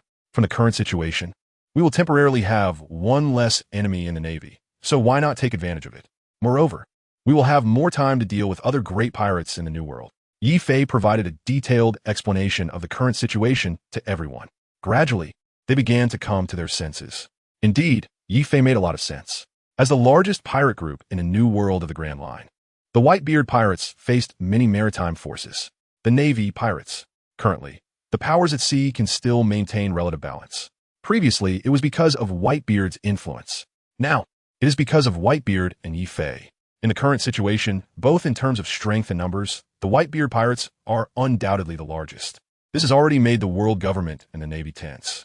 That's why they have a plan to make Yi Fei a Warlord of the Sea, separating him from the Whitebeard pirates. At this time, Yi Fei absolutely cannot be used by others. If he doesn't become stronger, he could be in danger of being eliminated at any moment. Yi Fei's move is to avoid creating multiple enemies. Becoming a Warlord of the Sea can at least temporarily confuse the world government and the Navy. Moreover, and more importantly, Yi Fei can also take advantage of the convenience of being a warlord to achieve his own goals. Kurorara, Yi Fei, you truly are my son. I support you in becoming a Warlord of the Sea. On the throne, Whitebeard Edward Newgate suddenly laughed. Yi Fei's analysis is exactly what he was worried about. At 72 years old, his body is no longer what it used to be, and he can no longer roam the seas for much longer.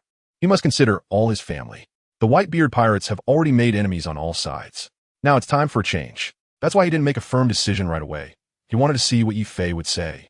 As a result, the two of them are on the same page. This kid really has a way about him. Dad is so happy, and naturally, these division leaders have nothing to say. Yi Fei, it turns out this is your idea. I was careless. I misunderstood. It's still Yi Fei who has the ideas. Yi Fei, you spoke a bit harshly just now. I'll just have to drink with you more tonight. Having received an explanation, everyone began to apologize to Yi Fei. Yi Fei agreeing to become a Warlord of the Sea is considered good news for the Whitebeard pirates. Moreover, they are very clear that if Yi Fei really wants to leave, no one can stop him. Now, the Whitebeard pirates can no longer do without Yi Fei. Since everyone agrees, then let those Navy soldiers come over, Yi Fei replied. After that, Marco brought those Navy soldiers over. You go back and report to the world government. I can accept the title of Warlord of the Sea, but I have one condition. You are not allowed to take action against the Whitebeard pirates. Otherwise, I absolutely will not agree. The several Navy soldiers nodded repeatedly, definitely, definitely. Well then, you can leave. Yi Fei waved his hand and sent these people away. Immediately, the Whitebeard pirates erupted in deafening cheers. Yi Fei, you are so loyal. You truly deserve to be a member of our Whitebeard pirates. It should be like this, Navy, from now on, you should just give way when you see us. The Whitebeard pirates have produced a Warlord of the Sea for the first time, and I'm so happy, ahahaha. Right in front of the Navy, he openly declared his loyalty to the Whitebeard pirates. This is undoubtedly a huge encouragement for all members. Yi Fei smiled slightly. Originally, Yi Fei had another thing to say, that he would not accept the world government's force summons. The reason he didn't say it out loud was that, having just become a warlord, he didn't want to have a serious conflict with the world government. After all, sometimes one must maintain a certain posture. Whether to accept the world government's force summons is not entirely up to him. Even if he were to be stripped of his title later, so what?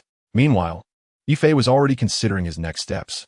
It was time to solidify the Whitebeard pirate's position on the seas. To enhance his own strength, he must first weaken his opponents. The four emperors, There are still 3 Sea Emperors left, namely Kaido of the Beasts, Charlotte Lin, and Shanks the Red-Haired. Aside from Shanks, whom Yi Fei currently does not want to oppose, he plans to take down the other 2 Sea Overlords. So now it is time to consider how to weaken his opponents. Which of these 2 should be dealt with? In fact, Yi Fei had already made up his mind. That is to target Kaido of the 100 Beasts in Wano. However, the Whitebeard pirates had just finished the Marineford War and were now directly attacking Kaido. Even if the main pirate crew could endure it, what about the affiliated crews? As for how to bring down Kaido, Yi Fei already had a preliminary plan in mind. Of course, what Yi Fei needed now was an opportunity, a very compelling reason. Yi Fei was confident the opportunity would soon present itself. Just as the Whitebeard pirates were celebrating Yi Fei becoming a Shichibukai, Edward Newgate, Whitebeard, received reports from his 43 pirate crews. Just as the Whitebeard pirates were attacking Marineford and starting the Marineford War, one of the 4 emperors, Kaido, led the 100 Beast pirates to attack Whitebeard's rear. Although Shanks's red-haired pirates stopped Kaido's main forces, some territories under Whitebeard suffered heavy losses from the 100 Beast pirates' assault. Soon, a dozen pirate captains under Whitebeard found Edward Newgate. "Old man, my territory was attacked. You have to speak up for us." "Mine too. All my treasures were taken by that bastard Kaido. You need to help us." "Old man, if we hadn't followed you to the Navy headquarters, we wouldn't have suffered such losses at the back." "Old man, let's deal with Kaido directly. Let them know that our Whitebeard pirates are not to be messed with." The pirate captains under Whitebeard were furious. The wealth they had acquired from the sea was completely looted by Kaido's group. If they hadn't followed the old man to Marineford, their rear wouldn't have been ambushed. Seeking help from the old man was, of course, reasonable. "Kaido, you little brat, how dare you touch my territory?" Whitebeard said with wide eyes, furious. 40 years ago, Whitebeard and Kaido were still partners. Naturally, Whitebeard understood Kaido's temperament. This time, he didn't expect that this guy would dare to have his own thoughts. Sure enough, that guy thought he could encroach on his territory just because he was getting old. Whitebeard was furious, and this just provided an opportunity for Yi Fei. Kaido's sneak attack on Whitebeard gave him a reason and excuse to deal with him. All along, the Whitebeard pirates' headquarters and the 43 affiliated pirate crews had a subordinate relationship. They all listened to Whitebeard. The Marineford War was the best proof of this. This time, in order to go to the Marine headquarters with Whitebeard, they took most of their elites with them, leaving only a weak force to defend the rear. This also created an opportunity for Kaido to launch a surprise attack. Meanwhile, the captains of the Whitebeard pirates' headquarters began to quarrel again. "That brat Kaido has gotten quite bold lately. He never dared to provoke us before. Does he think we'll be defeated by the Navy, so he can act so recklessly? This kid has become irritable recently. He needs a good beating. Does he think that since old man is getting older, we can't handle it anymore? Don't forget, our Yefe has defeated Akainu. Our old man is still very strong. Besides him and Yefe, we also have Marco and Ace. It's time to teach Kaido a lesson." The captain shouted, wanting to attack Kaido again. However, the originally angry Whitebeard remained silent, seemingly not in a hurry to take action. Seeing this, the captains of the pirate crews under him were a bit unhappy. "Old man, why don't you speak up? Are you unwilling to go? If you don't want to go, just say it. We'll go find Kaido ourselves." "That's right anyway. It's our Branch S pirate crew that suffers losses. If the old man is unwilling, then we'll go by ourselves. It's still better to rely on the sons of the headquarters." Some captains felt a bit confused about Whitebeard's behavior. At the same time, there were some complaints. "During the Marineford War, we helped you. But this time we suffered huge losses, and you refused to take a stand? It's too disappointing." The atmosphere in the venue suddenly became tense. Some captains, seeing that Whitebeard wouldn't speak, began to feel restless. Just as they were about to leave, they were stopped by the captains of the Whitebeard pirates. "Everyone, don't be anxious. The old man definitely has his own thoughts," Marco comforted. The old man's silence must be because he has his considerations. Marco's guess was indeed not wrong. Whitebeard had his own thoughts. That is whether it is the right time to attack Kaido. After all, they had just finished fighting with the Navy. Sitting next to him, Yefe had already understood his thoughts. The reason the old man remained silent was not because he didn't want to trouble Kaido, but because of the current situation. He was not someone easily blinded by anger. This time, during the Marineford War, the Whitebeard pirates and the pirate crews under them suffered heavy losses. Currently, they had not yet fully recovered. Having just finished attacking the Navy, were they immediately going to attack Kaido again? The Whitebeard pirates indeed suffer huge losses. Even if they can defeat Kaido, the casualties are likely to be significant.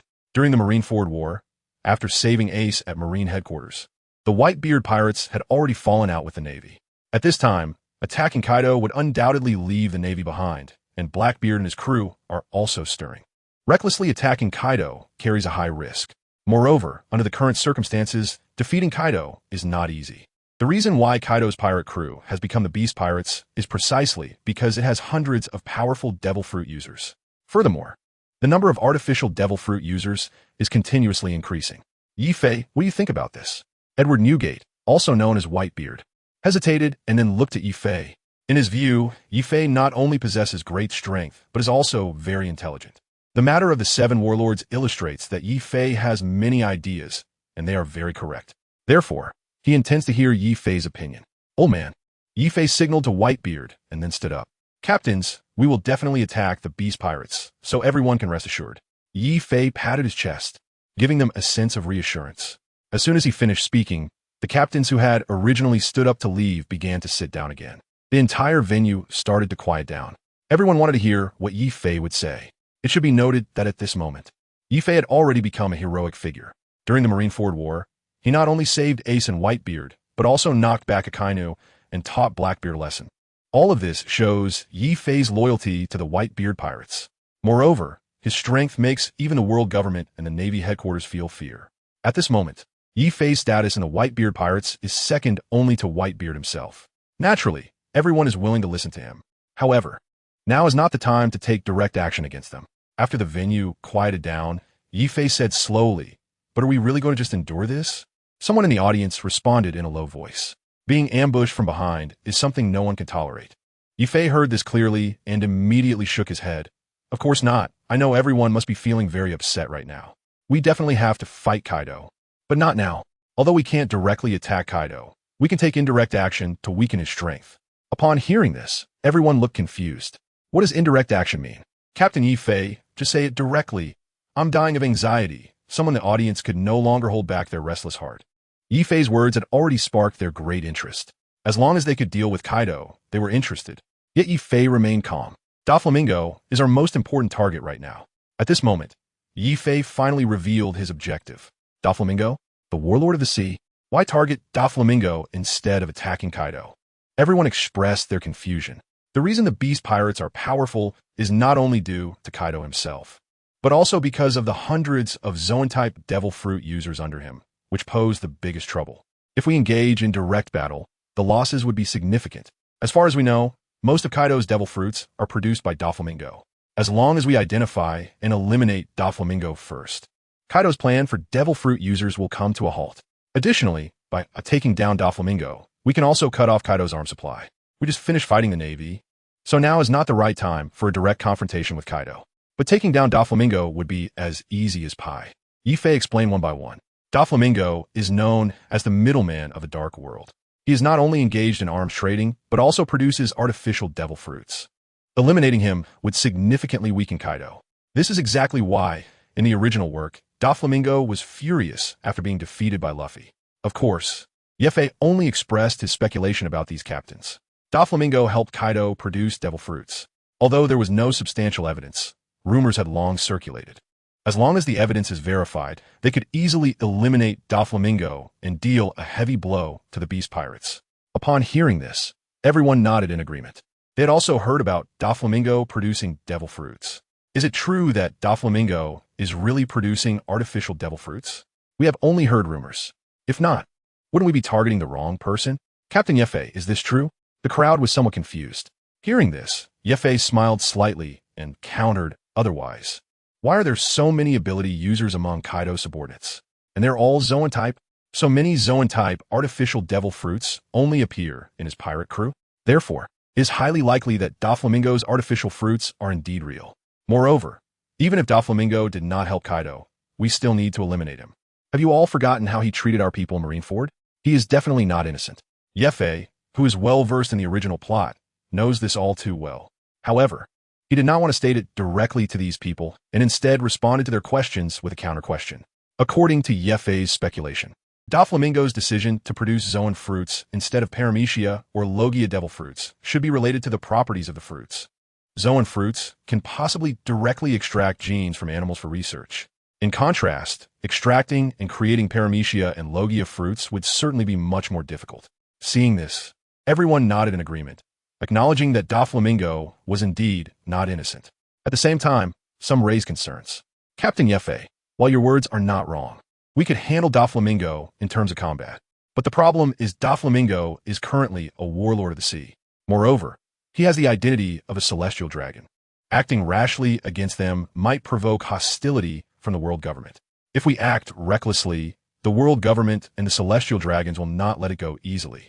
Hearing this, Yefe smiled slightly. Warlord of the sea? Celestial dragon? Haha. If the world government knew that Doflamingo helped Kaido produce devil fruits, what would they think? Furthermore, Doflamingo's identity as a celestial dragon? That's somewhat laughable. You should know that his father was stripped of his celestial dragon status. Although he often claims to be a celestial dragon, in my view, the true celestial dragons might not recognize him. Based on these 2 points, I estimate that resolving the Doflamingo issue would not be a problem at all. Even if these 2 points do not work, Yefe still has an ultimate trump card. That is Dressrosa. Doflamingo's acquisition was too insidious. Dressrosa was taken directly from the original king, Riku, Doldo III. Although the Riku family may not be particularly strong, their historical roots can be traced back hundreds of years. Their family participated in the establishment of the world government. Once the world government discovers the true reason behind Doflamingo's acquisition of Dressrosa, what will they think? How will the kings of other countries react? Of course, it's also possible that the world government already knows the reasons behind Doflamingo's occupation of Dressrosa, but simply does not want to intervene. In that case, Doflamingo shouldn't even think about protecting his position. It would be good enough for him to keep himself safe. All of this is clearly explained in the original work. Yefe intends to use these to directly bring down Doflamingo. However, at today's conference, Yefe did not directly mention this. Otherwise, he would really be suspected. At that time, people would ask, Yefe, how do you know so much? Yefe would also be annoyed to explain this to others. These days, I've explained a lot to others and it feels quite annoying, so I simply kept it to myself. Regarding Yefe's remarks, everyone nodded in agreement, expressing their support. On the throne, Edward Newgate, the Whitebeard, also expressed his approval. Yefe, I'm entrusting Doflamingo to you. Letting Yefe deal with Doflamingo is much more reassuring than when we sent Ace to find Diki. From the understanding gained over the past few days, he found Yefe to be quite intelligent. Whitebeard looked at everyone. Sons, let's prepare ourselves and recuperate. After Yefe resolves Doflamingo, we can go to war with Kaido at any time. As soon as Whitebeard finished speaking, the ship erupted in thunderous shouts. Woo! Old man didn't forget about us after all. That evening, after a few rounds of drinks, Yefe, come with me. Edward Newgate finished his drink in one gulp. All right. Then, the two entered the old man's oversized room together. When do you plan to go? Tomorrow. So anxious? How many people do you plan to take with you to Dressrosa? Hearing this, Yefe didn't think much and directly replied, I can go alone. Whitebeard was taken aback. You alone? Yefe smiled and said, Are you not at ease with me, old man? Whitebeard appeared a bit awkward. Your strength is formidable, but you're facing the entire Don Quixote family. I'm a bit worried. No matter how strong you are, you could be overwhelmed by many. It's important to know that even Whitebeard himself finds it difficult to fight alone. He is indeed still young and impetuous. In this regard, he is somewhat similar to Ace, who also prefers to go on missions alone. But facing all the enemies in Dressrosa, Whitebeard couldn't help but worry for Yefe. Yefe's words at the meeting today were indeed very reasonable. But who can guarantee that nothing unexpected will happen? Old man, there are too many people, and it might attract attention. It's better to go alone, Yefe replied. Too many people going to Dressrosa would be too conspicuous. Seeing that Yefe had made up his mind, Whitebeard didn't say much, only expressing concern. Just be careful. Don't worry, old man. I will come back safely. Yefe smiled. Originally, he planned to bring Fire Fist Ace with him. But this trip to Dressrosa might involve people from the world government. Bringing Ace along could be inconvenient. After all, Fire Fist Ace was previously a wanted criminal by the Navy headquarters. Although the world government had remained silent on that front, Yefe couldn't guarantee they wouldn't take action against Ace again. Given this, he felt it was better not to say much more. If you encounter any problems and need reinforcements, contact me immediately. I will send someone to support you at any time. After saying this, Whitebeard handed Yefe a white transponder snail he had prepared in advance. Old man, I understand. Yefe accepted the transponder snail. Then, the two had a brief conversation and left the room together. Meanwhile, the news of Yefe accepting the title of Warlord of the Sea quickly reached the world government and the Navy headquarters. The five elders remained silent. Burgess learned this news only at night. After hearing the news, he felt even more frustrated. In his view, Yi Fei would definitely refuse the title of Warlord of the Sea. But the current situation is exactly the opposite. Even though he was slapped in the face, Burgess did not feel embarrassed. At this moment, what he was more concerned about was Yi Fei's intentions, because he had seen clearly the scene where Yi Fei defended Whitebeard at the Navy headquarters. This person actually accepted the title of Warlord under the king. Suddenly, he felt he couldn't figure out what Yi Fei was thinking. What does that little brat want to do? Lying in bed, Sengoku tossed and turned, unable to sleep. His mind kept dwelling on this matter. He couldn't understand why someone like Yi Fei would accept the title of Warlord under the king so quickly. He clearly wasn't that kind of person. Why? Forget it. Maybe it's better not to think too much. Sengoku sighed to himself. I don't have the energy to worry about other people's affairs.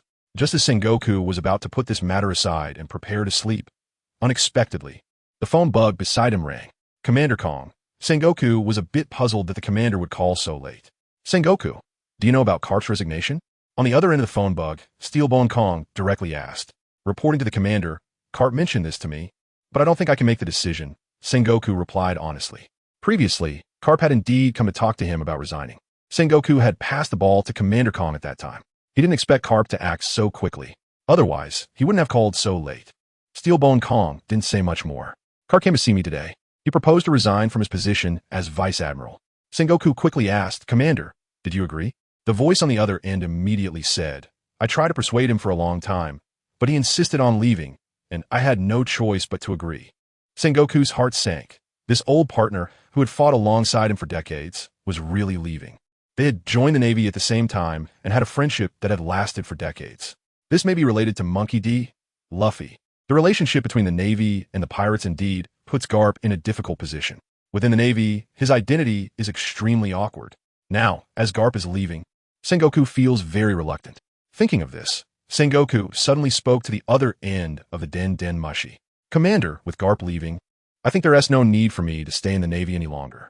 Upon hearing this, Steelbone Kong on the other end of the Den Den Mushi was stunned for a moment. After the top war had just ended, Sengoku had also expressed the same sentiment to him. Steelbone Kong didn't pay much attention, thinking that Sengoku was just feeling guilty. Damn it, do you all want to leave? Steelbone Kong suddenly cursed on the other end. Being scolded by his superior did not change Sengoku's mind. With Garp leaving, it's time for me to step down as well. The new era should be handed over to the young soldiers. I can't stay in this position for a lifetime. Facing Commander Kong, Sengoku directly responded. The old will leave, and the new will take over. It's just a natural law. There is no need to cling to the position. After listening to Sengoku's words, the other end of the Den Den Mushi fell silent. Steelbone Kong remained quiet for a long time. He knew the relationship between Sengoku and Garp. They were life and death friends. Once one person leaves, the others will surely think about leaving as well. Moreover, there were quite a few remarks from the five elders regarding the defeat in the top war. This left Sengoku and Garp in a bit of a dilemma. After resigning from the position of Fleet Admiral, where do you plan to go? Sengoku thought for a moment. I'll go back and rest for a while. During this time, he had been busy with matters related to the Navy headquarters and was eager for a break. If you really want to leave, I can approve your resignation from the Fleet Admiral position, and I can also let you go back to rest for a bit, but after that, you must return. Garp did not insist too much on this, as he understood Sengoku's character well. No matter how much he said, it would be useless. Since it was useless, he had to accept the reality. Upon hearing this, Sengoku was a bit confused. Return? Then, Sengoku suddenly heard a barrage of curses on the other end of the line. Bastard, among the Navy, you two are the strongest. If you both leave at the same time, how am I supposed to explain this to those five old men? Sengoku awkwardly blinked. It was rare to be scolded by this old superior in the Navy headquarters. Being suddenly scolded was indeed quite embarrassing. Commander, what do you want us to do? Sengoku asked curiously. I agreed to let Garp leave, but his position as Vice Admiral will still be reserved. From now on, he will only stay to guide the new recruits in the Navy, and he agreed. What about you? Do I need to say more? Garp asked angrily. If such important two were to leave, the Navy would likely fall into chaos. They must be kept, albeit in different positions. Sengoku quickly caught on and followed Garp's lead. Then I'll stay in the Navy to teach the new recruits. Upon hearing this, the person on the other end of the transponder snail was finally satisfied. Your departure would indeed be a loss for the Navy headquarters. I will approve it. Once you leave, the position of Fleet Admiral will be vacant. The urgent matter is to prevent chaos in the Navy. Most importantly, Who do you think is a suitable candidate for the new admiral? Garp asked. He actually knew that it was somewhat unnecessary to ask such a question. In the Navy, Sengoku had always favored Akiji. Moreover, Akiji was more popular among the lower ranks of the Navy. But this time was different. Garp decided to let Sengoku say it himself. Sengoku immediately replied, I think Akiji is more suitable. He did not hide anything from this old superior and directly stated his choice for Fleet Admiral. He had always believed that Akainu's sense of justice was too extreme and did not align with his ideals. Therefore, he leaned more towards Akiji. Really? It might be difficult for the world government to agree. Garp said. As the Fleet Admiral, he also somewhat agreed with Sengoku's thoughts. However, the position of Fleet Admiral must be approved by the world government and the Five Elders. I know this is difficult. I hope the commander can negotiate well with the world government. Sengoku nodded. He had always known that there were people within the world government who secretly supported Sakazuki. However, they had not intervened directly. Moreover, the internal factional struggle within the Navy had a long history. This matter is indeed difficult to resolve. Whichever side wins, it could be a loss for the Navy headquarters. I will go find them, but you need to be mentally prepared. Steelbone Kong gave a reminder and then hung up the phone. I know, Sengoku said to the closed phone. At this moment, he found himself unable to sleep at all.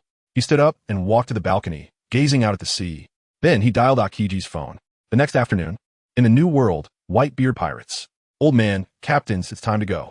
Yi Fei, carrying a huge package, was waving goodbye to the Whitebeard Pirates. Ye Fei, why not finish lunch before you leave? Said one of the crew. That's right, it's already this time. Leaving in the afternoon is not too late. We can have a few more drinks. Many crew members began to persuade Yi Fei to stay.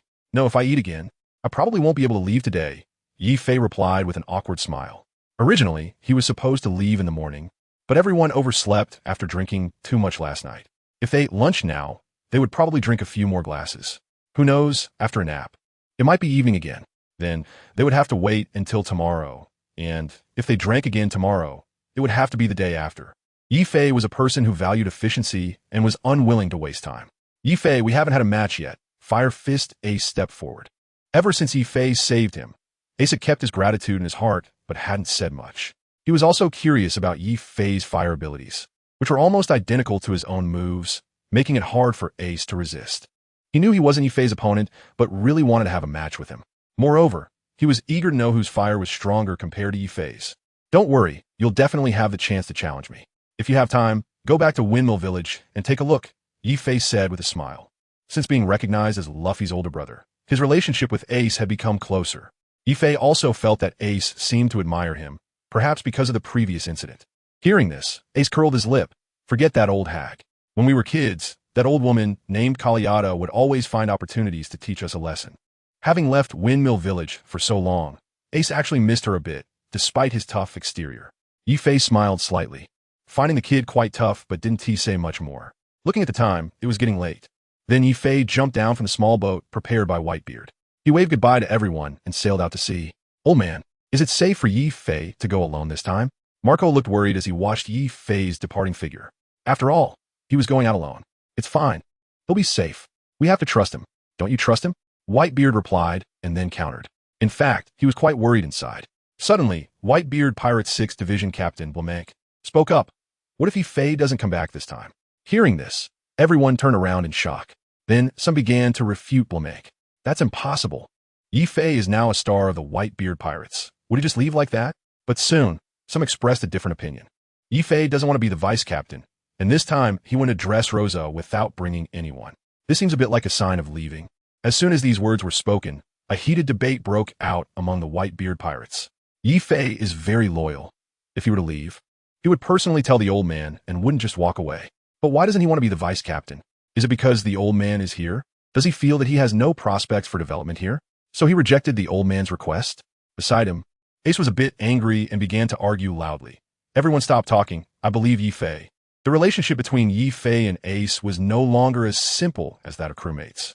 After all, he was Ace's lifesaver and now his brother. Ace naturally wouldn't allow anyone to speak ill of Yi Fei in front of him. Everyone, stop arguing. Yi Fei is our greatest contributor to the Whitebeard Pirates. And this is something no one can question.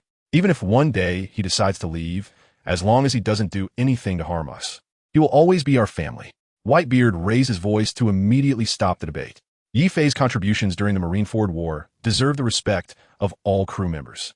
Even if Yi Fei had unavoidable reasons to leave, Whitebeard Edward Newgate would never blame him. In his heart, he had long regarded Yi Fei as his son, just like Ace and everyone else. Moreover, up to now, Yi Fei had never done anything to betray the Whitebeard pirates.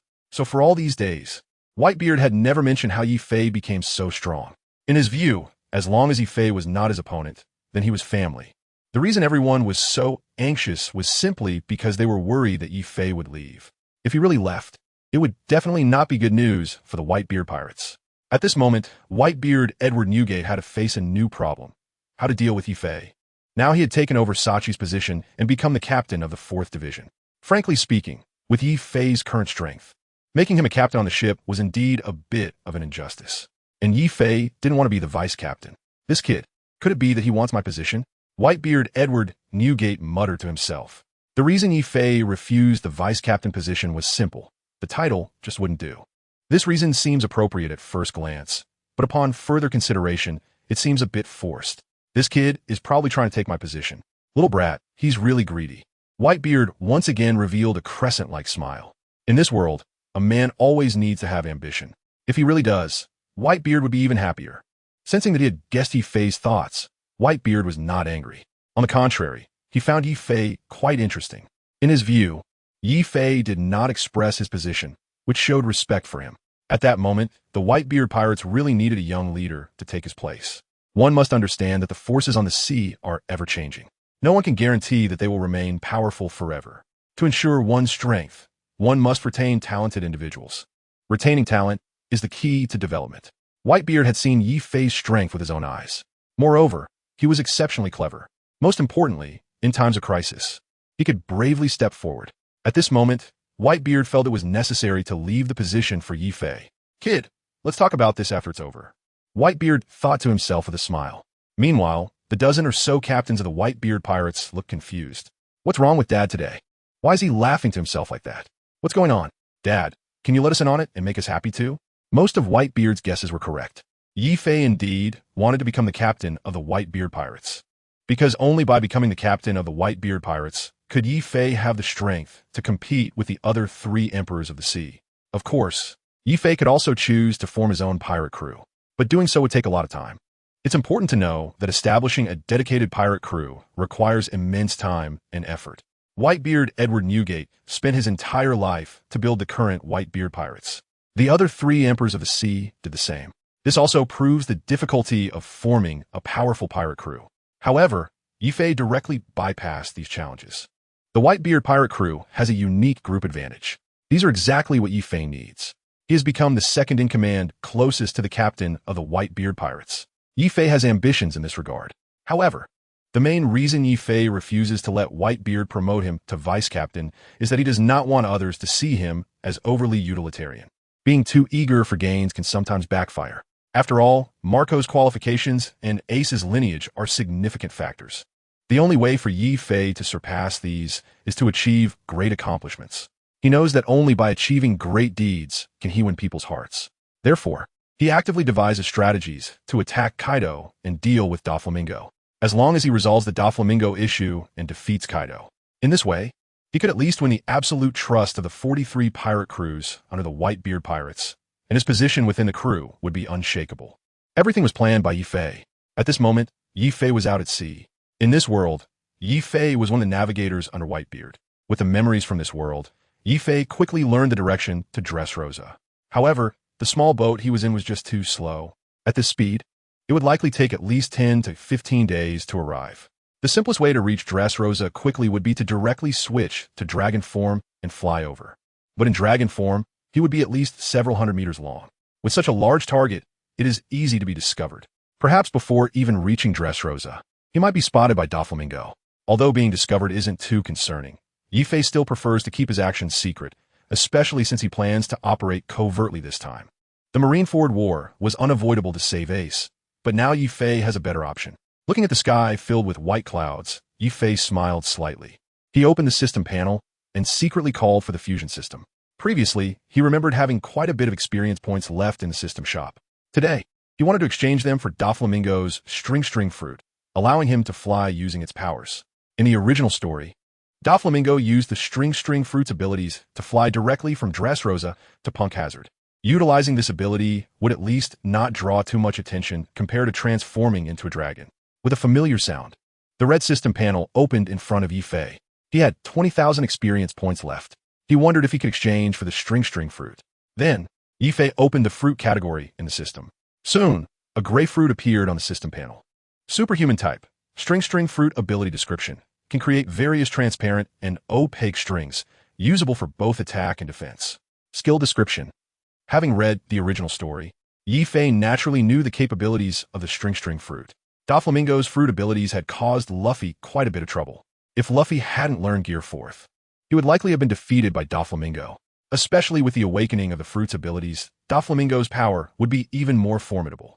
Looking at the price, it was 10,000 experience points.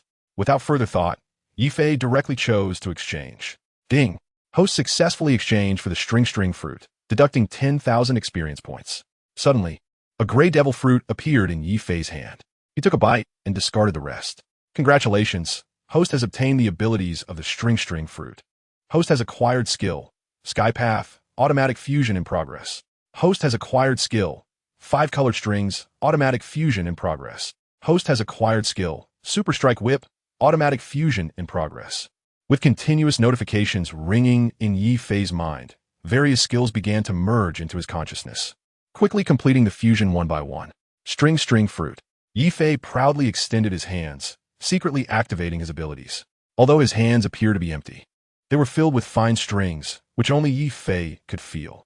I have obtained Doflamingo's abilities. Yi-Fei smiled slightly. However, he noticed that the skills automatically fused by the system were all from before the fruit's awakening. He had not acquired any skills that came after the awakening. Yi-Fei's fruit abilities had not yet awakened. The string fruit not being awakened meant that the previous fruits he had consumed also had not awakened. This indicated that the fruits he had eaten had considerable development potential. At this moment, the most important thing was that he had obtained Doflamingo's abilities. Among all his skills, Yi-Fei particularly liked the ability to bounce and fly in the sky. Countless times, he had dreamed of himself bouncing and flying in the sky. At this moment, it is finally about to be realized. To know the ability of the manifestation fruit to use the skill is much more impressive than the Navy's 6 styles. The Navy's 6 styles can only hover briefly in the sky. However, with the ability, as long as there are clouds or objects in the sky, Yi-Fei can achieve the goal of flying. And today, there are many clouds in the sky. Let's give it a try, Yi-Fei murmured to himself. He stretched out his hands towards the clouds in the sky. Countless transparent threads bound the clouds. Yi-Fei grinned. He leaped into the air, stepping directly onto the invisible threads. Wiggling his fingers, the clouds ahead were once again tied with threads. Using his jumps, each time Yi-Fei leaped, he could fly several hundred meters away. Looking down from the high altitude, the blue sea rolled beneath his feet like a whole sphere. This sense of bouncing feels as real as a dream coming true. At this moment, Yi-Fei finally understood why Doflamingo was so arrogant. Not only because of his immense power, but also because he could run fast, allowing him to quickly reach various places in the world. In Dressrosa, if Doflamingo had realized earlier that Luffy was stronger than him and had escaped sooner, he wouldn't have been sent to Impel Down.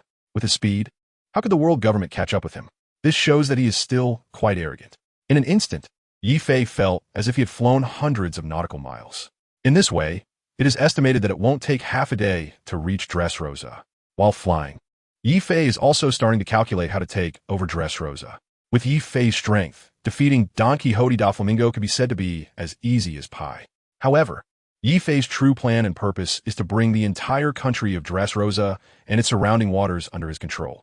It is important to note that Dressrosa is not only known as the fallen kingdom of love and passion, but in the original work, it is also referred to as the Hard Island. Such an island is very suitable for establishing a stronghold. Setting the stronghold here would provide a safety level several times higher than that of the previous pirate group's headquarters.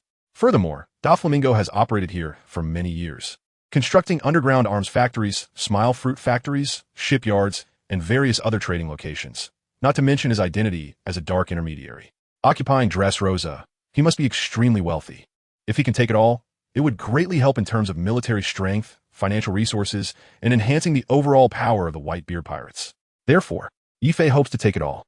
However, the difficulty of completely taking Dressrosa is indeed very high. For Yi Fei, eliminating Doflamingo is not difficult at all. He could easily eliminate them all by himself. For Yi Fei now, this matter is simply a piece of cake.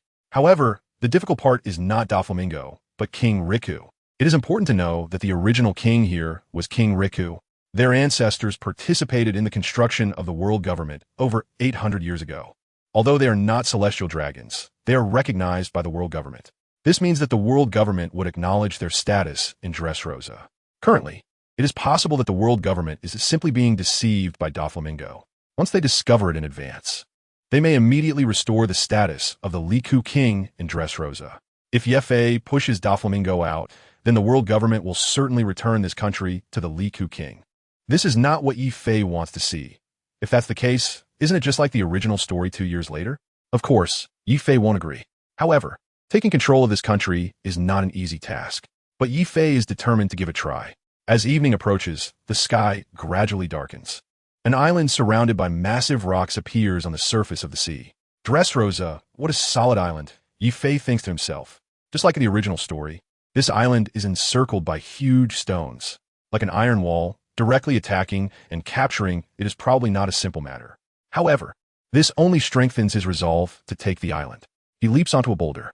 Yi Fei doesn't rush in, but instead takes off his backpack and Wolf Fong Club. He opens the system panel and puts the Wolf Fong Club into the system warehouse. Then, he takes out the prepared backpack, which contains clothes and a hat. He changes out of his original clothes and puts on a prepared outfit. It is a cloak specifically for sword fighters. And then he puts on a hat to cover his face. Of course, the purpose of all this is for Yi Fei to disguise himself. Just like when Luffy and his crew first arrived on the island. Previously, he had indeed attracted too much attention in Marineford. Moreover, he has already become one of the 7 warlords of the sea with a bounty of 1 billion berries. It is estimated that he wouldn't have walked a few steps on the street before Doflamingo would already be aware of him.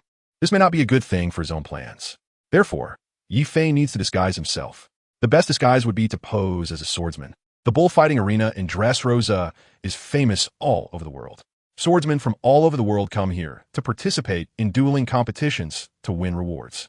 This reason for coming to Dressrosa is quite plausible. As soon as he entered the city, Yi Fei was stopped by several soldiers. They were all subordinates of Don Quixote Doflamingo. "Stop! What are you here for?" the soldiers said, blocking Yi Fei with their swords.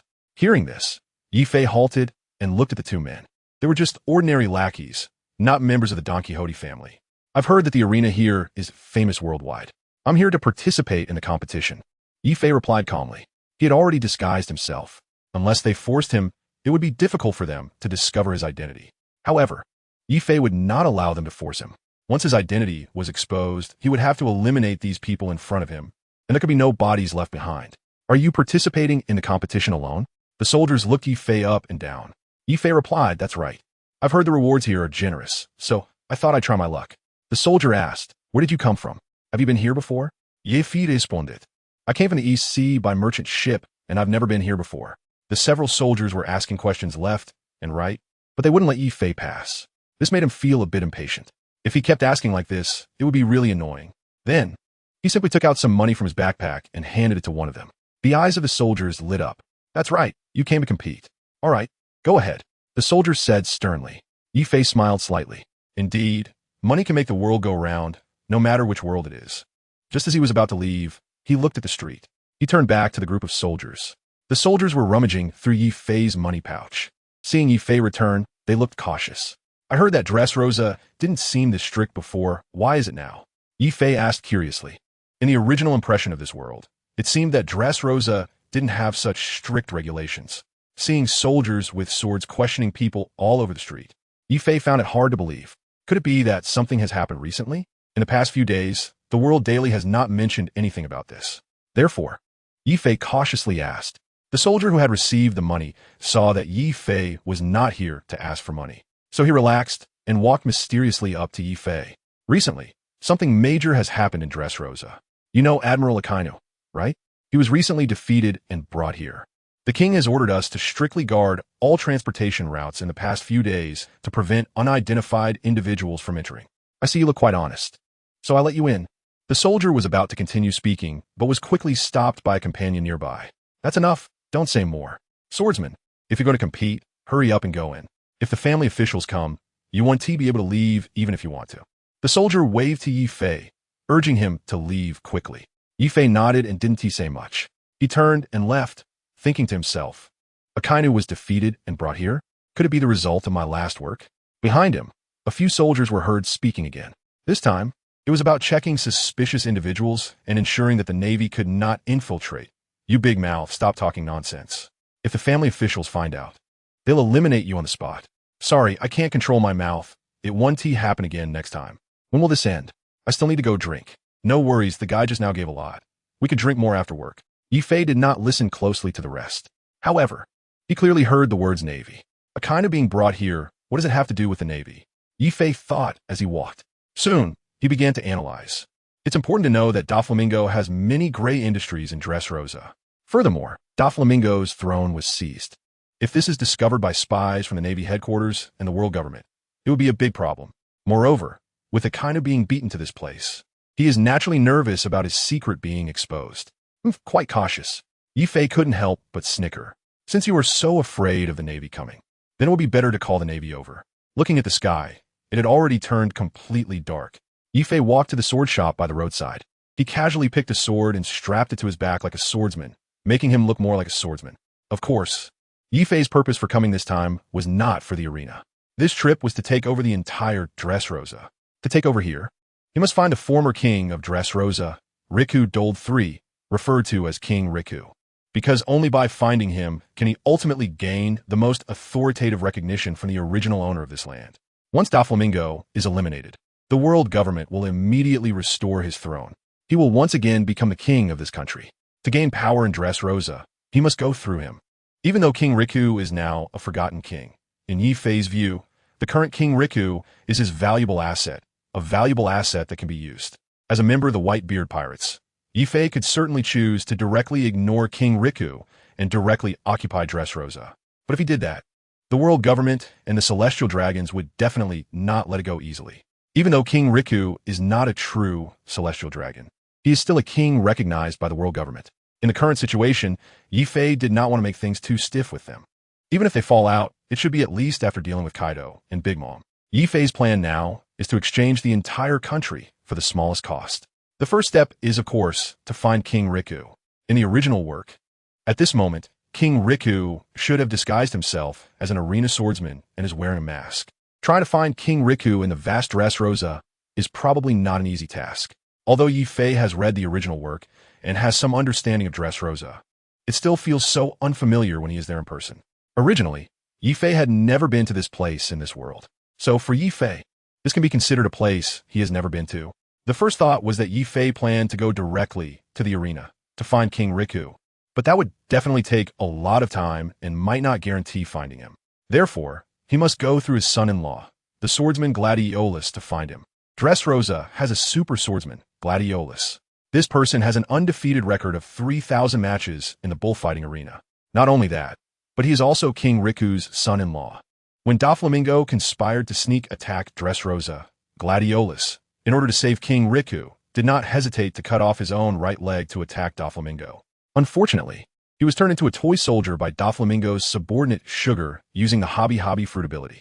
As long as he finds the toy soldier Gladiolus, finding King Riku will be a piece of cake. It is known that Gladiolus is not only King Riku's son-in-law, but also the commander of his army and his personal bodyguard. For decades in Dressrosa, the whereabouts of King Riku have been well known to Kairos. However, finding the one-legged toy soldier in the vast sea of people in Dressrosa is not an easy task, especially since this toy soldier is being hunted down all over the city. Naturally, he will be hiding everywhere. Finding him is not a simple matter. But for Yi Fei, who is well-versed in the original plot, this task is not difficult. To find the toy soldier Kairos, he only needs to locate his daughter Rebecca. Rebecca's residence is located in the outskirts of Dressrosa, the sunflower fields. With this in mind, Yi Fei already had a direction. The next morning, in Dressrosa, in the outskirts, at a certain sunflower field, a young girl with pink hair opened the door and slowly walked outside. She is none other than the granddaughter of King Riku, Princess Rebecca. At the same time, she was holding a wooden sword. Ever since she was kidnapped by human traffickers in her childhood, she practices swordsmanship outside every day. This training is taught to her by her soldier father, Kairos. In front of the wooden house, Rebecca was serious and focused, her expression extremely earnest. Soon, sweat began to bead on her forehead, but she did not stop. Instead, she became even more serious. At this moment, she had only one goal in her heart: to defeat the murderer Diamante, who had killed her mother, and the true culprit, Doflamingo. For this, she has never stopped training. Today was no exception, and she practiced exceptionally diligently, completely unaware that someone was already watching her. "You're doing well," a voice came from behind Rebecca. Startled, she turned around. A man dressed in a swordsman's cloak, wearing a hat and sporting a large beard, was sitting by her wooden door. This person was Yi Fei, disguised as a swordsman. This morning, Yi Fei specially came to the outskirts and searched through many sunflower fields before finding this place. Rebecca's expression showed some surprise. She had never seen this swordsman before, and she hadn't even noticed how he suddenly appeared at her doorstep. "Who are you?" After regaining her composure, Rebecca instinctively aimed the wooden sword in her hand at Yi Fei. Yi Fei smiled calmly, making no sudden movements, but rather looked Rebecca up and down. Based on his impression of the original work, Rebecca should only be 14 years old at this moment. Compared to her 2 years later in the bullfighting arena in the original work, her face appeared slightly more youthful. "Who exactly are you?" Rebecca tightened her grip on the wooden sword and asked again. Being stared at by a stranger indeed made her feel awkward and exceptionally nervous. "I'm here to help you," Yi Fei replied lightly, then stood up and slowly walked towards Rebecca. "Don't come any closer, or I want to be polite." As Yi Fei moved closer, Rebecca instinctively stepped back. Yi Fei was taken aback. The girl is quite alert. However, given her nervous expression, it's understandable. Her mother was harmed when she was very young, and all this time, only toy soldiers have been taking care of her. It's only natural for her to be cautious of others. "I really am here to help you." Seeing her deliberately avoiding him, Yi Fei had to clarify that he was not a bad person. Originally, Yi Fei planned to sit and chat with Rebecca while waiting for the toy soldier, Cyrus, to arrive. In the original story, the toy soldier often comes to see Rebecca. So, waiting here, Yi Fei was sure he would see him. But unexpectedly, Rebecca was so alert. "You're helping me? Who are you?" When Yi Fei stopped, Rebecca relaxed her guard slightly. But Yi Fei's words made her feel strange. "Yi Shi, I will help you," Yi Fei replied somewhat helplessly. Of course, he didn't reveal his real name. It was all just to avoid being discovered. Otherwise, all his previous efforts would be in vain. If Doflamingo found out about him, who knows what he might do? "Can you take off your disguise?" Rebecca said directly. She was also paying attention to Yi Fei and knew he was disguised. Upon hearing this, Yi Fei was taken aback. He didn't expect this girl to be so clever, able to identify his disguise so easily. Those foolish soldiers hadn't figured it out. It seemed this disguise was a complete failure. Fortunately, he hadn't been recognized by those who interrogated him yesterday. To make the other party believe him, Yi Fei had no choice but to take off his hat and remove the fake mustache stuck to his face. A young and handsome face immediately appeared in front of Rebecca. Rebecca was slightly surprised, then coldly said, "You look like you're only a few years older than me. Want to help me? Do you know who my opponent is?" For so many years, Rebecca has been practicing hard here every day. Originally, Mr. Soldier taught her to learn how to protect herself, and, at the same time, to defeat that powerful opponent and avenge her mother. The man in front of her doesn't look very big or impressive at all. He actually says he wants to help her. Can he really do it? "Doflamingo, the Don Quixote family. I will help you clean it up." Yi Fei grinned and answered directly without thinking too much. Although this was not the original intention of coming to Dressrosa, solving Doflamingo could also help Rebecca, so it counts as a good deed. Upon hearing this, Rebecca was stunned, and the sword in her hand was suddenly lowered. Doflamingo and his family were so easily mentioned by this person in front of her. Moreover, he seemed so relaxed and calm. Could it be that he is really that powerful? Then, Rebecca shook her head desperately. "It can't be that easy. He must be lying to me." "Don't joke around," she said. "Mr. Soldier isn't, even his opponent. How can you be? You should just leave. I don't want to hear this anymore." She couldn't believe that this person in front of her could defeat Doflamingo. Suddenly, Yi Fei felt a bit speechless. "Don't you even watch the news? You don't know about such a big event in Marineford? The one who knocked away a Kainu is standing right in front of you. You still can't recognize him? I'm a pirate with a bounty of 1 billion berries." However, Yi Fei felt there was no need to explain too much to her. Otherwise, she might think he likes to show off. Whether you believe it or not doesn't matter. "Anyway, I want to leave today," Yi Fei replied directly. "I must wait for Cyrus to come. Only by finding Cyrus can I possibly find King Riku." After finally finding him, Yi Fei definitely wouldn't leave. Meanwhile, Rebecca seemed to understand something. If you want to flirt with me, just say it directly. Don't think you can move me with that kind of talk. That would just make me dislike you. Rebecca said with a bit of disdain. When she was young, many boys had confessed to her, but each time they were knocked away by Mr. Soldier.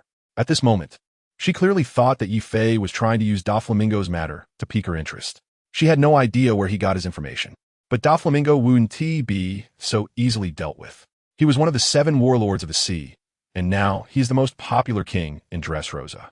He clearly just wants to flirt with me. How boring. It would be better if you confessed directly. Using this reason would make people dislike you even more. Facing Rebecca's disdain, Yi felt a bit embarrassed. You? I really have no interest right now. Yi shook his head and replied dismissively.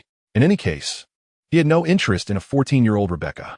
Upon hearing this, Rebecca's face turned bright red. What's wrong with this person? Forget it. I don't want to talk to you. It's fine if you don't leave, just don't disturb my practice.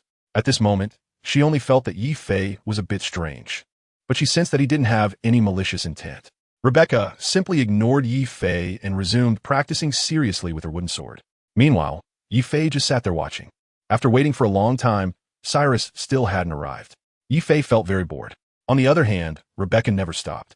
Watching her swing the wooden sword, drenched in sweat, Yi couldn't help but speak up, shaking his head deliberately. Practicing like this won't work. In the original story, 2 years later in Dressrosa, Rebecca was still very weak. This meant that if she continued practicing like this, she definitely wouldn't have much room for growth. Instantly, Yi thought about whether he should help her. Across from him, Rebecca stopped. Breathing heavily, she looked at Yi. This is what the soldier taught me. He said that as long as I keep practicing like this, I will definitely become strong in the future. Ever since she was kidnapped by human traffickers, the soldier began to teach her swordsmanship. Of course, the purpose wasn't to kill, but for self-defense. However, later on, Rebecca finally learned that the real culprit behind her mother's death was Don Quixote Doflamingo. So, her current goal was to become strong to avenge her mother. Facing Rebecca's innocent and naive face, Yi shook his head helplessly. If you practice like this for another 10 years, you might have some minor improvement. But to defeat Doflamingo and his officers, it's absolutely impossible. You have to understand that Doflamingo not only has eaten a devil fruit, but also possesses extraordinary strength and talent. Moreover, most of his officers are also devil fruit users with considerable power. Even if Rebecca tries her hardest, it definitely won't work. Who exactly are you? Rebecca stopped again, looking at Yi with a puzzled expression. He mentioned Doflamingo again. Yi stood up once more, not explaining his identity. Instead, he took a sword from behind him. Use this to kill me. After saying that, Yi threw the sword in front of Rebecca. Kill you? Rebecca was completely stunned. It was the first time she had encountered such a strange request from someone. For a moment, she stood there, unsure what to do. What's wrong? Are you not going to act? Just imagine me as Doflamingo or Diamante. If you don't even dare to act against me, then there's no way you can handle those two. What are you talking about? Rebecca began to get agitated. Isn't it? You're just a coward who doesn't even dare to pick up a sword. What qualifications do you have to seek revenge? Yi continued. Don't think I won't dare. Sure enough, Rebecca was quickly provoked by Yi. She directly reached out and grasped the sword stuck in the ground. So heavy. The moment Rebecca picked up the sword, she realized the difference between a real sword and a wooden sword. Until now, she had always practiced with a wooden sword and had never touched a real sword. This sword weighs at least a dozen pounds. Originally, she was already very tired from practicing today. Adding this sword made it somewhat difficult for her to lift. All right, just like that, come over. Seeing her grip the sword, Yi stood there motionless, just waiting for Rebecca to swing at him. That sword was just an ordinary one bought from a blacksmith. But when Rebecca truly picked up the sword and aimed it at Yi, she hesitated. It's important to know that this real iron sword is completely different from the wooden sword she used before. This one can actually kill. Previously, the soldier had only let her practice with a wooden sword and had never allowed her to touch a real sword. This is a sword that can truly kill. Come on, Yi said sternly. Since you've picked up the sword, you must be prepared. Or you might as well not practice at all, hide away, and just wait to get married when you grow up.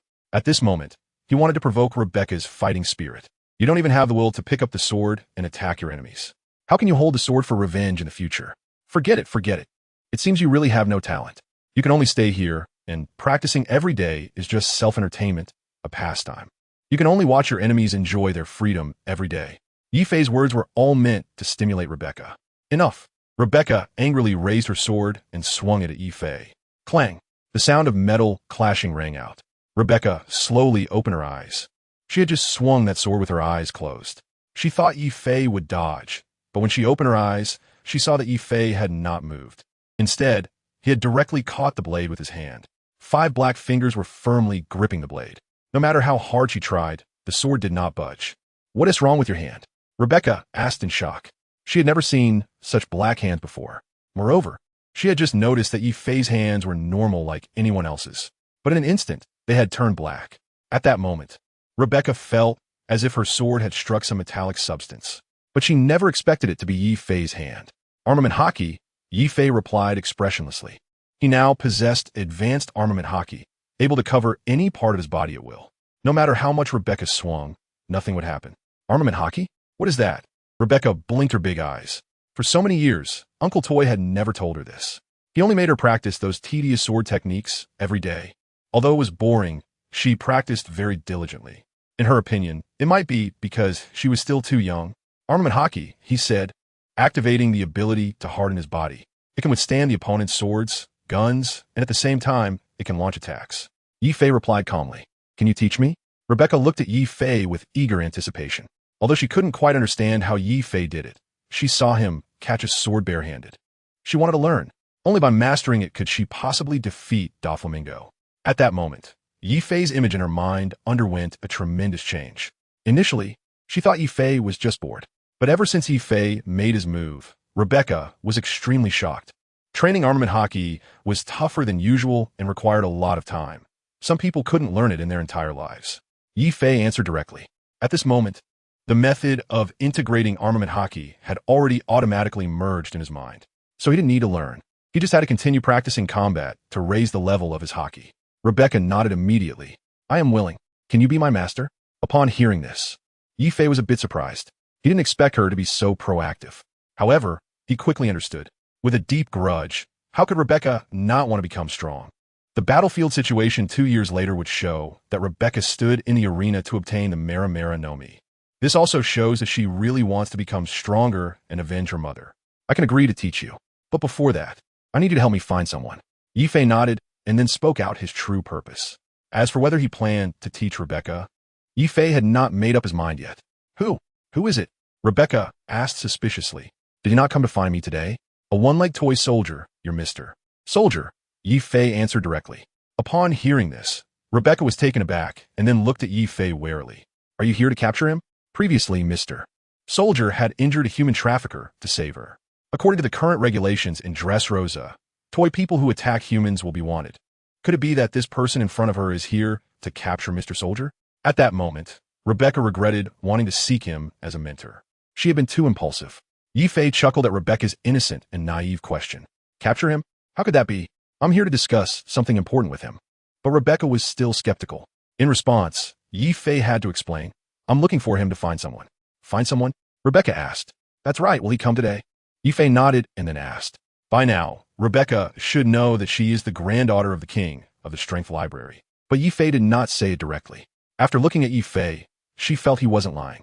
After thinking for a moment, Rebecca finally replied, "I don't know where Mr. Soldier is, but he comes to see me every couple of days to teach me swordsmanship. He came yesterday. I don't know if he will come today." All along, Rebecca couldn't say where Mr. Soldier was, but he would always appear whenever she needed help.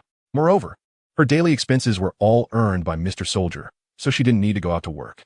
Meanwhile, Yi Fei was pondering. Since he came yesterday, he might not come today. Then he said to Rebecca, "Since you don't know, let me teach you to practice swordsmanship. Your toy uncle mostly teaches you defense, so I will teach you offense." Seeing that she had been practicing mostly defensive moves, Yi Fei wanted to teach her some offensive techniques. Although Yi Fei was not very familiar with swords at that moment, it was enough to teach Rebecca. "Okay," Rebecca said cheerfully. "Then we will wait for Mr. Soldier here." Yi Fei gave her the impression that he was not a bad person. Perhaps it was because of their earlier interaction. She found Yi Fei easy to get along with. "You can keep this sword," Yi Fei replied. "What about you?" "I have plenty." Oh, for the entire day, Yi Fei taught Rebecca how to practice. They waited until dark. But Mr. Soldier did not come. Yi Fei looked at the darkening sky and then glanced at Rebecca, who was sitting on the ground resting. Today, she hadn't stopped all day, practicing with the iron sword Yi Fei had given her. During that time, she hardly took a break to eat. It seemed she really wanted to become stronger. Yifei was somewhat touched. He contemplated whether to give her a devil fruit. Having the ability from a fruit would definitely be faster than this. But soon, Yifei dismissed the thought. Giving her a devil fruit. He wasn't sure if it would be a good thing for her. Besides, they had just met today. Giving her a devil fruit might make others think he had some hidden agenda. It was better to wait a while. Immediately, Yifei discarded that idea. It's dark now. Let's go eat. After spending the whole day with her practicing, Yifei was also starving. But seeing how seriously she was training, he felt reluctant to interrupt her. The town is quite far from here. It will take a lot of time to get there. I have food at home. How about I make you some? Rebecca said. Although she wasn't very familiar with Yifei, she had a good impression of him. He wasn't the kind of person she initially thought.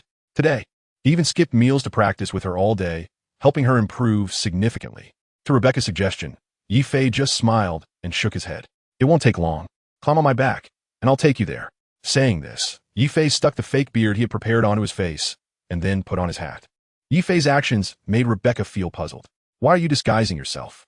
Hearing this, Yifei chuckled. I don't like being recognized. At that moment, there should be quite a few of Doflamingo's subordinates in the city.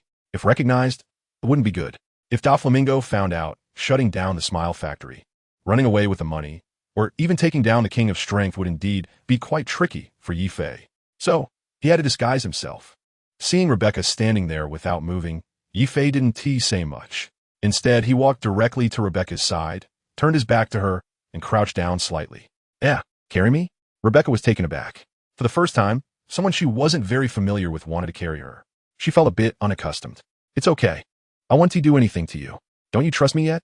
You don't think I'm a human trafficker who will sell you, do you? Yifei said awkwardly with a smile. Okay, Rebecca replied without saying much.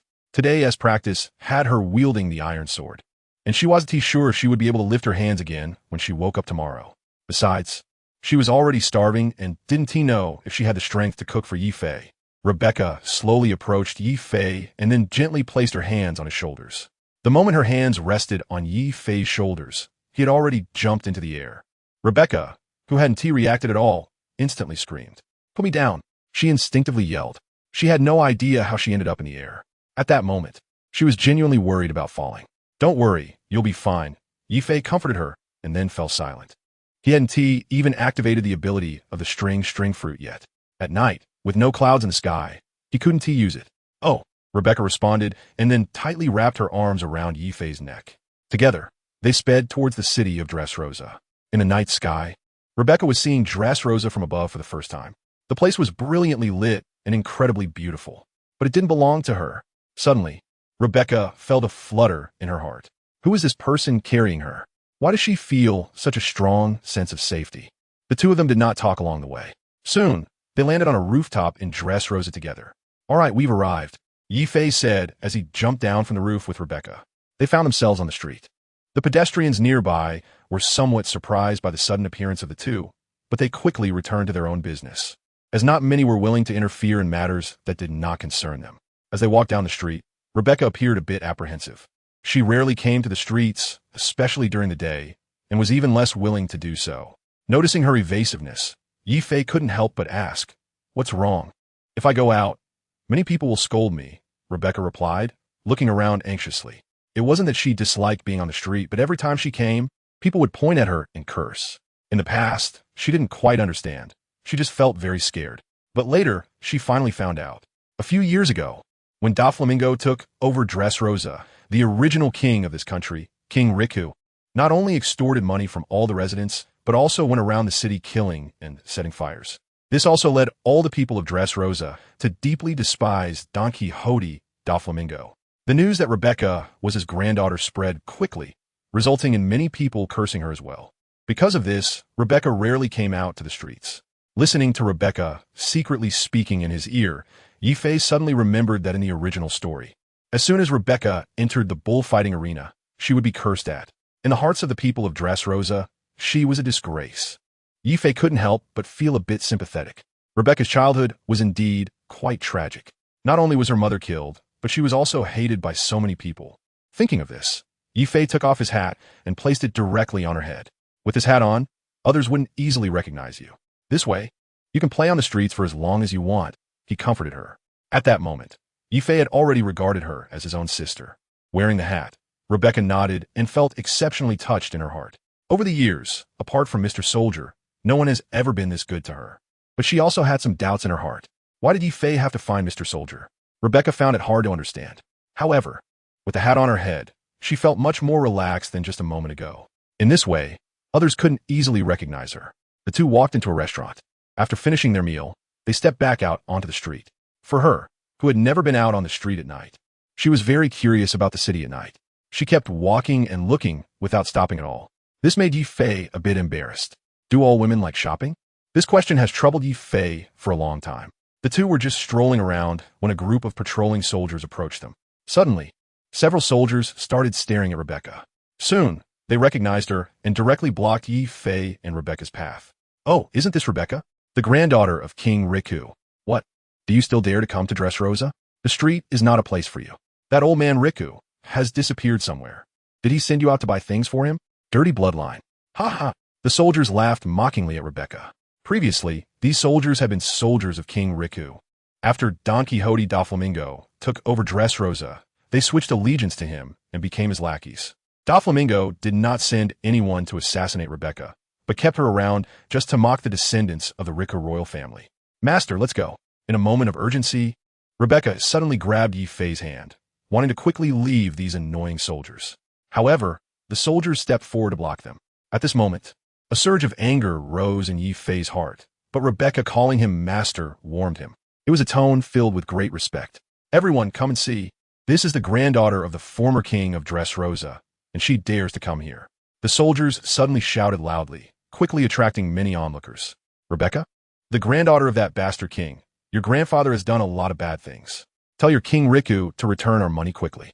If you have the ability, call him out and let the king directly behead him. That's right, Doflamingo is the true king of this country. Riku is simply unworthy.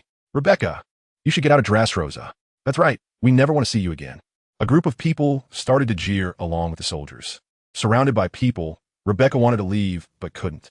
She could only pout, tears streaming down her face. Normally, she had seen this kind of thing a lot and didn't care much. But this time she was with Yi and she felt very embarrassed. She regretted coming out tonight. Please make way. Good dogs don't block the road. Yi called out loudly on purpose. In front of me, a pirate with a bounty of 1 billion berries. When did it become your turn to speak? He originally wanted to keep a low profile, but they made him very angry. As soon as Yi said this, several soldiers immediately grabbed his collar. Did you call us dogs? Just because you're tall. You think you're impressive? One of them raised his sword high, aiming directly at Yi. Yi scoffed coldly in his heart. Since they had decided to draw their swords, they must be prepared for death. Everyone saw it, they attacked first. Although Yi planned to make a move, he did not act. Rebecca tried to pull Yi back, but it was too late. The sword in the soldier's hand was already beginning to fall. Rebecca was so scared that she closed her eyes again. Just when she thought the sword would strike Yi, she didn't hear any movement for a long time. Slowly opening her eyes, she saw the soldier holding the sword, hesitating to bring it down. Hey, what are you doing? Why haven't you made a move yet? The other soldiers looked at the one holding the sword with strange expressions. They were waiting for him to behead Yi. They knew that their current king was Doflamingo, who could use all his power to eliminate his opponents. In the past couple of days, the king has issued an order allowing soldiers to exercise the right to kill against anyone of unknown origin. Taking advantage of this opportunity, I can eliminate the man beside Rebecca. However, the sword remains suspended in the air, not moving at all. Damn it, why can't my hand move? The soldier's expression instantly turned pale with fear. It seemed he was being controlled by something. His body was completely unable to move. The others were also frozen in place. They had no idea that Yi had just used the manipulation ability of the string fruit on that soldier. As long as a person is controlled by the fine threads, their body cannot move at all. Moreover, they will be manipulated by the controller. Of course, Yi is very familiar with this ability. It's important to note that the threads are invisible to most people. Yi merely moved his finger slightly. The soldier lowered his sword and then suddenly aimed it at his own neck. The soldiers left were stunned by this action. They didn't understand what their companion meant by this. Meanwhile, Yi took the opportunity to pull Rebecca out of their encirclement. Behind them, a soldier raised his sword in front of his comrades and aimed it at his own neck, forcefully pulling his arm. Don't! Before the words were fully out, the soldier had already lost his head. Master Yi, what happened? Rebecca turned her head in confusion. Don't look. Yi firmly pressed down on Rebecca's shoulder. He didn't want her to see such a scene and instead led her forward. At the same time, he moved his fingers. Countless thin, transparent threads bound those soldiers. Suddenly, the soldiers felt as if they were restrained by something. Why is this happening? My body is out of control. Me too, I can't move. Several soldiers yelled, and at that moment, they understood why their companion had acted that way. Their bodies were completely manipulated by someone. Nearby, those who had been watching were also puzzled. They had no idea what was happening with these soldiers. Then they saw the soldiers swinging their swords at them. Instantly, screams erupted. The two walked out for a while before turning back. Rebecca was in shock, watching those soldiers with swords chasing after the group from before. Master Yi Shi, what's going on with them? Rebecca had no idea what had happened. It's fine. These people just like to cause trouble. Let's not worry about it. Yifei said coldly with a smile. He did not retract the powers of the fruit he used. Originally, Yifei had not planned to do this. He knew that by doing so, it might expose him, but he truly had no way to prevent those soldiers and the onlookers from mocking Rebecca.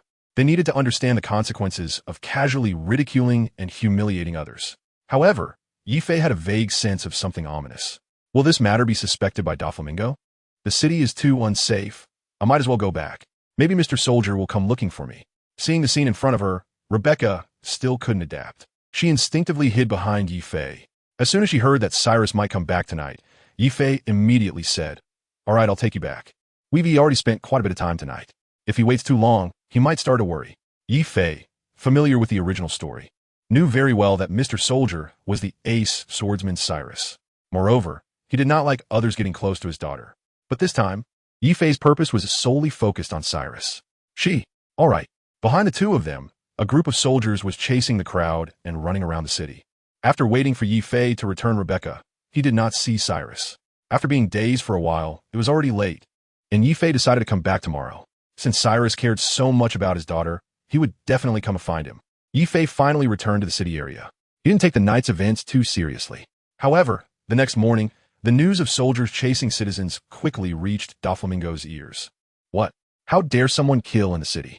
Are they misusing the power I granted them? Upon hearing the news, Doflamingo's forehead bulged with veins. He had spent 8 years establishing his image in the hearts of the people in Dressrosa. This time, it was ruined by a few soldiers. Dover, rumors are spreading all over the city that your soldiers killed the civilians. They have organized a rally demanding you execute those soldiers. Toripol, a senior official of the Don Quixote family, said while wiping his nose. As soon as these words were spoken, Dover's face instantly darkened to the extreme. He felt an immense anger inside. The reason he was able to successfully establish a good image among the public was entirely because he manipulated King Riku to hunt down the civilians, while he appeared as their savior, stopping King Riku. This is what makes him flawless in the hearts of the people. But a few soldiers caused his plans to fall apart. Is the fate of the king of Dressrosa 8 years ago going to happen to him? For Doflamingo, this is absolutely unacceptable. Even though he is ruthless, he must maintain a perfect image in front of the public. And those few people, Doflamingo asked coldly. They had been captured. He did not hesitate to execute them in front of all the citizens. At this moment, only by executing those soldiers can he restore his image in the hearts of the people. I am the benevolent king of Dressrosa, Doflamingo thought to himself. He had made up his mind to execute those soldiers in front of everyone and then deliver a speech to win back the people's hearts. Meanwhile, one of the highest-ranking members of his family, Diamante, suddenly spoke up. Dof, there's some doubts about this matter. Last night, after learning about it, he immediately took people to capture those soldiers. However, those soldiers looked quite terrified and mentioned some circumstances. But it was too late. So Diamante did not report it to Doflamingo immediately. Doflamingo turned around, looking at Diamante with confusion. According to the soldiers, their bodies were not under their control. And before this, one of their companions had cut off his own head in front of them. They kept saying that they didn't want to do it, but it seemed like their bodies were being controlled by someone else. Diamante reported truthfully. What? Bodies not under control?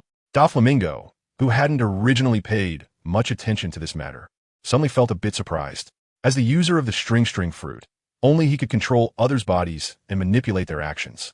But what was going on with those soldiers last night? That's right, Dof, controlling others, isn't that your ability? Diamante said with doubt. Looking at the soldiers, it seemed they were indeed controlled by someone. But after capturing them, their bodies seemed to have returned to normal. Hey, Diamante, you don't think I did it, do you? Doflamingo's face showed great embarrassment. It wasn't because of Diamante's words, but rather because the whole situation itself fell off. Even his subordinates were starting to doubt him. It was clearly abnormal. Doff, that's not what I meant. Of course, whatever you do is right. We will always support whatever you decide. Diamante pushed his hand to show compliance. Sometimes, he couldn't read his young master. You see, his personality, when he gets interested, enjoys doing bad things. Of course, they had done plenty of bad things together. It was reasonable and natural. This matter seems to have become interesting. Take me to meet those people, Doflamingo suddenly said with a cold smile. There is actually someone with the same ability as him. To find out if that's true, he must meet those soldiers. Dressrosa, arena prison. Several soldiers who caused trouble last night were locked up here. What awaited them was impending execution. However, before the execution, Doflamingo met with them. Your Majesty, we are wronged. Last night, our bodies were controlled by someone, which is why we did those things. In the prison, as soon as the soldiers saw Doflamingo, they immediately knelt down. Doflamingo gave a devilish smile. The lives and deaths of these people have become unimportant to him. What matters is to extract some information from them before they die. You bastards have tarnished my reputation. After Doflamingo finished cursing, he used the powers of the string fruit. The soldiers instantly found themselves unable to move. Then, they followed Doflamingo's finger to move their bodies. Is that right? After stopping his hand, Doflamingo coldly asked. Exactly, Your Majesty. That's how we were manipulated yesterday. The soldiers were drenched in cold sweat from fear. This feeling is exactly the same as when I was manipulated last night. Could it be that His Majesty the King controlled them to kill? Then why is he asking what this means today? At the same time, Doflamingo was instantly startled into a cold sweat. Only his own devil fruit ability, string fruit, can manipulate people's bodies. If what these few people are saying is true, then now, in Dressrosa, someone with abilities similar to his has already appeared. How is this possible? Doflamingo couldn't believe it. So who is this person? What is his purpose for coming here? A series of questions arose in his mind. But soon he regained his composure. After all, he was a seasoned member of the 7 Warlords of the Sea, quick to react and calm. Before you kill, have you encountered anyone? Doflamingo asked coldly. As a user of the string fruit, he knew that only those standing beside or nearby could use the ability of the parasite string. Therefore, Doflamingo concluded that there must have been someone in front of them or nearby at that time. His guess was not wrong. Several soldiers nodded repeatedly. Rebecca, they said in unison. Rebecca? That's the granddaughter of King Riku. Doflamingo's expression turned slightly angry. The others nodded. After confirming, Doflamingo began to recall Rebecca. He knew that King Riku had a granddaughter named Rebecca. Moreover, he also knew that she was the daughter of the swordsman Corazon and Princess Scarlet. The reason he allowed them to stay in Dressrosa was, first, they wouldn't become a threat. Second, it would show the people of Dressrosa that he was a benevolent ruler who did not wipe out the descendants of the Riku royal family. Third, it allowed them to live in humiliation. A few years ago, when he conquered Dressrosa, Rebecca was still very young. Now she was at most in her teens. Such a person has the same abilities as himself? Doflamingo was a bit confused for a moment. If that's really the case, then it would indeed be a troublesome matter. The issue with the king of the underworld and his mother, she must know about it as well. But soon, he learned some new information. Was it just him alone? Doflamingo still had some doubts about this. A teenage girl actually had the same abilities as him. He found it hard to believe. After thinking for a moment, everyone answered simultaneously. Your Majesty, beside Rebecca, there's also a man who is about 2 meters tall, and he has a big beard. About 2 meters tall? A big beard? Doflamingo rested his chin on his hand and began to ponder. About 2 meters tall? A flash of lightning crossed his mind. Could it be that man? The one who knocked Akainu away during the Marineford War? Yifei, with a bounty of 1 billion berries? Suddenly, Doflamingo was so scared that he broke into a cold sweat. But that person has a big beard? He must be in disguise. You have to know, that man knocked Sakazuki from Marineford all the way here. According to the Navy's official announcement, Yifei's height is 210 centimeters, with a bounty of 1 billion berries, second only to Pirate King Roger. These days, Doflamingo has not only been on high alert throughout the city, but he has also been paying special attention to Yifei. However, so far, he has not received any more information. What he knows is mostly based on the official announcement from the Navy. As for the more detailed information, it is likely that only the world government is aware of it. Some of Yifei's abilities also feel very familiar to him. For example, the Thunder Bagua of Governor Kaido and the Flame Emperor of Fire Fist Ace. He can execute similar techniques. All of this made him even more confused. Could it be that he had learned to use his line fruit ability again? And was he using it to manipulate soldiers? Could it really be Yifei? Even if it was Yifei, what was he doing in Dressrosa? A series of questions arose in Doflamingo's mind. What weapon was that person using? Doflamingo asked. During the Marineford War, he was present. He had witnessed Yi Fei using a spike club similar to Kaido's to knock Akainu away. If he had come to Dressrosa, he would certainly bring his weapon. At this moment, he wanted to know more details about that person. Faced with Doflamingo's inquiry, several soldiers in the prison thought for a moment and then shook their heads in unison. He only had an ordinary sword on his back, judging by his attire. He should be a swordsman here to participate in the competition. A sword? Doflamingo's expression eased slightly. Could it be that he didn't bring any weapons? Also, what was his relationship with Rebecca? Was it a deliberate disguise, or were they completely different people? Doflamingo was thrown into confusion. Since the battle at Marineford, the situation on the sea had become chaotic. The Whitebeard pirates had not been eliminated, and they had gained Yi Fei, becoming the most powerful pirate crew in the New World. The scales had begun to tilt in favor of the Whitebeard pirates. Moreover, Yi Fei had agreed to the title of Warlord of the Sea granted by the world government. Once he became a Warlord of the Sea, Yi Fei would stand on equal footing with him in front of the world government. What were those people thinking? Doflamingo secretly despised. He couldn't understand why the world government would choose Yi Fei to become a Warlord of the Sea. What surprised him even more was that Yi Fei actually agreed. Suddenly, Doflamingo fell silent. Meanwhile, the soldiers began to plead for mercy. Your Majesty, what happened last night was not our doing. Doflamingo simply pushed up the sunglasses on his nose and then let out a chilling smile. Hey, I know it wasn't you, but I must use your heads to appease the hearts of the people of Dressrosa. In the past few days, Doflamingo had instructed them to pay close attention to outsiders. And once discovered, they must report immediately. Last night, they had killed people in the city. At this point, this burden could only be borne by them. At the same time, it could also establish his image in the hearts of the people. After saying this, Doflamingo turned and left, leaving the few soldiers behind to cry out in despair. Back at the Royal Plateau, Doflamingo immediately summoned several top executives of the family. This afternoon, take those soldiers to the execution platform for execution. I will give a speech. Search for news about Rebecca with all your might. Once found, capture her immediately. Anyone who knows her or has been with her must be taken away. Starting tonight, a curfew will be imposed throughout Dressrosa. Anyone appearing after 9 o'clock will be arrested on the spot. Doflamingo arranged everything one by one. This seemingly small matter made him extremely nervous. He had already sensed that the person accompanying Rebecca could very likely be a big trouble. It could be Yi Fei, and, at the same time, it could also be someone from the Navy or the world government. After all, Rebecca is considered a princess of the Riku family. It wouldn't be surprising for the world government to find her. Doflamingo, is this really that serious? Diamante, a senior officer of the Don Quixote family, asked in confusion. He had rarely seen his young master with such an expression. Previously, he had never seen him this tense. It seems that someone has already set their sights on us. We have to be a bit cautious about this. Doflamingo's face was extremely grim. At this moment, the last person he wanted to see was Yi Fei. If it was the world government, then he could still save face. But Yi Fei was another matter. Doflamingo currently knew nothing about his background. If he really came to Dressrosa, then perhaps he was already being targeted by the Whitebeard pirates. Doflamingo, you are right, Diamante nodded immediately, and the other family officers followed suit. The young master's thoughts are always correct. Meanwhile, in the sunflower field, in front of the wooden house, a toy soldier was confronting a young man. The toy soldier wore a black top hat with the letters SOL printed on it. At the same time, this toy soldier was missing a right leg. It was indeed the swordsman Gladiator.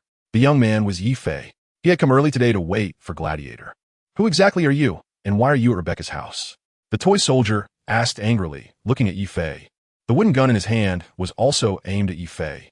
In his view, anyone approaching Rebecca must have ill intentions. I'm here to find you, Yi Fei said straightforwardly, revealing his intentions. Are you here to catch me? The toy soldier tightened his grip on the weapon. He was currently a wanted criminal in Dressrosa. There should be anyone else approaching him for any other reason than the bounty. You're mistaken. I'm not here to catch you. I'm here to help you, Yi Fei said with a smile, shaking his head. To dispel his alertness, Yi Fei had to explain. But this only made Gladiator more puzzled. Help me? How? The toy soldier Gladiator said in a mocking tone. This person must have come to find Rebecca. And I discovered it, so they said that. Can you help me? Can you make me return to my original self? Before that, can you reveal your true identity? Yi Fei's disguise was quickly seen through by the toy person Cyrus. This made Yi Fei feel quite embarrassed. Originally, Yi Fei thought that after being discovered by Rebecca yesterday, he could do even better today. But unexpectedly, he was easily seen through again. It was indeed too awkward to speak out. Let's find a place to talk. Ye fi replied. At this moment, it was already close to noon. Rebecca was cooking in the house. Yi Fei didn't want her to know about these matters just yet. If you can't explain yourself, I will teach you a lesson, said the toy man Cyrus, as he put away the wooden gun in his hand. All right, Mr. Cyrus. Yi Fei smiled slightly. Upon hearing this, the toy man Cyrus's expression changed dramatically. How did he know my identity? Since being turned into a toy man, no one knew their identity. Even Rebecca and King Riku had long forgotten their names. Yet this stranger in front of him was able to hit the nail on the head. This must have shocked Curacao. Who exactly are you? Curacao was unusually nervous. Only the cadres of the Doflamingo family should know about this matter. Because, at the moment Sugar turned him into a toy, many family cadres were present. In response to Curacao's question, Yi Fei did not rush to explain, but instead replied calmly, "Come with me." After saying that, Yi Fei turned and walked away. Behind him, the toy soldier, Curacao, followed with a puzzled expression. The two arrived at a clearing in the sunflower field. Now, how can we talk? What exactly is your purpose? In response to Curacao's question, Yi Fei smiled faintly. I want you to help me find the original king of this country, Riku doled 3. In front of Curacao, Yi Fei finally revealed his purpose. The Riku king? What do you want with him? Curacao asked cautiously. As the former commander of the Riku king's army and the king's son-in-law, he was very sensitive to this question. It should be known that the identity of the Riku king was a symbol of shame in Dressrosa. The person in front of him knew his identity. Now he wants to find the Riku king. What is he planning? I've already told you. I'm here to help you. I want to help Dressrosa restore its former glory. Isn't that what you've always hoped for? Yi Fei countered. Hearing this, Curacao fell silent.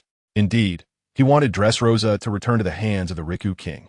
However, with his personal strength, it was indeed difficult to achieve. Moreover, he was now in a toy soldier's body, lacking his previous combat power. Even if he had it, it might not be enough to deal with Doflamingo. That's right, I do want to help the Riku king regain his throne. Curacao finally nodded in acknowledgement. At this moment, trying to hide it would seem a bit foolish. The person in front of him was clearly prepared. However, restoring the Riku king's identity, regaining his own body, and reuniting with Rebecca had always been his dream.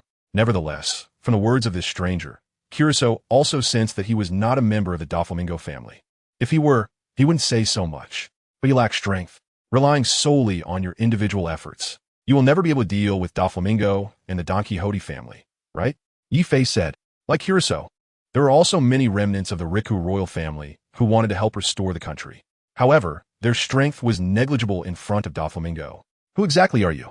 Curacao asked again, feeling anxious as Yi Fei continued to withhold his identity.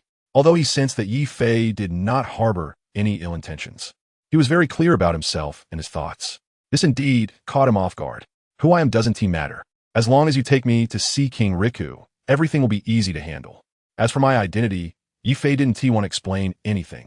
You don't even pay attention to the news, so what is the point of explaining? Furthermore, regarding the plan to control the entire Dressrosa, Yi Fei didn't intend to elaborate. Curly, as a former top swordsman of Dressrosa, wasn't he someone who could make decisions?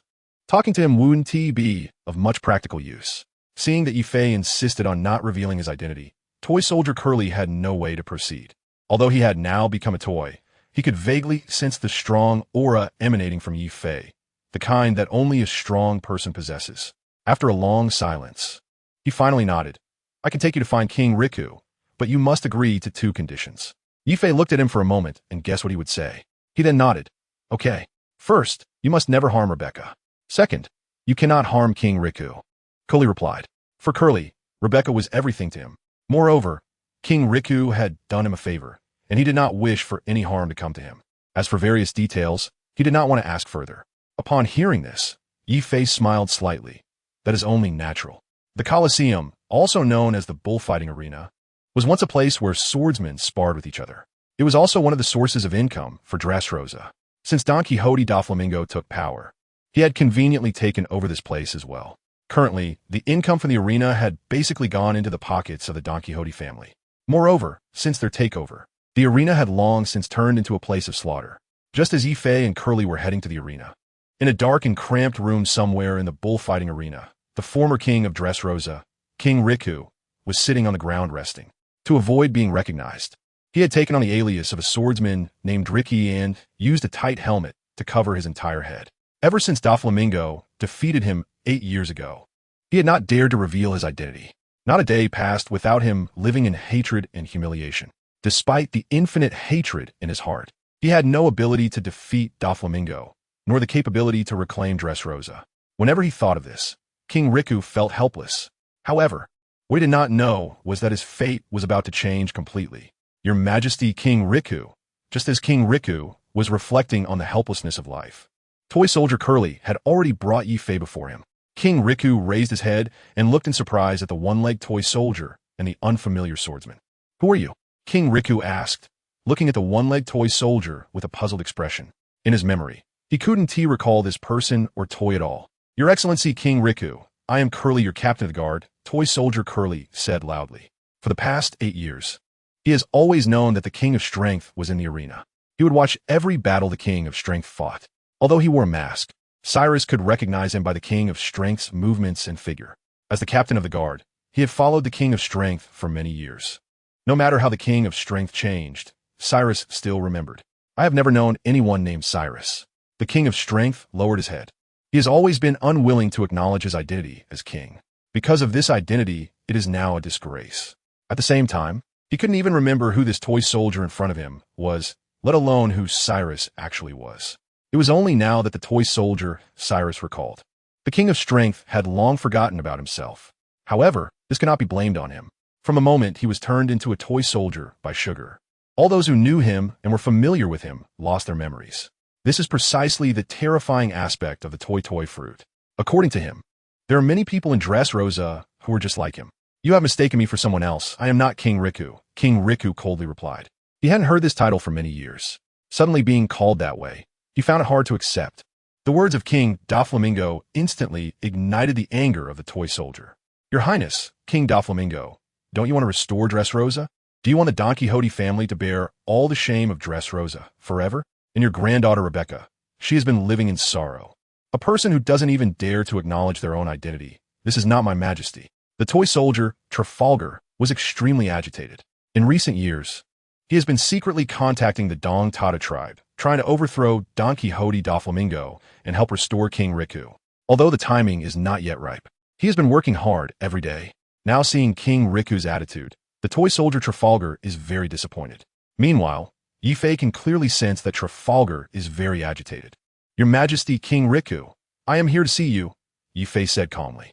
According to the original work, while King Riku can be considered a benevolent ruler, his character is rather weak.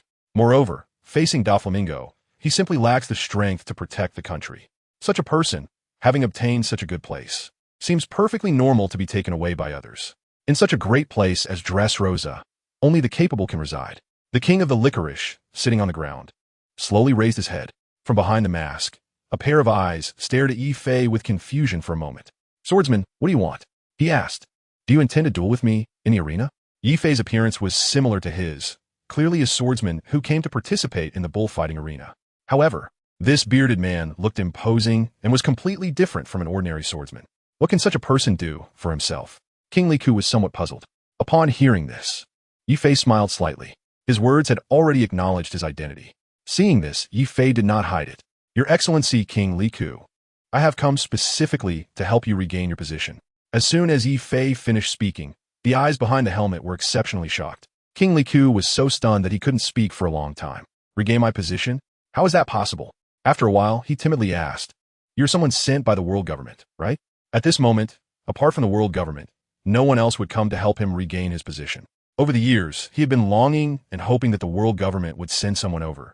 However, there had been no news from the world government during this time, leaving him very disappointed. But seeing Yifei this time suddenly ignited infinite imagination in his heart. The words of King Riku also caught the attention of the toy man. "Cyrus, could it be that you are really a person from the world government?" Cyrus asked the same question. In response, Yifei simply shook his head. "No, I am a pirate," Yifei admitted frankly. This left the two people beside him even more shocked. It is important to know that they deeply detested pirates. It was the pirates who invaded their country. It was the pirates who caused their families to be torn apart and their nation to be destroyed. It was the pirates who forced them to be scorned by the world. "Who exactly are you?" The toy man Cyrus suddenly shouted, raising the weapon in his hand and aiming it at Yifei. If he knew Yifei was a pirate, he would definitely not have brought him to see King Riku. Since he is a pirate, He surely isn't here to help sincerely. Perhaps he is here to kill King Riku. Meanwhile, the hope that had just ignited in King Riku was instantly shattered. Since you are a pirate, why do you want to help me?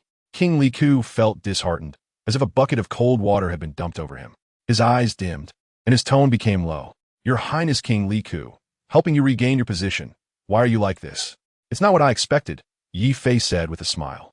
It seems this old man has a strong prejudice against pirates.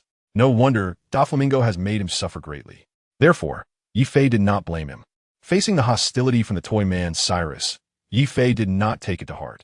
King Riku only gave a cold smile. Doflamingo is a pirate. Do you think I would still believe in pirates? He was very clear that since Yi Fei was a pirate, his purpose for coming this time definitely wasn't simple. As King Riku, he still had this basic political insight. To this, Yi Fei just smiled.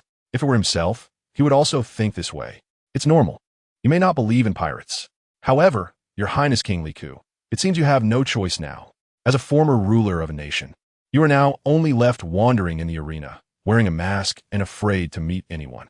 I believe this feeling must be unpleasant, Yi Fei said, with a hint of mockery in his words. Facing Yi Fei's mockery, King Riku did not resist, because it was the truth. For 8 years, he has lived in pain. King Riku fell silent. The person in front of him was speaking the truth. Meanwhile, Cyrus couldn't sit still. Pirate, watch your words. He is our king, Cyrus reminded coldly. Yi Fei looked at the small toy man. King Riku was puzzled. Why was this toy speaking up for him when he had no impression of it at all? Yi Fei didn't take Cyrus's hostility to heart. Mr. Cyrus, aren't you the same? You brought me here, hoping to restore your kingdom, right? I'm here to help you. And yet you react like this. I really didn't expect that, Yi Fei sneered. Upon hearing this, the two were left speechless. Indeed, they hoped to regain control of Dressrosa. But could this swordsman really defeat Doflamingo and the Don Quixote family? King Riku was quite skeptical. After all, Doflamingo was one of the 7 warlords of the sea, a man who stood at the pinnacle of piracy. Could he really do it? Pirate, you aren't here to joke, are you? You think you can defeat a warlord? King Riku asked with concern. 8 years ago, his self-defense army couldn't even withstand the first wave of Doflamingo's attack. To defeat him would be a joke. Was this person in front of him really serious? Hearing this, Yi Fei almost couldn't hold back his laughter. Dealing with Doflamingo was something he didn't even consider a challenge. It seemed they were not well informed about the recent situation at sea. Yi Fei had no intention of revealing that, as they were in an arena filled with Doflamingo's subordinates. He merely chuckled softly. You've lost everything. Don't you want to take a gamble? What you're doing now is a no-risk business. Of course, you can choose not to work with us. That's your freedom. But no one else can help you regain your position, not even the world government. I suspect they are turning a blind eye to Doflamingo's occupation here. Also, if you win, you can return to your original position. If you lose, well, you'll just die. Is your current situation really much better than death? Hearing this, King Riku thought for a moment. Indeed, for the past 8 years, the world government had never sent anyone to inquire about him. The young man in front of him was right. His current situation was truly worse than death. After some contemplation, King Riku asked, if that's the case, pirate, what are your terms for exchange? Since he wanted to help, there must be something in it for him. Otherwise, why would he help for free? King Riku knew that this person had his own agenda. Upon hearing this, Yi Fei smiled slightly. As expected of King Riku, you're quite clever. I do have my own purpose for coming here. My intention is to discuss this with you. What? King Riku asked curiously. At this moment, he had nothing left.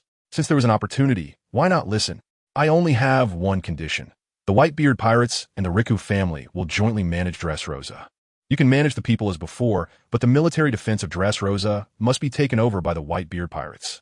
Furthermore, all of Doflamingo's assets will be handed over to the Whitebeard pirates, and you must not interfere in any way. Yi Fei stated his terms. This was the purpose of his visit. The reason for cooperating with King Riku was to leave the world government with no room for objection. Moreover, they must acknowledge their current predicament. As soon as these words were spoken, Cyrus and King Riku were both stunned. This news is simply too unexpected for them. The Whitebeard pirates? Isn't that the largest pirate crew in the New World? In their shock, the two of them looked up and down at Yi Fei again. Not long ago, at Marineford, the Whitebeard pirates fought against the Navy and the 7 warlords of the sea in the Paramount War. Among the Whitebeard pirates, there was a young genius in his 20s who even managed to knock a Kainu all the way to Dressrosa. This matter has become a topic of conversation in Dressrosa. Many swordsmen are discussing it. King Riku, are you from the Whitebeard pirates? Toy Soldier Kairos, that person with a bounty of 1 billion. Is he still with the Whitebeard pirates? Regarding their questions, Yi Fei felt a bit awkward. He was standing right in front of them. Could they not recognize him? It seems they have heard of the Marineford War, but they might not have seen his bounty or his appearance. Of course, Yi Fei didn't want to explain anything about this. Of course, I am from the Whitebeard pirates. This is not the point. I came here to ask you if you are willing to cooperate with us, the Whitebeard pirates. If you are unwilling, then I will take my leave.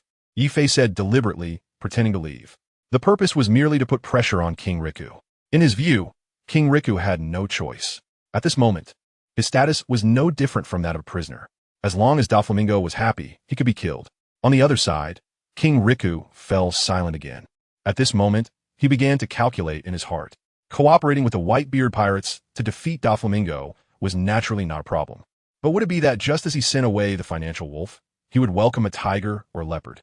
After all, the Whitebeard pirates were much more terrifying than Doflamingo. However, if he did not deal with Doflamingo, the endless hatred in his heart could not be extinguished.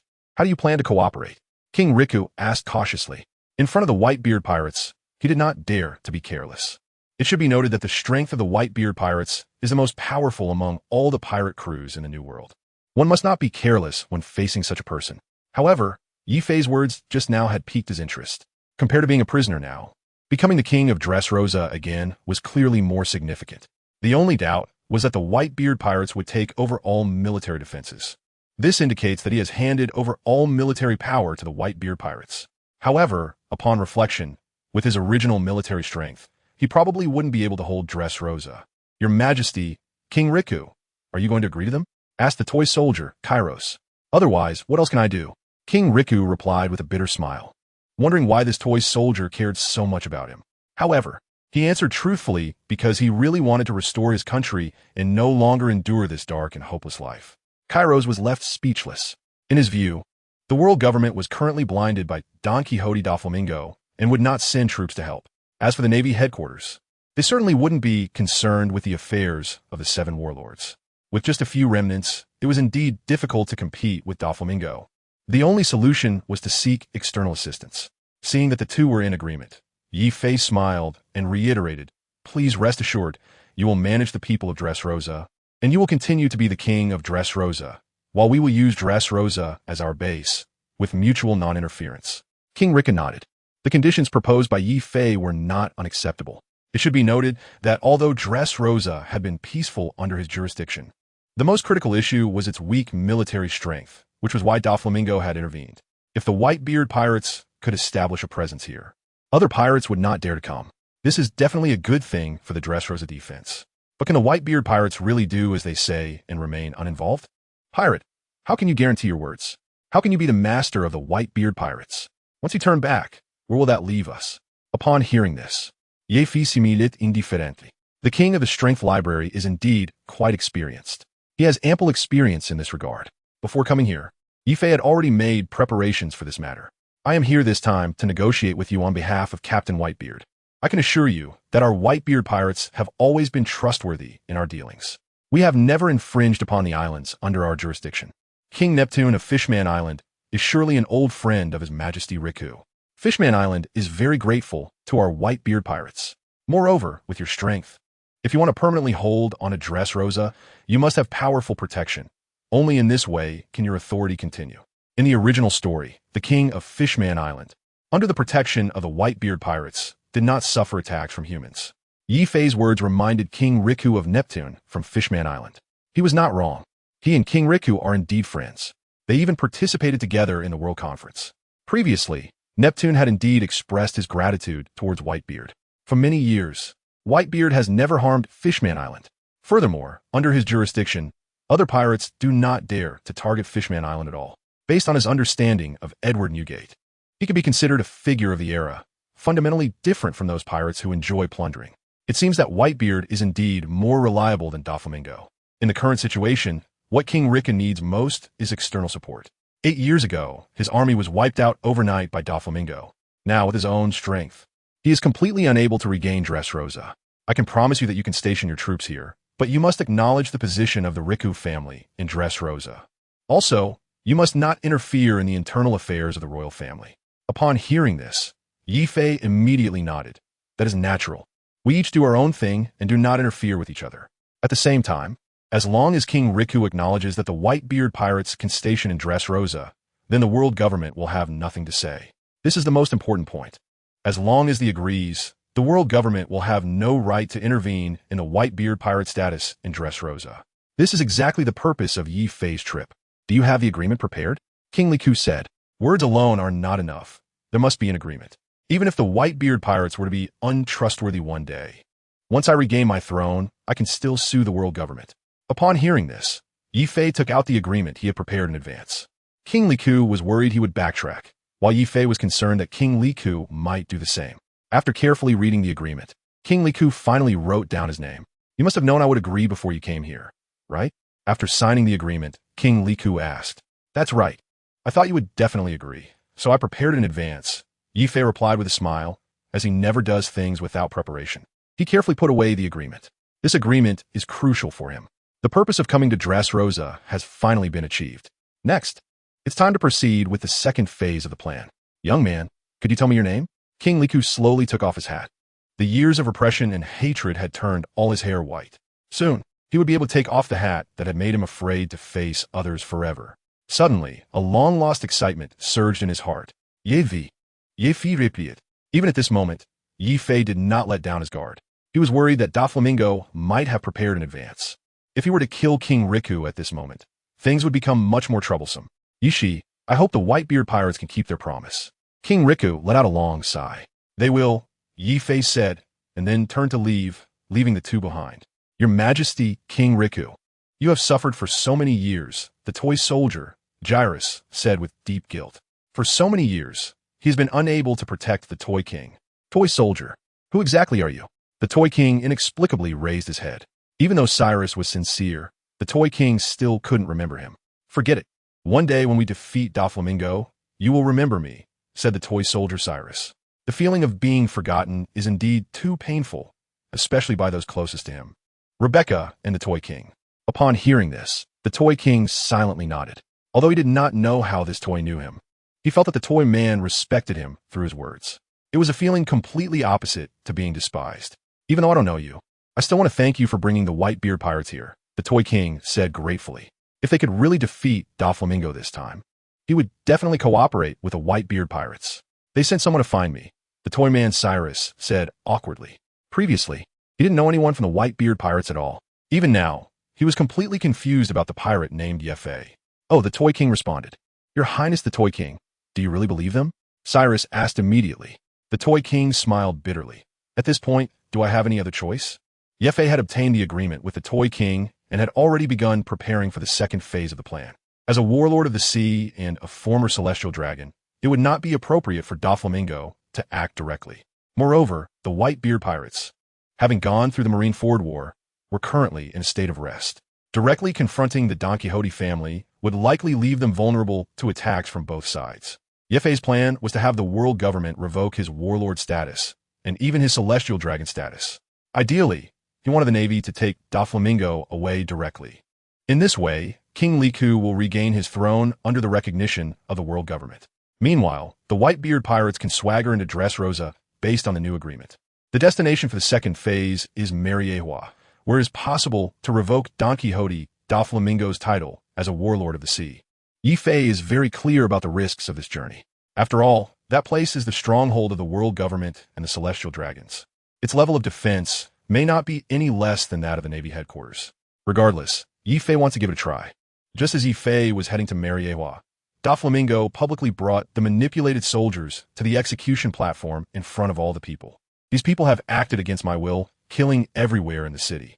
Today, I bring them here for public execution, just to let you know that only the Don Quixote family can make this place better. 8 years ago, I came here and Dressrosa was still a poor country. Do you see the prosperity here now? King Riku is the center of this country. I'm the true benevolent ruler. Doflamingo was arrogant and unrestrained. Naturally, he had to maintain his glorious image in front of the public. Soon, his words won the cheers of all the people.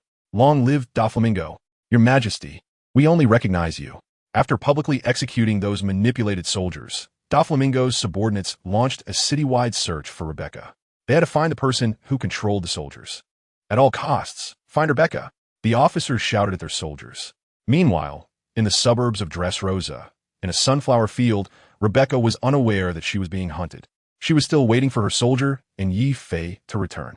However, when she saw that only the soldier came back, her expression turned a bit disappointed. "Mr. Soldier, where is Yi Shi?" Rebecca asked in disappointment. Originally, Yi Fei had told her that he and the soldier would be back shortly to eat the lunch she prepared. But now he hadn't come at all. He was a total liar. At this moment, Rebecca still did not know Yi Fei's true name. "Rebecca, he is a member of the Whitebeard Pirates. Do you know that?" The expression on Rebecca's face surprised the toy soldier, Kairos. Could there be something between them? Whitebeard Pirates. Wow, Master Yi Shi is so amazing. He is a member of the Whitebeard Pirates. Rebecca exclaimed excitedly. No wonder he is so powerful, able to catch his own sword with bare hands and fly so high. Kairos was speechless. What kind of expression was this from Rebecca? Originally, he mentioned it just to scare her, but the situation was completely the opposite. Rebecca looked very happy. He was very angry. But what terrified him even more was the identity of the person named Yi Shi. This time, it was obvious that it was a disguise. You have to know, he is a pirate. He detests pirates deeply. Therefore, he doesn't want Rebecca to see Yi Fei again. "Rebecca, he is a pirate. It's better for you to stay away from him," said the toy soldier, Gyrus. "Mr. Soldier, why is that?" "I think Master Yi, she is a really good person and very strong," Rebecca said with admiration. "Not only is he handsome, but he also has a kind heart. He even said he would help me defeat Doflamingo and take revenge for me." Upon hearing this, the toy soldier felt a surge of anger inside. It seemed that Yi Fei had brainwashed Rebecca. Otherwise, she wouldn't be calling him master over and over again. Rebecca's concern for a man hurt the toy soldier, Gyrus, deeply. "In any case, you cannot see him again," the toy soldier, Gyrus, said sternly. "Why not?" Rebecca argued loudly. "He is a pirate, don't forget. Your mother died at the hands of pirates." The toy soldier, Gyrus, scolded loudly. Suddenly, Rebecca's mouth pouted down. "Then why didn't you save her back then?" Upon hearing this, the toy soldier, Gyrus, was at a loss for words. Rebecca's question left him speechless. For a moment, the toy soldier, Gyrus, didn't know how to respond. "Master Yi, she is different from Doflamingo, right? He will defeat Doflamingo and help me take revenge," Rebecca said while crying. For all these years, she still clearly remembers. That day, because she was too hungry, she asked her mother to buy her something to eat. By the time her mother came back, she was already gone. For so many years, she had no way to take revenge. Now that she has the opportunity, how could she think of giving up? "I will teach you swordsmanship, and one day, I will defeat Doflamingo." The toy soldier, Gladiolus, could only comfort her. Master Yeshi said that the soldier's teaching is not good enough. "I have already decided to take him as my master." Rebecca wiped away her tears and looked at the toy soldier with determination. Upon hearing this, the toy soldier, Gladiolus, was once again at a loss for words. But deep down, he was extremely angry. "My teaching is not good enough? I am the god of the bullfighting arena. I have never lost in 3,000 battles. How could he say I'm not good enough?" Gladiolus immediately wished to abandon Rebecca and go find Yefe to argue. But seeing Rebecca's resolute expression, Gladiolus's heart was filled with unbearable pain. After all, Rebecca was his only daughter. This daughter, however, is now turning to outsiders. How can he stand it? "Damn, Yeshi, you won't take my daughter away." Just as Ife was heading to Marineford, Don Quixote Doflamingo was searching the city for Rebecca. The Grand Line, New World.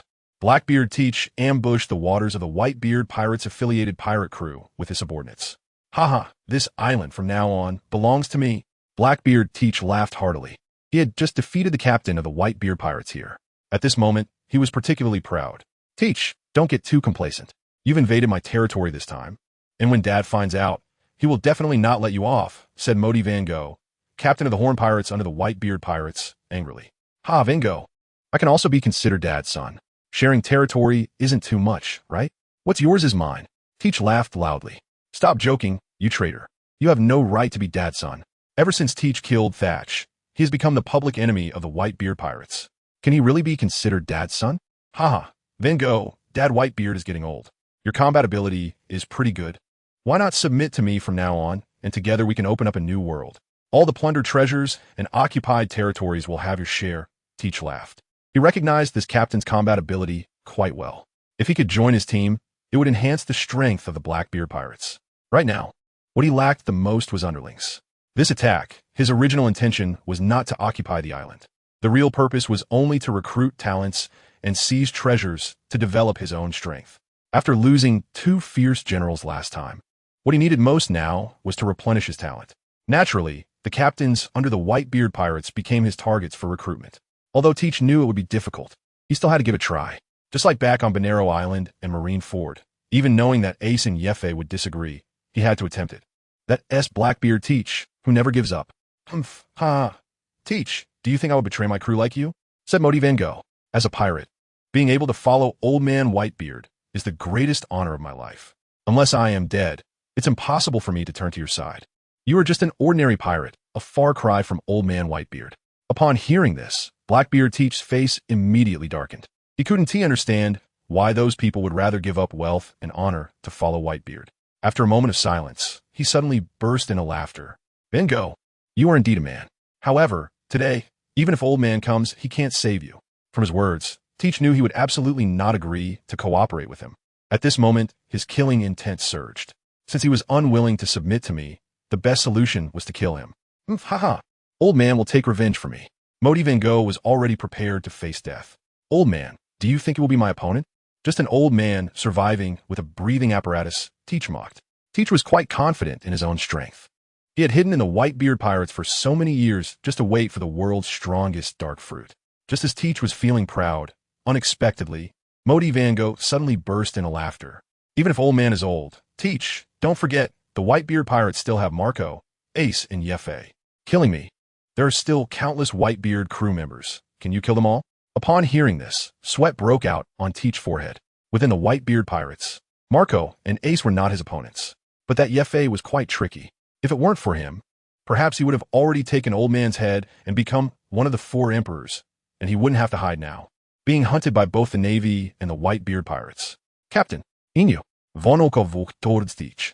Since Baez was killed and Shiryu of the Rain was captured, he had become the second in command of the Blackbeard pirates. Teach turned around. I just heard some major good news from their crew, Vinoka said. What news? Let me be happy too. Teach immediately became interested. Van Gogh's little brother just said that Yefe from the Whitebeard pirates has already left the Whitebeard pirates. Teach was first stunned, then his face broke into a big smile. Van, are you serious? Teach asked excitedly. Vanoka nodded. Absolutely true. A few days ago, he left the Whitebeard pirates headquarters alone. I don't know where to.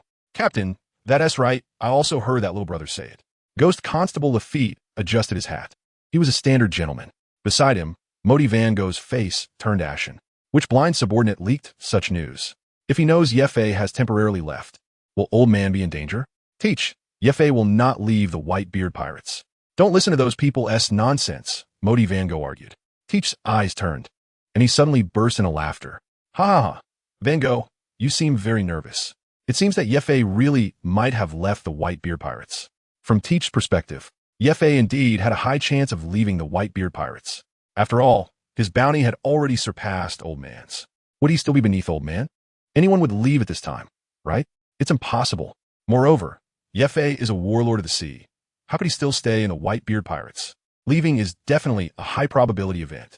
Teach's thinking was correct. If it were an ordinary person, or even himself, he would definitely leave the Whitebeard pirates. But that was Yefe. A traveler. He wouldn't want to. The Whitebeard pirates had an unbreakable team foundation. Yefe still wanted to dominate the world with the Whitebeard pirates. Seeing that Teach didn't believe him, Motivango deliberately said the opposite. He has left. Why don't you go check with Old Man? But this trick wouldn't work on Blackbeard Teach. Since you say so, they'll go take a look, Teach laughed. As long as Yefe leaves. The other opponents wouldn't be worth mentioning to him. Although Marco and Ace were quite capable, under his dark fruit ability, they were nothing but weaklings. Old Man's strength was formidable, but he couldn't withstand Teach's prolonged consumption. As long as Old Man made a mistake, then his head could be taken at any time.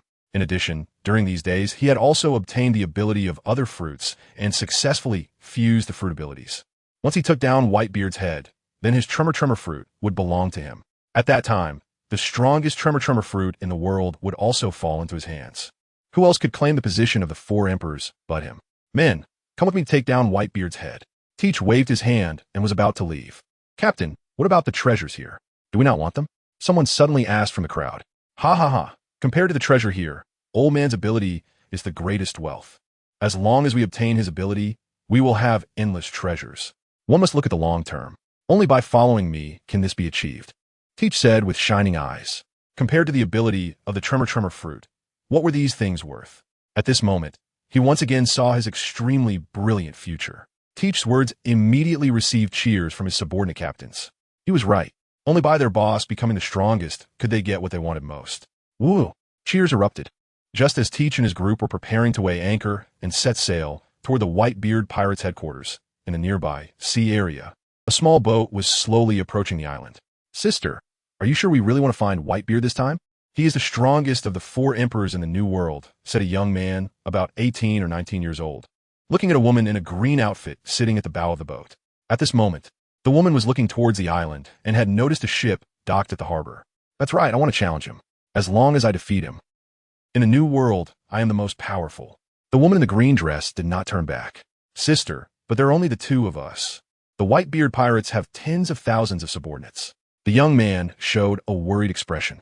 In a new world, Whitebeard's title is not given lightly. For 2 young people to challenge Whitebeard and take his head is no easy feat. It's not about the number of people, but about strength.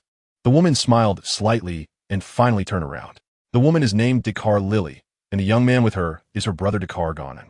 Both of them are pirate hunters who have recently risen in the East Sea, chasing after pirates. Previously, Dakar Lily won 20 million berries by betting on Yi Fei's victory during the Marineford War. After the war ended, Dakar Lily became active in various seas, capturing pirates.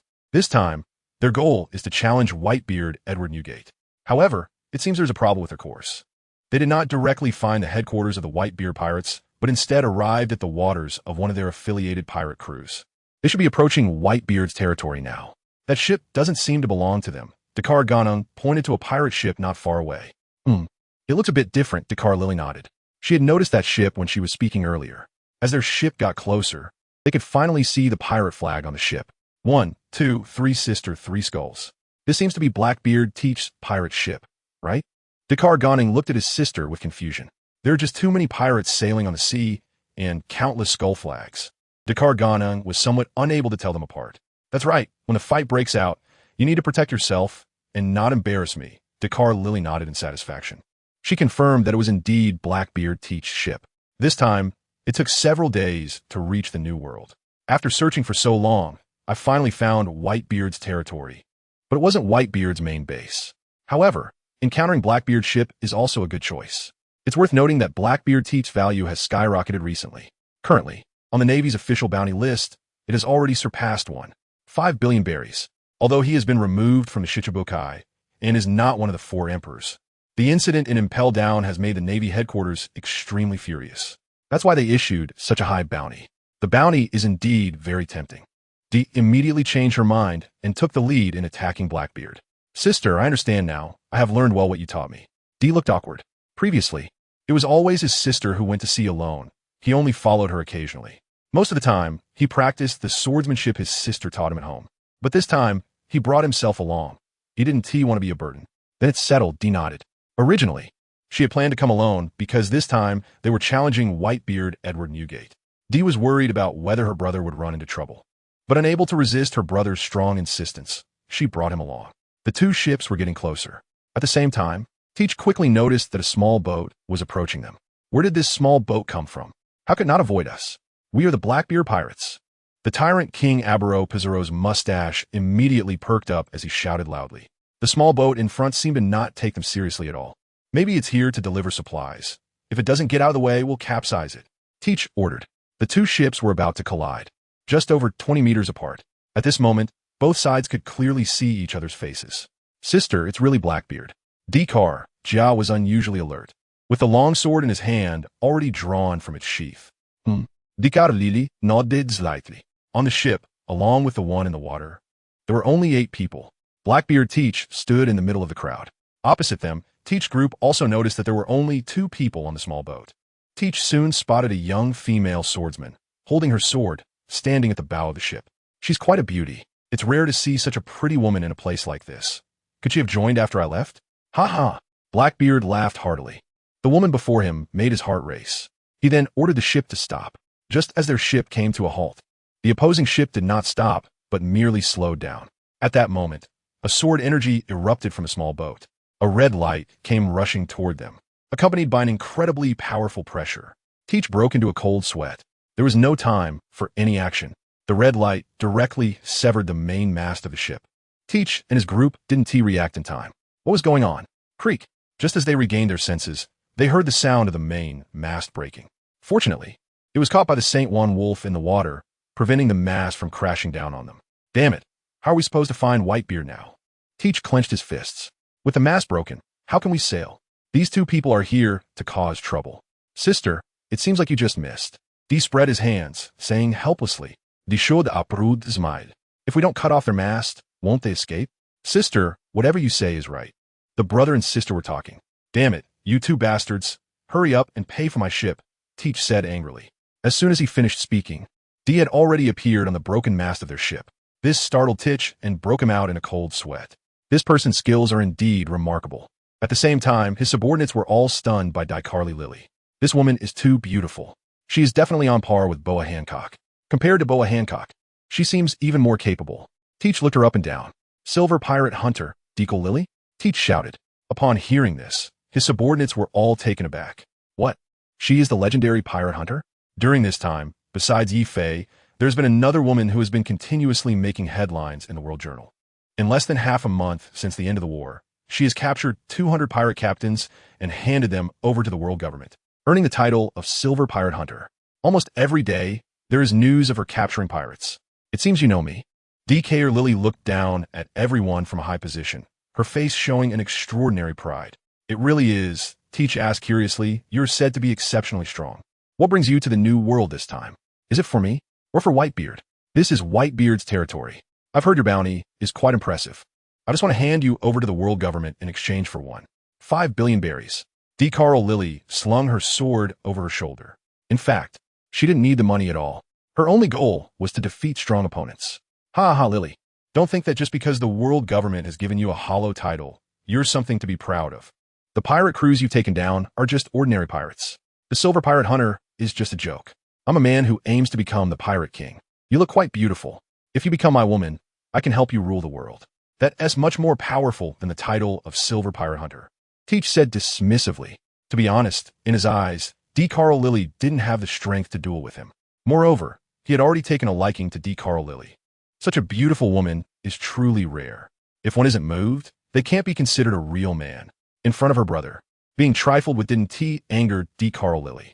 Instead, she coldly smiled and said, if you want to be my man, that's no problem. But first, let us see if you can defeat me.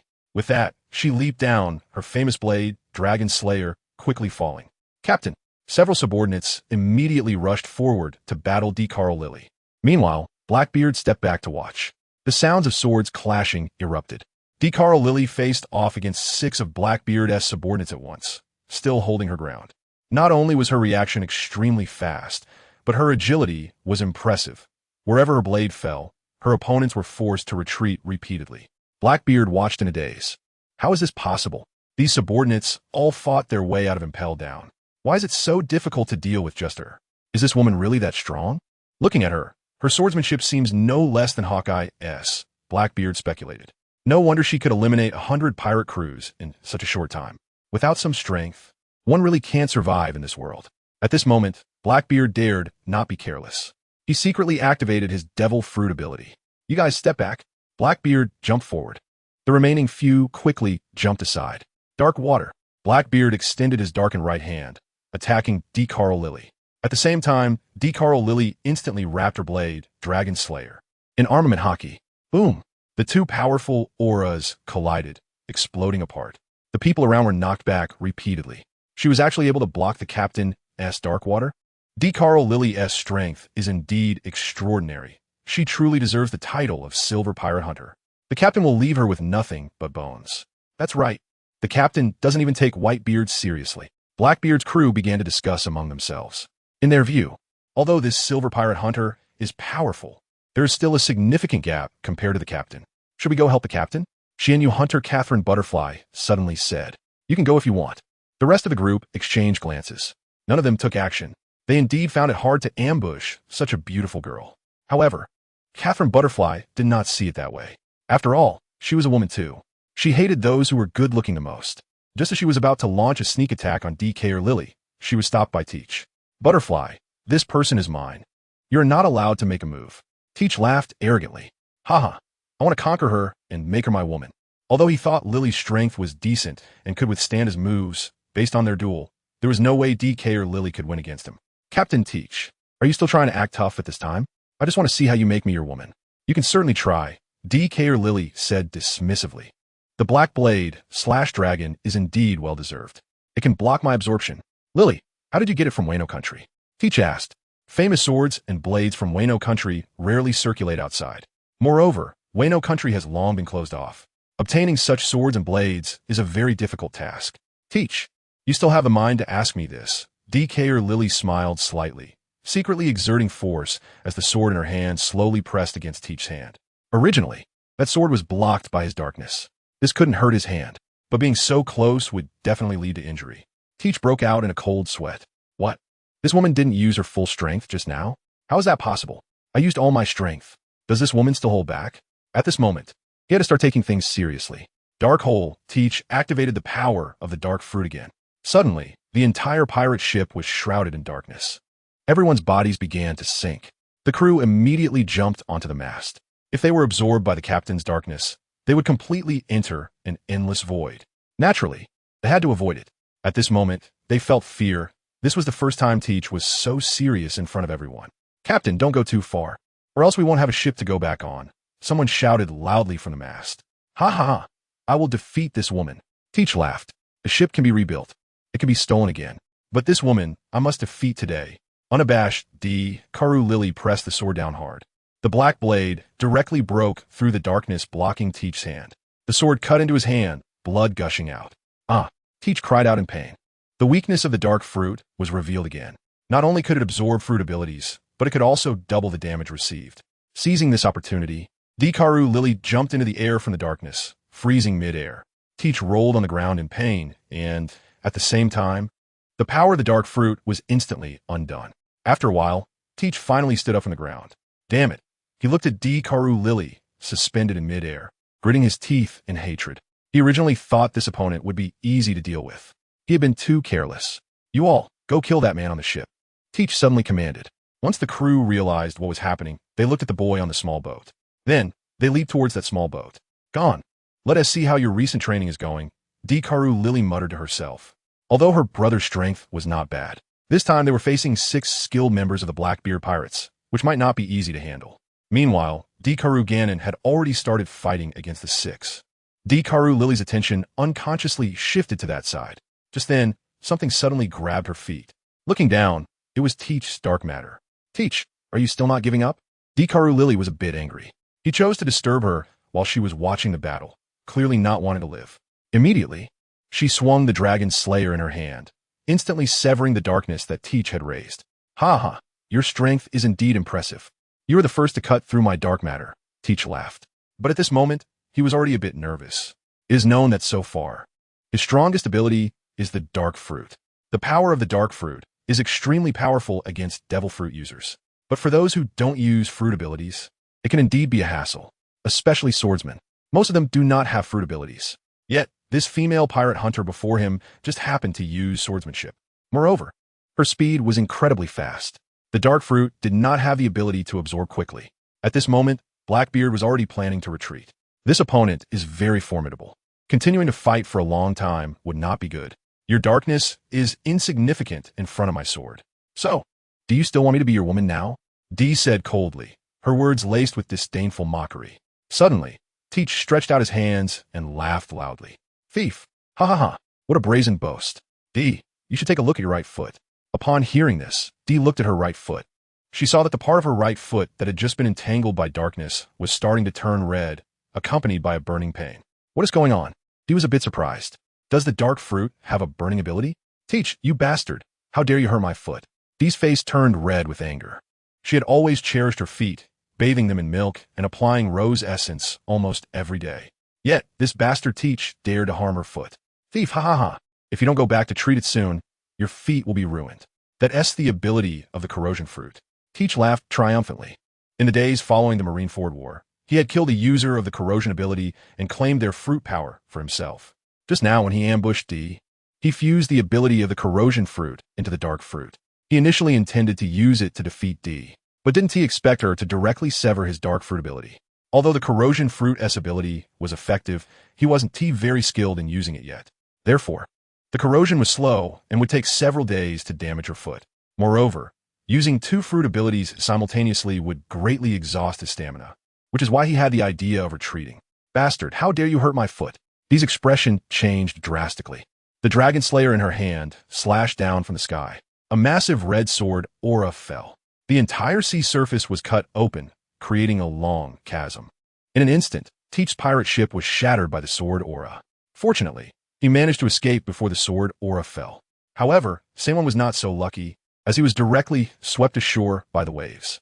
Meanwhile, Dee and Teach's 6 subordinates were still engaged in a fierce battle, evenly matched.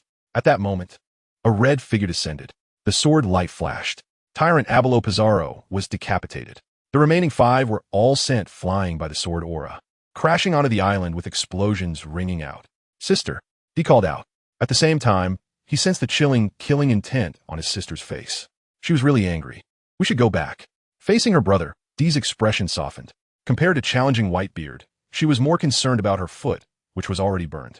She didn't know if it would worsen, so they had to return first. Meanwhile, Dee also noticed her foot. Her shoe had been corroded away, and her right foot was bright red, seemingly injured. Sister, your foot, Dee said in surprise. It's nothing, we should go. Dee didn't say much more, but looked towards the island. Teach had just escaped to the island. Aren't we going to find Whitebeard? Going back. Let's go back first. Dee clearly felt the corrosion on her right foot escalating. She wasn't in the mood to challenge Whitebeard anymore. First, they would return to treat her foot. Such injuries are nothing to her.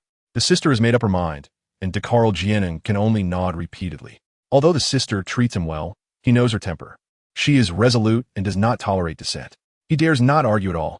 He watches as his sister places the head of the tyrant king Abelo Pizarro into a box. DeCarl Jienen honestly follows behind her. On the island, Tiki is so scared that he is sweating profusely. At this moment, he is hiding behind a large tree.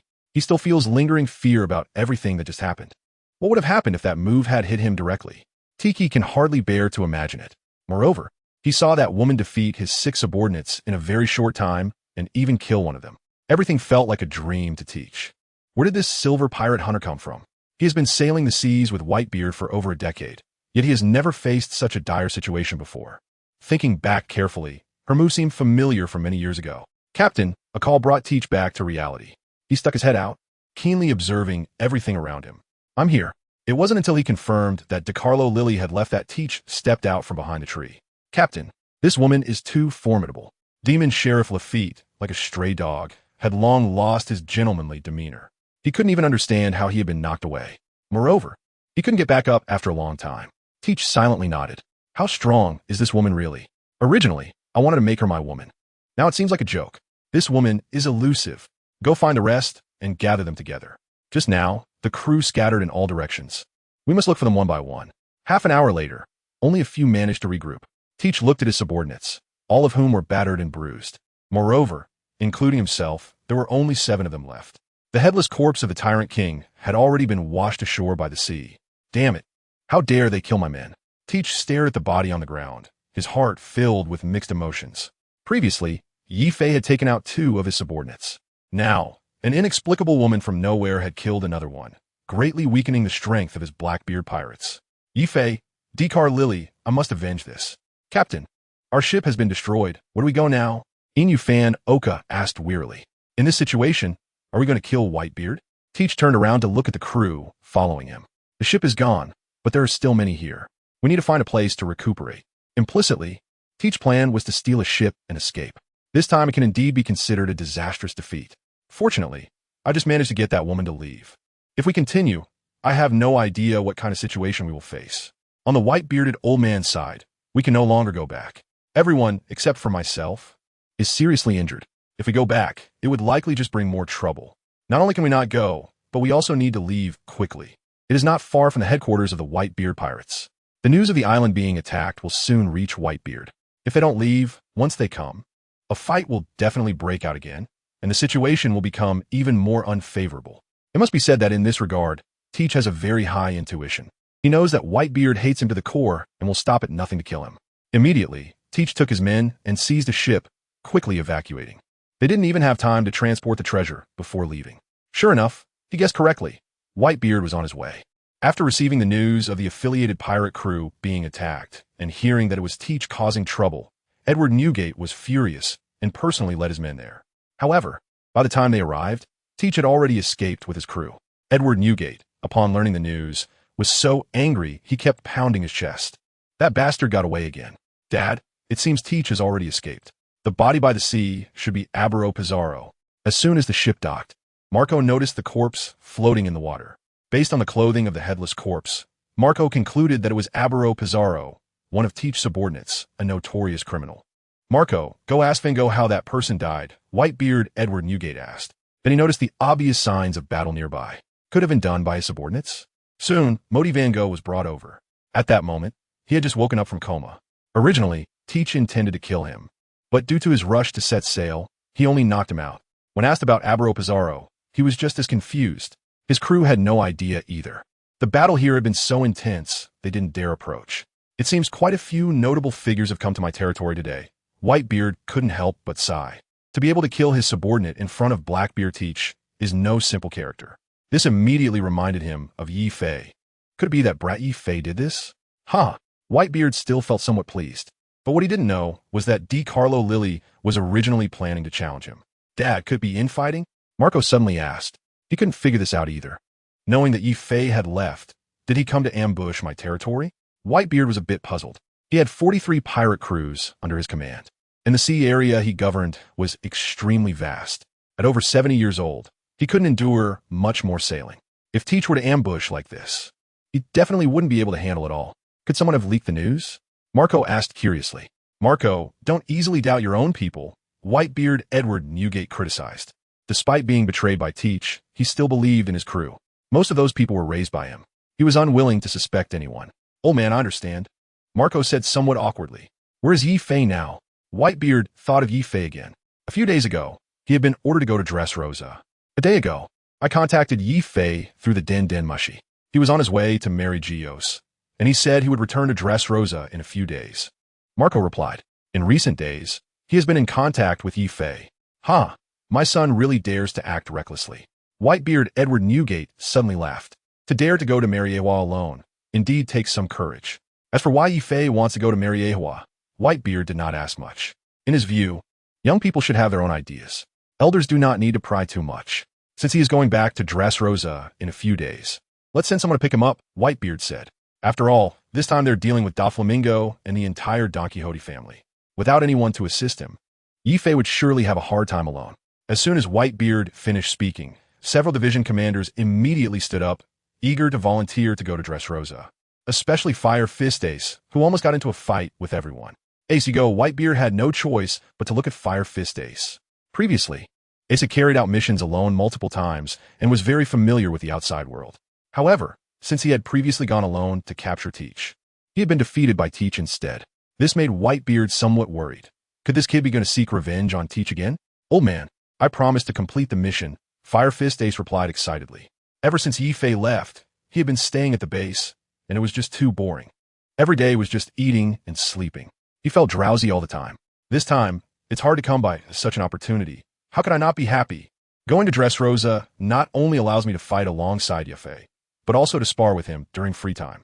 Since the Marineford War began, Ace has been very curious about Yi Fei's fire abilities. He has always wanted to challenge Yi Fei, but never had the chance. Ace, this time you go out.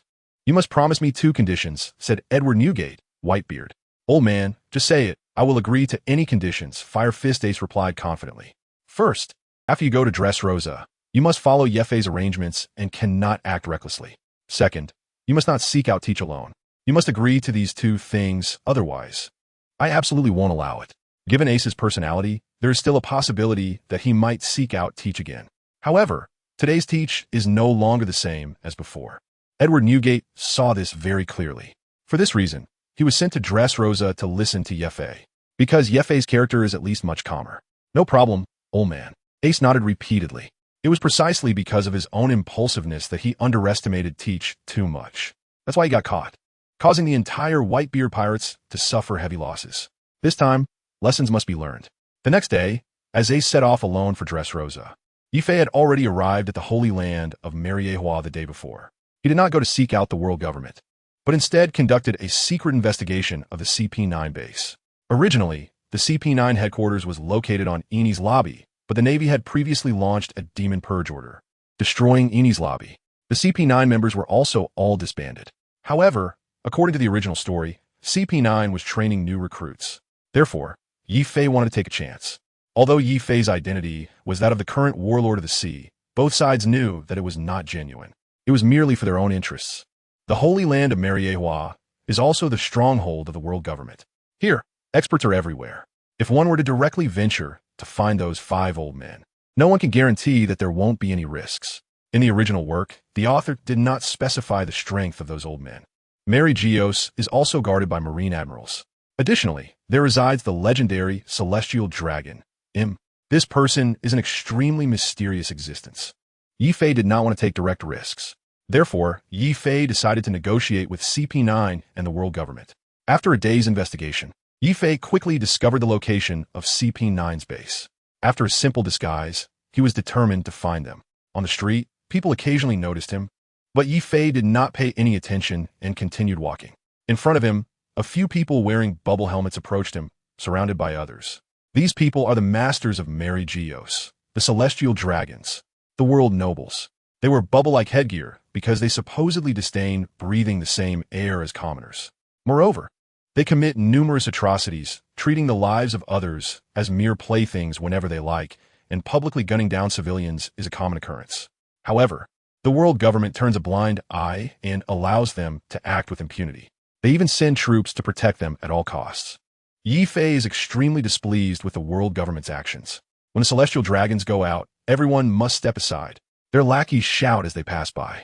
On both sides of the street, everyone hurriedly retreats to the roadside, bowing their heads and bowing to them. This is the status of the celestial dragons in Marineford. They carry guns with them and will shoot anyone they dislike without facing any punishment. Yi Fei wisely followed the crowd to the side of the road. Killing a few celestial dragons in public with his own strength would be incredibly easy for Yi Fei. However, such consequences would completely ruin his plans. The world government would not only refuse to negotiate with him, but would also send high-ranking officers to hunt him down. Although pirates and the Navy are in opposition, Yi Fei sees no need to stand against the world government before he has established his dominance over the seas. This is exactly Yi Fei's plan. Therefore, Yi Fei did not take action. He just watched the celestial dragon pass by with the same respect as everyone else. Out of the corner of his eye, Yi Fei noticed the celestial dragon. He was corpulent and ugly, and there was always disgusting mucus hanging from his face. Yi Fei remembered that this celestial dragon's name seemed to be Charlos Saint. Charlos is his name, and Saint is the title for male celestial dragons. The title for females is Gong. Yi Fei was somewhat familiar with this Charlos Saint. Previously, on Sabedi Archipelago, at the human auction, it was this celestial dragon who was knocked unconscious by Luffy with a single punch. Thinking of this, Yi Fei felt a surge of satisfaction. However, he couldn't teach him a lesson today. Compared to a moment of satisfaction, Yi Fei had more important matters to attend to. Charlos Saint walked expressionlessly through the crowd. Today, he was in a good mood and had no time to care about those lower-class people. After he left, order was restored to the street.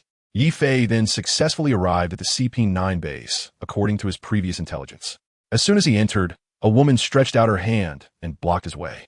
"Kid, are you in the wrong place?" Yi Fei turned around to look at her. This person was Khalifa, a member of CP9's intelligence department and a paramecia-type bubble fruit user. However, according to the original plot, at this moment, Khalifa and some other CP9 members should have been defeated by Luffy and thus removed from CP9. After being removed, they were supposed to join CP0. Why was she suddenly appearing at the CP9 base? Did I mistakenly come to CP0, which is directly under the celestial dragons? Yi Fei found it hard to understand, so he decided not to think too deeply about it. "No, I'm here to do business," Yi Fei replied, raising his head to look at the sign of the base, World Government Logistics Department. So CP9 was actually hidden under the guise of the Logistics Department. Yesterday, Yi Fei had caught several World Government staff members to find out about this place. On the surface, it really didn't look like an intelligence agency of the World Government. "You should go to another place to do your business. This is not somewhere you can enter," Khalifa said seriously, looking at Yi Fei. She did not directly recognize Yi Fei. Although she felt something was strange about him, she could never imagine that Yi Fei would come to Marineford. "What if I insist on coming in?" Yi Fei asked with a deliberate smile. "Then I'm sorry for you," Khalifa replied. Extending her fist, and looking at Yi Fei with a cold gaze. It was time to give this guy a lesson, so he would remember. Yi Fei just smiled coldly and made no move. Califa's bubble fruit ability had no significant effect on him. Califa, stop! A man wearing a black top hat and sporting a U-shaped mustache stepped out. A pigeon draped in a cloak was perched on his shoulder. It was Rob Lucci, a former member of CP9. After being defeated by Luffy on Eni's lobby, he was removed from CP9. This time, he unexpectedly appeared at CP9's headquarters. Just as Yi Fei was puzzled, Rob Lucci also began to scrutinize him from head to toe. His intuition told him that this person was deliberately hiding his strength. Who exactly are you? Rob Lucci asked with a determined and unusually stern expression. Upon hearing this, Yi Fei smiled slightly. Then, he took off his hat and removed his beard. When Rob Lucci and Califa clearly saw Yi Fei's face, the expressions on their faces instantly froze. Is that Yi Fei? The great pirate with a bounty of 1 billion berries. The current warlord of the sea? How could he possibly be here? Once they realized, the two immediately jumped back several dozen meters, maintaining a wary distance from Yi Fei. At the same time, Rob Lucci had already transformed into his leopard form. At this moment, the two were clearly ready for battle. Hey, I'm not here to fight today. Seeing their nervousness, Yi Fei simply smiled calmly and made no moves. Yi Fei, what exactly are you here for? Rob Lucci asked in shock, completely contrasting his previous confident expression. Isn't this the CP9 headquarters? Why are you here? Yi Fei curiously asked. We're just here for business, but what about you? What brings you here? Rob Lucci still did not let his guard down, and Califa beside him was also on high alert. I want to talk to your CP9 members. Could you two please lead the way? Yi Fei said calmly. Why should we lead the way? We're no longer CP9 members, Rob Lucci retorted immediately. At this moment, he felt very strange. Why did Yi Fei come directly to Marineford? And how did he so easily find the CP9 headquarters? It was only recently relocated here after Judicial Island was destroyed. How'd he find it? If you don't lead, I'll just take you both out, Yi Fei coldly replied. The fighting skills of these two are quite impressive. However, they don't take themselves too seriously. Upon hearing this, sweat instantly appeared on their faces. After all, that is a notorious pirate with a bounty of 1 billion berries. He could easily do it. Moreover, during the Marineford War, this man defeated Bartolomeo with just a few moves. It shows that he can indeed pull it off. Yi Fei, don't be too arrogant. This is Marineford, a sacred place, not somewhere you can act recklessly, Rob Lucci replied nervously. At this moment, he had already begun to blame the intelligence department in his heart. A pirate of such magnitude barged in without anyone noticing. Moreover, he found his way here so easily. Is CP9 really this incompetent now? At the moment of confrontation, former CP9 commander Spandam stepped forward. Lucci, Califa, you should back off. You're no match for him. Spandam gestured for the two to stand down and then calmly looked at Yi Fei. Just now, from the conversation between both sides, he learned that Yi Fei's intention was to find CP9. However, at this moment, the new CP9 had only just begun training. He had accepted the world government's commission to temporarily train newcomers. If you have something to say, you can talk to me, Spandam said. He knew that with just the three of them, if a fight broke out, they would definitely die at Yi Fei's hands. Before Yi Fei made his intentions clear, they did not want to die so inexplicably. The purpose of our visit this time is to hope that you can revoke Don Quixote Doflamingo's warlord status, Yi Fei said directly in front of the other two. Upon hearing this, the expressions of the three froze simultaneously. What? Revoke Doflamingo's status? Lucci, Califa, you two go out first and don't let anyone in. I need to have a serious talk with him. Spandam was the first to react. Looking at Yi Fei's expression, it was clear that he was not here to joke around. He personally came to Marineford to discuss this matter. There must be some purpose behind this. Seeing this, he had no choice but to dismiss Rob Lucci and Califa. At the same time, he couldn't let others know. As soon as the two entered the room, Spandam eagerly asked, Yi Fei, why do you want to revoke Don Quixote Doflamingo's warlord title? Yi Fei simply smiled lightly and touched his forehead. He shot me. Isn't it natural to want revenge? Of course, Yi Fei did not directly reveal his purpose. Instead, he wanted to test Spandam's attitude first. At this moment, he was no longer the commander of CP9. Who knows if he would report to the world government? Yi Fei, you traveled all the way to Marineford just for revenge? Isn't that a bit childish? Moreover, that's your personal matter with Doflamingo. Why would you want the world government to intervene? Spandam mocked. In his view, Yi Fei and Doflamingo had merely a personal grudge. He is recognized as a warlord of the sea. Yi Fei probed again. You can't possibly not know that. Spandam retorted. He is a celestial dragon. If I fight him, you really won't interfere? Yiffy laughed. Upon hearing this, Spandam was slightly taken aback. Doflamingo, the celestial dragon? That's just a thing of the past. His father despised the celestial dragons and has long been stripped of that identity. If you want to go to war with him, the world government won't intervene. Spandam replied expressionlessly. He was somewhat surprised that Yifei knew about Doflamingo's identity, but since the other party was aware, there was no need to hide it. Can you represent the world government? Yifei asked.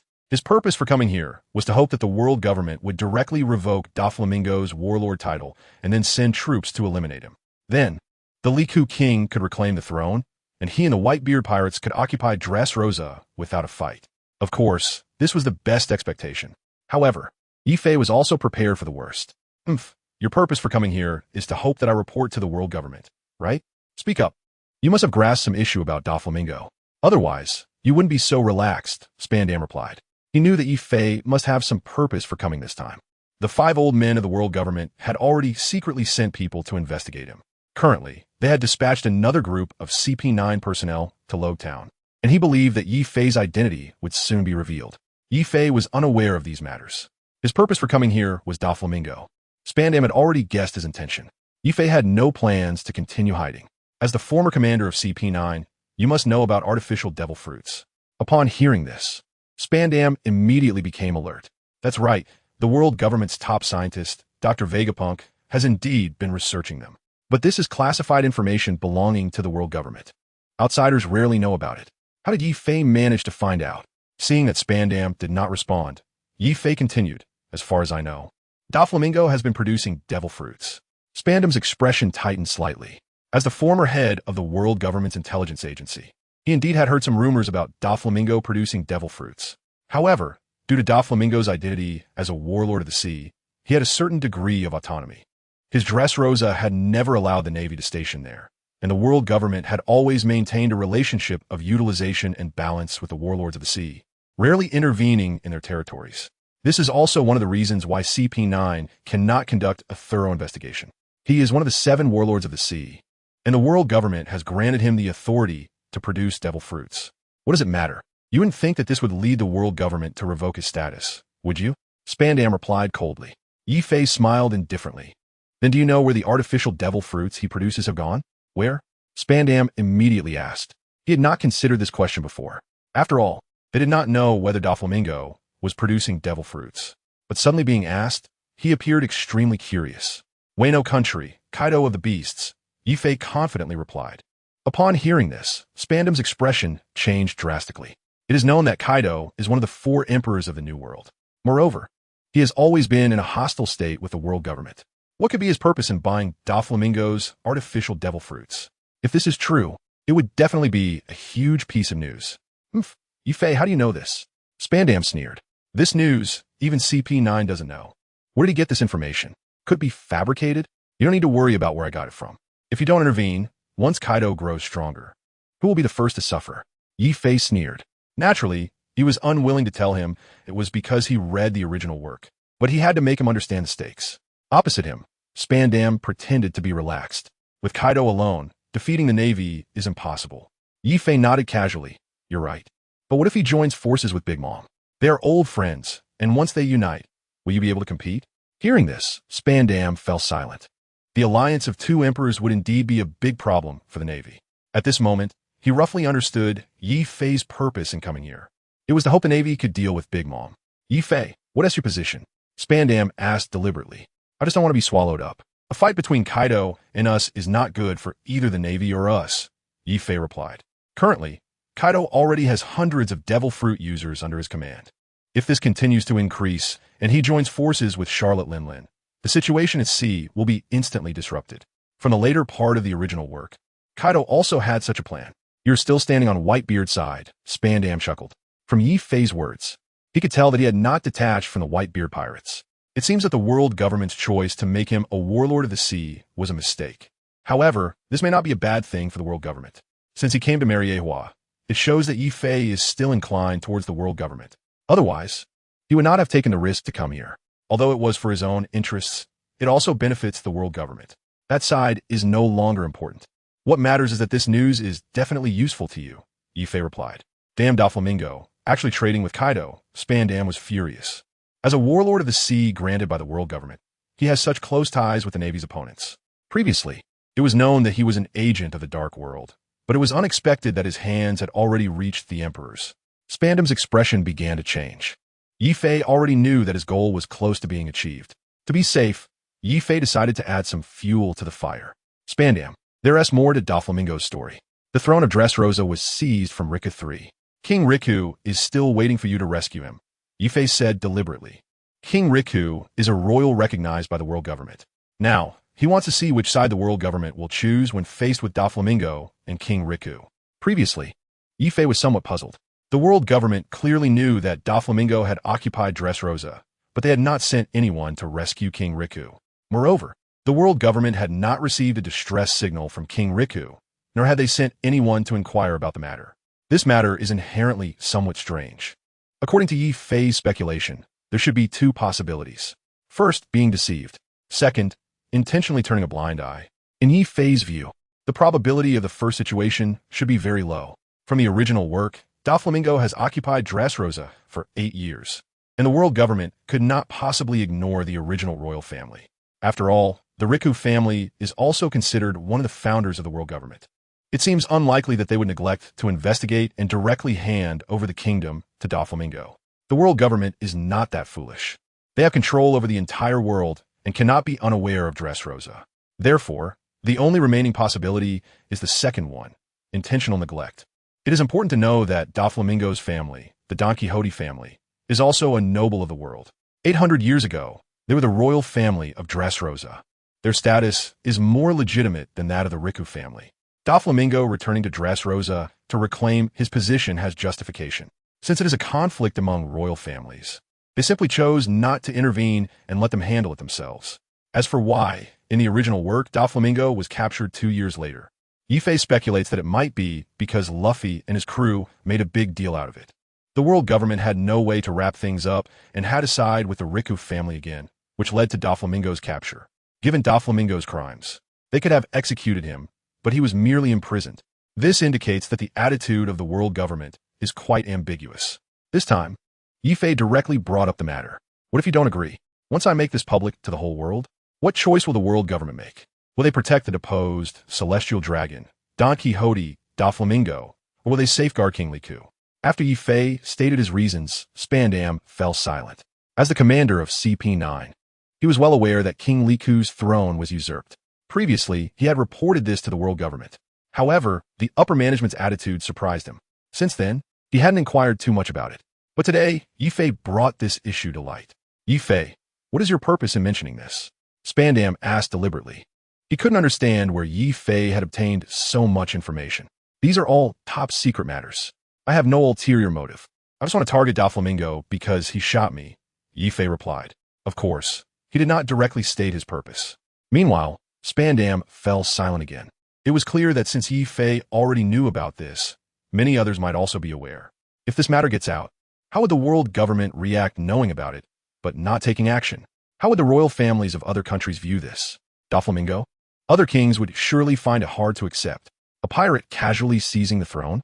Doesn't that imply that their thrones could also be challenged by pirates at any time? Moreover, if they find out that the world government is protecting Doflamingo, what would they think? If it gets out, would it tarnish the reputation of the world government? Otherwise, what can be done? Kill Yi Fei? This is probably very difficult. You see, during the Marineford War, Akainu couldn't do anything about him. This time coming to marry Geos. Spandam must have made preparations. Suddenly, he seemed a bit troubled. After some contemplation, he finally raised his head to look at Yi Fei. I will report this matter to the world government, and everything will wait for their decision. Upon hearing this, Yi Fei nodded and immediately expressed his stance. Well, I hope the world government can accept my proposal to revoke Don Quixote Doflamingo's warlord title and simultaneously send troops to eliminate him. Spandam gazed at Yi Fei. Directly eliminating Doflamingo? This person really has a ruthless heart.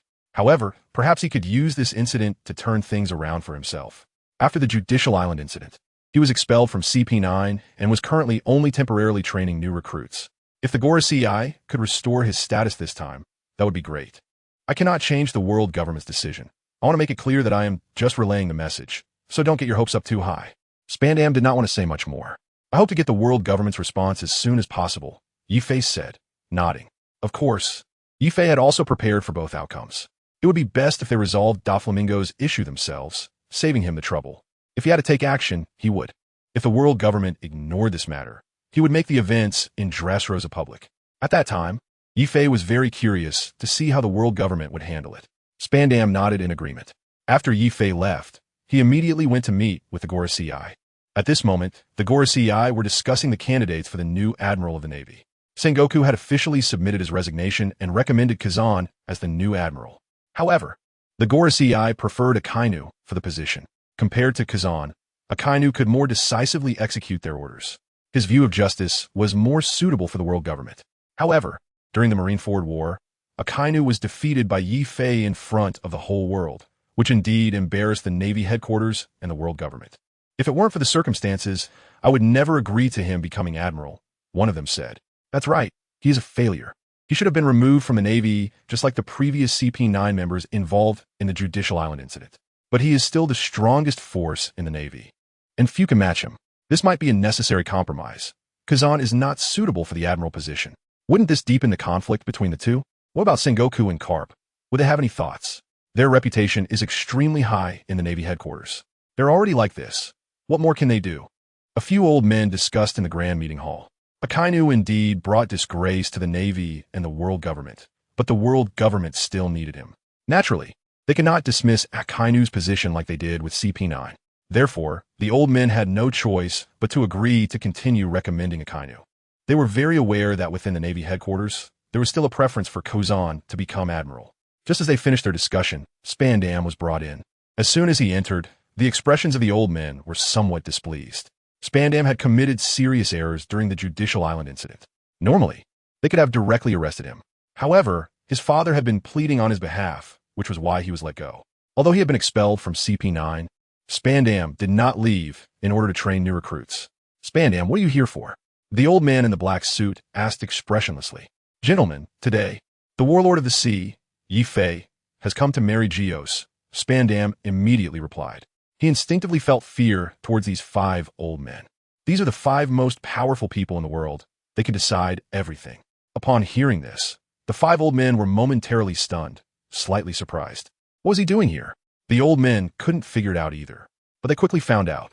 Spandam reported to them about Yifei and his conversation regarding the production of artificial devil fruits and the usurpation of the throne of the king of the stronghold. And he reported everything truthfully. The old men just listened in silence. Until he finished speaking, they didn't say a word. All right, we understand. You can leave now. They dismissed Spandam as if he were a dog. Spandam had to retreat cautiously. Originally, they hoped the 5 elders would give him some opportunities. But what they received was distance. Instantly, he felt very uncomfortable. He could only obediently stand outside and wait. Inside the room, the 5 elders began to discuss. Just recently selected as a warlord, he came to marry Geos so quickly. He really had guts, the old man in the white robe said disdainfully. His condition for agreeing to become a warlord was not to act against the Whitebeard pirates, which meant this person had not severed ties with Whitebeard, making him a troublesome opponent. We originally thought this would lead to infighting among them. It seems we really underestimated this kid, said the old man in the crimson suit. The plan to make Yifei a warlord and create conflict with Whitebeard has failed. But now they couldn't revoke Yifei's title. They had to remember that they were the world government. There was no reason to revoke Yifei's title without giving others something to talk about. He could have directly dealt with Doflamingo. Instead, he took the risk of coming all the way to marry Geos. This shows that we gave him a title. And he still understands a bit of the rules, knowing he has to go through us. Perhaps he has some plans.